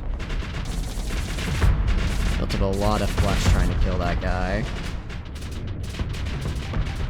Okay, so there's the onslaught. They have a condor down there and a condor right here. It's annoyingly sticking really close to each other. It's the right thing to do, it's just annoying. Alright, I want you to try and kill... Oh, I'm out of command points. Oh, that's actually kind of bad. That's kind of bad. Gonna be a little greedy here. Gonna be a little bit greedy. Try and... I really can't afford to miss. Back off. Back off. No, I want to go up, not down, up, not down. Crap, that's a lot of little guys. Try and do this. Okay. It's the freaking condors, dude. They make my life miserable, I tell you what. Okay. This guy's kind of injured, though. This guy's a little bit in pain. Luckily, we've got our whole restoration going, so we're at least... Our armor's shredded, but we're at least restoring that much. Alright, gonna go in here before the support arrives. Alright, don't miss any shots. Ooh, I gotta back up. I back up a little. And try and vent some. His support's arriving, though. His support's arriving. I'm gonna push up here. Try and go like there. Try and back up a little. His armor's shredded at least. His armor's shredded at least, which is good. How are we doing down here? They're just kind of hanging out. They're just kind of hanging out. That's fine. I'm gonna have you escort me, man. You just escort me, actually. You just protect me, dude. Kill these little losers for me, please. Ah, no, don't vent. Don't vent. Dang it. Okay. Alright, at the very least... at the very least, he's taking a nice bit of aggro. Alright, gonna get in close. Use the jump to get rid of my flux. Use the jump to get rid of my flux with the this time. Nice, okay. Now we're good. Now we're good. Alright. You guys kind of stay where you're at. Stay where you're at, roughly. And I'm gonna try and come in from the back here on those condors. I hate this because I have to fly upside down, which inverts my controls, but we're gonna do our best. Alright. Gonna try and go kind of like this way. They're gonna start, yeah, they're gonna start trying to turn to face me. Honduras, at least. I'm gonna go for this one on the far left. The one right next to the onslaught, I'm just gonna have to kill later. But this guy's so separated out, we can get him. We can get him. Ooh, crap, I didn't realize those were missiles at those were fighters. I was a little too zoomed out. Alright, let's get in here. And hit him. Okay. Ooh, back up. Oh, those are friendly drones. I'm about to say, that's something looking a little scary there. Alright, you guys, can you move this way? You can back up a little. Okay. Ooh, I think I can get him. I think I can get him. Oh yeah, Onslaught's bird driving away. Onslaught's bird driving away. This is... Just fighters, though. These fighters are gonna be a prob. Wrong direction. That's not the direction I want to move. Direction I'm trying to move. I like see the direction I'm trying to move and I'm not moving it. Stop making my controls upside down. Okay. Back up, back up, back up. Do this. Oh, he's so close to death. Ah, my guy died. I need to kill him. I need to kill this guy. Oh, nice. Okay, nice. It's just the onslaught. It's just the onslaught now. Okay, we can do this. We can do this. Action economy, baby. We got all of our ships, basically. Alright. Okay. Hold on. Oh, got it. Hit snooze. Ad break was about to start. No, I'm locked in right now. Alright, gank him and win. Hell yeah. Combat readiness is about to start. Decreasing, that's okay. Alright, you guys. Actually, I guess I'll just head over this way.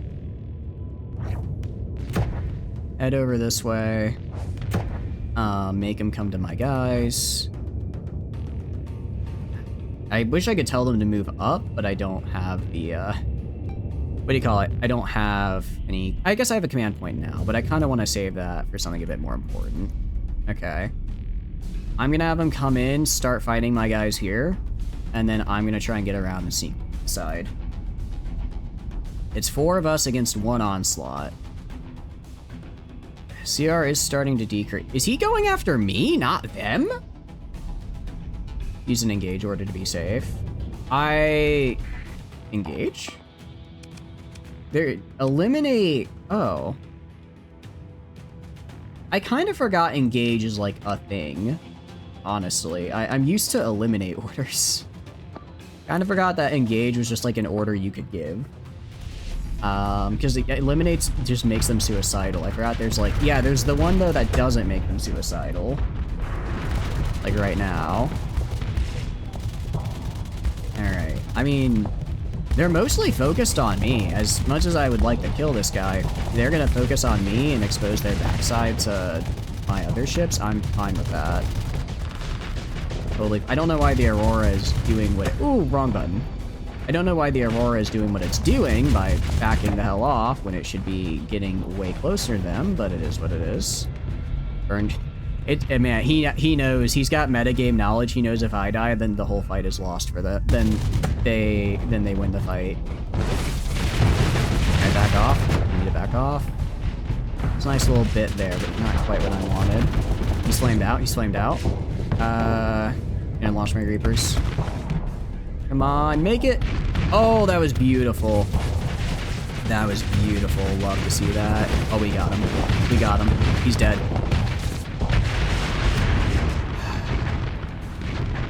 We did it! Oh, that's what I'm talking about there. GG easy, first try. Didn't even break a sweat. As I'm at 27% combat readiness. No, 100% if we didn't have the hull restoration, we would have... I don't know if we would have died, actually. We took some hits, but I think we would have just barely survived. Continue. Did it one-handed chugging a White Claw? Pretty easy, yeah. Easy one-handed chugging a White Claw, I'm telling you. I gotta drink some water, though. Ooh. Feeling a little palpitations after that one. You are shunted back into real space as the hole formed by the anchoring seals itself explosively, sending fragments of debris and asteroids spinning into the emptiness of space. Sitting back in your seat and indulging in the comfort of a peaceful drift into a tech set, contemplating what you just witnessed. It's not long before a drone crawls across the bridge main screen and gives you a curious look. Time for you to do that mission when you find Sierra. I love Sierra. Like, all of Sierra's mission stuff are just really fun. Holographic projection streams out from the drone displaying Sierra's avatar. Was that the past? You glance back to the display where the wreckage of the ISS Athena is still as battle-scarred and as lifeless as when you first found it. Your victory appears to have no material consequences in this reality, or dimension, or timeline, or whatever the hell. Maybe? The drone excitedly skitters across the console. In any case, what an experience. The pact has turned more entertaining than I would hope. Not an agreement.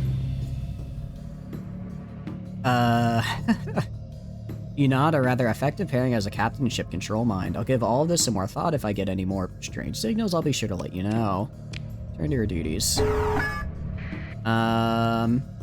Volturni Prime? I don't think you're taking Volturni Prime, my dudes. That's, Lifeless World Class 5 survey data. Neat.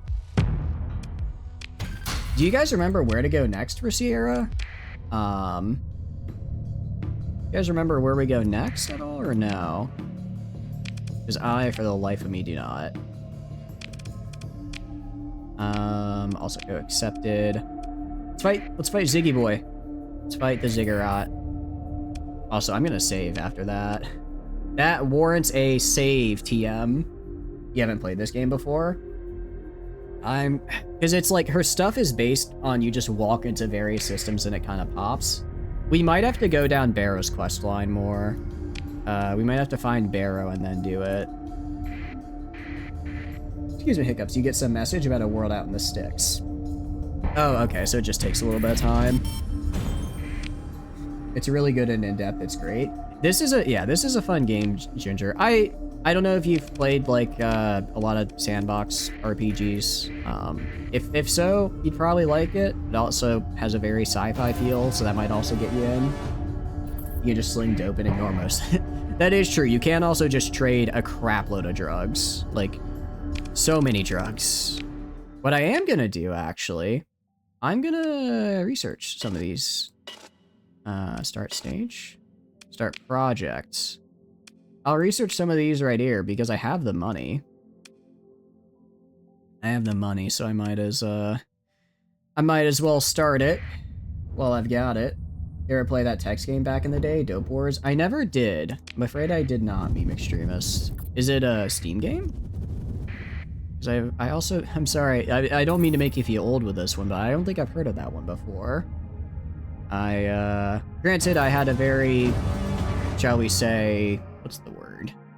I think I had a very FPS-focused childhood. I really focused on, when I grew up, I was mostly doing, actually, that's not true. I did do a fair amount of I did an occasional strategy game, like Rise of Nations. Actually, and I guess Mountain Blade as well was a childhood game. Now I have various versions of it, one on a calculator, one on Linux, bunch of variants. Never did. Do you mean Drug Wars? Does Prepper know? Prepper might know. I'm afraid I don't, though. Is it... I guess it's like a game on like your TX-84? I still have my TX-84. I think it's in my work backpack, because I just, you know... Actually, hold on. I think I've had the same... Let's see. Yeah, no, I've had the same backpack for like 10 years now, probably. Because I got it, what, junior year of high school? I had it through all of high school, all of college, and now. Okay, not quite 10 years, closer to like 8. Your cousin had that one on an 83. Oh, I never had an 83. I think I went straight. I think in my day, it was the 84. Played that in like 1986. Oh, really? Wait, so what is it then? Is it just like a kind of like text adventure game? There is, if you like text adventure games, Warsim on Steam. Now, excuse me. Sorry, my nose is starting to get a little stuffed all of a sudden. I swear, I can't get sick again. I was already sick last week. I can't be sick for a second week in a row. There's a game called Warsim on Steam that's pretty fun. And it's like a little text-based game as well. Just like a bunch of different ones. Okay. I wonder if I'm sure I could find it on like the internet or something. But no, this is a very fun game for if you just want to get in there. If you want to just, you know, get in there, do a lot of, what do you call it? Do a lot of like trading, exploring, fighting. I mostly like the trading, or not trading, sorry, exploring. I mean, like the trading is kind of fun as well. And it's a nice early game. Trading is really nice early game. It's more of when you get off the early game that it's kind of like, I mean, it's there, but, you know, when I'm making 1.2 mil a month, I don't need to, from colonies, I don't need to spend an entire month trading for 200k, you know? The Linux one you can get is free. Hell yeah. Drug Wars is an ASCII text-based drug dealer simulator where you went into different areas and different events happened. You made money, you got shot by cops, just whatever. Damn. Sounds like an interesting game. What's the game? It sounds like there's probably a couple variants out there. Sounds like there's a few of them going around. Alright, let's fight the Ziggurat.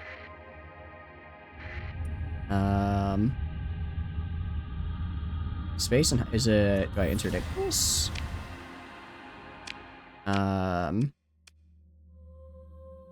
Investigate the area. Do I do a... I forget what I'm supposed to... Oh, transverse jump. Duh. I'm like, why can't... I'm like, how do I get into this area? Well, transverse jumping probably does it. Warning beacon, high danger. Interesting. Reinstalling Starsector Normal to your favorite cartel games. I mean, I'm not gonna say you're wrong. Oh, hold on. Let's get the Hamatsu first. A lifeless Hamatsu drifts before your fleet, its broken body sectioned into your bridge displayed by a variety of sensors. Your tactile officer brings your attention to an unusual distribution of burned patches as if the Hamatsu is struck by exotic energy weapons from many angles all at once. Explore. The initial salvage team sweeps what's left of Khalees Astraya's identified identified through the biometric data in her Tritakian personnel record. She is quite deceased. A large cache of credits is found in her quarters and a shielded case. The holds of the Hamatsu are packed with supplies and feel much of it recoverable. The law of salvage rules even here. You'll recall that Callisto Ibrahim mentioned an affinity for the Hamatsu. If you return this leaky tomb of a hold to her, you could expect a reward. Ship captains sometimes get funny ideas about the first real command, but if Ibrahim is willing to pay, I'll consider ship recovery. Sure. I'll even buff out some of the dents. I play Dwarf Fortress, now I must play Nathok. What is Nathok? I now have to pilot the Zig 2 times stack lance, 4 phase lance, and GG phase anchor to lower the cooldowns. We can try it. I don't know how well it's gonna. I don't know how well the Ziggy's gonna go. Sierra, I can work with. The Ziggurat, something else. Hostile orbiting the Alpha site. Hello there. Yeah. The Capital class construct appears to be a phase ship due to its presenting features common to the type, though its design is otherwise exotic. There also appears to be small bright EM sources, only partially overlapping the visual spectrum. Your sensors officer reports they periodically appear and dissipate in a volume encompassing the mysterious ship. Your bridge crew murmurs speculation between their stations. A new form of shielding, microstat thruster burst. Your sensor officer shakes their head. Due to a high-resolution scan performed and the raw data placed into secure storage. Let's continue. Zig's phase cooldown is like a split second. Is it really? Instead of insane mobility, you just disable anyone that gets close and move. Okay. That is going to be a little bit difficult just because I'm used to like insane mobility, but I see how it can work for sure. NetHack, game released in 1987, is still being developed. It's an ASCII roguelike dungeon crawler known for being almost impossible to beat and unfathomably complex. And it's still, it's still being developed? Like, today? Like, let's see, 97, 2007, 17. Nearly 40 years later? Damn, that's, I thought Dwarf Fortress had a long development time. Want to be faster, just slap on unstable injector. We're running Exotica mods, so I can also use those. I'm not going to auto-resolve the Ziggurat. As funny as that would be, I'm not going to do that. I kind of want to try and hit him just with every single one of my, I want to try hitting him with all of my destroyers and see if we can take him. I want to see if we can take the Ziggy like this. I think this is an interesting stress test of my destroyers. Oh, that's right. Actually, Sierra's... Hold on, let me transfer command to you, Sierra. Forgot that I'm technically not in their ship. Alright, there we go. Hello, Sierra. Nice to meet you. Look, 90% is still a lot. Yeah, you can keep telling yourself that. Switch to the Cryo Blaster. Then you have Ladle, the crackhead, just on top of the Ziggy. I guess you just need a lot of lasers on this guy to force his flux to go up. You can't deny the power. I can't deny the power, but I can certainly try. He's got to pop out soon. When he does, I'm ready to blast him. In fact, I'm actually going to break out the Reapers right now. Am I... I just got fluxed out. I'm like, am I even piloting you right now? I am. Alright. They're almost out. Action economy, motherfucker. Go, kill him, kill him, kill him, kill him, kill him, kill him. There we go. Okay. It turns out 8 billion destroyers will do the job. Or Ziggo. Maybe a little bit. Maybe a little bit poor for that guy, but also, he did kill 4 of my dudes in the process. Recover that. Okay. And then disabled or destroyed. I forget. I have to do like a special thing to get it right. Still being developed. Latest update was in net February 23rd, 2023. So it's a cult classic of a game. Interesting. Is it? That's so cool though that they've developed it for so long. Have you played it yourself out of curiosity?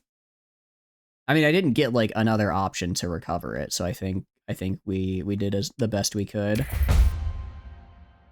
A final terrific explosion blanks the external visual pickups. A few seconds later, backups are extruded through the hull. Your sensors officer reports in a hushed voice that no escape pods are detected leaving the ship at any point. Your fleet approaches a derelict ship. A broken phase vessel, not quite dormant, is drifting through space. Salvage teams dock their drone shuttles at various entry points along the massive vessel's hull. At the precise moment the go order is given, all telemetry feeds from the shuttle simultaneously blank out. Your bridge officers initiate fallback procedures with practice speed, contracting subordinates, performing checks, and reinitializations to establish precisely where the system fault occurred, and determined if it was a hostile act. Several recognizing minutes later, the salvage team's data feed and comm snap back to life. Spent many hours playing it, even at work during downtime. It works. If you got downtime and you're getting your work done, no reason not to, I suppose. So out of curiosity, is there like an end to the game, or is it is it kind of like Dwarf Fortress where you sort of just keep on going? Captain or tactical officer salutes and launches into a status report. Someone or something just tried to send a power core collapse signal to the shuttle's computers. Fortunately, the security package caught it in time, but they had to perform a full system shutdown and manually switch to backups. That's why the telemetry cut off. All the salvage teams are now reporting, all green and standing by. You can win, though most people never do. Have you been able to win out of curiosity? If you play a Doom a lot and pick this as Vari pirate ship in the save, you get an ITU and a Doom blueprint from the same situation or station. Is that a sign? I think it's a sign you gotta pilot a Doom. Whoever did try this, what did they hope to accomplish? Well, it seems like they hope to cause me to fucking explode, pardon my French. Your tactical officer rapidly taps a few buttons, holo displays flicker through status updates. If the shuttle power cores were overloaded simultaneously, the shuttle so close to the wreck, the hull would have likely been damaged past any hope of recovery, in addition to killing the salvage crews, of course, but I don't think that was their goal. They're easier ways to kill salvage crews. As you indicate to your operations chief to ready the salvage team for a second attempt, your tactical officer adds, "It comes to mind that what we just experienced was an attempt by an old tri-tac trick from the Second AI War. They left black box EW traps to keep the hegemony from recovering intel and tech from disabled hulls. And it worked, for a while anyway. Just glad we kept that legacy Comstack package installed." Nope, never won. How far did you get out of curiosity? You'll play support for the spoopy pirate ship and put a cute girl in it as a pilot? I mean, well, I guess you can't put Sierra, but there are plenty of other cute girls in the sector. Use Mr. Tactical Officer and ponder the situation as the call and return proceeds between your command crew and the salvage teams waiting at standby. Reports trickle down up through the hierarchy from junior officers and after action and sim analyst teams to your bridge crew. Picture begins to form that has too many gaps for your liking. The core collapse signal appears to originate not exactly in, but uncomfortably near to secure cargo bay holding an alpha core. The core was shielded in complete isolation at the time, and it denies any responsibility as effortlessly as it offers you its service and advance it during this crisis. If you'd be so kind as to open up a small data link. You currently terminate the secure channel in order that the AI be put back in isolated lockdown. Your comms officer reports that there is uncertainty whether the AI was involved or if the signal is sent from that location to throw suspicion onto the core. Both possibilities have troubling implications. In the meantime, however, the ops chief calls in requesting the order to enter the wreck. Yeah, let's explore. After a few tense minutes, reports start to come in. The vessel is heavily damaged and through an exotic design, it is theoretically recoverable. Your operations chief reports that for all the fancy hull features, it is clear that the ship requires crew to operate, but there are no traces of a crew, not even a single body caught in the battle damage, and the escape pods are all in their berths. The operation proceeds with telemetry feeds, salvage reports, and authorization orders flowing around you through the bridge of your flagship. You catch yourself listening for that unheard music at a quiet moment and shake your head just as the comms request from your technology officer appears, bringing you back from your reverie. You accept as a matter of course. The dungeon goes 50 levels down, and then you're supposed to retrieve something and bring it back up. The Amulet of Yender, at which point you face wonderful things like the Four Horsemen of the Apocalypse. You did manage to get to that point. Really? Is it, so how does like combat and stuff work? Is it like purely you just have to like make the correct choice and there's just a billion different choices, or is there like kind of like combat? How does it, I'm sorry I'm picking your brain about this. It sounds really interesting though, that it's, it's just been around for so long. You 200 levels down in the Caves of Cud. Look, we can dig deeper and more greedily. Digging deep and greedily has never had any negative consequences ever in my life, I assure you. Captain, if I understand half of these systems, this ship is truly one of a kind. Your technology officer speaks with genuine excitement. I found a device that appears to generate and control, I'm not sure that either is the right word, these swarming motes, the EM anomalies. The device appears to have two stages. The first, as I've described, and what appears to be a later edition, which is unfortunately damaged beyond repair. Judging by the complexity of the components and the bizarre discharge pattern, this is the work of a team of specialists doing bleeding-edge work. It's amazing. A device like this, it's simply unheard of nowadays, except tech looks at Bash suddenly. Rumors, people talk. Flying on a gamer chair, dual-wielding rocket swarm launchers. Games of Cut seems like an interesting game to get into. It seems like there's a lot of, just like customizability. But I don't know, it almost seems like a little too sandboxy. I don't know how will I do in it. You hear, swarming, flying in a gamer chair with dual-wielding rocket swarm launchers, how do you kind of get to that point, I don't know. I almost don't know if I have the imagination for it, right? It's just kind of a pure troll. Okay. I'm still I'm causing a little chaos, Eddie. I hope you slept well. Welcome in. Welcome back. What are you up to? Dozens of different monster types each have their own abilities and weaknesses. You have weapons, you have magic, you can make wishes, you can transform into monsters, eat magic items, and absorb their stats. This sounds super cool. Here's a main storyline, but you can just ignore it and go hard. You have to be a pure human called a Trukin and find upgrades. Okay. So it's like body modding in RimWorld. Your technology officer clears their throat. I think I can get the main part of the device working again, though I can't claim to fully understand why it works. Not at all. The ship itself will be fit to fly too if we do the usual repair should we proceed with recovery. Of course I'm going to recover the Ziggy. 500? I did not realize it takes 540 crew. Holy cow. That's a lot. The TTS Xenoforca is part of... Why did it... I think it got a little bit of a random name there. It's the Ziggurat is what it is. No, wrong button, sorry. Wrong screen. Meant to do this one and then salvage.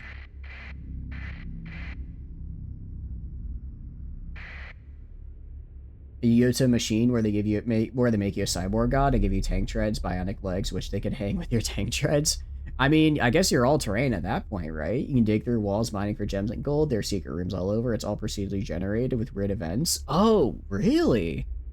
I guess the procedure generation is what makes it so difficult, right? Because it's not just like you memorize the pattern of how to beat it. You have to adapt on the fly.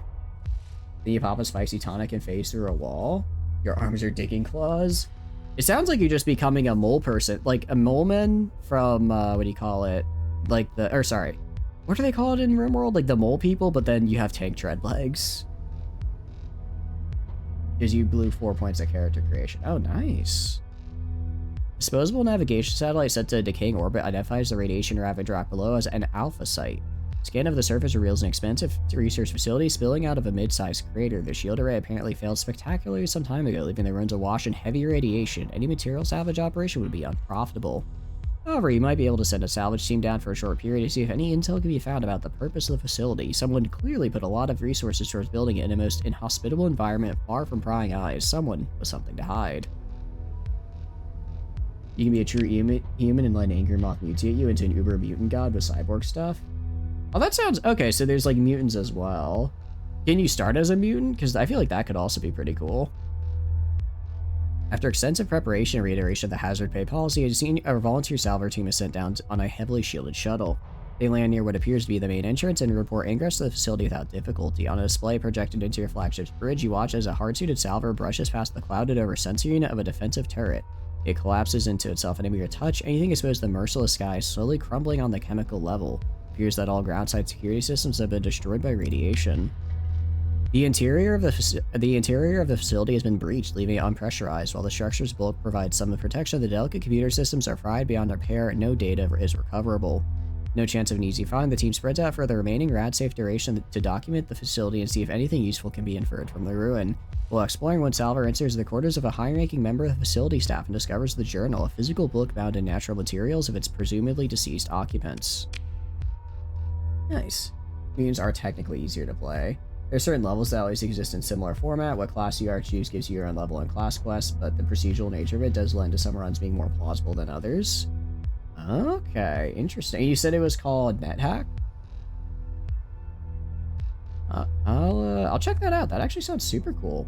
Has it ever been like put on Steam or anything out of curiosity? Or is it just on its own website? NetHack. Single-player roguelike video game originally released in 1987 with ASCII graphics. Cool. I saw the little Wikipedia there. Free to play, just have to download it. Nice, I'll check it out for sure. That sounds really interesting, honestly. It's older than Gabe. It's older than me. It's older than me by, let's see, 87, by 13 years. Okay, so that game is older than me more than half my life. Very old game. Sounds cool, though. Fine leather cover is discolored, but you can make out the embossed gold leaf Tritachan logo. Your salvage team has already scanned the text without opening the delicate pages of the book. The data has been placed into secure cache for your review. You're 44 and you heard of that in high school? Oh, okay. And it was old then? I guess that would make sense that it's old, because if you're 40, if you're younger, then it's older to you, right? Does that make sense? I don't know if I explained that well. Scrolling the virtual pages, you find that the journal appears to hold the private thoughts of the chief technology officer of the facility. It begins with vague complaints of being ordered to disregard safety protocols during tests and frustration with demands made by Achilles Estrella. From what you understand, this is an effort to establish a hard copy trail in case of the blame shifting and record altering, which is common practice for high-ranking Tritachan executives involved in failed projects. Concerns about going outside feature prominently in the entries. Understandable given the service conditions, but the increasingly intense obsessiveness of the writer seems to reflect a growing phobia of the part of the author. The remainder of the journal is difficult to read. Most of the pages are torn or defaced, leaving a patchy, noisy scan in your display. Little of what's readable is coherent. At the very end, there's one line written in a clear, strong hand. They sing to me, everything will be alright. Oh boy, do I love horrors beyond my comprehension. Play the recording. Oh, okay, we actually can't even survey. Neat. It was old then, it's probably in this Linux distros game list. I've been thinking about moving to Linux. I've been thinking about it. I know there's like I guess there's like a couple games I wouldn't be able to play, but I don't know. After like everything with Microsoft, it just seems like the right move, you know? Version 3.6.6. I'll ask like in the Discord and stuff, but I'll have to figure out like what's like a good, I guess what's like an easy attractors enhancement. Oh, so we can actually rebuild. I believe we can just completely rebuild the moats from the sound of it. It's very expensive though, holy cow. That's 2 alpha cores to make the Ziggy. I mean, it's the Ziggy though, that's kind of insane. I'm doing good, Ton. I hope you're doing good. How you been? What have you been doing? The only thing you can't do well is recording music and like 2 games. Yeah, right? Although I guess I do worry like about drivers and stuff. But I guess most of those have good Linux distros now, right? Most of those are pretty good, solid Linux distros, I think. Just got home from work. I hope you had a good day at work, or... Well, actually, I hope you had a satisfactory day at work. Because it's, you know, not everyone enjoys their job, but I think if you can have a day where you're at least not hating it and just kind of going through it, that's better than nothing, right? Better than hating it, I guess. I guess spoken as someone who does not like their job all that much. Oh, what are you up? I hope you're doing good. What are you eating for dinner? Hope you're getting some good food for dinner. Alright, let's go to Galatia Academy. Let's see what they got going on. Using Linux Mint, it's pretty solid. Okay. I know, isn't Proton like the one they made specifically for Steam? So I guess that one might be good to get, because that's where like 99% of my games are from, so it'd probably work well on there. I didn't realize we were fighting. Yeah, I'm fine. I didn't realize that we were fighting with these guys, so peace is fine. Not super resource heavy. Slap Linux on a laptop and mess around. It can't really hurt. Proton is like a wine front end. So what does that mean exactly? Also, let's talk to Baird. Captain, I'm very pleased that you've returned with this valuable data, and she pulls a schematic of the Ziggurat class prototype, this fascinating prototype.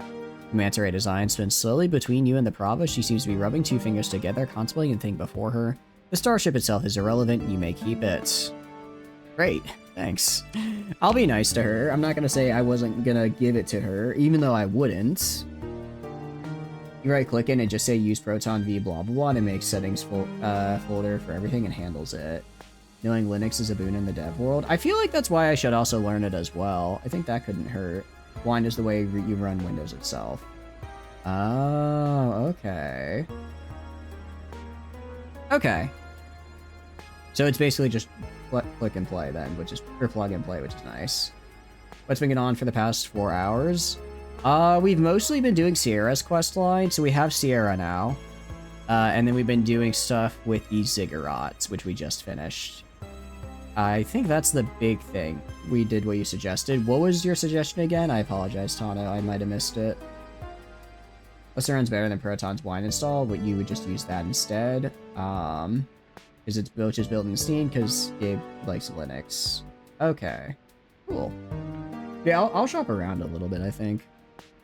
Because I also need to make sure it works with like OBS and everything that I have, and like all the streaming programs I have. But I think most of them do. I think most of them have like Linux downloads. I guess I'd have to re-download a lot of those programs to work with Linux. Oh wait, would I have to like reformat my hard drives? Would I have to do that if I wanted to switch to Linux and like re-download everything? Because that would kind of be a pain in the ass. Probably would, wouldn't I? Starsector and Emerald run native Linux versions. VG3 has lots of other stuff. You just do it like on a... Yeah, I'd probably do it on a laptop. I guess I'd have to get a laptop, but then I could mess around there. You have a Let It Pass shitty colony with heavy industry. I have not. We only just actually got heavy industry on our other two planets. I'll see about doing that for sure though. And then I don't know if that actually spawns their blueprints though. I don't know if that'll spawn them.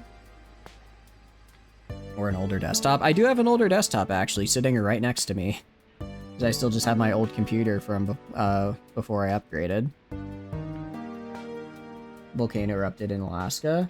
That's pretty cool. I mean, I hope no one was hurt or anything, but that is pretty cool. That is pretty cool. Runs a bit leaner than Windows, unless you get all the fancy graphic stuff. Okay. I mean, it's just more Windows. It's like today I turned on my PC and I got an ad for Borderlands 4 from Windows. Like, that's just my operating system giving me an ad. That is, like, pardon my French, what the fuck? I mean, it's happened before, but it just kind of hit me today, like, what the actual fuck, you know? Like, are you fucking kidding me? Send you a screen cap? Honestly, it might be better if you're gonna, for Discord. I will say, I have the Twitter, I don't really use the Twitter all that much. But if you put it in the Discord, put it in, like, the other stuff channel or something, I'll have it, like, for reference a lot easier. And you pay for this ad, right? Like, well, okay, I bought a CD key off Groupon that I'm like 99% sure was probably stolen. But it works, and the whole key was like $10, so I'm not gonna complain. So we can rob them for blueprints. Yeah, we do need to do that. We do. There continues, if it is the anomalous device within that interests me, not the whole, and of course these modes that it appears to create. We've taken the thorough scans and will be able to create experimental variations before long. Academia and Careers has been reviewing sensor data. I shall have her explain. The thing that pisses you off is they got rid of all the old card games that Windows used to have and turned them into ad where you at. I know, right? Like, it's like, oh, I want to play Solitaire, go to the Windows game store. Disgusting. Got an idea, we can do a little side thing, just get random useless planet, put it on and give it a Teletic path. Yeah, we can do that. We can grab one real quick, I guess, and try that, Tano. See if that works. Actually, I know just the place to put it. Actually. But we need to finish this conversation with Karuz first. Bravos taps her desk console and the comm display splits to display Scylla Karuz. Bravos, yes. Oh, Captain. Karuz sounds flustered. Of course, you must have just arrived. I was discussing the scientific value of the find with the captain here, says Bravos Baird. We just arrived at the top of these anomalous moats. Certain subsystem of the ziggurat displays is heightened with the approximation of the strange dancing lights appear surrounding the display. in between solitaire games, you're treated trashy ad videos. That's actually terrible. You won't be a menace. You're allowed to be a menace. Just, you know, follow the rule.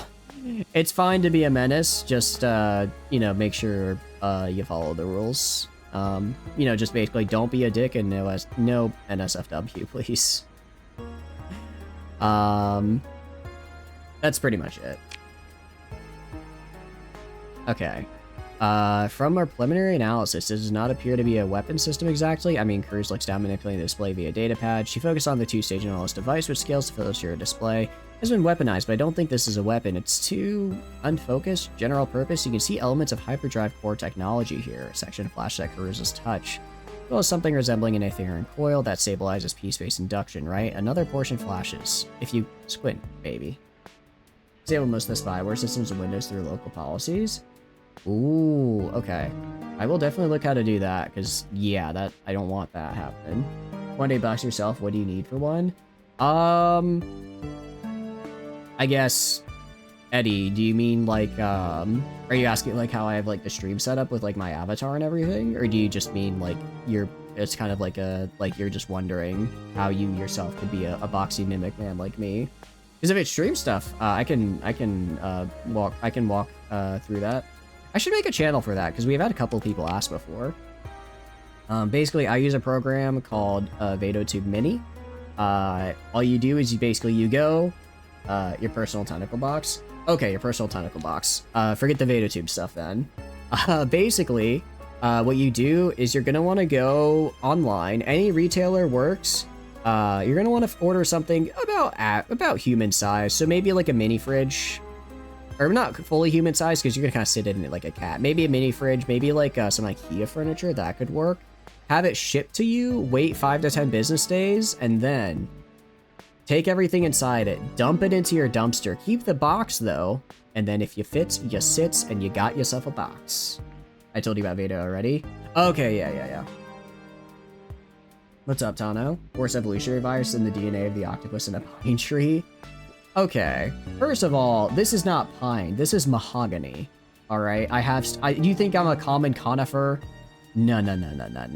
This is, I am made of good quality material. Second of all, it's a squid, not an octopus, alright? I know they both have tentacles, but there's a difference. Squid, way cooler. And then the FEV is pretty on brand, yeah. You think you're a peach? I guess it is. Actually, what wood color would this be close to, honestly? Solid box strat? Yeah. Sounds like a plan. It's the way to go, I'm telling you. It's the way to go.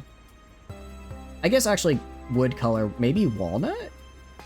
Would this be like walnut colored, maybe? But what do you do about the tentacles? Unfortunately for the tentacles, like Prepper mentioned, you're gonna need a little something extra, a little bit of forced evolutionary virus. So what you're gonna want to do is you're gonna want to go over to LA. You're gonna ask around for this guy called the Master. You're gonna run into a bunch of dudes called the Enclave. They're probably gonna be a little bit confused, but they'll you know.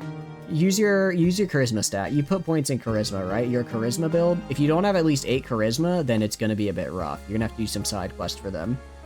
So assuming you don't, just do the side quest. But if you do, once you do, they're gonna take you to the Master. Then you just ask him, hey, I heard you've been messing with super mutants. Your plan sucks, but like I want to become a tentacle guy. So can you give me some FEV? And he'll say, what? Who are you?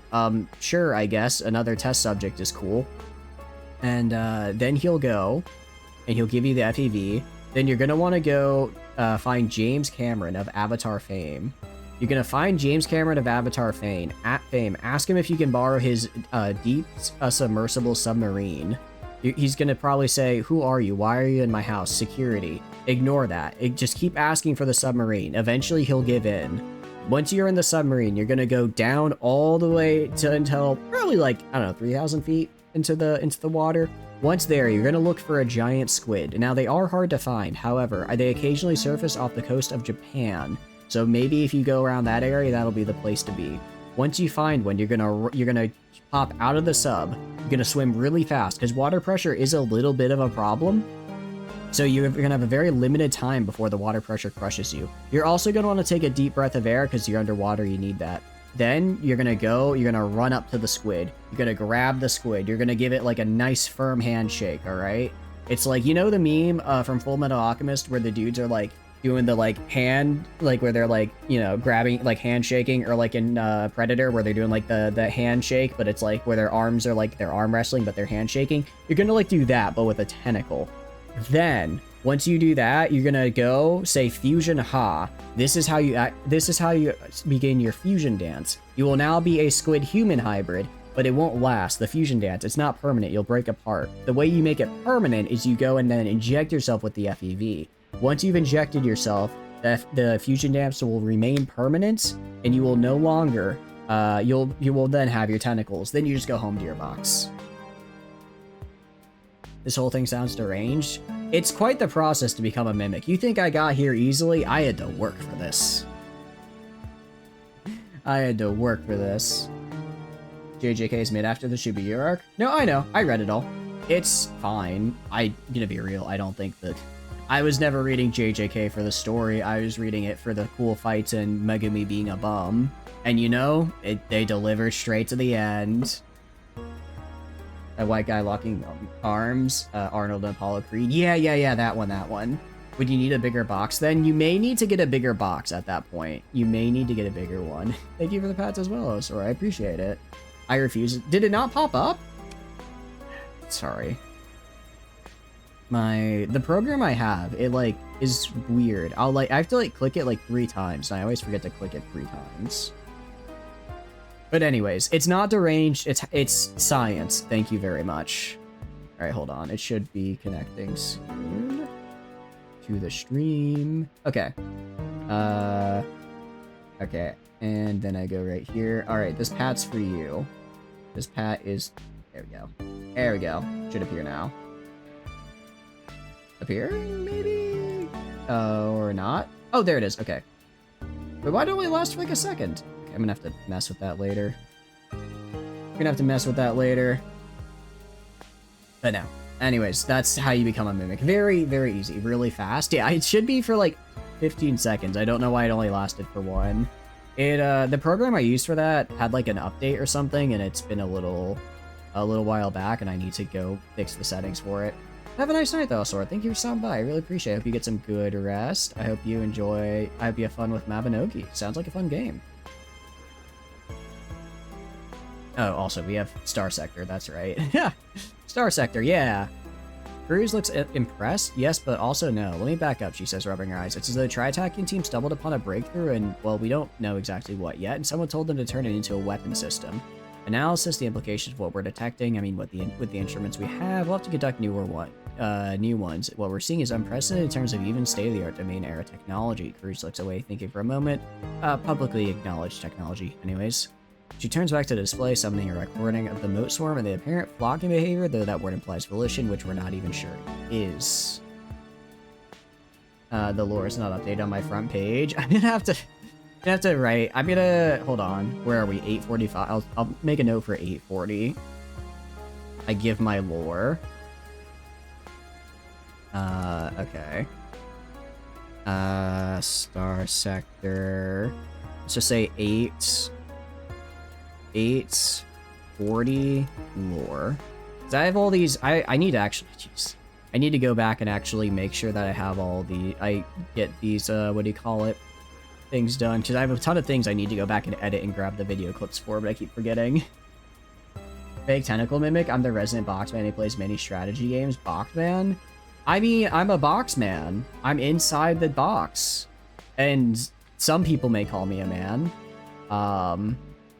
Which I think is pretty cool. It's more of a, sometimes people think I look like a high schooler, so they call me like young boy, and I'm like, dude, or maybe young man is more common, but I don't think, well, I know why I look like a high schooler. It's because I'm 5'7" and have bad acne still, despite being in my 20s.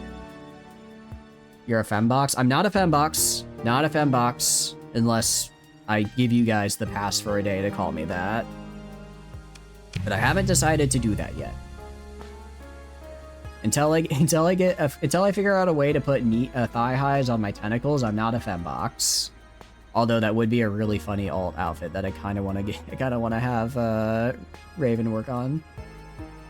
Get acne till you're like 40. Don't worry. Yeah, I'm not too worried about it.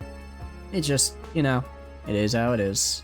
Plus, everyone says I'm gonna love it when I'm old and people think I look young, so I got that to look forward to.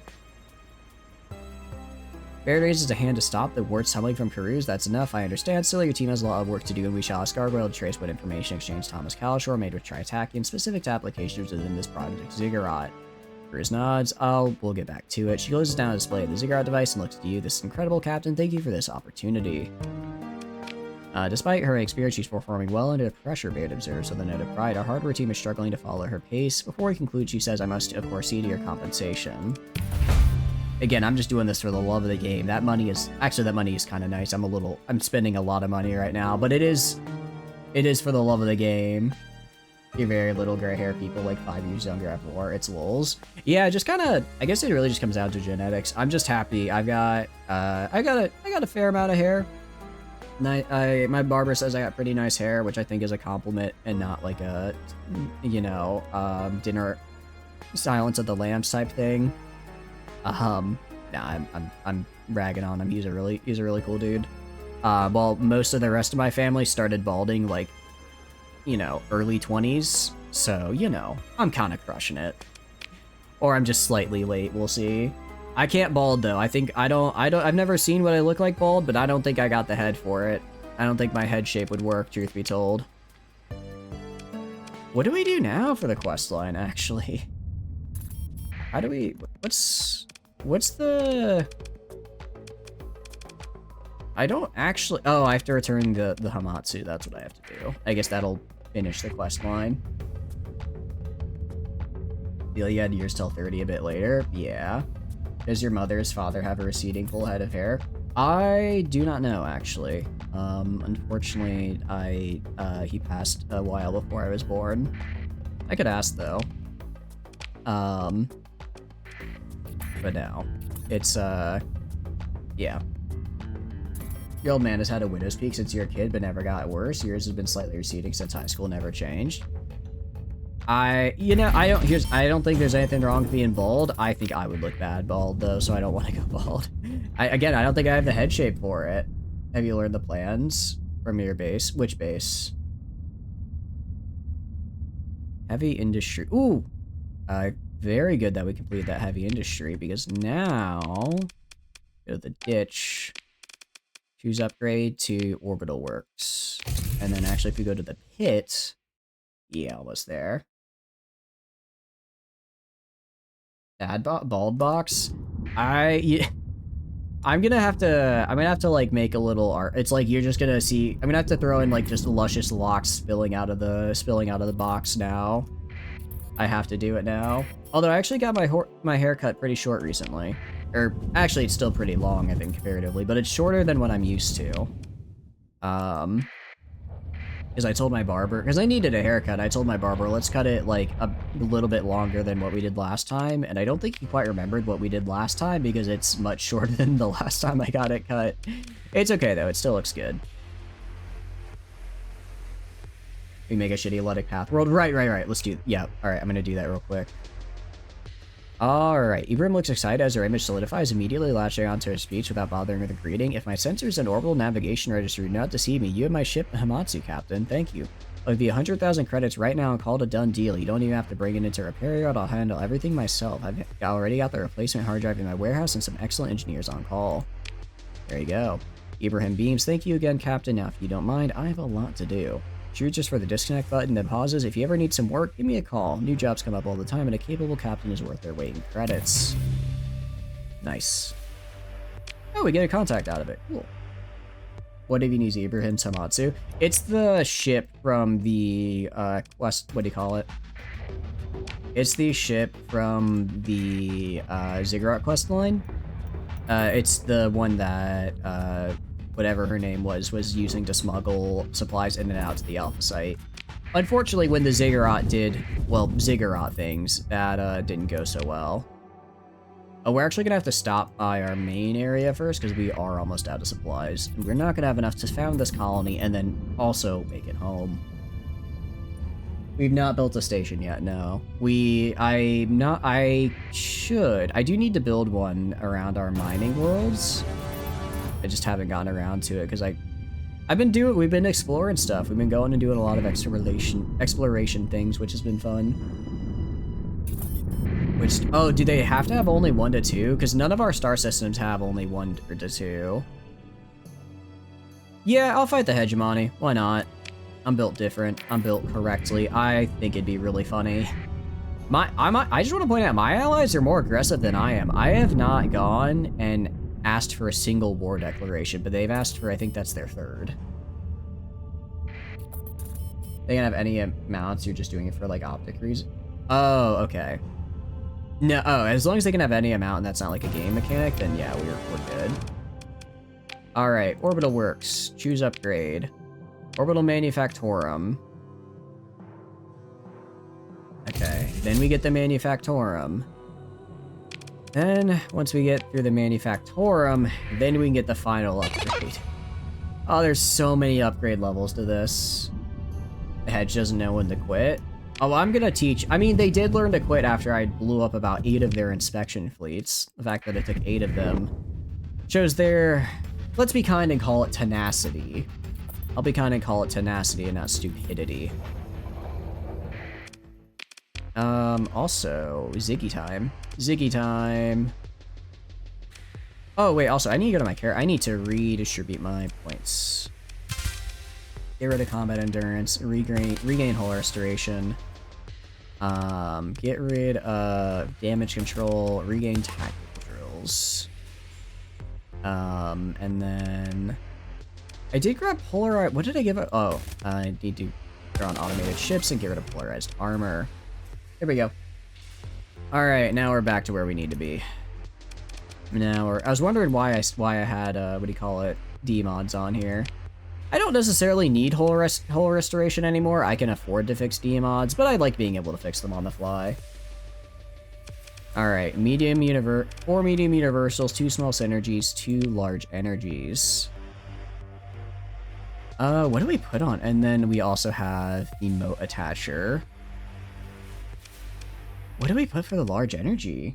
Your game wouldn't. Oh no, there seems to be a problem with your save. You should restart as SF with a Doom. I mean, if it didn't, if the game had it happen, I suppose you'd have to do it. Volatile particle driver would be an interesting one, actually. Volatile particle driver, and then just a bunch of what do you call it? A bunch of cryoblasters. 4 cryoblasters and 2 volatile particle drivers would be interesting. Anything large works. Yeah, probably. I mean, we could even just do plasma cannons. Maybe just do a plasma cannon if we want to be meme. 2 attack, 2 auto pulse. Well, let's do plasma cannon, and then I'm gonna go to Sierra. I'm gonna yoink the cryoblasters off Sierra, and I'll replace them with. What am I gonna replace you with? I'll replace them with dual disintegrators. No, I'll replace them with Mazozas. Mazozas are pretty nice. Plasma Needlers is the stock setup and it works. This is what do you call it? It's the Ziggurat. The Ziggurat gets the fun weapons. It's universal, which means I can throw on cryoblasters. Triple beam cannon just kills. Red air. We can do triple beam cannon. Anti-everything, that's right. Sure. Kind of expensive, but I think it works out. 2 attack and 4 phase plus rift lances, or those light phase lances from SWP or alpha strike damage. Okay. Yeah, I got them on. Actually, we could do 2 cryoblasters and then 2 disintegrators is what we'll do. 2 cryoblasters, 2 disintegrators. That way I have a little bit extra anti-armor. Yeah, disintegrators on the front here. Which means I can also keep the cryoblasters on Sierra, because Mazozas would work, but Cryoblasters are more fun. Cryoblasters are a lot more fun for us. And then drop a few of these. There we go. That'd be dirty.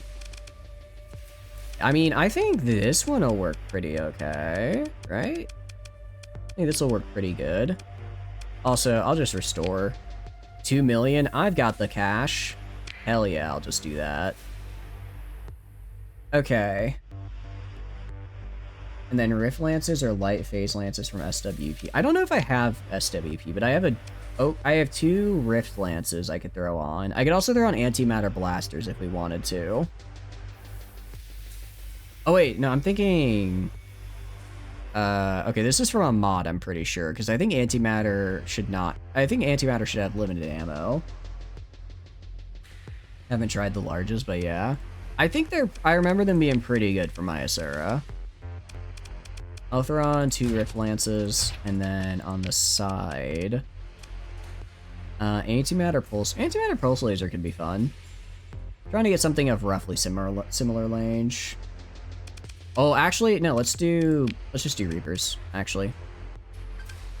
Let's just do Reaper Torpedoes. Have a little bit of... It's limited, but it could work. AM's at the 20, okay.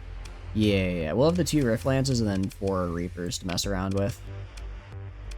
Next, let's get Phase Anchor. Let's get the Phase Anchor. Do I not have Phase Anchor? Did I just never learn Phase Anchor? Or is it down here for some reason? LMNOP. I might have passed it. 6 mini briefs, can you imagine? Honestly, I don't think it'd be all that good. Just because you'd have such a long cooldown between, like, shots. I don't know how well it would actually be. I don't know how well it would do. Phase heavy armor and a fishing as the overhaul. Heavy armor? Wait, I have 1500 armor on a phase ship? What the hell am I looking at?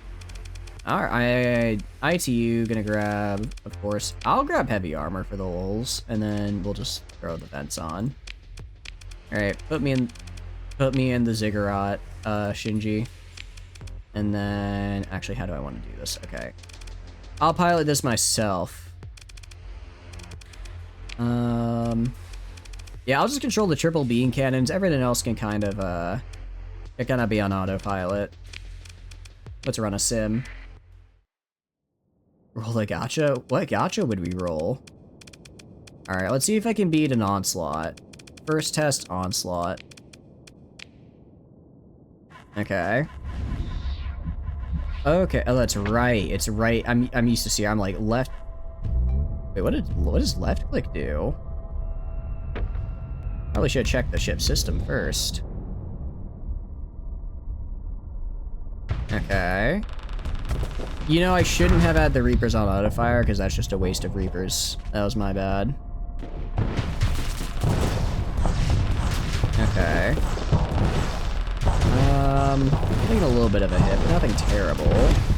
I mean, yeah, it's kind of how I expected this to go. Do I put F and then... Okay, I press F and then the motes swarm, and then I spawn more motes after the EMP. Got it. Let me put this in. I understand how it works now. I'm gonna be real. I think I kind of... Oh, well, dive. Oh. I think I like Sierra a little better. I think I like Sierra a little better. I just... Even at 50... Even at 71 speed here, it's just not... Right click to exploit the time speed.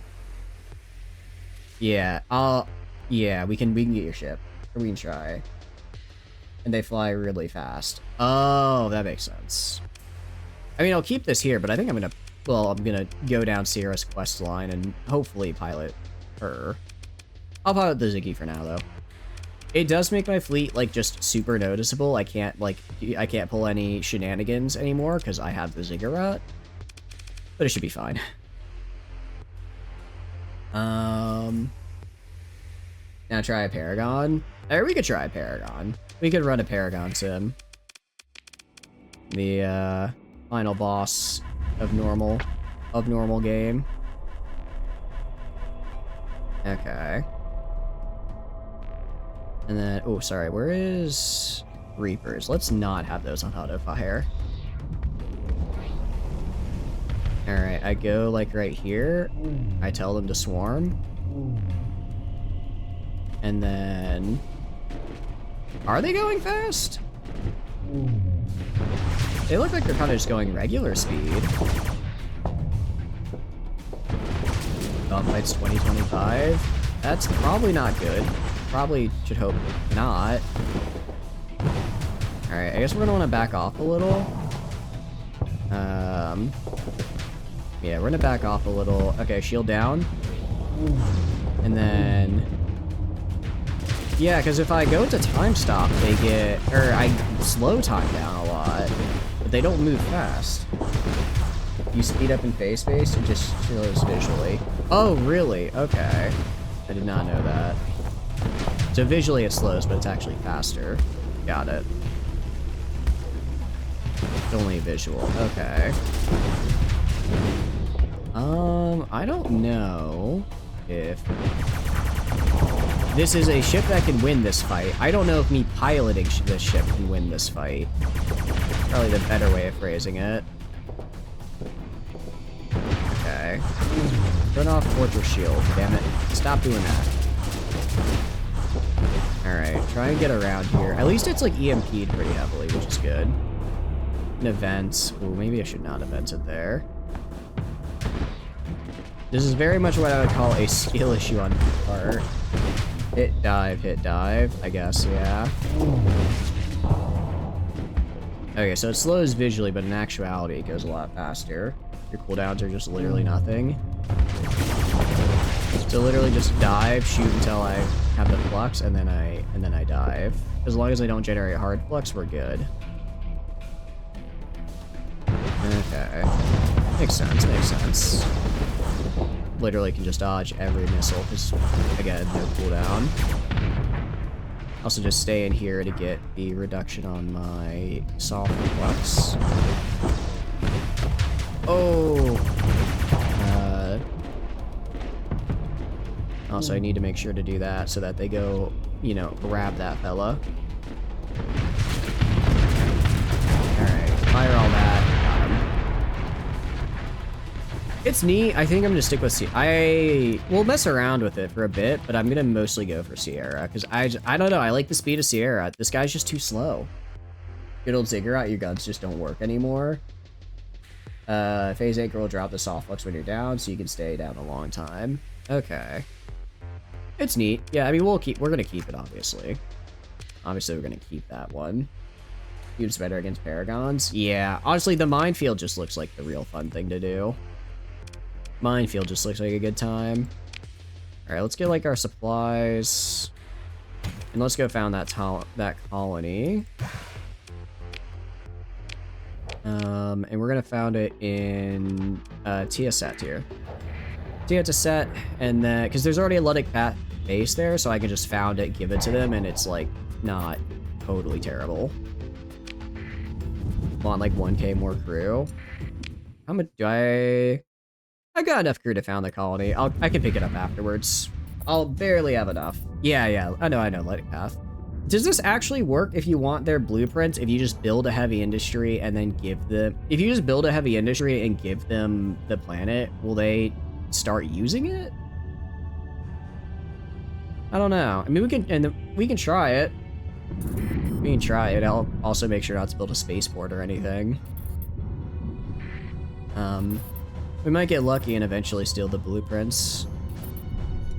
Otherwise, it is what it is. But we'll try this a couple times, and then if we fail, we'll head back.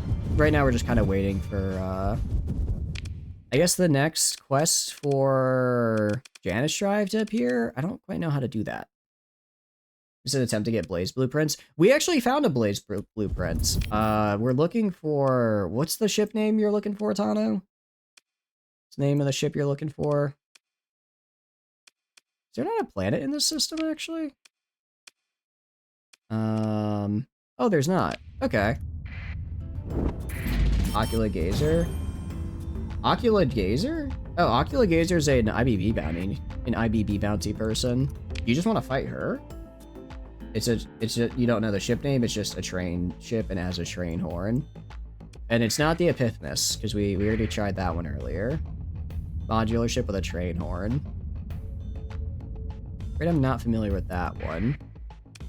Actually, I don't know if we should do this abandoned research station, because I'm not sure what'll happen. Not sure what'll happen if I do.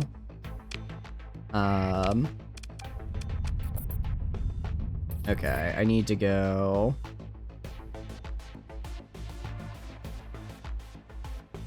Okay, I have to go get metals and transplutonics. Hold on, we'll go back and get those, because they don't actually have a planet here.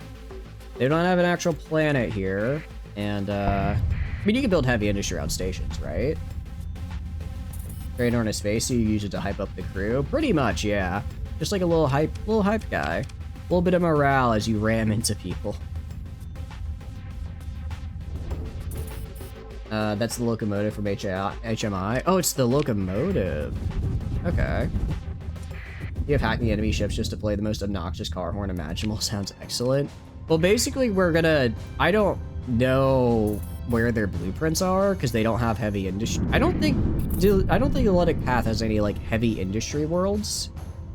So, essentially, we're gonna have to make a colony, give them a colony, make a colony, build heavy industry, and then just hand it to them, and then raid it later for blueprints.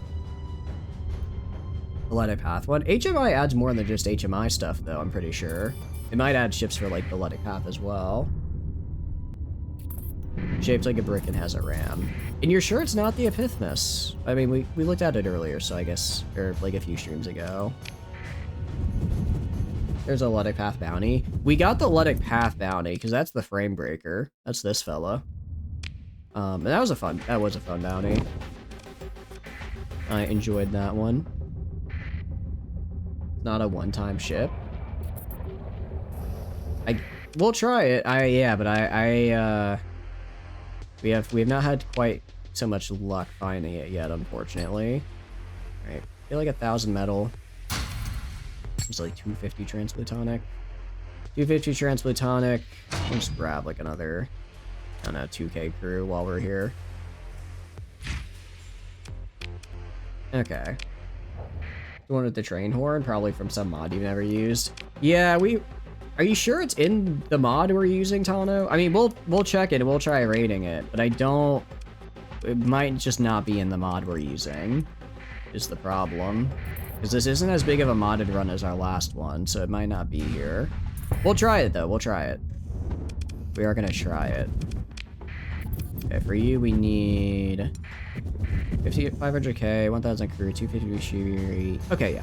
I just need the metals and the transplutonics. Yeah, the ship when we last played before the previous run. I know, but I'm not using that same mod list. I'm using a much smaller mod list than that one. So I'm saying it might have been in a mod that we are not playing with now. Which is why I'm not sure we'll be able to find it. We'll try. You know it's in here? Alright, yeah, we'll try it. Like I said, we'll just build them a station, build them heavy industry. They won't be able to support it, but they'll try. You have the other ships from that mod pack? Do you know which mod pack it is? Is it Knights of Lud? Is it a Knights of Lud ship out of curiosity?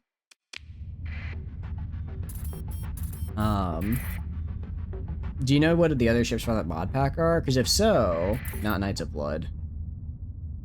Maybe a Talon ship? Does it sound familiar as a Talon ship at all? Alright, construct a mining station. Manage the colony. Colony info. I don't...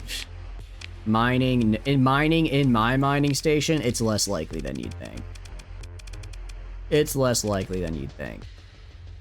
You mean the HMI locomotive? That's what Meme Extremist was saying, but Tano says it's not HMI, shaped like a brick in his Luddic path. Can the locomotive be Luddic path? Alright, heavy production. Because it sounds like because the locomotive, that's the second person we've had that said they thought it was the locomotive. So maybe a Ludic Path fleet spawned with it for some reason? The Redemption? Redemption. Pull up the codex. See if we can find something named that. Ships. Search. Redemption. This guy? I don't think so, because it's like a... Tano's saying it's like a modular ship. This is just the Ludic Path, this is the Ludic Path variants of the Orion. Why does your body always feel so weird? Sorry to hear you having a rough time, Slip. Why is your cock yelling at you? I mean, he might be yelling because he might be... Maybe he's hungry? Although, I don't think quails... Can you call a quail a cock? I thought that was only for roosters. There's a Pather version of the locomotive. Let me check locomotive. Does it look like this? If the shape looks similar, then it might be... Yeah, runaway train drive sounds about right. That ain't it. Okay. There's a Pather variant. It's not shaped like that at all. Okay.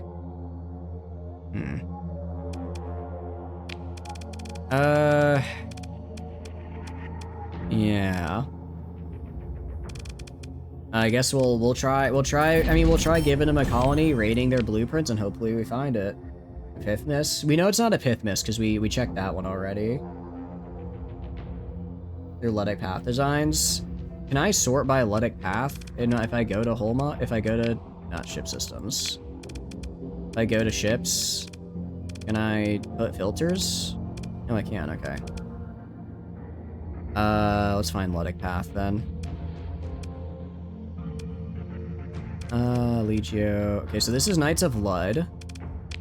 So it's not any of these guys. Okay, so not Knights of Lud. Ludic Path. They make capital, so it's... The Malice? Is it long in a brick? That's, I believe, how they described it. And it's not this fella. He's yelling because horny. He's just chilling on your shoulder now. Ah. Is it like time? Is it that time of the year for birds?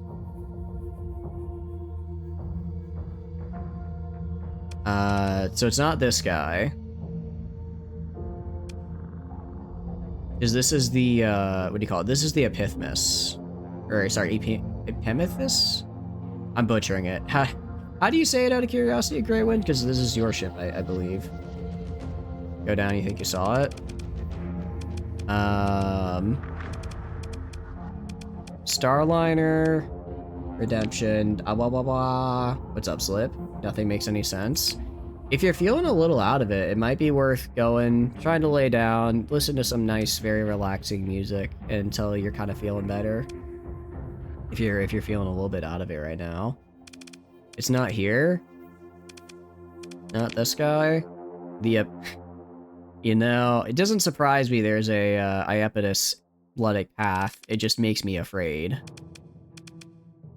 Epimetheus. Epimetheus. Epimetheus. Epimetheus. Epimetheus. Epimetheus. I think I'm saying it even worse now. It's not here. No, it's not a modular ship. It might be... It is not a modular ship. It has a ram. The closest one you've seen. It might be... Maybe it was in an older version of a mod that added it in from another source, and then that they removed it for whatever reason.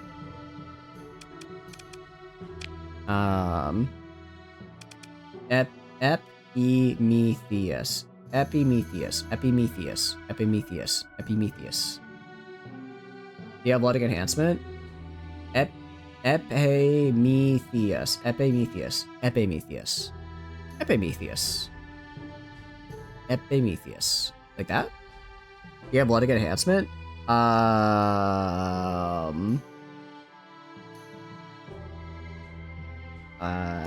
Do I have Ludic enhancement is a very good question. Okay, check. Starsector 2025. I do have Ludic enhancement. I do have Ludic enhancement. I'm seeing it on the list there. It's literally the Greek god Epimetheus. Epimetheus. What were they the Greek god of, out of curiosity?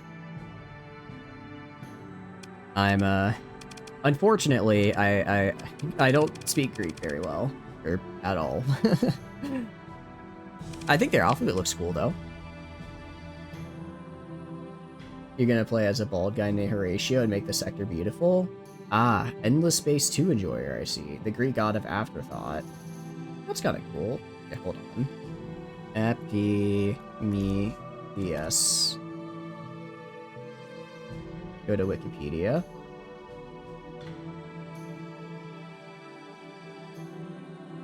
I'm saying that! Epimetheus! Epimetheus. Epimetheus. I'm saying that. Okay, I'm saying it correctly. Perfect for use of a ship system. We realize afterwards that it was a bad idea. I like that. It's like, yeah, let me click the button that rams me into the enemy. Oh no, now I'm surrounded by the enemy and I'm flamed out. Son of Iapetus. Ah, okay. You're only good as Vadyani and Umbra Choir, though. Horatio's a weird faction main. I've never actually played Endless Space 2. I've only seen the memes and that one really popular video. It looks interesting. It looks interesting, though. It looks more like, almost like Civ in space, rather than Stellaris, which is like kind of real-time with pausing, where Civ is like turn-based. Ever watched Space King? I have watched Space King. It's one of the shows of all time. I think it's fine. It's like, I don't dislike it or anything. It's fine. It fits like that, I think it fits like that early 2010s humor really well, and I like that. They have a new episode? Oh, damn. I'll have to check it out. Did you ever upload the 2024 Starsector playthrough? I did. It is on the channel. All 80 hours of it. If you wanna look through it, you're more than welcome, but that is a lot of content to look through. It says Unfallen is the one you play if you like hitting end turn, but a lot of factions are kind of like that. Okay.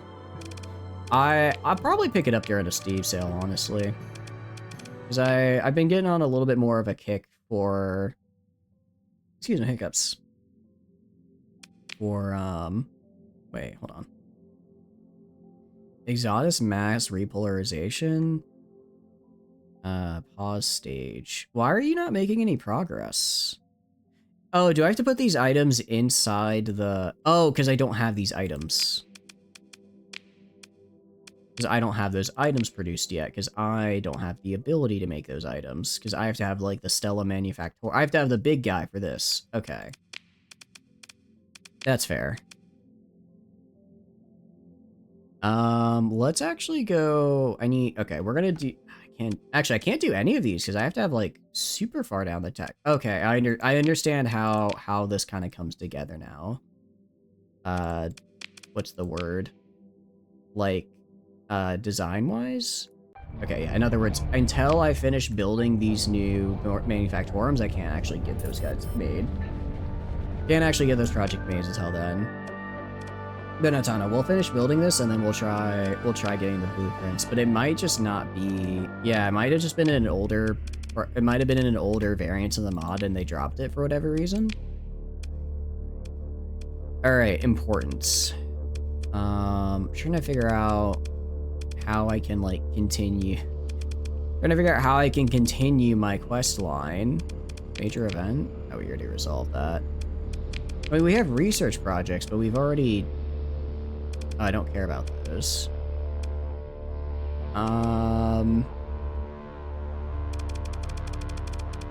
Crap, how do I guess... Okay, let's head back to Galatia. Maybe they've got something going on there. Maybe they got something going on there that I can get in on. Also, colonies. How long until you're done? 24 days on you. 106 on you. It's taken a while to get these guys built up, but once they're built up, it's gonna be great. Once I get a Janus drive, it's also gonna be great. We're gonna get there. I must, maybe I have to, like, restore this. I don't know. I'm not quite sure I'm trying to remember also this quest line. I could have sworn at some point I had to go to Kanta's den and like piss her off. Maybe I'm misremembering my quest lines and getting confused, but I feel like that happened at some point. The hegemony immediately is going to sap bomb that new place I made. Okay, look, you guys can sap bomb it. I'll just make a new one. Actually, no, because then I have to, they sap bomb and then I have to make another one. All right, I'll stop them. The fleet size is based on how well defended that colony is, and since that colony is worthless, it should be a super easy. I could probably auto-resolve them. Unless they decided to go real overkill for whatever reason. Which they might have. You never know. What is my slowest ship right now?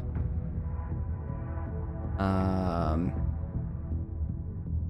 just trying to figure out what my slowest ship is. Okay, here we go. New content. Captain, I've been Academia Sebastin on link. He says it's urgent. Put him on. Sebastin appears looking anxious, which is not unusual. Captain, whoever I just spoke with, well, there's something to be said for common courtesy. And, I should say hello. I hope you are well. I hope you're well as well, Sebastin. Before you can answer, he continues, I apologize, but Provost Baird wants to meet with you, and it's, important. That is to say, this pertains to your previous involvement in a study at the Galatia Academy. Pauses for a moment to let this sink in, so please do come meet with the Provost at your earliest convenience. Thank you, Captain. Sebastin switched off the comm without his usual attempts at small talk. To inform the agent that the Provost is inspecting us. Alright, Captain Baird says, turn to you from your desk. Good sit, we have much to discuss. Going by past experience, you feel that this will be more of a lecture than a discussion. I might as well get comfortable. We've rebuilt the theoretical work held in the Kalashore Archive. Academia encourages research, now supersedes these developments. The remote induction device from Project Ziggurat hole you discovered and scanned was key for it demonstrates truly unorthodox hyperphysics. Tritakin's use of AI has made a breakthrough, though I suspect that the human element of Tritakin is only a rudimentary theoretical understanding of what they've created. We're ahead of them in that respect, Captain, so it shall be we who reap the ultimate prize. However, our hands are tied, Baird looks up as defying some overbearing god. Thomas Kalashore played Tritakin and the Hegemony off each other. It was a delicate balance, and he lost control. The Hegemony was forced to act, and I was forced to step forward to clean up his mess. It's clear that a side had to be chosen, so I've chosen the Hegemony. They are a known quantity, whereas Tritakin is mercurial, and their discreet abuse of AI core technology threatens to open Pandora's box for a third time. To this end, I must assure High Hegemon Dowd that the Galatia Academy has his interest in mind as we push towards the next breakthrough. I need you to make direct contact with the top executive of the Hegemony. Presumably, we can reassert most of the terms of the agreement Provost Thomas Kalashore had previously promised and subsequently failed to deliver to High Hegemon Dowd. With, is the protest curving her teeth, additional provisions and information sharing due to Kalashore's squandering of that trust. Dowd needs to know that there won't be any more dramatic, destructive public experiments on his watch. So I just go to Chico and ask to see the High Hegemon? Of course not, Baird says curtly. The High Hegemon does not simply speak with people like you. Besides, imagine what the Luddites would think if you went to Dowd's office saying the Galatia Academy wants to talk to you about firing up Moloch's grand experiment again. You'd be a fool to rattle the nest of the small-minded millennialists. What you're going to do is get diplomatic credentials from a highly placed Persian League VIP. Your cover stories are acting as an envoy between the Yarbe faction of Kazernon and the Hegemony. Okay.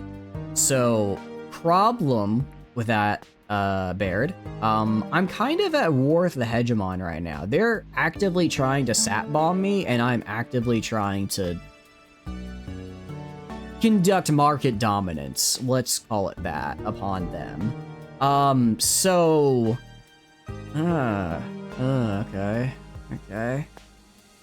That was the Yarbe faction. Major play in the Persian League internal politics. Gens Yarbe is one of the three big Kazran dynastic family corporations, and they favor let's call it a compromise, which is the Persian League unite with the Hegemony. Baird removes her spectacles for a moment. League Hegemony reconciliation. She shakes her head incredulously. What's important, that the Hegemony and the Church will accept an envoy bearing Yarbe diplomatic credentials, having a private talk with High Hegemon Dowd. Why would they help me or you? Baird smiles coolly. Horace Yarbe's eldest attends the Galatia Academy. There was an incident. There usually are when the children of unimaginable wealth go out into the world. They're unaccustomed to boundaries. Imagine the shame, the sign of Gens Yarbe facing expulsion, says the Provost. Unthinkable. It'd be a bigger scandal than that Cato child tried to play revolution on Umbra. I'll provide you with a message for Horace Yarabay. Tell him we want to use him as a cover to whisper in Hegemon Dowd's ears. Horace also wants his eldest child to graduate with distinction from this prestigious academy. Baird holds her hands up in mock innocence. Whatever is to be done. Shame you aren't commissioned with this Injury and Fuel Company. Wait, what would happen if I was commissioned with this Injury and Fuel Company, out of curiosity? Would I be able to use my credentials there? Is there a little bit of cross-mod interaction here? Well, that'd be cool. It is a little bit of a shame that I probably should have done this earlier and not, I don't know, 80 hours into the run, but we're getting there. I'll remember it for next time. Why can't you just talk directly to him? The hegemony, for all its posturing about loyalty and honor, Barrett smirks, is an old collection of infighting factions and ministries. Their internal conflicts are all by the book, of course, usually. But the book, as our Luddic friends can attest, tells a different story depending on who is doing the reading. Let me be blunt, Captain. Many in the hegemony would see me, and you, imprisoned or executed for what we've done. Luddic Church hardliners pray to make an example of the Academy again, and then there are enough faithful in the hegemony ranks that keeping their secrets from the Church is difficult. Kalashor made the mistake of providing his enemies that excuse now hostile eyes watch for another slip-up. I happen to know that Daikovald is open-minded about my great project, though he cannot openly act. He is, after all, the High Hegemon. Get credentials, talk to the Hegemon, got it. That works for me, at any rate. Makes sense. Get some credentials, you know, talk his ear off a little, maybe do a little bit of wine and a dine, and bam! You tried to relax, but that didn't help. Sorry to hear that. If you have, like, maybe, like, friends or family you could call, maybe just talking to them would help keep your mind off stuff slip. The provost turns from you to look out the dive matrix windows of her office. Once the Hegemon's cooperation is settled, we can proceed to the active experimentation stage. You can tell she's smiling now. She can't help herself. Charis's team is putting the finishing touches on the gate scanner. We'll need more data, and we need you to collect it. Go and speak with her about this. Do whatever she requires. Just annoyed by health problems. 5 a.m. here. I see. It is late. I know you tried to relax, but maybe a nice warm cup of milk and a nice relaxing music could help you fall back asleep. So I've been complaining. No, you're good. As long as, you know, your rant and, you know, venting is fine, but I just want to make sure you're good, right? I want to make sure you're good, and if you're feeling down, you have people that can help you. Captain, Provost Barrett set up affiliate on new development. She sweeps away several displays worth of work. Arcane glyphs and diagrams collapse into an obtrusive icons. First she says this is a prototype device. I told the Provost that we're only partway through the test procedures. We've been using Galactic Gate as a test case, but I suppose if we make ongoing calibrations, update the firmware. First mumbles herself as she starts tapping out a new checklist. What do you want me to do? She looks abashed. I'm not doing a very good job of this, am I? Teaching was never... Sorry, let me answer your question. Cruz takes a breath, centering herself. This prototype can interact with the gate manifold itself. It is my supposition that the gate network has not so much collapsed as it is folded up. It's there, but inaccessible. Maybe. We'll need to test certain properties, and she looks at you from an ancillary display, catching herself, and turns back to you. Is your scan of the moat induction device from the ziggurat? Hold it open the door. It showed us. She pauses, then her voice rises excitement. Such unimaginable things. Or, she catches her enthusiasm with a skeptical look. What it shows was highly improbable within the current body of accepted theory. There are entirely new subfields of hyperspace physics out there, in there, whatever, just waiting for first observation. Not really anything anyone could do. You'd take a hug, but neither want to get dressed and want to let somebody naked, so you're good. Fair enough. Well, I mean, you got your boy to chill with. You got your bird, so that's something. I'll be assessing these new discoveries. Right, of course, we're transferring the gate scanner to your fleet now. I'll give you the rundown of the operation. Chris pulls out a new shared holo display, a wireframe depicting the old domain era gate. The icon standing about 3 meters from the ring itself seems to represent your flagship. You recognize the diffuse bubble around it as the interface of a drive field. Looks simple enough. You have to be stationed fairly close to the gate, and you must ensure that there are no active drive fields within the gate diameter itself. She focused back on the display. Once you're in place, execute the pre-coded instructions. They will encrypt itself and be sent back to me when you're in range of a hypercom relay. You need to calibrate the hyperdimensional transform, of course. You'll need to scan 6 different gates. We've already scanned the Galatia gate, so it has to be 6 other gates. Then comes the next step. Provost Spirit said I shouldn't talk about it, Cruz says, but seeing as you're in the line of fire. Without thinking, she glances away and then speaks quietly. We've been calling it the Janus device. I admit it's premature to give it a name, but when the hyperphysics team gets excited, there's no stopping them. It's just, the equipment transfer is complete, Captain. You're good to go. They're a bit too small to give a hug to. Fair enough. They are, you know, you don't want to hurt him or crush him or anything like that. I think that's probably the way to go. Alright, great. Time to scan some gates. Alright. Let's go scan our gates, and then we can also... okay, where are the gates? What gates do I know of? E, F, G, 26 gates. We already have Galatia. Yeah, already Galatia scanned. I guess we'll just hit up these guys real quick, and then we'll go to where we need to on Kazernon. The question is gonna be, how do I get to, again, I might just have to go to the Hegemony and repatriate a bunch of prisoners to get them down to being peaceful with me to complete the quest. We'll probably just do that. That'll be easier. It's like, what, 10 prisoners? I've got over 100, so it's not too bad. You'll do some rimming? Ooh, what kind of run are you doing out of curiosity? You joining Sindri and Feel again? They need a Doom pilot you here? Do it. I mean, look, everyone needs a good Doom pilot. Everyone needs a good Doom pilot. From gas station managers to tech company executives. No one can turn down a guy in the funny-looking 8 ship that throws out mines like Killer Queen. Void Wretch? No, not the Void Wretch. That's rude. That's just rude to do, actually. Would Horatio pilot a Doom, though? I think he would. I think Horatio would pilot anything, because he's Horatio, and Horatio is perfect. There's nothing Horatio can't pilot, or something like that. I don't know. I haven't played the game. I've just seen the memes. Doing a DMS in a Sailor Ship 2 run? Interesting. How are you liking Are you running Odyssey at all? Or are you just doing Sailor Ship 2 without Odyssey? There's just too much interference. Alright, we'll just wait until they leave. Holding Vigil. You guys gonna leave?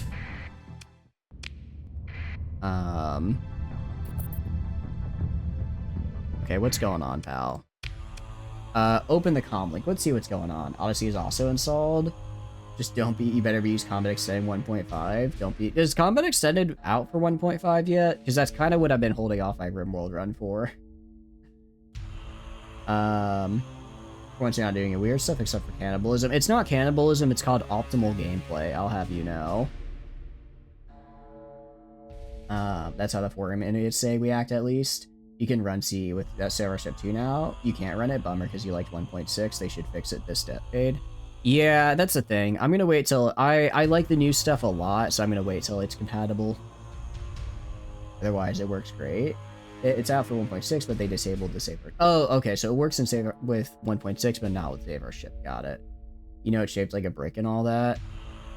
Yeah, I'm sorry, Tano. I don't know what ship it is then. It's out just now with Sailor Ship 2. Okay, yeah. I'll probably throw that on for a run. Is it, do you know if it's compatible with Deadman's Switch out of curiosity? Because that's the next one I really wanted to do as well. 20-30 minutes trying to find it. I'm sorry. I'm sorry. I think it might not be, it might just not be in the mod pack anymore, maybe? Obviously stuff isn't bad, but Save Our Ship 2 kills it. I don't know. Save Our Ship 2, I ended up playing a little bit. It felt a bit overwhelming. Odyssey felt a little bit more approachable, but now that maybe I've done Odyssey, I could go into Save Our Ship with a little bit more, like, knowledge, if that makes sense. That was too OP, that's the only thing you can tell me. I thought a lot of ships were too OP. I think I vaguely remember the one you're talking about. That was a Luddic Path, though. That was, I'm like 90, no, I know the ship you're talking about. I don't think it was Luddic Path. It was a different one. Pretty sure it was a different one. Maybe it was Luddic Path. It was a Cheese OP ship. Okay, no, I know the one you're talking about. Yeah. No, it's not, okay. No, there is a Luddic Path variant, but I don't think it's initially a Luddic Path ship. I think it's from a different mod pack, and there's a Luddic variant, but I don't think it was a Luddic Path one, if that makes sense. If it's not... although it would turn up under the Luddic Path tag here. I think whatever mod pack it's in, I'm not running this time, unfortunately. All those Shiny mods are CE compatible. Oh, okay. did Deadman Switch Start where you get an exosuit from the start and they're stupid OP. They look really cool. I've only seen them, and Yukuma was mentioned them a while back, so I want to do a run with it. But it wasn't Luddic Path. I think so. Also, blessings upon you, space traveler, says the Luddic Deacon Captain. Have you come to join our holy vigil? There's room here for all, and provided you share, we shall share alike. What is this holy vigil? You haven't heard? I am blessed to deliver you the good word. We await the return of blood. Blessed sister, fear not. Our spiritual leader was given a visionary by the grace of cosmic pneuma that Lud would return here from an unearthly exile to this very spot after many cycles spent in spiritual battle for the soul of humanity. We wait with joyous hearts and hymns upon our lips. Won't you join us? I've worldly obligations. She nods with understanding. Nonetheless, Captain, the path of Blood's blessing is always before us. You may surprise yourself to find that you have been walking with Blood all along. As a servant of the faith, I have a proposal. Perhaps you explain that the spirit and the charity within you, with assistance of the Luddic Deacon Captain Schwartz, could perform a safely scan upon the gate using a device you have on your flagship. You propose that could be considered a ritual of cleansing. This would also provide our followers an opportunity to make repairs of their faltering ships. The Prophet return would not want his flock to be lost to whole breaches and life support, surely. Hold vigil on my flagship while your flock makes repairs nearby. I like this. I can't make them yet, wanted to get more into the next, but you've been getting sidetracked. The only sectionals you know are about the locomotive, the cathedral, and the Epicud X. It's not cathedral. Locomotive, it's not. I want to say maybe it was a Talon ship? But if it was Talon, it would appear, because we're running Talon ship. No, wait, I don't think we are running Talon ship works, actually. Maybe that's where it was from? Use that resurrect enemy max mod just to pick up centipedes in space. Ooh, it's like no one else is going to use this, and these were... Yeah, it's like, look, no one's going to take this RoboCorp, so I might as well, you know, just yoink it. It's mod list, sorry. It's mod list, Tano, not mods. Thinking about restarting so you can concentrate on the mechs more. Use that too, but had some issues and didn't want to solve it. You have Talon, you'll check. I appreciate it. It might be a Talon one. Okay. Yeah, provide 50 supplies and go forward with the scan. Alright. That was nice. And then we just do this. Scan the gate. Nice. I wonder if each gate is gonna have like a little event like that. Have like a little event where there's somebody kind of blocking it and you have to go unblock it essentially. No problem, and you don't think that's it? It might. I know. I don't think it was. Was it Borkin? I don't think it was Borkin. That doesn't fit. I don't think that fits the vibe of them, so I don't think it was them. I'm trying to think. No, I'm trying to think of where it could be from now. Maybe it was VIC added it in? Maybe VIC added extra Luddic Path stuff? I know we're not running VIC this time around. And then we had another Luddic ship mod on there. I go to... Where is it? Here. Go to the old mod list. Oh, I did not sort this at all. Let's see. Trying to see if anything really pops out at me. Might have been a Boltac ship. Maybe a Boltac ship. I'm not running that this time. Oh, might have been ED Shipyards. ED Shipyards has a lot of modular and big ships, and I don't think I'm running it, and I'm not running ED Shipyards this time around. I think that might be it. You don't have it, you doubt you will. Yeah, I'm thinking it's ED. I think ED Shipyards is the big one, because that also adds the big cargo modular ship. Yeah, they actually had a lot of modular ships. That might be it. ED Shipyards, what a great mod. It's a fun one. I don't think it got updated to, I don't know if it got updated yet, though. I don't know if it got updated, so I don't think I grabbed it. Maybe it did, and I just forgot to put it on for some reason. Actually, I think I decided not to put it... I think it is updated. I think I just thought that it was a little too broken, so I decided not to throw it on. See the whole meta? There was a junk with the repair fighters in 9.1.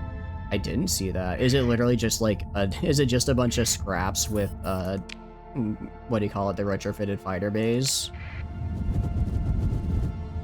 Because again, it's all action economy, guys. You go, you have enough actions, you win. They're like contingent is in 9.5 is when it was good. Okay. I don't think I played that one at 9.5. I don't act. Oh, that's the name. Got it, got it. I can check for it. The guy with the Hispanic looking captain. I have not seen that one. Hello, pirates. You're loitering? Yeah, accept the comm request. You want the gate? Yeah, the pirate captain mumbles, chewing on something. Well, it's mine, so then you're gonna have to pay me some nice, tasty credits. Pirate smiles crookedly, showing off pieces of her last snack and some diamond scissors, which you're sure were very impressive to some hive gang. Give me 16,000 credits, then you can have your gate and do your business. I was gonna kill her, but she looks actually really cool. So I'll just pay the bribe. I'll pay the bribe, actually. She looks sick as hell. That's a really cool, that's a cool portrait. So yeah, no, that works for me. No 3D shipyards and you can't find it. Your guy with going hard as hell with an HMI junk just rolling everyone. Feel free to post it in the Discord, and I can check it out after stream. You can't find it? I'm not sure then, yeah. Heavy production. Gotta get heavy industry, I believe, is where it needs to be.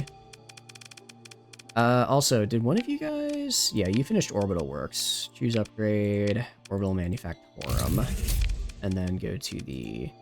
Not you, the ditch. The pit or the ditch? Okay, no, the pit's almost done, and then I can get it upgraded.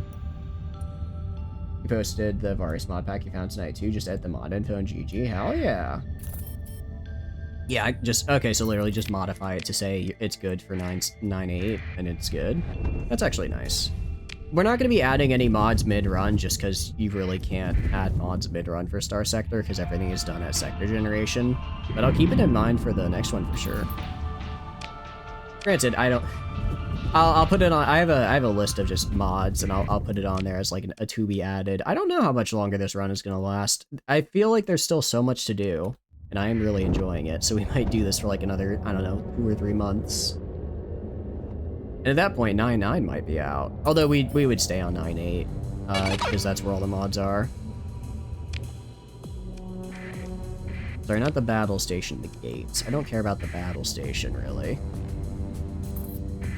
Yeah, you're good, you're good. Rar. The sewing kit king. I'm neutral at the hegemony? Okay. I do like how there's like these little events that are going on. Set the comm request. Citizen Sheeparks is a special naval operation zone. Stay clear or you'll be fired upon. What's the special operation for? Nepalblick manages to sneak through the Hegemony Commander's martial facade. Hegemony naval operations are strictly confidential, she says. Citizen. Your operation will fail without my help. Excuse me, citizen. You sense Commander Unux reaching for the disconnect button. I know about the gate scans. She blinks. I cannot confirm or deny any speculation concerning the nature of this confidential operation. I'm scanning the gates as well. Summarize the story of the gate research from Thomas Kalishor's failed Galatia experiment onward, leaving out inconvenient details about your own involvement. You speak of Tri-Tac and Seeker research, and the High Hegemon's tacit approval of the Galatia Academy resuming the project. The Hegemonic Commander's face freezes as you speak and remains unnaturally still, you sense, through sheer effort of will. Interesting story, Captain, she blinks rapidly. What is your point in telling it? Also, super cool mask here. This is a... We've had some pretty sick portraits today. Best streamer #1 on Twitch. He's a silly boy. What about... Am I at least the #1 mimic on Twitch? I think I gotta be the #1 mimic, right? Is there any competition for this? There is. Well, I have a nemesis now, I suppose. It's Ned Ludship. Oh, is he the... what do you call it? Does he have something to do with the Ned Love ship? Thing you know is that it had locomotive ship drive. It might be a kit bash. Does the mod author of HMI make any other mods? Maybe it's from there. The #1 free reneader? Hell yeah. I stream. Oh, I see. That'll do it. I suppose that does help, doesn't it? That's still fun. Wait. Did he used to make PlanetSide 2 videos? I know that name.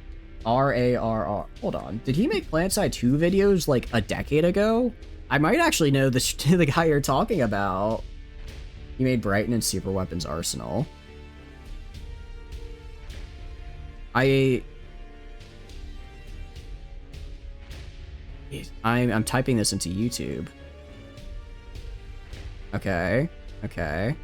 I'm going all the way back. I'm seeing some RimWorld. I'm not seeing any. I'm thinking of a different guy. But he made RimWorld ones. I'm thinking of a different guy that's also similar name that used to make PlanetSide vids. Pretty English dude that's really entertaining, and we love him. Hell yeah. There's a very long pause. There exist provisions to integrate non-naval forces into hegemony operation on an ad hoc basis if conditions deemed absolutely necessary to achieve strategic goals. In their pause, High Hegemon Balco opened the armories to civilian fleets during the siege of Chikomek and more quietly, and then browse Antic on Radanosk. Hegemony Commander winks and nails you with a stern look. Captain, I'm officially activating you as an auxiliary asset to this operation. An auxiliary? Sure, yes. Regular forces will withdraw to a safe distance, then I'm ordering you to perform your scan of this gate. Upon completion, you'll transmit your data to my flagship. She stands a little straighter. Are my orders understood? I'll carry them out immediately. Then the mission is a go. Please proceed, Captain, says the Hegemony Commander with a little smile and cuts the comm. Accept the comm request.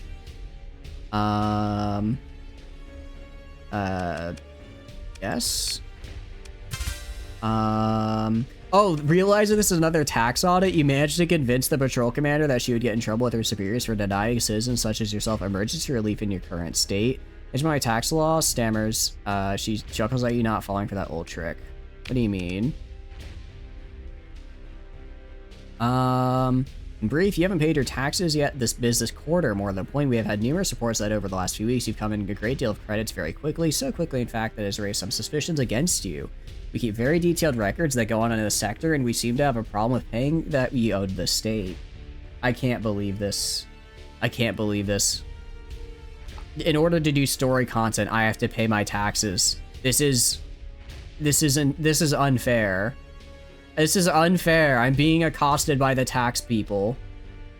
Oh, and I already wasted a story point on you. You didn't see it? No, it's all good. I appreciate you taking the time to check. You went through the mod from the previous thing. Probably some discount locomotive. Sat bomb them. She looks really cool. She does look really cool. Okay, I'm only paying taxes because I know Ava would be proud of me if I did. Are you sure you want to file your taxes? Fine, I'll file my taxes. Now let me go scan this gate, damn it. Probably some discount locomotive. Likely a kit bash. It's probably a kit bash locomotive from some other thing. Trying to think of what else. Yeah. Trying to think of where else we could find it. We could find a name. Excuse me, hiccups. Because I know the one you're talking about. I can kind of visualize it. But I don't think I've seen it yet. Mod authors only made like 2 mods. Was it Super Weapons? Maybe it was Super Weapons. I'm trying to. I mean, I'm trying to think. Do you guys know any mods that add just like modular ships in general, or Luddic path content? Because that would be my guess as to a way to try to figure it out. Persian League, I don't care. Is this a blue giant? Oh, okay. I can actually just build a thing here. Speaking of building the thing, research. That's supposed to do this. I was supposed to do this, and then just do any other researches I can do. Kind of hit the limit for research, but it is what it is. We just have to actually build our big industries and whatnot. All right, Isira Gate. No funny business here, at least. I could probably go to, like, different gates, like, just in the middle of nowhere of the sector, and there wouldn't be people out there. But I kind of like that if you go to different ones within the core worlds, you run into people doing different stuff. I think that's fun. Negative. Yeah. Sorry, I'm trying to remember for the life of me. Trying to remember, and I can't, unfortunately. Ooh, autosave. Nice. Very, very, very good. Repaired structural damage. That's probably for the best as well. Alright. We go to... Where is it? Major event... Not major events accepted. What's the other thing I need to do? At the gates... Oh, actually, I'm literally heading... I'm ending at the place where I need to go. I planned that so well. I planned that so well. I totally meant to do that. Orbital Manufactorum. So we can build an Orbital Skunk Works and an Orbital Fleet Works. Must be size 6 or greater. Ah, ha, ha. I don't have size 6 markets. I don't have the... How long? 3.5. Okay, cool. I'm gonna be real. I might after stream just have my fleet sit here. Have my fleet just sit here for a while. Just sit for a while as we let those markets slowly rise. It's gonna be like another 2 in-game years. Another 2 in-game. Although 3.5 actually isn't that bad. Yeah, 3.4, 3.5. That could be a lot worse. That actually could be a lot worse as far as growth is concerned. Cloning only adds a +4. I don't think it's really worth it. Because then I'd have to rebuild another entire industry, right? And that's kind of a problem. We'll just have to let it grow.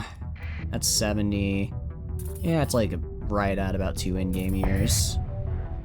Well, with all the traveling we're doing, that's not too bad.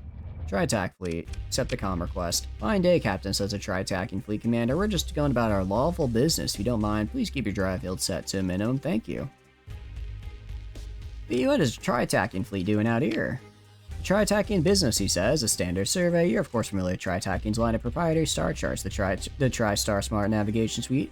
It's important to provide the up-to-date data on potential navigational hazards to our customers. Now, we really need you to remove your fleet from the vicinity because your drive fields will interfere with our proprietary sensor suite.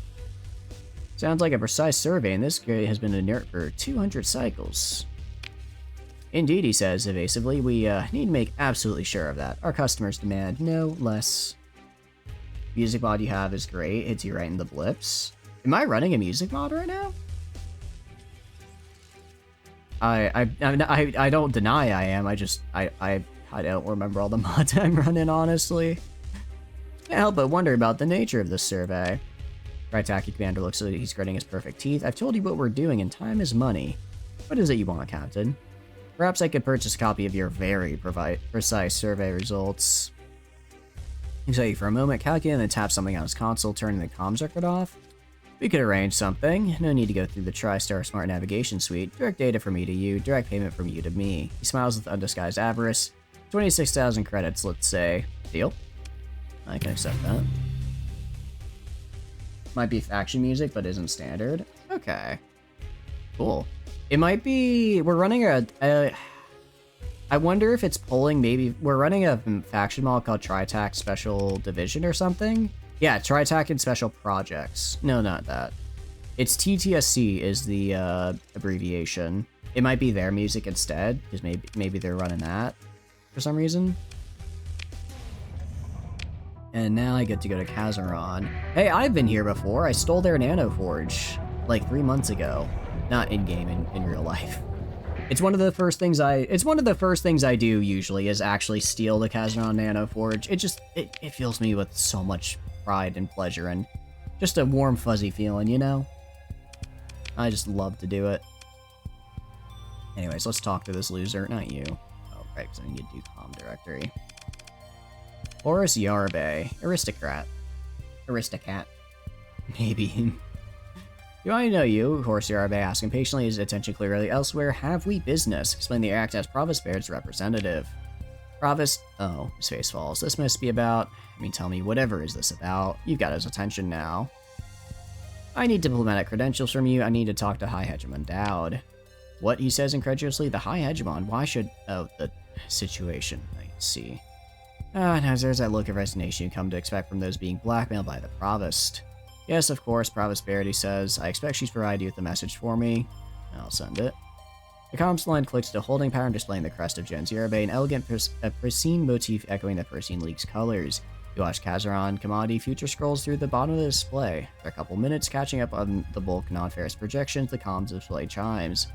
Horus reappears looking somewhat more collected. Captain, was it? Yes, of course. Provost Barrett explained her proposal, and I do believe that we may arrive at a mutually beneficial arrangement. You shall receive your Arbe diplomatic credential, he says. Mind yourself with these, Captain. If you were to commit some untoward scheme using the good name of Gen Zerbe, we would declare that the cryptic key was stolen, and then, well, it need not be said that any decent authority would treat you appropriately. Of course, you have nothing to worry about. Get stopped by Singerin Fleet. Pleasant Island music. Thanks for... I know the... it's so good. You're vibing, you're having a good time, and then bam, Tropico music. It's even better. It's an even better time. How can you be sure the High Hegemon wants to talk to you? He'd be a fool not to, Horus says. We offer a peaceful solution of the League hegemony conflict that'd profit all. Dad may be hive scum, but he's clever, practical. To pull himself out of that hole on Chico, he must be a man who understands the compromises one must make to survive. In fact, I admire the man, says Horus Yarbe, seeming to surprise himself. Despite his beginnings, I believe he'll accept a compromise that allows us to keep what makes our League great. What does it matter what thigh we live under? Sure, a good word. I'll be sure to put in a good word for you with the Hegemon. Horus smiles. Excellent, thank you. You really think the League can reconcile with the hegemony? Assimilation of the League worlds is hegemony policy and an obvious condition of their reconstruction of the domain, to say nothing of the foundation of their claim to legitimacy. Horus looks to the side, and you get the sense that he's repeating an argument he's made many times before. Publicly, the hegemony's demand is unconditional. How can they ask that? After Mysura, they must compromise. But I understand their position. They maintain a hard face to buoy support from the masses and lower officers, and he shakes his head once, the Luddic Church in its way. The top leaders of the hegemony, particular High Hegemon by Kildald, must see things more clearly than they let on. They understand that they must hold the banner high and speak of iron resolve to the bloody end, right up until the moment they can present their people with a general victory. Peaceful reconciliation victory without war. Imagine. He looks suddenly self-conscious. I apologize, Captain. My eldest does tell me I have a way of carrying on, and it is not untrue. Don't imagine the Arabe outlook is popular in Kazaron. Perhaps not. Not yet among the great gens of Kazaron where it matters. Gens Heron would have us head up an empire, and other Sinjura. Meanwhile, Gens Kato attempts to build bridges with the other League worlds. While I respect their accomplishments, they take anti-Luddic sentiment down to the level of rabble-rousing fanaticism. Besides, what other world in the League can match the might of Kazaron? Our stable of allies is anemic. Were it to come to total war, stars forbid, I think the hegemony would prevail. You shouldn't be worried about war with them. You should be worried about war with me. He looks troubled. Well, thank you for the follow-up, Ms. I'm so sorry, I'm gonna butcher this. Ms. Novians. I really appreciate it. I'm glad you're enjoying the streams. Welcome in. What are you up to? We're just doing some Kazaronin right now. Then the Jackals would tear our vulnerable worlds apart. I fear the Persian sector would not recover from a second collapse. This is the only way. I hope you agree. Watching and lurking? No, I appreciate the lurk. I'm glad you're enjoying watching. I'm hoping we can get through this guy. We can get through the High Hegemon here. Hope we get some cool stuff. Certainly it's a noble goal. You know, I like the idea of a united sector. I like the idea of a united sector under me. I'll have to see the High Hegemon. I'm off to see the High Hegemon of Chico Mac. If I can get in there. Yeah, it is Aslan. I didn't realize Chico was a size 8 world. I didn't know you could get up to a size 8 world. You followed and didn't become a box. Becoming a box is more of a state of mind than anything, you know? If you follow and then your state of mind changes, you turn, the neurons fire just a little bit differently. And then once the neurons are firing, then you see things differently. Everything looks a little bit more square, a little bit more box-shaped, if you would, to make them up to size 10. Seriously? Dang. That's kind of insane. I kind of like the size 6 limitation, though. I feel like bigger, you're just bigger for bigger's sake, right? I'm guessing Chico is a size 8 specifically because it's like if the sector had a heart, or the core world had a heart, it would be Chico, right? The hegemony is probably the strongest and most stable of the core world's faction, and Chico is the home of it. So it makes sense it would be like the biggest one. I guess, actually, numbers-wise, if you think about it, Chico Mac is like the only world that's of an equivalent size to us, like in real life, right? Because size 6 world means 10 to the power of 6. So that means that means like your large industrial world only has millions of people. That's still a lot of people, but you know, that's like not even the population of some countries today, spread out across an entire planet. I guess Chico's the only one that gets close to being our size of world, which is interesting because in a lot of, you know, just in like all the like background art, you see just these massive cityscapes and like acropolises and stuff. I think that's the right word. It's kind of interesting. I guess it's like big, singular big cities, but like the not spread out all that much across the land. Strong and stable until you show up, then they're mineable after like 4 rounds of invasions to whittle the numbers because of the deployment limits. Pretty much, yeah.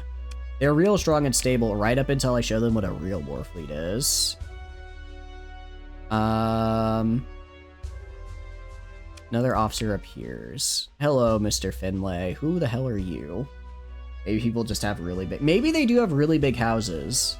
I guess if you have a whole planet and not a lot of people, that, you know, the housing market's got to be fantastic.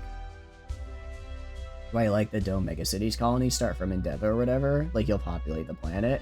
Yeah, we're running into quite a few of those right now, just because the, We're running quite a few just because they give a slight population bonus on worlds where they're necessary, which is helping with growth. Because I really, really, really need growth, because a lot of these cool buildings require I'm size 6.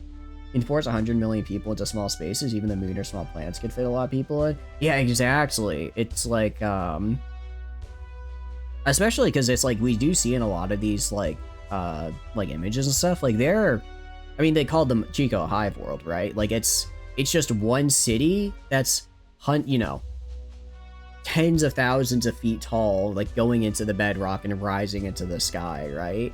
Like, yeah, you could fit an entire planet's population in one city there when you're, you know, when your single city reaches into the stratosphere and is the size of a small continent, which is pretty cool.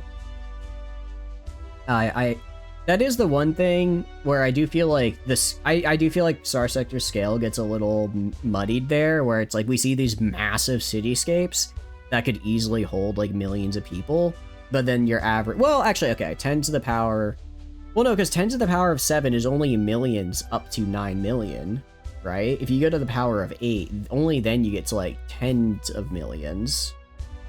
Unless no, wait, no, 10 to the power of 7 would be tens of millions.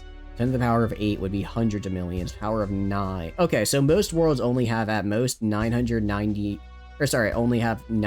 million people. Like, these Hive City easily can fit that. I guess if it's like the one city we see in like most planet pictures is like their only city. You enforce 100 million, the lack of a proper Acropolis is likely due to the game's timescale. I think it is. I think that's a good point, Beast Wolf. 10 to the 6 is only... Yeah, exactly. So, like, these massive worlds we're trying to get people for is only just, like, a million, right? So, these, like, us getting a size 7 world by getting people out of the cryo sleeper, a huge deal. That only goes up to, like, maybe, you know, tens of millions. So, actually, no world in the sector is even close to, like, even just, like, most countries nowadays. Well, larger countries, I guess, population-wise. Hell, I think my state has more people living in it than the entirety of, you know, of like Chico Mac, which is kind of insane. Well, maybe not that many. I don't think my state's that big. I don't know. I like to think about the scale of it. I think it's cool. Anyways, hello, Captain. I'm Lieutenant Finlay Seveyoung of the Persian League Fleet Intelligence Service. It's so very interesting to finally meet you, he says with a chuckle. You have a peculiar way of placing yourself at the center of fascinating events. What's this about, Lieutenant? He holds his hand politely. I understand that you had a conversation with Horst Yarbe recently. He's an important man, or more accurately, Jens Yarbe is an important family. Must have been an interesting chat. I was wondering if you might assist my understanding of why that is so. Yeah. Let's see. Bear is blackmailing Horus Yorubase so she can negotiate a deal with the High. I'll just tell him. He's just gonna be like, what? Huh? Huh? You'd ask which state, but regardless, which one is probably larger. Probably, yeah. Well, I mean, even like the smallest U.S. states have like 1 million. Like, unless you're living out in like the Great Plains, I think most have at least 1 million. Sivyong freezes for a moment at your admission. He nods. He starts not breaking into a smile. Captain, my captain, truly, he says with overwrought magnanimity. You are a patriot of the League, channeling valuable intel about this gross conspiracy, treasonous politics among the Kazaron gems, forbidden science in the black of space, the High Hegemon himself. It's all connected, he whispers with a wink, then leans back. But how does a secret Chai-attacking AI god fit into this?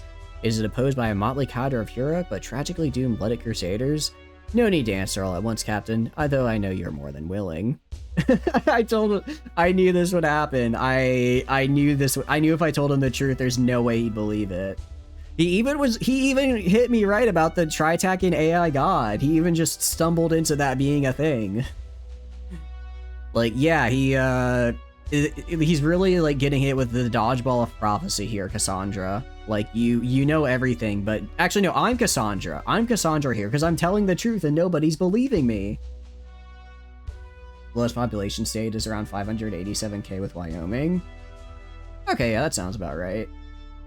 Really? Not Alaska? I would have thought Alaska would be the lowest population just because it's so hard to live in. You only have a population of about 10 million. How can you build up a fleet? If you consider not more than 1% of the population is in the military, you can only recruit 10k soldiers. Even if you ramp up to 100%, your economy will crush and your armies are only 100k big. I think, I will say, numbers-wise, I do think that it's more than 1% in the military. Like, for instance, it's definitely more than 1% in the military. I mean, the hegemony is literally a military dictatorship. They're having more than 1% of their population there. The Persine League is basically scared shitless of the hegemony, so they're also constantly throwing men into the meat grinder of their military. Additionally, you then have Tri-tac, which is kind of doing their own thing. So I guess they could probably, but I guess they have enough AI to where they could automate having more of their population in the military. The Ludic Church doesn't really have a military because they're the Ludic Church. And then the Pathers are all, well, they're space terrorists, so they don't have to worry about the whole percent population of military. They are just a military. Damn ads. Oh no, I had such a good response though. All right, I'll say it again. The conversation with Finlay where you just don't bother to keep secrets. He's like, yeah, keep your secrets. Alaska is big. It's down there at 3rd lowest, but Vermont is 2nd. Vermont, really? That surprises me. I mean, just because I thought pretty much everywhere in the Northeast was pretty well populated just because, you know, there's been people there for so long. Surprised Vermont. What about New Hampshire then? Is New Hampshire down there? Because New Hampshire's right next to Vermont, isn't it? It'd be real weird if like New Hampshire was like ranked 5th for most populous and Vermont is ranked 49th. Same here. Ah, there you go. You're not missing anything. I'm just yapping, yelling. Well, not yelling. I wouldn't yell. Not too often. New Hampshire is 42nd, 1.4. Okay. Okay, I was at least kind of close on that one. Because yeah, as funny as it would be otherwise, it would be kind of weird. Excuse me, hiccups. As in the ads? Yeah. Although I guess you can't hear me saying yeah. I have hiccups all of a sudden. Hiccups do not make sense here. I guess maybe just because I'm talking a lot. Maybe a lot of talking means a lot of, I guess, air going into my lungs, and then I talk and it like gets compressed and goes up weird. Wait, are hiccups from your lung? No, hiccups are from your stomach though, right? Not your lungs. So I guess I'm swallowing the air too hard. My boy needs water. I can get some water. I need to get scared, so I stop hiccuping. That's what I need to do.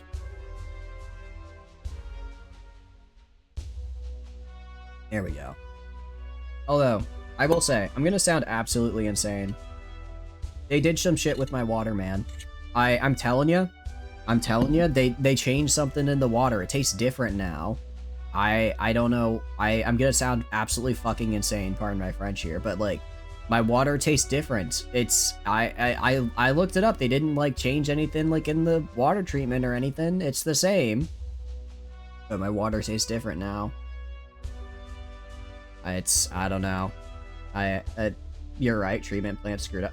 No, but it's been like this for like months now. And like I asked like other people, like my roommates and stuff, and they say that they don't taste any difference. But I'm like, there's something different. It's going crazy. It's been months now. But maybe I am. But really? I guess I could look at. I looked like just to see if anything happened. I didn't find anything, but maybe they've posted a story since. But anyways, in response, for the population numbers. So here's why I think it kind of does work, for population-wise. So hegemony, military dictatorship. There's no way the military dictatorship trying to conquer the rest of the sector is only putting 1% of their population into their military. It's definitely gotta be more. For the Persian League, kind of same deal, except it's because they're scared shitless of the hegemony, and because of that, they're essentially matching their escalation by dumping just as many people into the military. Tritac, they are totally, definitely, certainly not using AI to power most of their industry, so they can spare the manpower to throw the rest into the military. Luddic Church. Luddic Church doesn't actually have much of a military. I mean, they have a fleet or two, but I wouldn't consider them in lore to be like a major military power, because all of their military power is the Luddic Path, which doesn't have to worry about the whole population percents not, being in the military, because they're space terrorists. They literally just are. Everyone in the Luddic Path is just, in the military. Additionally, like, fleets are big, right? But even, like, your big endgame fleet probably only has, like, in terms of crew number, maybe, like, 8,000-9,000 people. And most, like, obviously, as a player, we see, like, fleets get made and destroyed all the time. But, like, in lore, I don't imagine in, like, the individual fleets probably have more than, like, 10k per fleet. And just because of how, like, industrial capacity is limited, I doubt each faction has more than, like, 6 or 7, like, big fleets. And given that you can just sat bomb somebody, I don't think a lot of factions are putting a lot of stock into, like, their ground defenses. I think their entire military is their fleet, and I think because of ship size, crew sizes, you could have, like, even if you only had 100k people across your faction in the military, have a reasonable sized military in the, I guess, bounds of what the sector would consider a reasonable sized military. I think at the lake that got their water from, or algae. That could be it. I'm not gonna say, obviously, which one, because I don't want to dox myself, but I know ours is always up to something. There'd be a huge incentive for each faction to just mass reproduce population, given limitless resources to do so. I would agree as well. I think part of it is, like, I think in lore, we are only, like, 10-15 years after the second AI war, which just genuinely devastated an already devastated sector, right? Like, was it Paraguay that went to war with, like, Brazil, Argentina, and Bolivia at the same time and lost, like, 90% of their like, male demographic for, like, an entire generation of 10 years? I could see the second AI war doing something similar, to the point where we just haven't recovered that and likely won't recover for decades. Look at World War II battleships, crew sizes, because when these are only the sailors, you need a lot more stuff in reserve support and logistics. That's true. Although I imagine, given the kind of level of, like, automation and totally legitimate AI usage in the lore, like, a good amount of that, like, automation and ship, like, maintenance is done by AI, right? And, like, drones and stuff, which I think can then free up the humans for the whole real human business of killing the shit out of each other. What we do best. Hit him with the, I'm genuinely trying to help the League, Lieutenant.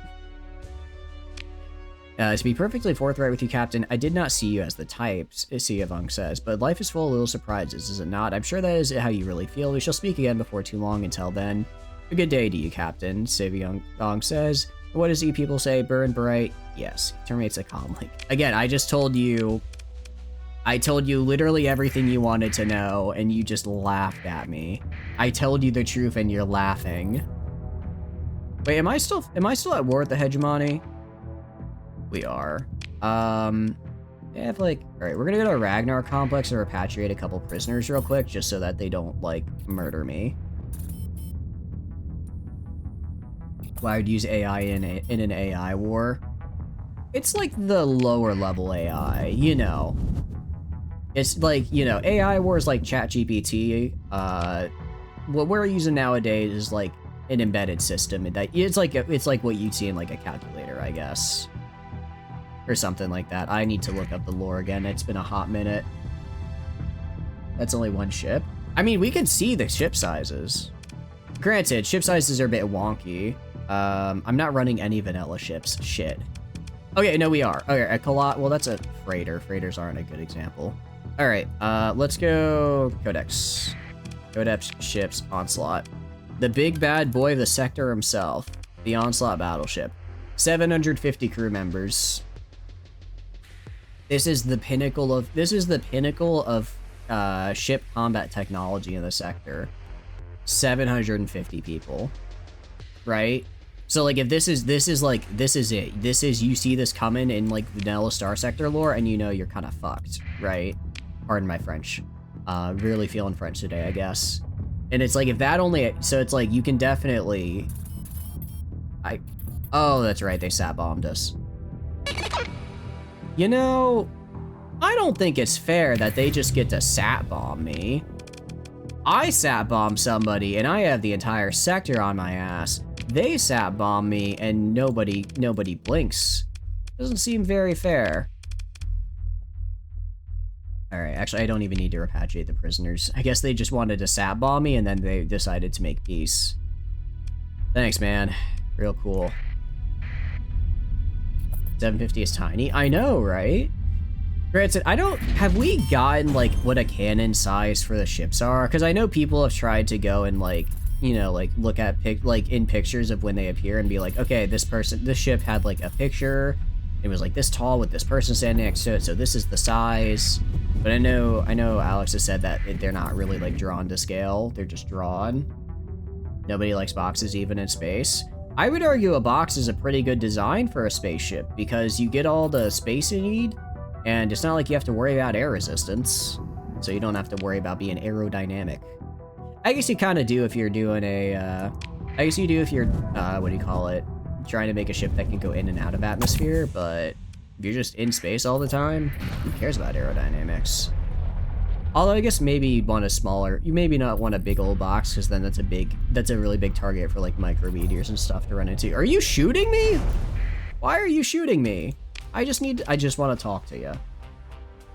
Box bases in RimWorld's hideous. I kind of agree. I still make pretty boxy bases, but I've been trying to like spice up my design a little bit just to be a little bit more varied. Maybe they're really tiny planets because ships are close to the size of a planet. That is actually a good point. If we look at it, well, it might just be perspective, right? Like if I just, you know, if I'm looking at Mount Everest from really far away and I hold up my hand in front of it, that doesn't mean my hand is bigger than Mount Everest. We might just be on like a really extreme fisheye lens. Although we could also just have really small planes. Yeah, guys, I found it. Everything in Starsector is actually Kerbal Space Program sized. The domain, it's actually just it's just Kerbin. The home we're trying to go back to, it's just Kerbin. That's all I want is to go home to Kerbin and go to the Mun. If we do that, we'll be able to bring back the domain to its height of power. All right. Let's see. I'd like to meet the High Hegemon. I'm an envoy from Jinzira Bay of Kazaron, transmitting credentials now. State change across the cadet's face. They realize you aren't some tourist is instantaneous. Affirmative, Captain. Their tone is military crisp. Received and thank you, Captain. I'll confirm with OpsCom and an officer will speak to you shortly. Please maintain the link. This comms out. The display flickers back to the crest of the hegemony. In moments, the crest disappears and you speak with a real officer, some kind of secretary of the High Hegemon. They don't look pleased. The black hole theory that each black hole is a universe. Yeah. You kind of get to do that in Stellaris if you do the if you do the Horizon Needle and then go into the black hole in Horizon Needle into, I think it's the Great Tear, you like make your own universe when you're inside the black hole, and it's really cool. That's a small black hole then. Is it a small black hole inside another black hole inside another black hole inside a... Oh, this is... Is it just black holes all the way down? Oh no, this is getting too Inception-y. Captain, a tap at the desk console. Your record does little to recommend you, but the High Hegemon will not turn away an accredited envoy from Gen Yarbe. In the interest of diplomacy, we'll set aside your record while you carry out your duties in service of the Yarbes. When you meet the High Hegemon, you'll bring no sidearm, you'll be searched, you'll be expected to obey all reasonable requests, or be ejected from the Hegemony space. The Officer Secretary pauses a moment, just looking at you. We will be watching, they say, very closely, before turning back to the desk console. Before you know it, you have a time, place, and visitor passkey to present. A public map database of search confirms that you've been asked to arrive at some point kind of naval shipyard in orbit of Chico. The Officer Secretary did not take time to explain the purpose of the meeting at this odd venue. Shell to the naval shipyard. Your shuttle approaches the naval shipyard in Chico's Mac orbit. The planet swims below you like a murky brown ocean. The Hegemony Patrol pings your shuttle as the superstructure of the naval dockyard grows like the ribs of some gene mob Leviathan. The visitor passkey satisfies the patrol's inquiry and they maneuver towards the next transport on approach. The landing pad base still bears the faded logo of Bihal Eshrek Group, a domain era manufacturer of the heavy weapons and a key supplier of the 200th Legion. Looks like the post-collapse fragment of the corporation has taken over this asset, now contracts exclusively to the Hegemony Navy. The bay is crowded with transport, military and civilians. Some high roller even has landed shimmering S-type height, much to the annoyance of the ground crews. A young ensign checks your pass with the datapad and leads you and your bodyguards past the crowd of civilian officials and media drones. You arrive at the checkpoint still setting up for civilian access. The ensign indicates your guards. They'll have to wait here. And, Captain, you have to leave your sidearm with the armorer. I'll hand over my sidearm. The armorer hands it to another man, not in uniform. You look him over. Military bearing subtle cybernetic augments, civilian clothing with the subtle bulk of light personal armor. Rivas, High Hegemon Doubt's chief of security, the ensign tells you. Rivas examines your sidearm as if it was a bomb. With the lightest touch, he has the sail bag and casing removed. Handing both to the attending armorer, he stares at you down for a long minute. Captain, he says, finally, as if identifying you into a perp lineup. Rivas turns to the ensign and says, I shall escort the captain to see the High Hegemon. The ensign begins to salute but catches himself. Rivas is not military, at least not now. Then simply nods sir before turning back to the landing bay. Well, let's follow him. Rivas leads you to half a dozen checkpoints set through the guts of the shipyard. Each checkpoint you both submit to a flicker of a biometric scan, then a guard nods to Rivas and allows you both passage. Finally, you enter a utilitarian vestibule. Emergency vac suit, lockers, fire suppression equipment, and safety notices along the walls. A diamond matrix plane separates his compartment from the enclosed space dock. Visible beyond, a perfect New Eagle-class hull looms, and a granary hangs towards its bow, festooned with ribbons and a Hegemony banner. Rivas steps to the side, his bulk revealing High Hegemon Bagel Dowd sitting on a simple folding stool, his splendid uniform coat hanging from a rack, fussed over by a stylist and advisor. Dowd looks up at you impassively, then without breaking eye contact, commands his entourage, give us the room 5 minutes. They leave, then Rivas follows after meeting your eyes one last time. High Hegemon Dowd. I'm not gonna say I thought you'd be taller, that's just mean. Nice to meet you, dude. Captain, he says, and stands indeed a smaller man. Why are we so fixated on his height?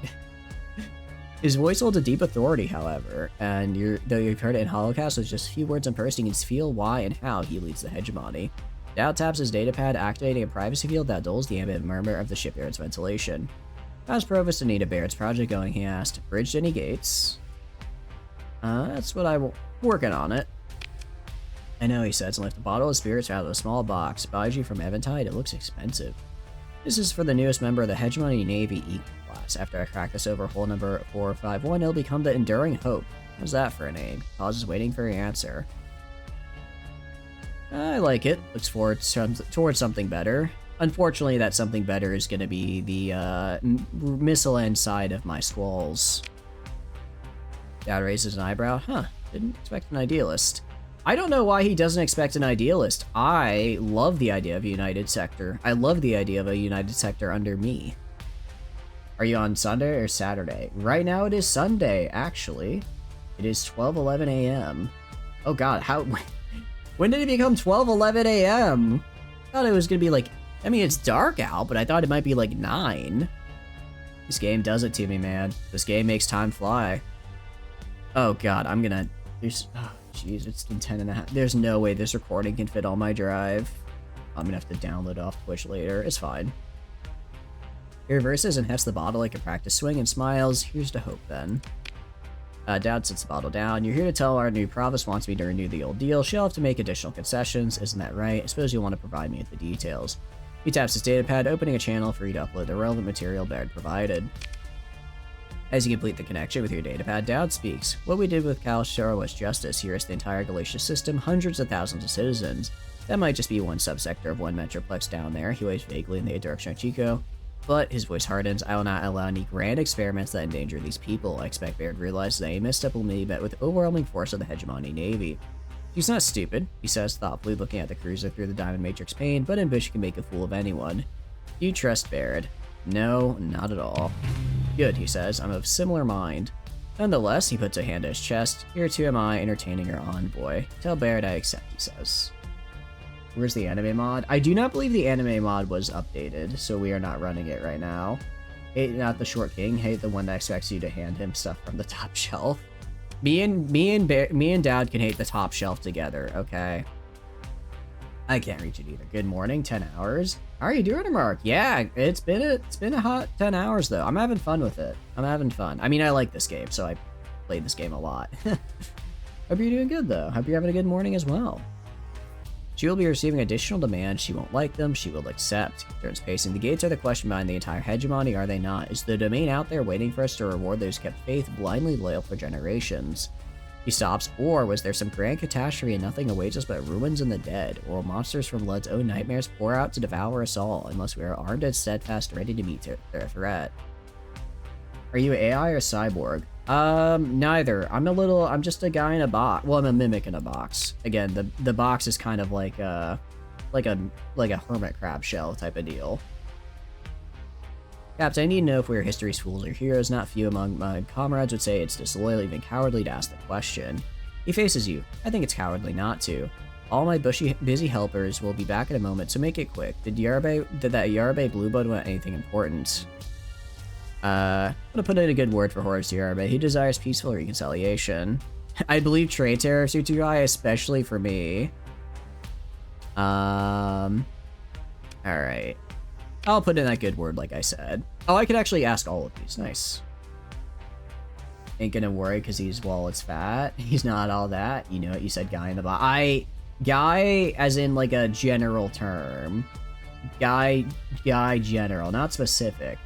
Saying blue suit without thinking of ZZ Top, you can't. I always knew oh, I'm totally blanking. Okay, in my defense, it's been 10.5 hours of stream. My mind's a little gone. Whenever I think of ZZ Top, I think of the other big song of theirs.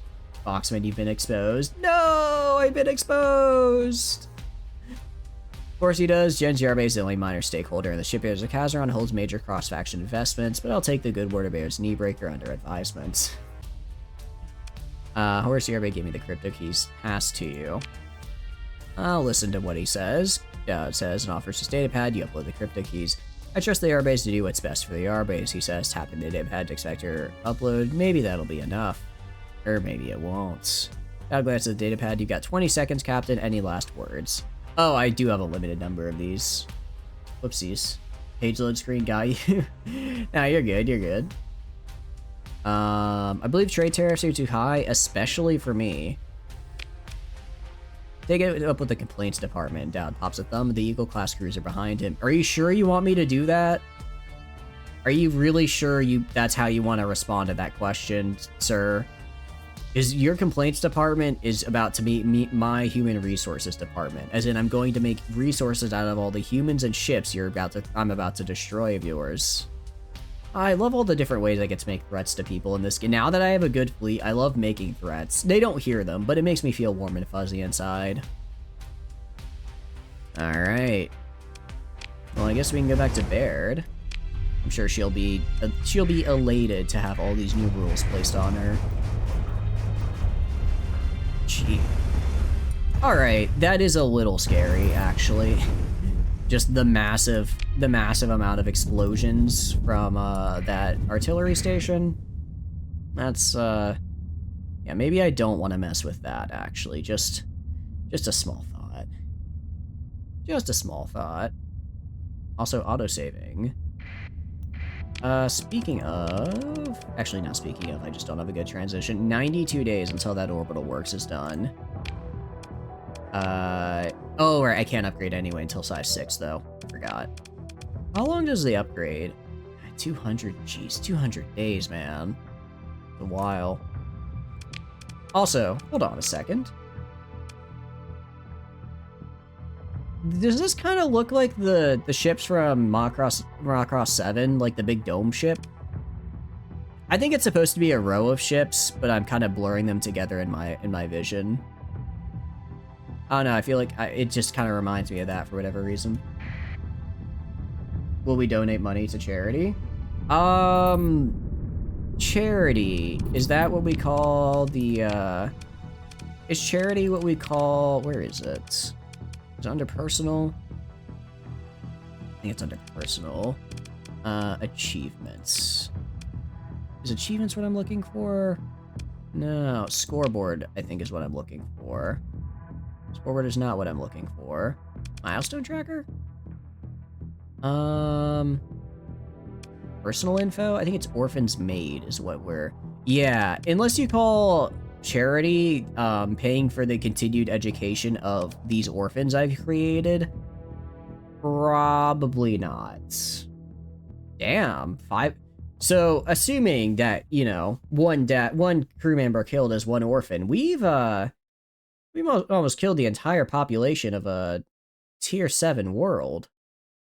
Neat. Very cool. I mean, granted, it's spread across multiple worlds, so it's fine. It's fine. Yeah, ships lost 1, the Salamander. The Salamander. Also, 8,000 days to lapse, damn. Very cool. Ethos. Apparently I am cocky, humanitarian, somehow, and pro-AI. Cool. I don't actually know how all these stats are put together, but I think they're fun. Fox is evil. I'm not evil, I'm just very good at what I do, which tends to involve blowing up people that are trying to blow me up. Again, not evil, just very good at my job. You knew it. I'm not evil, I'm not... Guys, when an evil person say they're not evil, evil people like being evil. So if I was evil, I would say, I, Chatters472, am a very evil mimic. But I don't say that, except for when I said it as a description of what it would be like if I was evil. But I'm not evil, so I'm not gonna say that. I didn't mean it when I just said it. I just said it. But, like, I didn't mean it. And I don't mean it. That's why I wouldn't say it while meaning it. Right? Okay, I'm not. True and real, exactly. Alright, Baird.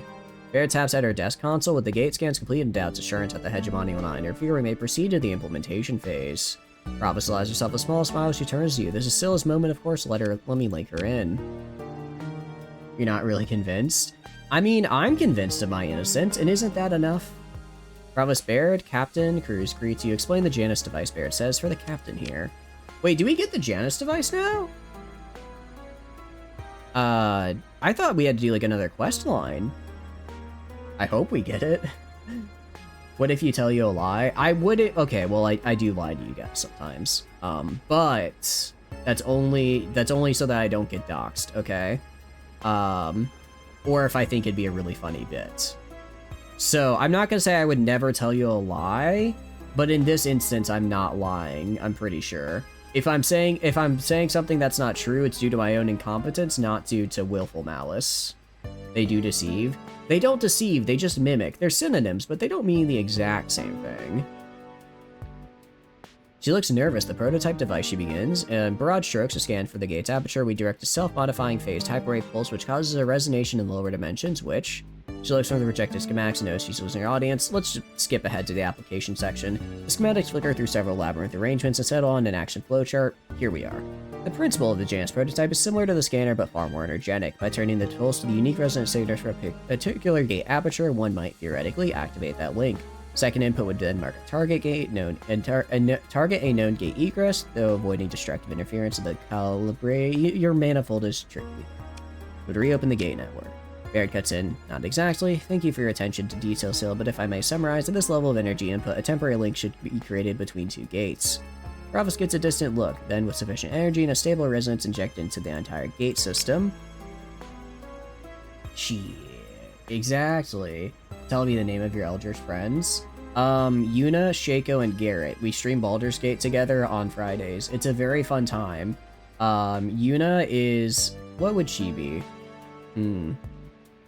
I don't know enough of the Lovecraftian pantheon to know all the different ones, but if there's one that's like very gremlin, very tricksy, that would be Yuna. If there's one that really hates doors, that would be Shaco. Also really likes horror movies, but well, actually I don't know if Shaco likes horror movies. I know they like Dead by Daylight, so I guess I was extrapolating that to like horror movies, but I can't say so. And if there's one that steals stuff, that would be Garrett. Those are wholesome, then you might believe me. Got here too early and did something else. You should try and catch that next week. Hell yeah. I mean, like I said, we do it every Friday. Next week should be cool, because next week I believe we're doing the Temple of Shar, which will be really fun. We took a little detour this past week because we hadn't done Moonrise Towers, and they were walking into the Temple of Shar, and I didn't realize if you do Temple of Shar before Moonrise Towers, you don't get to do anything at Moonrise Towers. So we went last week, did everything at Moonrise Towers, freed the prisoners, yada yada yada. So now all we have left is Temple of Shar / Balthazar. And then we're basically done with it. And then we have the big fight at the end of Act 2. And then we're into Act 3, which will be really fun.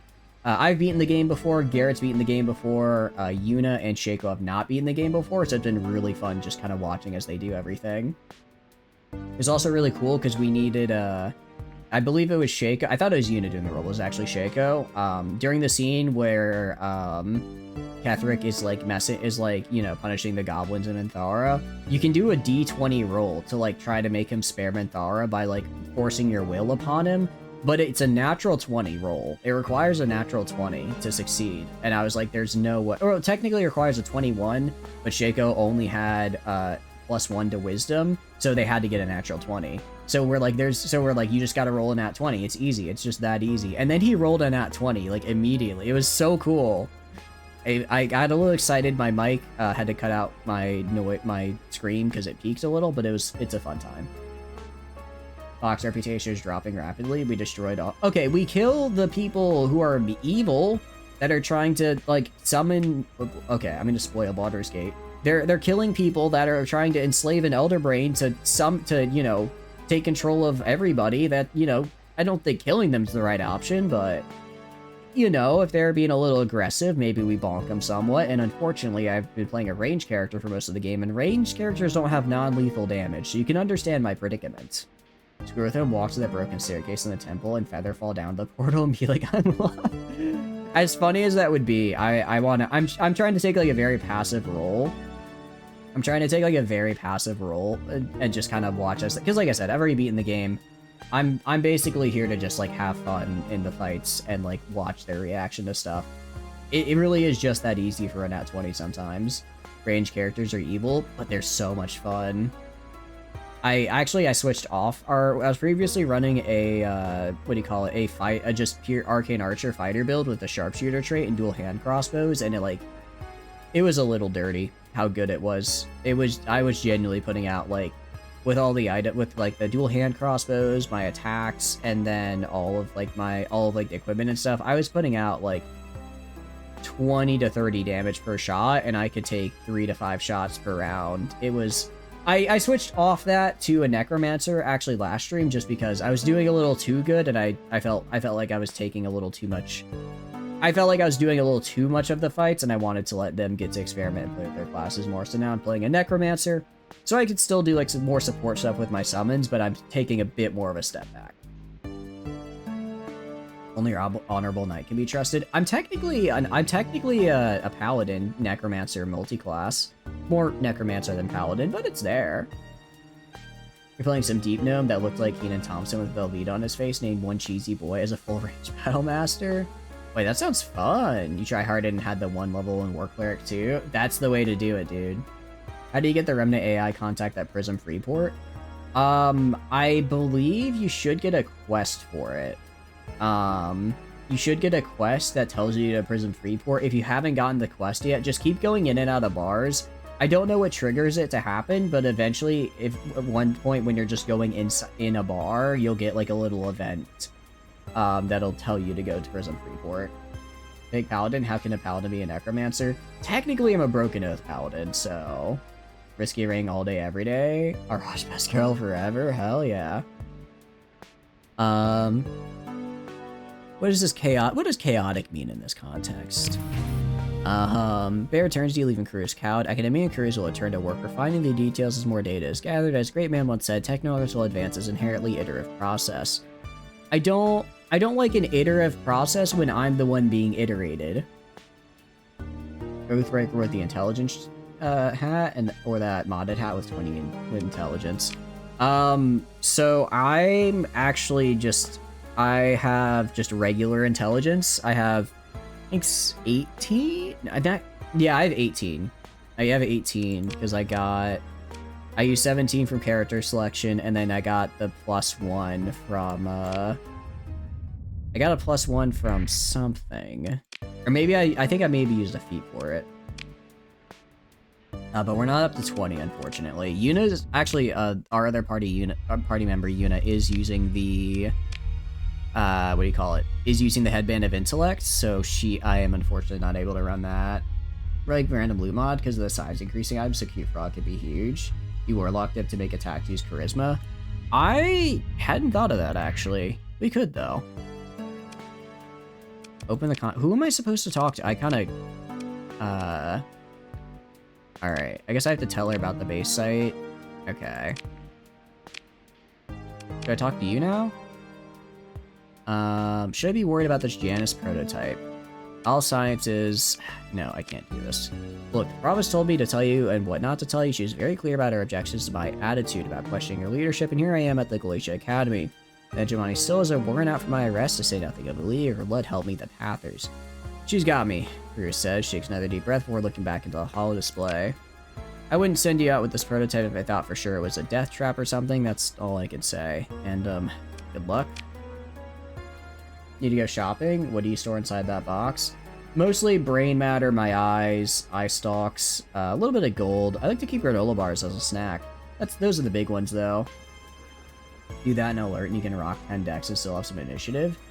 I've been thinking of maybe trying to honestly try to get decks, and then get, I forget what the armor name is, but it's the guy who sells it at Moonrise that lets you have medium, I think it's a medium armor that doesn't put a cap on what your initiative bonus from Dex is, so you can get plus a shield and a cloak of protection. I think I get up to 20 AC, which would be cool. As a spellcaster, which would be really funny. You forgot the name? Yeah, me too. Oh wait, I didn't mean to do that. Okay. Oh, do I just go? I guess I just go to the gate? I guess I just go to the gate now? I might admit, I feel like I missed a dialogue. I'm a little tired, so I'm missing dialogues now. I'm a little tired, so I might be missing some dialogues, but I think I just go over here and test it. Okay, we're gonna save. If this is just me getting the Janus drive, that's actually huge. That's actually really good. Use the Janus prototype on the gates. You hold your breath and lower your finger, nothing happens. You look at the splash of red text on your command interface. Detected in system hypercommunication activity indicative of population center. Probably no one will see this about this case, but just want to make sure no one does something stupid. Oh, I have to test it in a system that doesn't have any... Oh, I didn't realize. I have to go to a system that doesn't have anyone in it. That makes more sense than potentially blowing up the system again. Where are the gates? Alright, any... Big Red has a gate nearby, and I don't think there's any... No, there is people there. Inadar Prime. Old Goddle. Alright, Old Goddle's, I think, the closest one. That's probably the closest one that has a working gate. Started the Limelight Network research. Cool. I'm also being chased by the Hegemony right now, but I'm gonna ignore them. Me engaging with story content, not when I'm this close to finally finishing the quest. You can also go to research. Anything else I can research? Not here. Yeah, not here. Yeah, everything I either need to get... I could probably... I don't want to get rid of a cryothermic engine, though, because I only have one cryothermic engine, and I'm kind of using it. Getting rid of it would be, like, really bad, I think. So I don't want to necessarily do that. Raiders retreated. Yeah, I would assume so. Alright, so we just gotta go up to Big Red, use the gate, jump out of Galatia, and then we're good. I mean, sure, the gates won't open because Scylla decides to leave, which good for her. Honestly, if she'd asked for help, that would have helped her, because Barrett is... I don't know if evil is the right word. Not a good person, at the very least. Definitely not what I would call a good person by any stretch of... Well, no, she's not a good person. I was gonna say, maybe she's just really driven. No, she does blackmail people. That's... Every person we've interacted with because of Barrett was because she blackmailed them. So, you know, probably not a ringing endorsement. Are you gonna attack? Just don't make me have to fight. Can I I can't auto-resolve you either. Okay, let's do this. Let's do this thing. I'm gonna throw in the Ziggy. I'm gonna throw in you. I'm gonna throw in a couple support ships. Alright. Ziggurat, I'm gonna let do its own thing because I'm terrible at piloting it. I'm gonna have you guys go up to the detached module. You do your thing. You two go for the network hub alpha. You guys go for, like, right here. I kind of want to see how the Ziggy pilots with not me. If you want to try something fun for Minthari, 3 Archfey, Rest and Oathbreaker for 360 Charm, a 360 Frighten, and a Lithid Charm spam. Wait, what do you mean by 360 Charm? The AI isn't great with the Zig. Is it not? Alright, I'll try it. I'll try it. I'll take control. This is your captain speaking. I'm taking control now. I'm gonna get us killed. 360 degree. Like, she can just pop like an AoE charm effect? That's doable? These coiled spears... What did that say?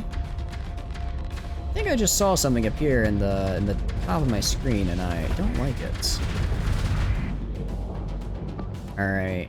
You guys fall back to, like, right here.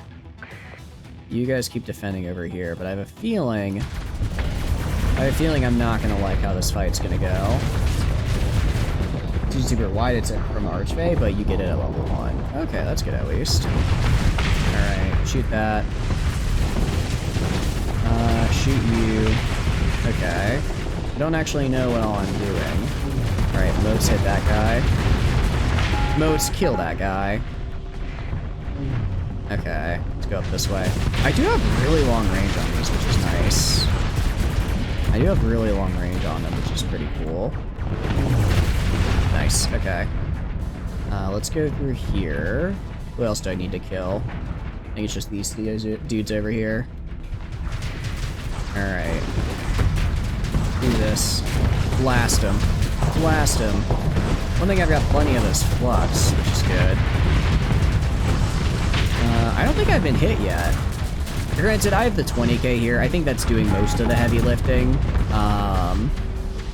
Holy, that is fell in a face skimmer. Okay. That's certainly going to be a bit of a problem. I guess good news is, since we killed, like, a ton of them, their ECM rating has gone way down. No longer having as big of a deep... Stop running away. I'm not very fast, you know. Alright, let me shoot you. Now, if you... I was gonna say, if you do that again, I'll be very upset. Actually, wait, I can do that. I forgot I have moats. I can just moat you. Get moated, idiot. Alright. Well, I guess you could still face skim. Alright, well guess what? Get moated again, idiot. I'm gonna keep moating you until you, stop doing that. Until you stop doing that. Okay, also, everyone go full assault. Kill this guy. Alright, he's in range, mostly. Alright, he's out. He's over-oathted for a little bit. I should be able to... Damn it! Stay still! Stand still! Stand still and let me kill you! Alright. Thank you. You can dive and catch up to him. Oh, wait. I kind of forgot I could do that. That probably would have been the smarter way to do it. With the face speed, yeah, I keep forgetting that. I keep forgetting, because it's like, it feels slower, but it is actually faster, right? Drone ship reinforcements? I guess they don't have reinforcement. I don't know what drone ship reinforcements here. I mean, ship recovery. Get some of these guys back. Goes all Zawado. Yeah, it does. It just feels slow moving in. At least we got an alpha core out of that. That's actually nice. All right. I'll take it. That's pretty nice, actually. All right. Actually, we're gonna salvage these guys. Because they might have, like, cool blueprints and stuff on them. You never know what you find. Okay, I can... There's no way I can't auto-resolve this guy. Or he'll just run. I'd actually prefer it if he'd run for me instead of potentially having to auto-resolve him. Alright, explore. Cool guy, very cool. Let's do that. A vigilance. I do kind of wonder, like, I guess were these guys, I don't know, did these guys just, like, pop out of the gate and then right into the middle of the second AI war and get blasted? Did this used to be just a habitable system, that's why there's a gate here, and then when the AI war popped off, everyone, including these guys, got killed? I don't actually know how it all comes together. Scan the gate. Let's use the Janus prototype on the gate. Actually, first, I don't think anything bad happens, but we're gonna save. Do you guys, okay, so do you guys know what is the quest line that involves getting Loke and bringing him to Kanta? Wavefront approaching. Is that supposed to do that? Ow. Okay. Well, at least it didn't explode me. You already did that? Did I? Because I feel like I didn't, but maybe I did and I just forgot. Unable to find a course to Glacia. Oh, that's right, I have to transverse jump out of here. Oh, that took a lot of my supply, actually. Alright, well, good news is, despite accidentally destroying all the jump points, I can kind of just do that.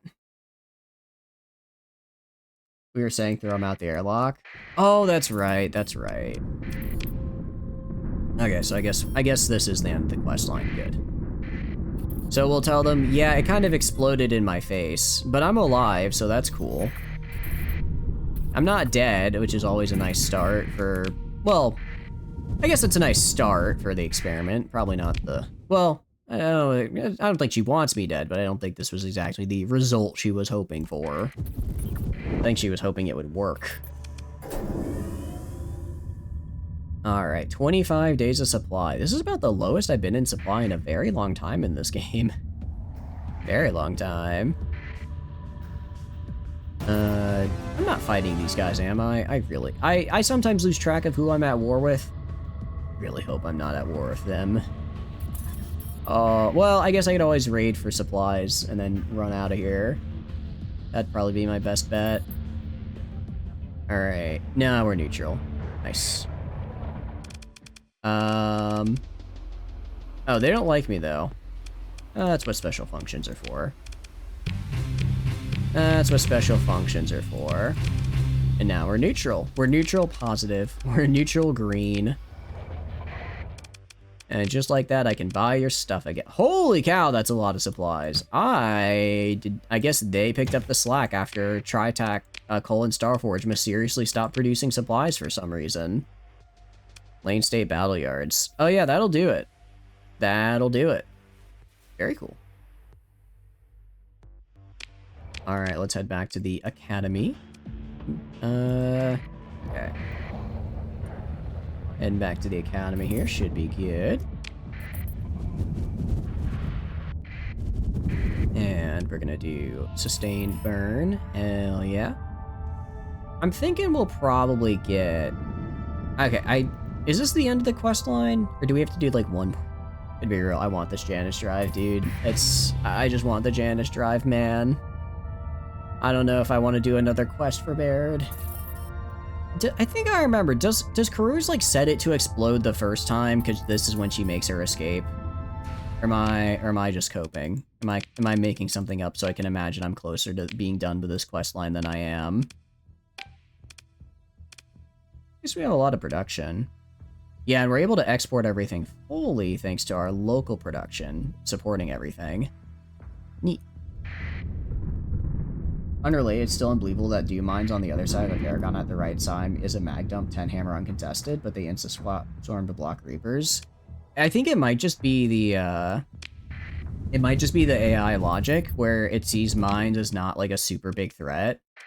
Because usually like a single mine isn't necessarily worth completely like turning all your PD at, because like it can hurt but not a lot, and it doesn't, maybe it can't quite tell the difference between like one mine in an area and 10 mines in an area, so it doesn't give it the same priority. It just registers as, oh, mine, low priority, not, oh, shitload of mines, high priority, right? If a Reaper comes at them. I think Zal did that. Yeah, I think it's probably a matter of how they do their priorities. 2 jackhammers plus 4 hammers at once is like, come on. It's like, yeah, okay, yeah, just have a billion mines. Let your mines blow me up, because I have other things to deal with. Meanwhile, the mines are probably the problem you should deal with. The station comms connects to the office of the provost with no delay, and your navigation officer forwards the link to your command interface. She was waiting. Tell me what happened. Baird's tone is cold as a vacuum. Curse is already on the link, looking paler than usual. You get the distinct feeling that the provost knows very well what happened. I've seen worse. What's plan B? Baird narrows their eyes at this. Plan B is we recalibrate the device using the data you gathered from the experiment, then we try again. Kurose begins to speak, then thinks better of it. She looks ill at the thought. Baird turns to Kurose. Academian, when will the next iteration of the prototype be completed? She starts, we need more time. Academian, Baird begins. A warning? Kurose interrupts. I'm a theoretician, not an engineer. This isn't a matter of just fitting pipes or aligning agraf plates. What we're doing is completely new, and our engineering process is primitive. We're scientists trying to assemble the equivalent of a new hyperdrive in a teaching workshop. Not only are the facilities insufficient, the project application falls outside my expertise. Baird visibly calms herself, but beneath her collected facade, something seethes. I don't like Baird. She likes me a little bit, but Baird is kind of the worst here. You do realize the provost says that I'm holding several hegemonic ministries at bay. They're rearing to storm and to purge the Galatia Academy again. All I have on my side are the good graces of the high-scun hegemon. Why does everyone hate Dowd so much? Like, I hate him because he keeps sending AI inspections and, like, taxing me. But everyone is like, oh, he's from the Underhive. We should hate him. I don't care if he's from the Underhive. I care because he keeps affecting my bottom line. You guys are just dicks. I have a reasonable reason to hate that guy. You guys are just rude for really the circumstances of his birth, and I think that makes you kind of horrible people. I'm not saying it's wrong to hate somebody, I'm saying you have to have a good reason for doing it, and I just don't think your reason's good. Mine is. That's gonna get taken out of context one of these days. I want to be very clear. This is in terms of the game. Please do not take that out of context, guys. They're babies, they really are. And that is only held up by the sector-shattering promise of what results of this project mean. If I don't get results, the lucky ones will live out their days in some oblette near the core of Coatl. Icy glare shifts to you for a moment. At least the captain here has the good sense to perform the failed experiment in a remote system. Actually, I did not. I kinda was trying to do it here, then forgot. Then thanks to Scylla's very handy-dandy, don't perform this in a habitable system area, is why I went elsewhere. Starting to have her trouble, she said without trace of apology, but I'm accommodating the conditions, circumstances we have provided. He's just handling his shit. He really is. He's just, and like, even though I dislike him because he's trying to tax and rein in my AI cores, he's doing his job really well, might I add, because he's a continual thorn in my side. So by all means, Scylla, take your time. Baird finishes with icy sarcasm. Rose starts like she wants to speak. What, Baird says, is it? I need Eliza's out. Oh no, we do have to do the thing with Loke. Ooh, says Bard. Her patience works use at an end. A friend, an engineer, the best hardware wizard I know I've ever known, except she's in trouble. It's a long story, but when we knew each other back in Western S, there was. Baird interrupts the backstory. Captain, get Chris's friend if she thinks that'll help. Do whatever it takes. Bribe, blackmail, kill. I do not care. Be smart and be quiet about it. If we get a new prototype before you can find this Eliza Zal character, we'll try that route. If not, carry on. I don't know what the details are because I do not care. you're like, can you cool it because of the inspections? And he's like, nah, good. Yeah, he's like literally like, I'm like, can you stop with the inspection? He says, nah, fuck no. I'm gonna inspect the shit out of your planets, dude. 10,000 more orphans made because you're gonna kill my inspection fleet? Hell, make it 20,000. I'll double the inspection fleet size. Let's ball, motherfucker. That's just how he rolls, and while it's incredibly infuriating to deal with, I do respect it. At the gates. Okay. No, this is the one with Loke. Because we have to go, because it's gonna be... Eliza's, like, in trouble with Kanta, so we have to go to Kanta, and we go to Kanta, and we're like, hey, give me Eliza, and she's like, fine, but only if you do this thing for me, and then we get Loke, and we give her Loke, and then she gives us Eliza, and then we give Eliza Karuz, and then Karuz gives us the, and then we do, like, we talk to Baird, and then Karuz gives us a new Janus device, then we do the new Janus device, and then we come back, and Karuz, Eliza, and Gargoyle have all disappeared, and Baird is just left sad and decrepit because the device only works for, like, us, but the gates are, like, permanently closed. I remember how this quest line goes. Yeah, no, you're right. I think we just met him, like, just in the wild, essentially. Because he is also just, like, an NPC. Okay. I do love this game. It has been 11 hours. I have not had dinner. I didn't really have much of a lunch. I am tired and hungry. I'm gonna call stream here, if that's okay with you guys. I'm gonna call stream here. We will finish the Janus device quest line eventually next stream, and then probably do some other fun stuff as well. I hope you guys had a good time. Let's do some outro stuff here. Beast of a stream. I enjoy it. It makes me, streams like this make me sad that I have a job, which sounds really bad. Employment's great, but I do miss being able to just sit down and say, I'm going to do an 11-hour stream today, every day. But I guess, you know, being employed and able to afford food is nice, so... it is what it is. Let's see, is anyone else streaming Starsector right now? Anyone else doing Starsector? No. Okay. No one else is doing Starsector, so... Where should I send you guys? It's a very, very good question. I'm gonna send you guys... It is just me. Only chatters, huh? Okay, I know as I said that, I realized that sounds kind of like OnlyFans. I'm not doing a reference to OnlyFans, I'm doing a reference to Doki Doki Literature Club, where Monica's only Monica. I'm not salacious, I'm just a weeb. They're very different things, I assure you. Because, you know, I'm just gonna... I gotta stop this bit, I'm tired. Alright, where am I gonna throw y'all? Where to throw you guys? Alright, we can send you over to Saints. They're doing teamfight tactics. Is that similar at all? I'm trying to see if anyone we know is streaming, like, a similar game to us, right? Not really. Alright, in that case, I'll send you guys to Saint. Out the airlock. You can go out the airlock if you want, that's okay. But Saint, he's actually, I will say, Saint's a really good yapper. Teamfight Tactics is an auto battler, so from those streams I've seen before, he's probably just yapping while kind of gaming in the background. But, obviously you don't have to stay around for the raid. I appreciate if you do, of course. But let's get some outro stuff in here. So, yeah. Hi, my name is Chatters, I stream video games. If you enjoy hanging out live stream, please feel free to follow. If not, totally cool, just thanks for being here and hanging out. I have a ton of fun playing games on my own, but when it's with all of you guys, I have way more fun. Aside from that, there are a couple that I may be interested in. First is the Discord, where you stand for a Discord, stand up paying when I go live. Tons of fun and super cool people in there, I highly recommend. I also put the weekly schedule in there, so if you want to know what we're streaming and when, that's the place to find out. I just kind of off the top of my head. Monday is Total War, Tuesday is Mountain Blade, Wednesday is Undecided, Thursday is Hearts of Iron? Not quite sure. Friday is Baldur's Gate, and then Saturday is Starsector. Obviously the games vary a little bit, but that's kind of generally how we do things. There's also the Twitter, so if you want to know when if you want to keep up to date with like any announcements or anything, that'll be on the Twitter as well as the Discord. And there's finally YouTube. I put the VODs in there, so if you want to see the previous streams for this run, check those out. There's like 14 of them, and I think they're on average like 7 hours long, so, you know, a lot of content. Anyways, I hope you have a wonderful night and a wonderful rest of your weekend. I will see you on Monday for our first legendary campaign in Total War Warhammer 3. Have a good one, y'all. Bye-bye, bye-bye, goodbye, bye-bye.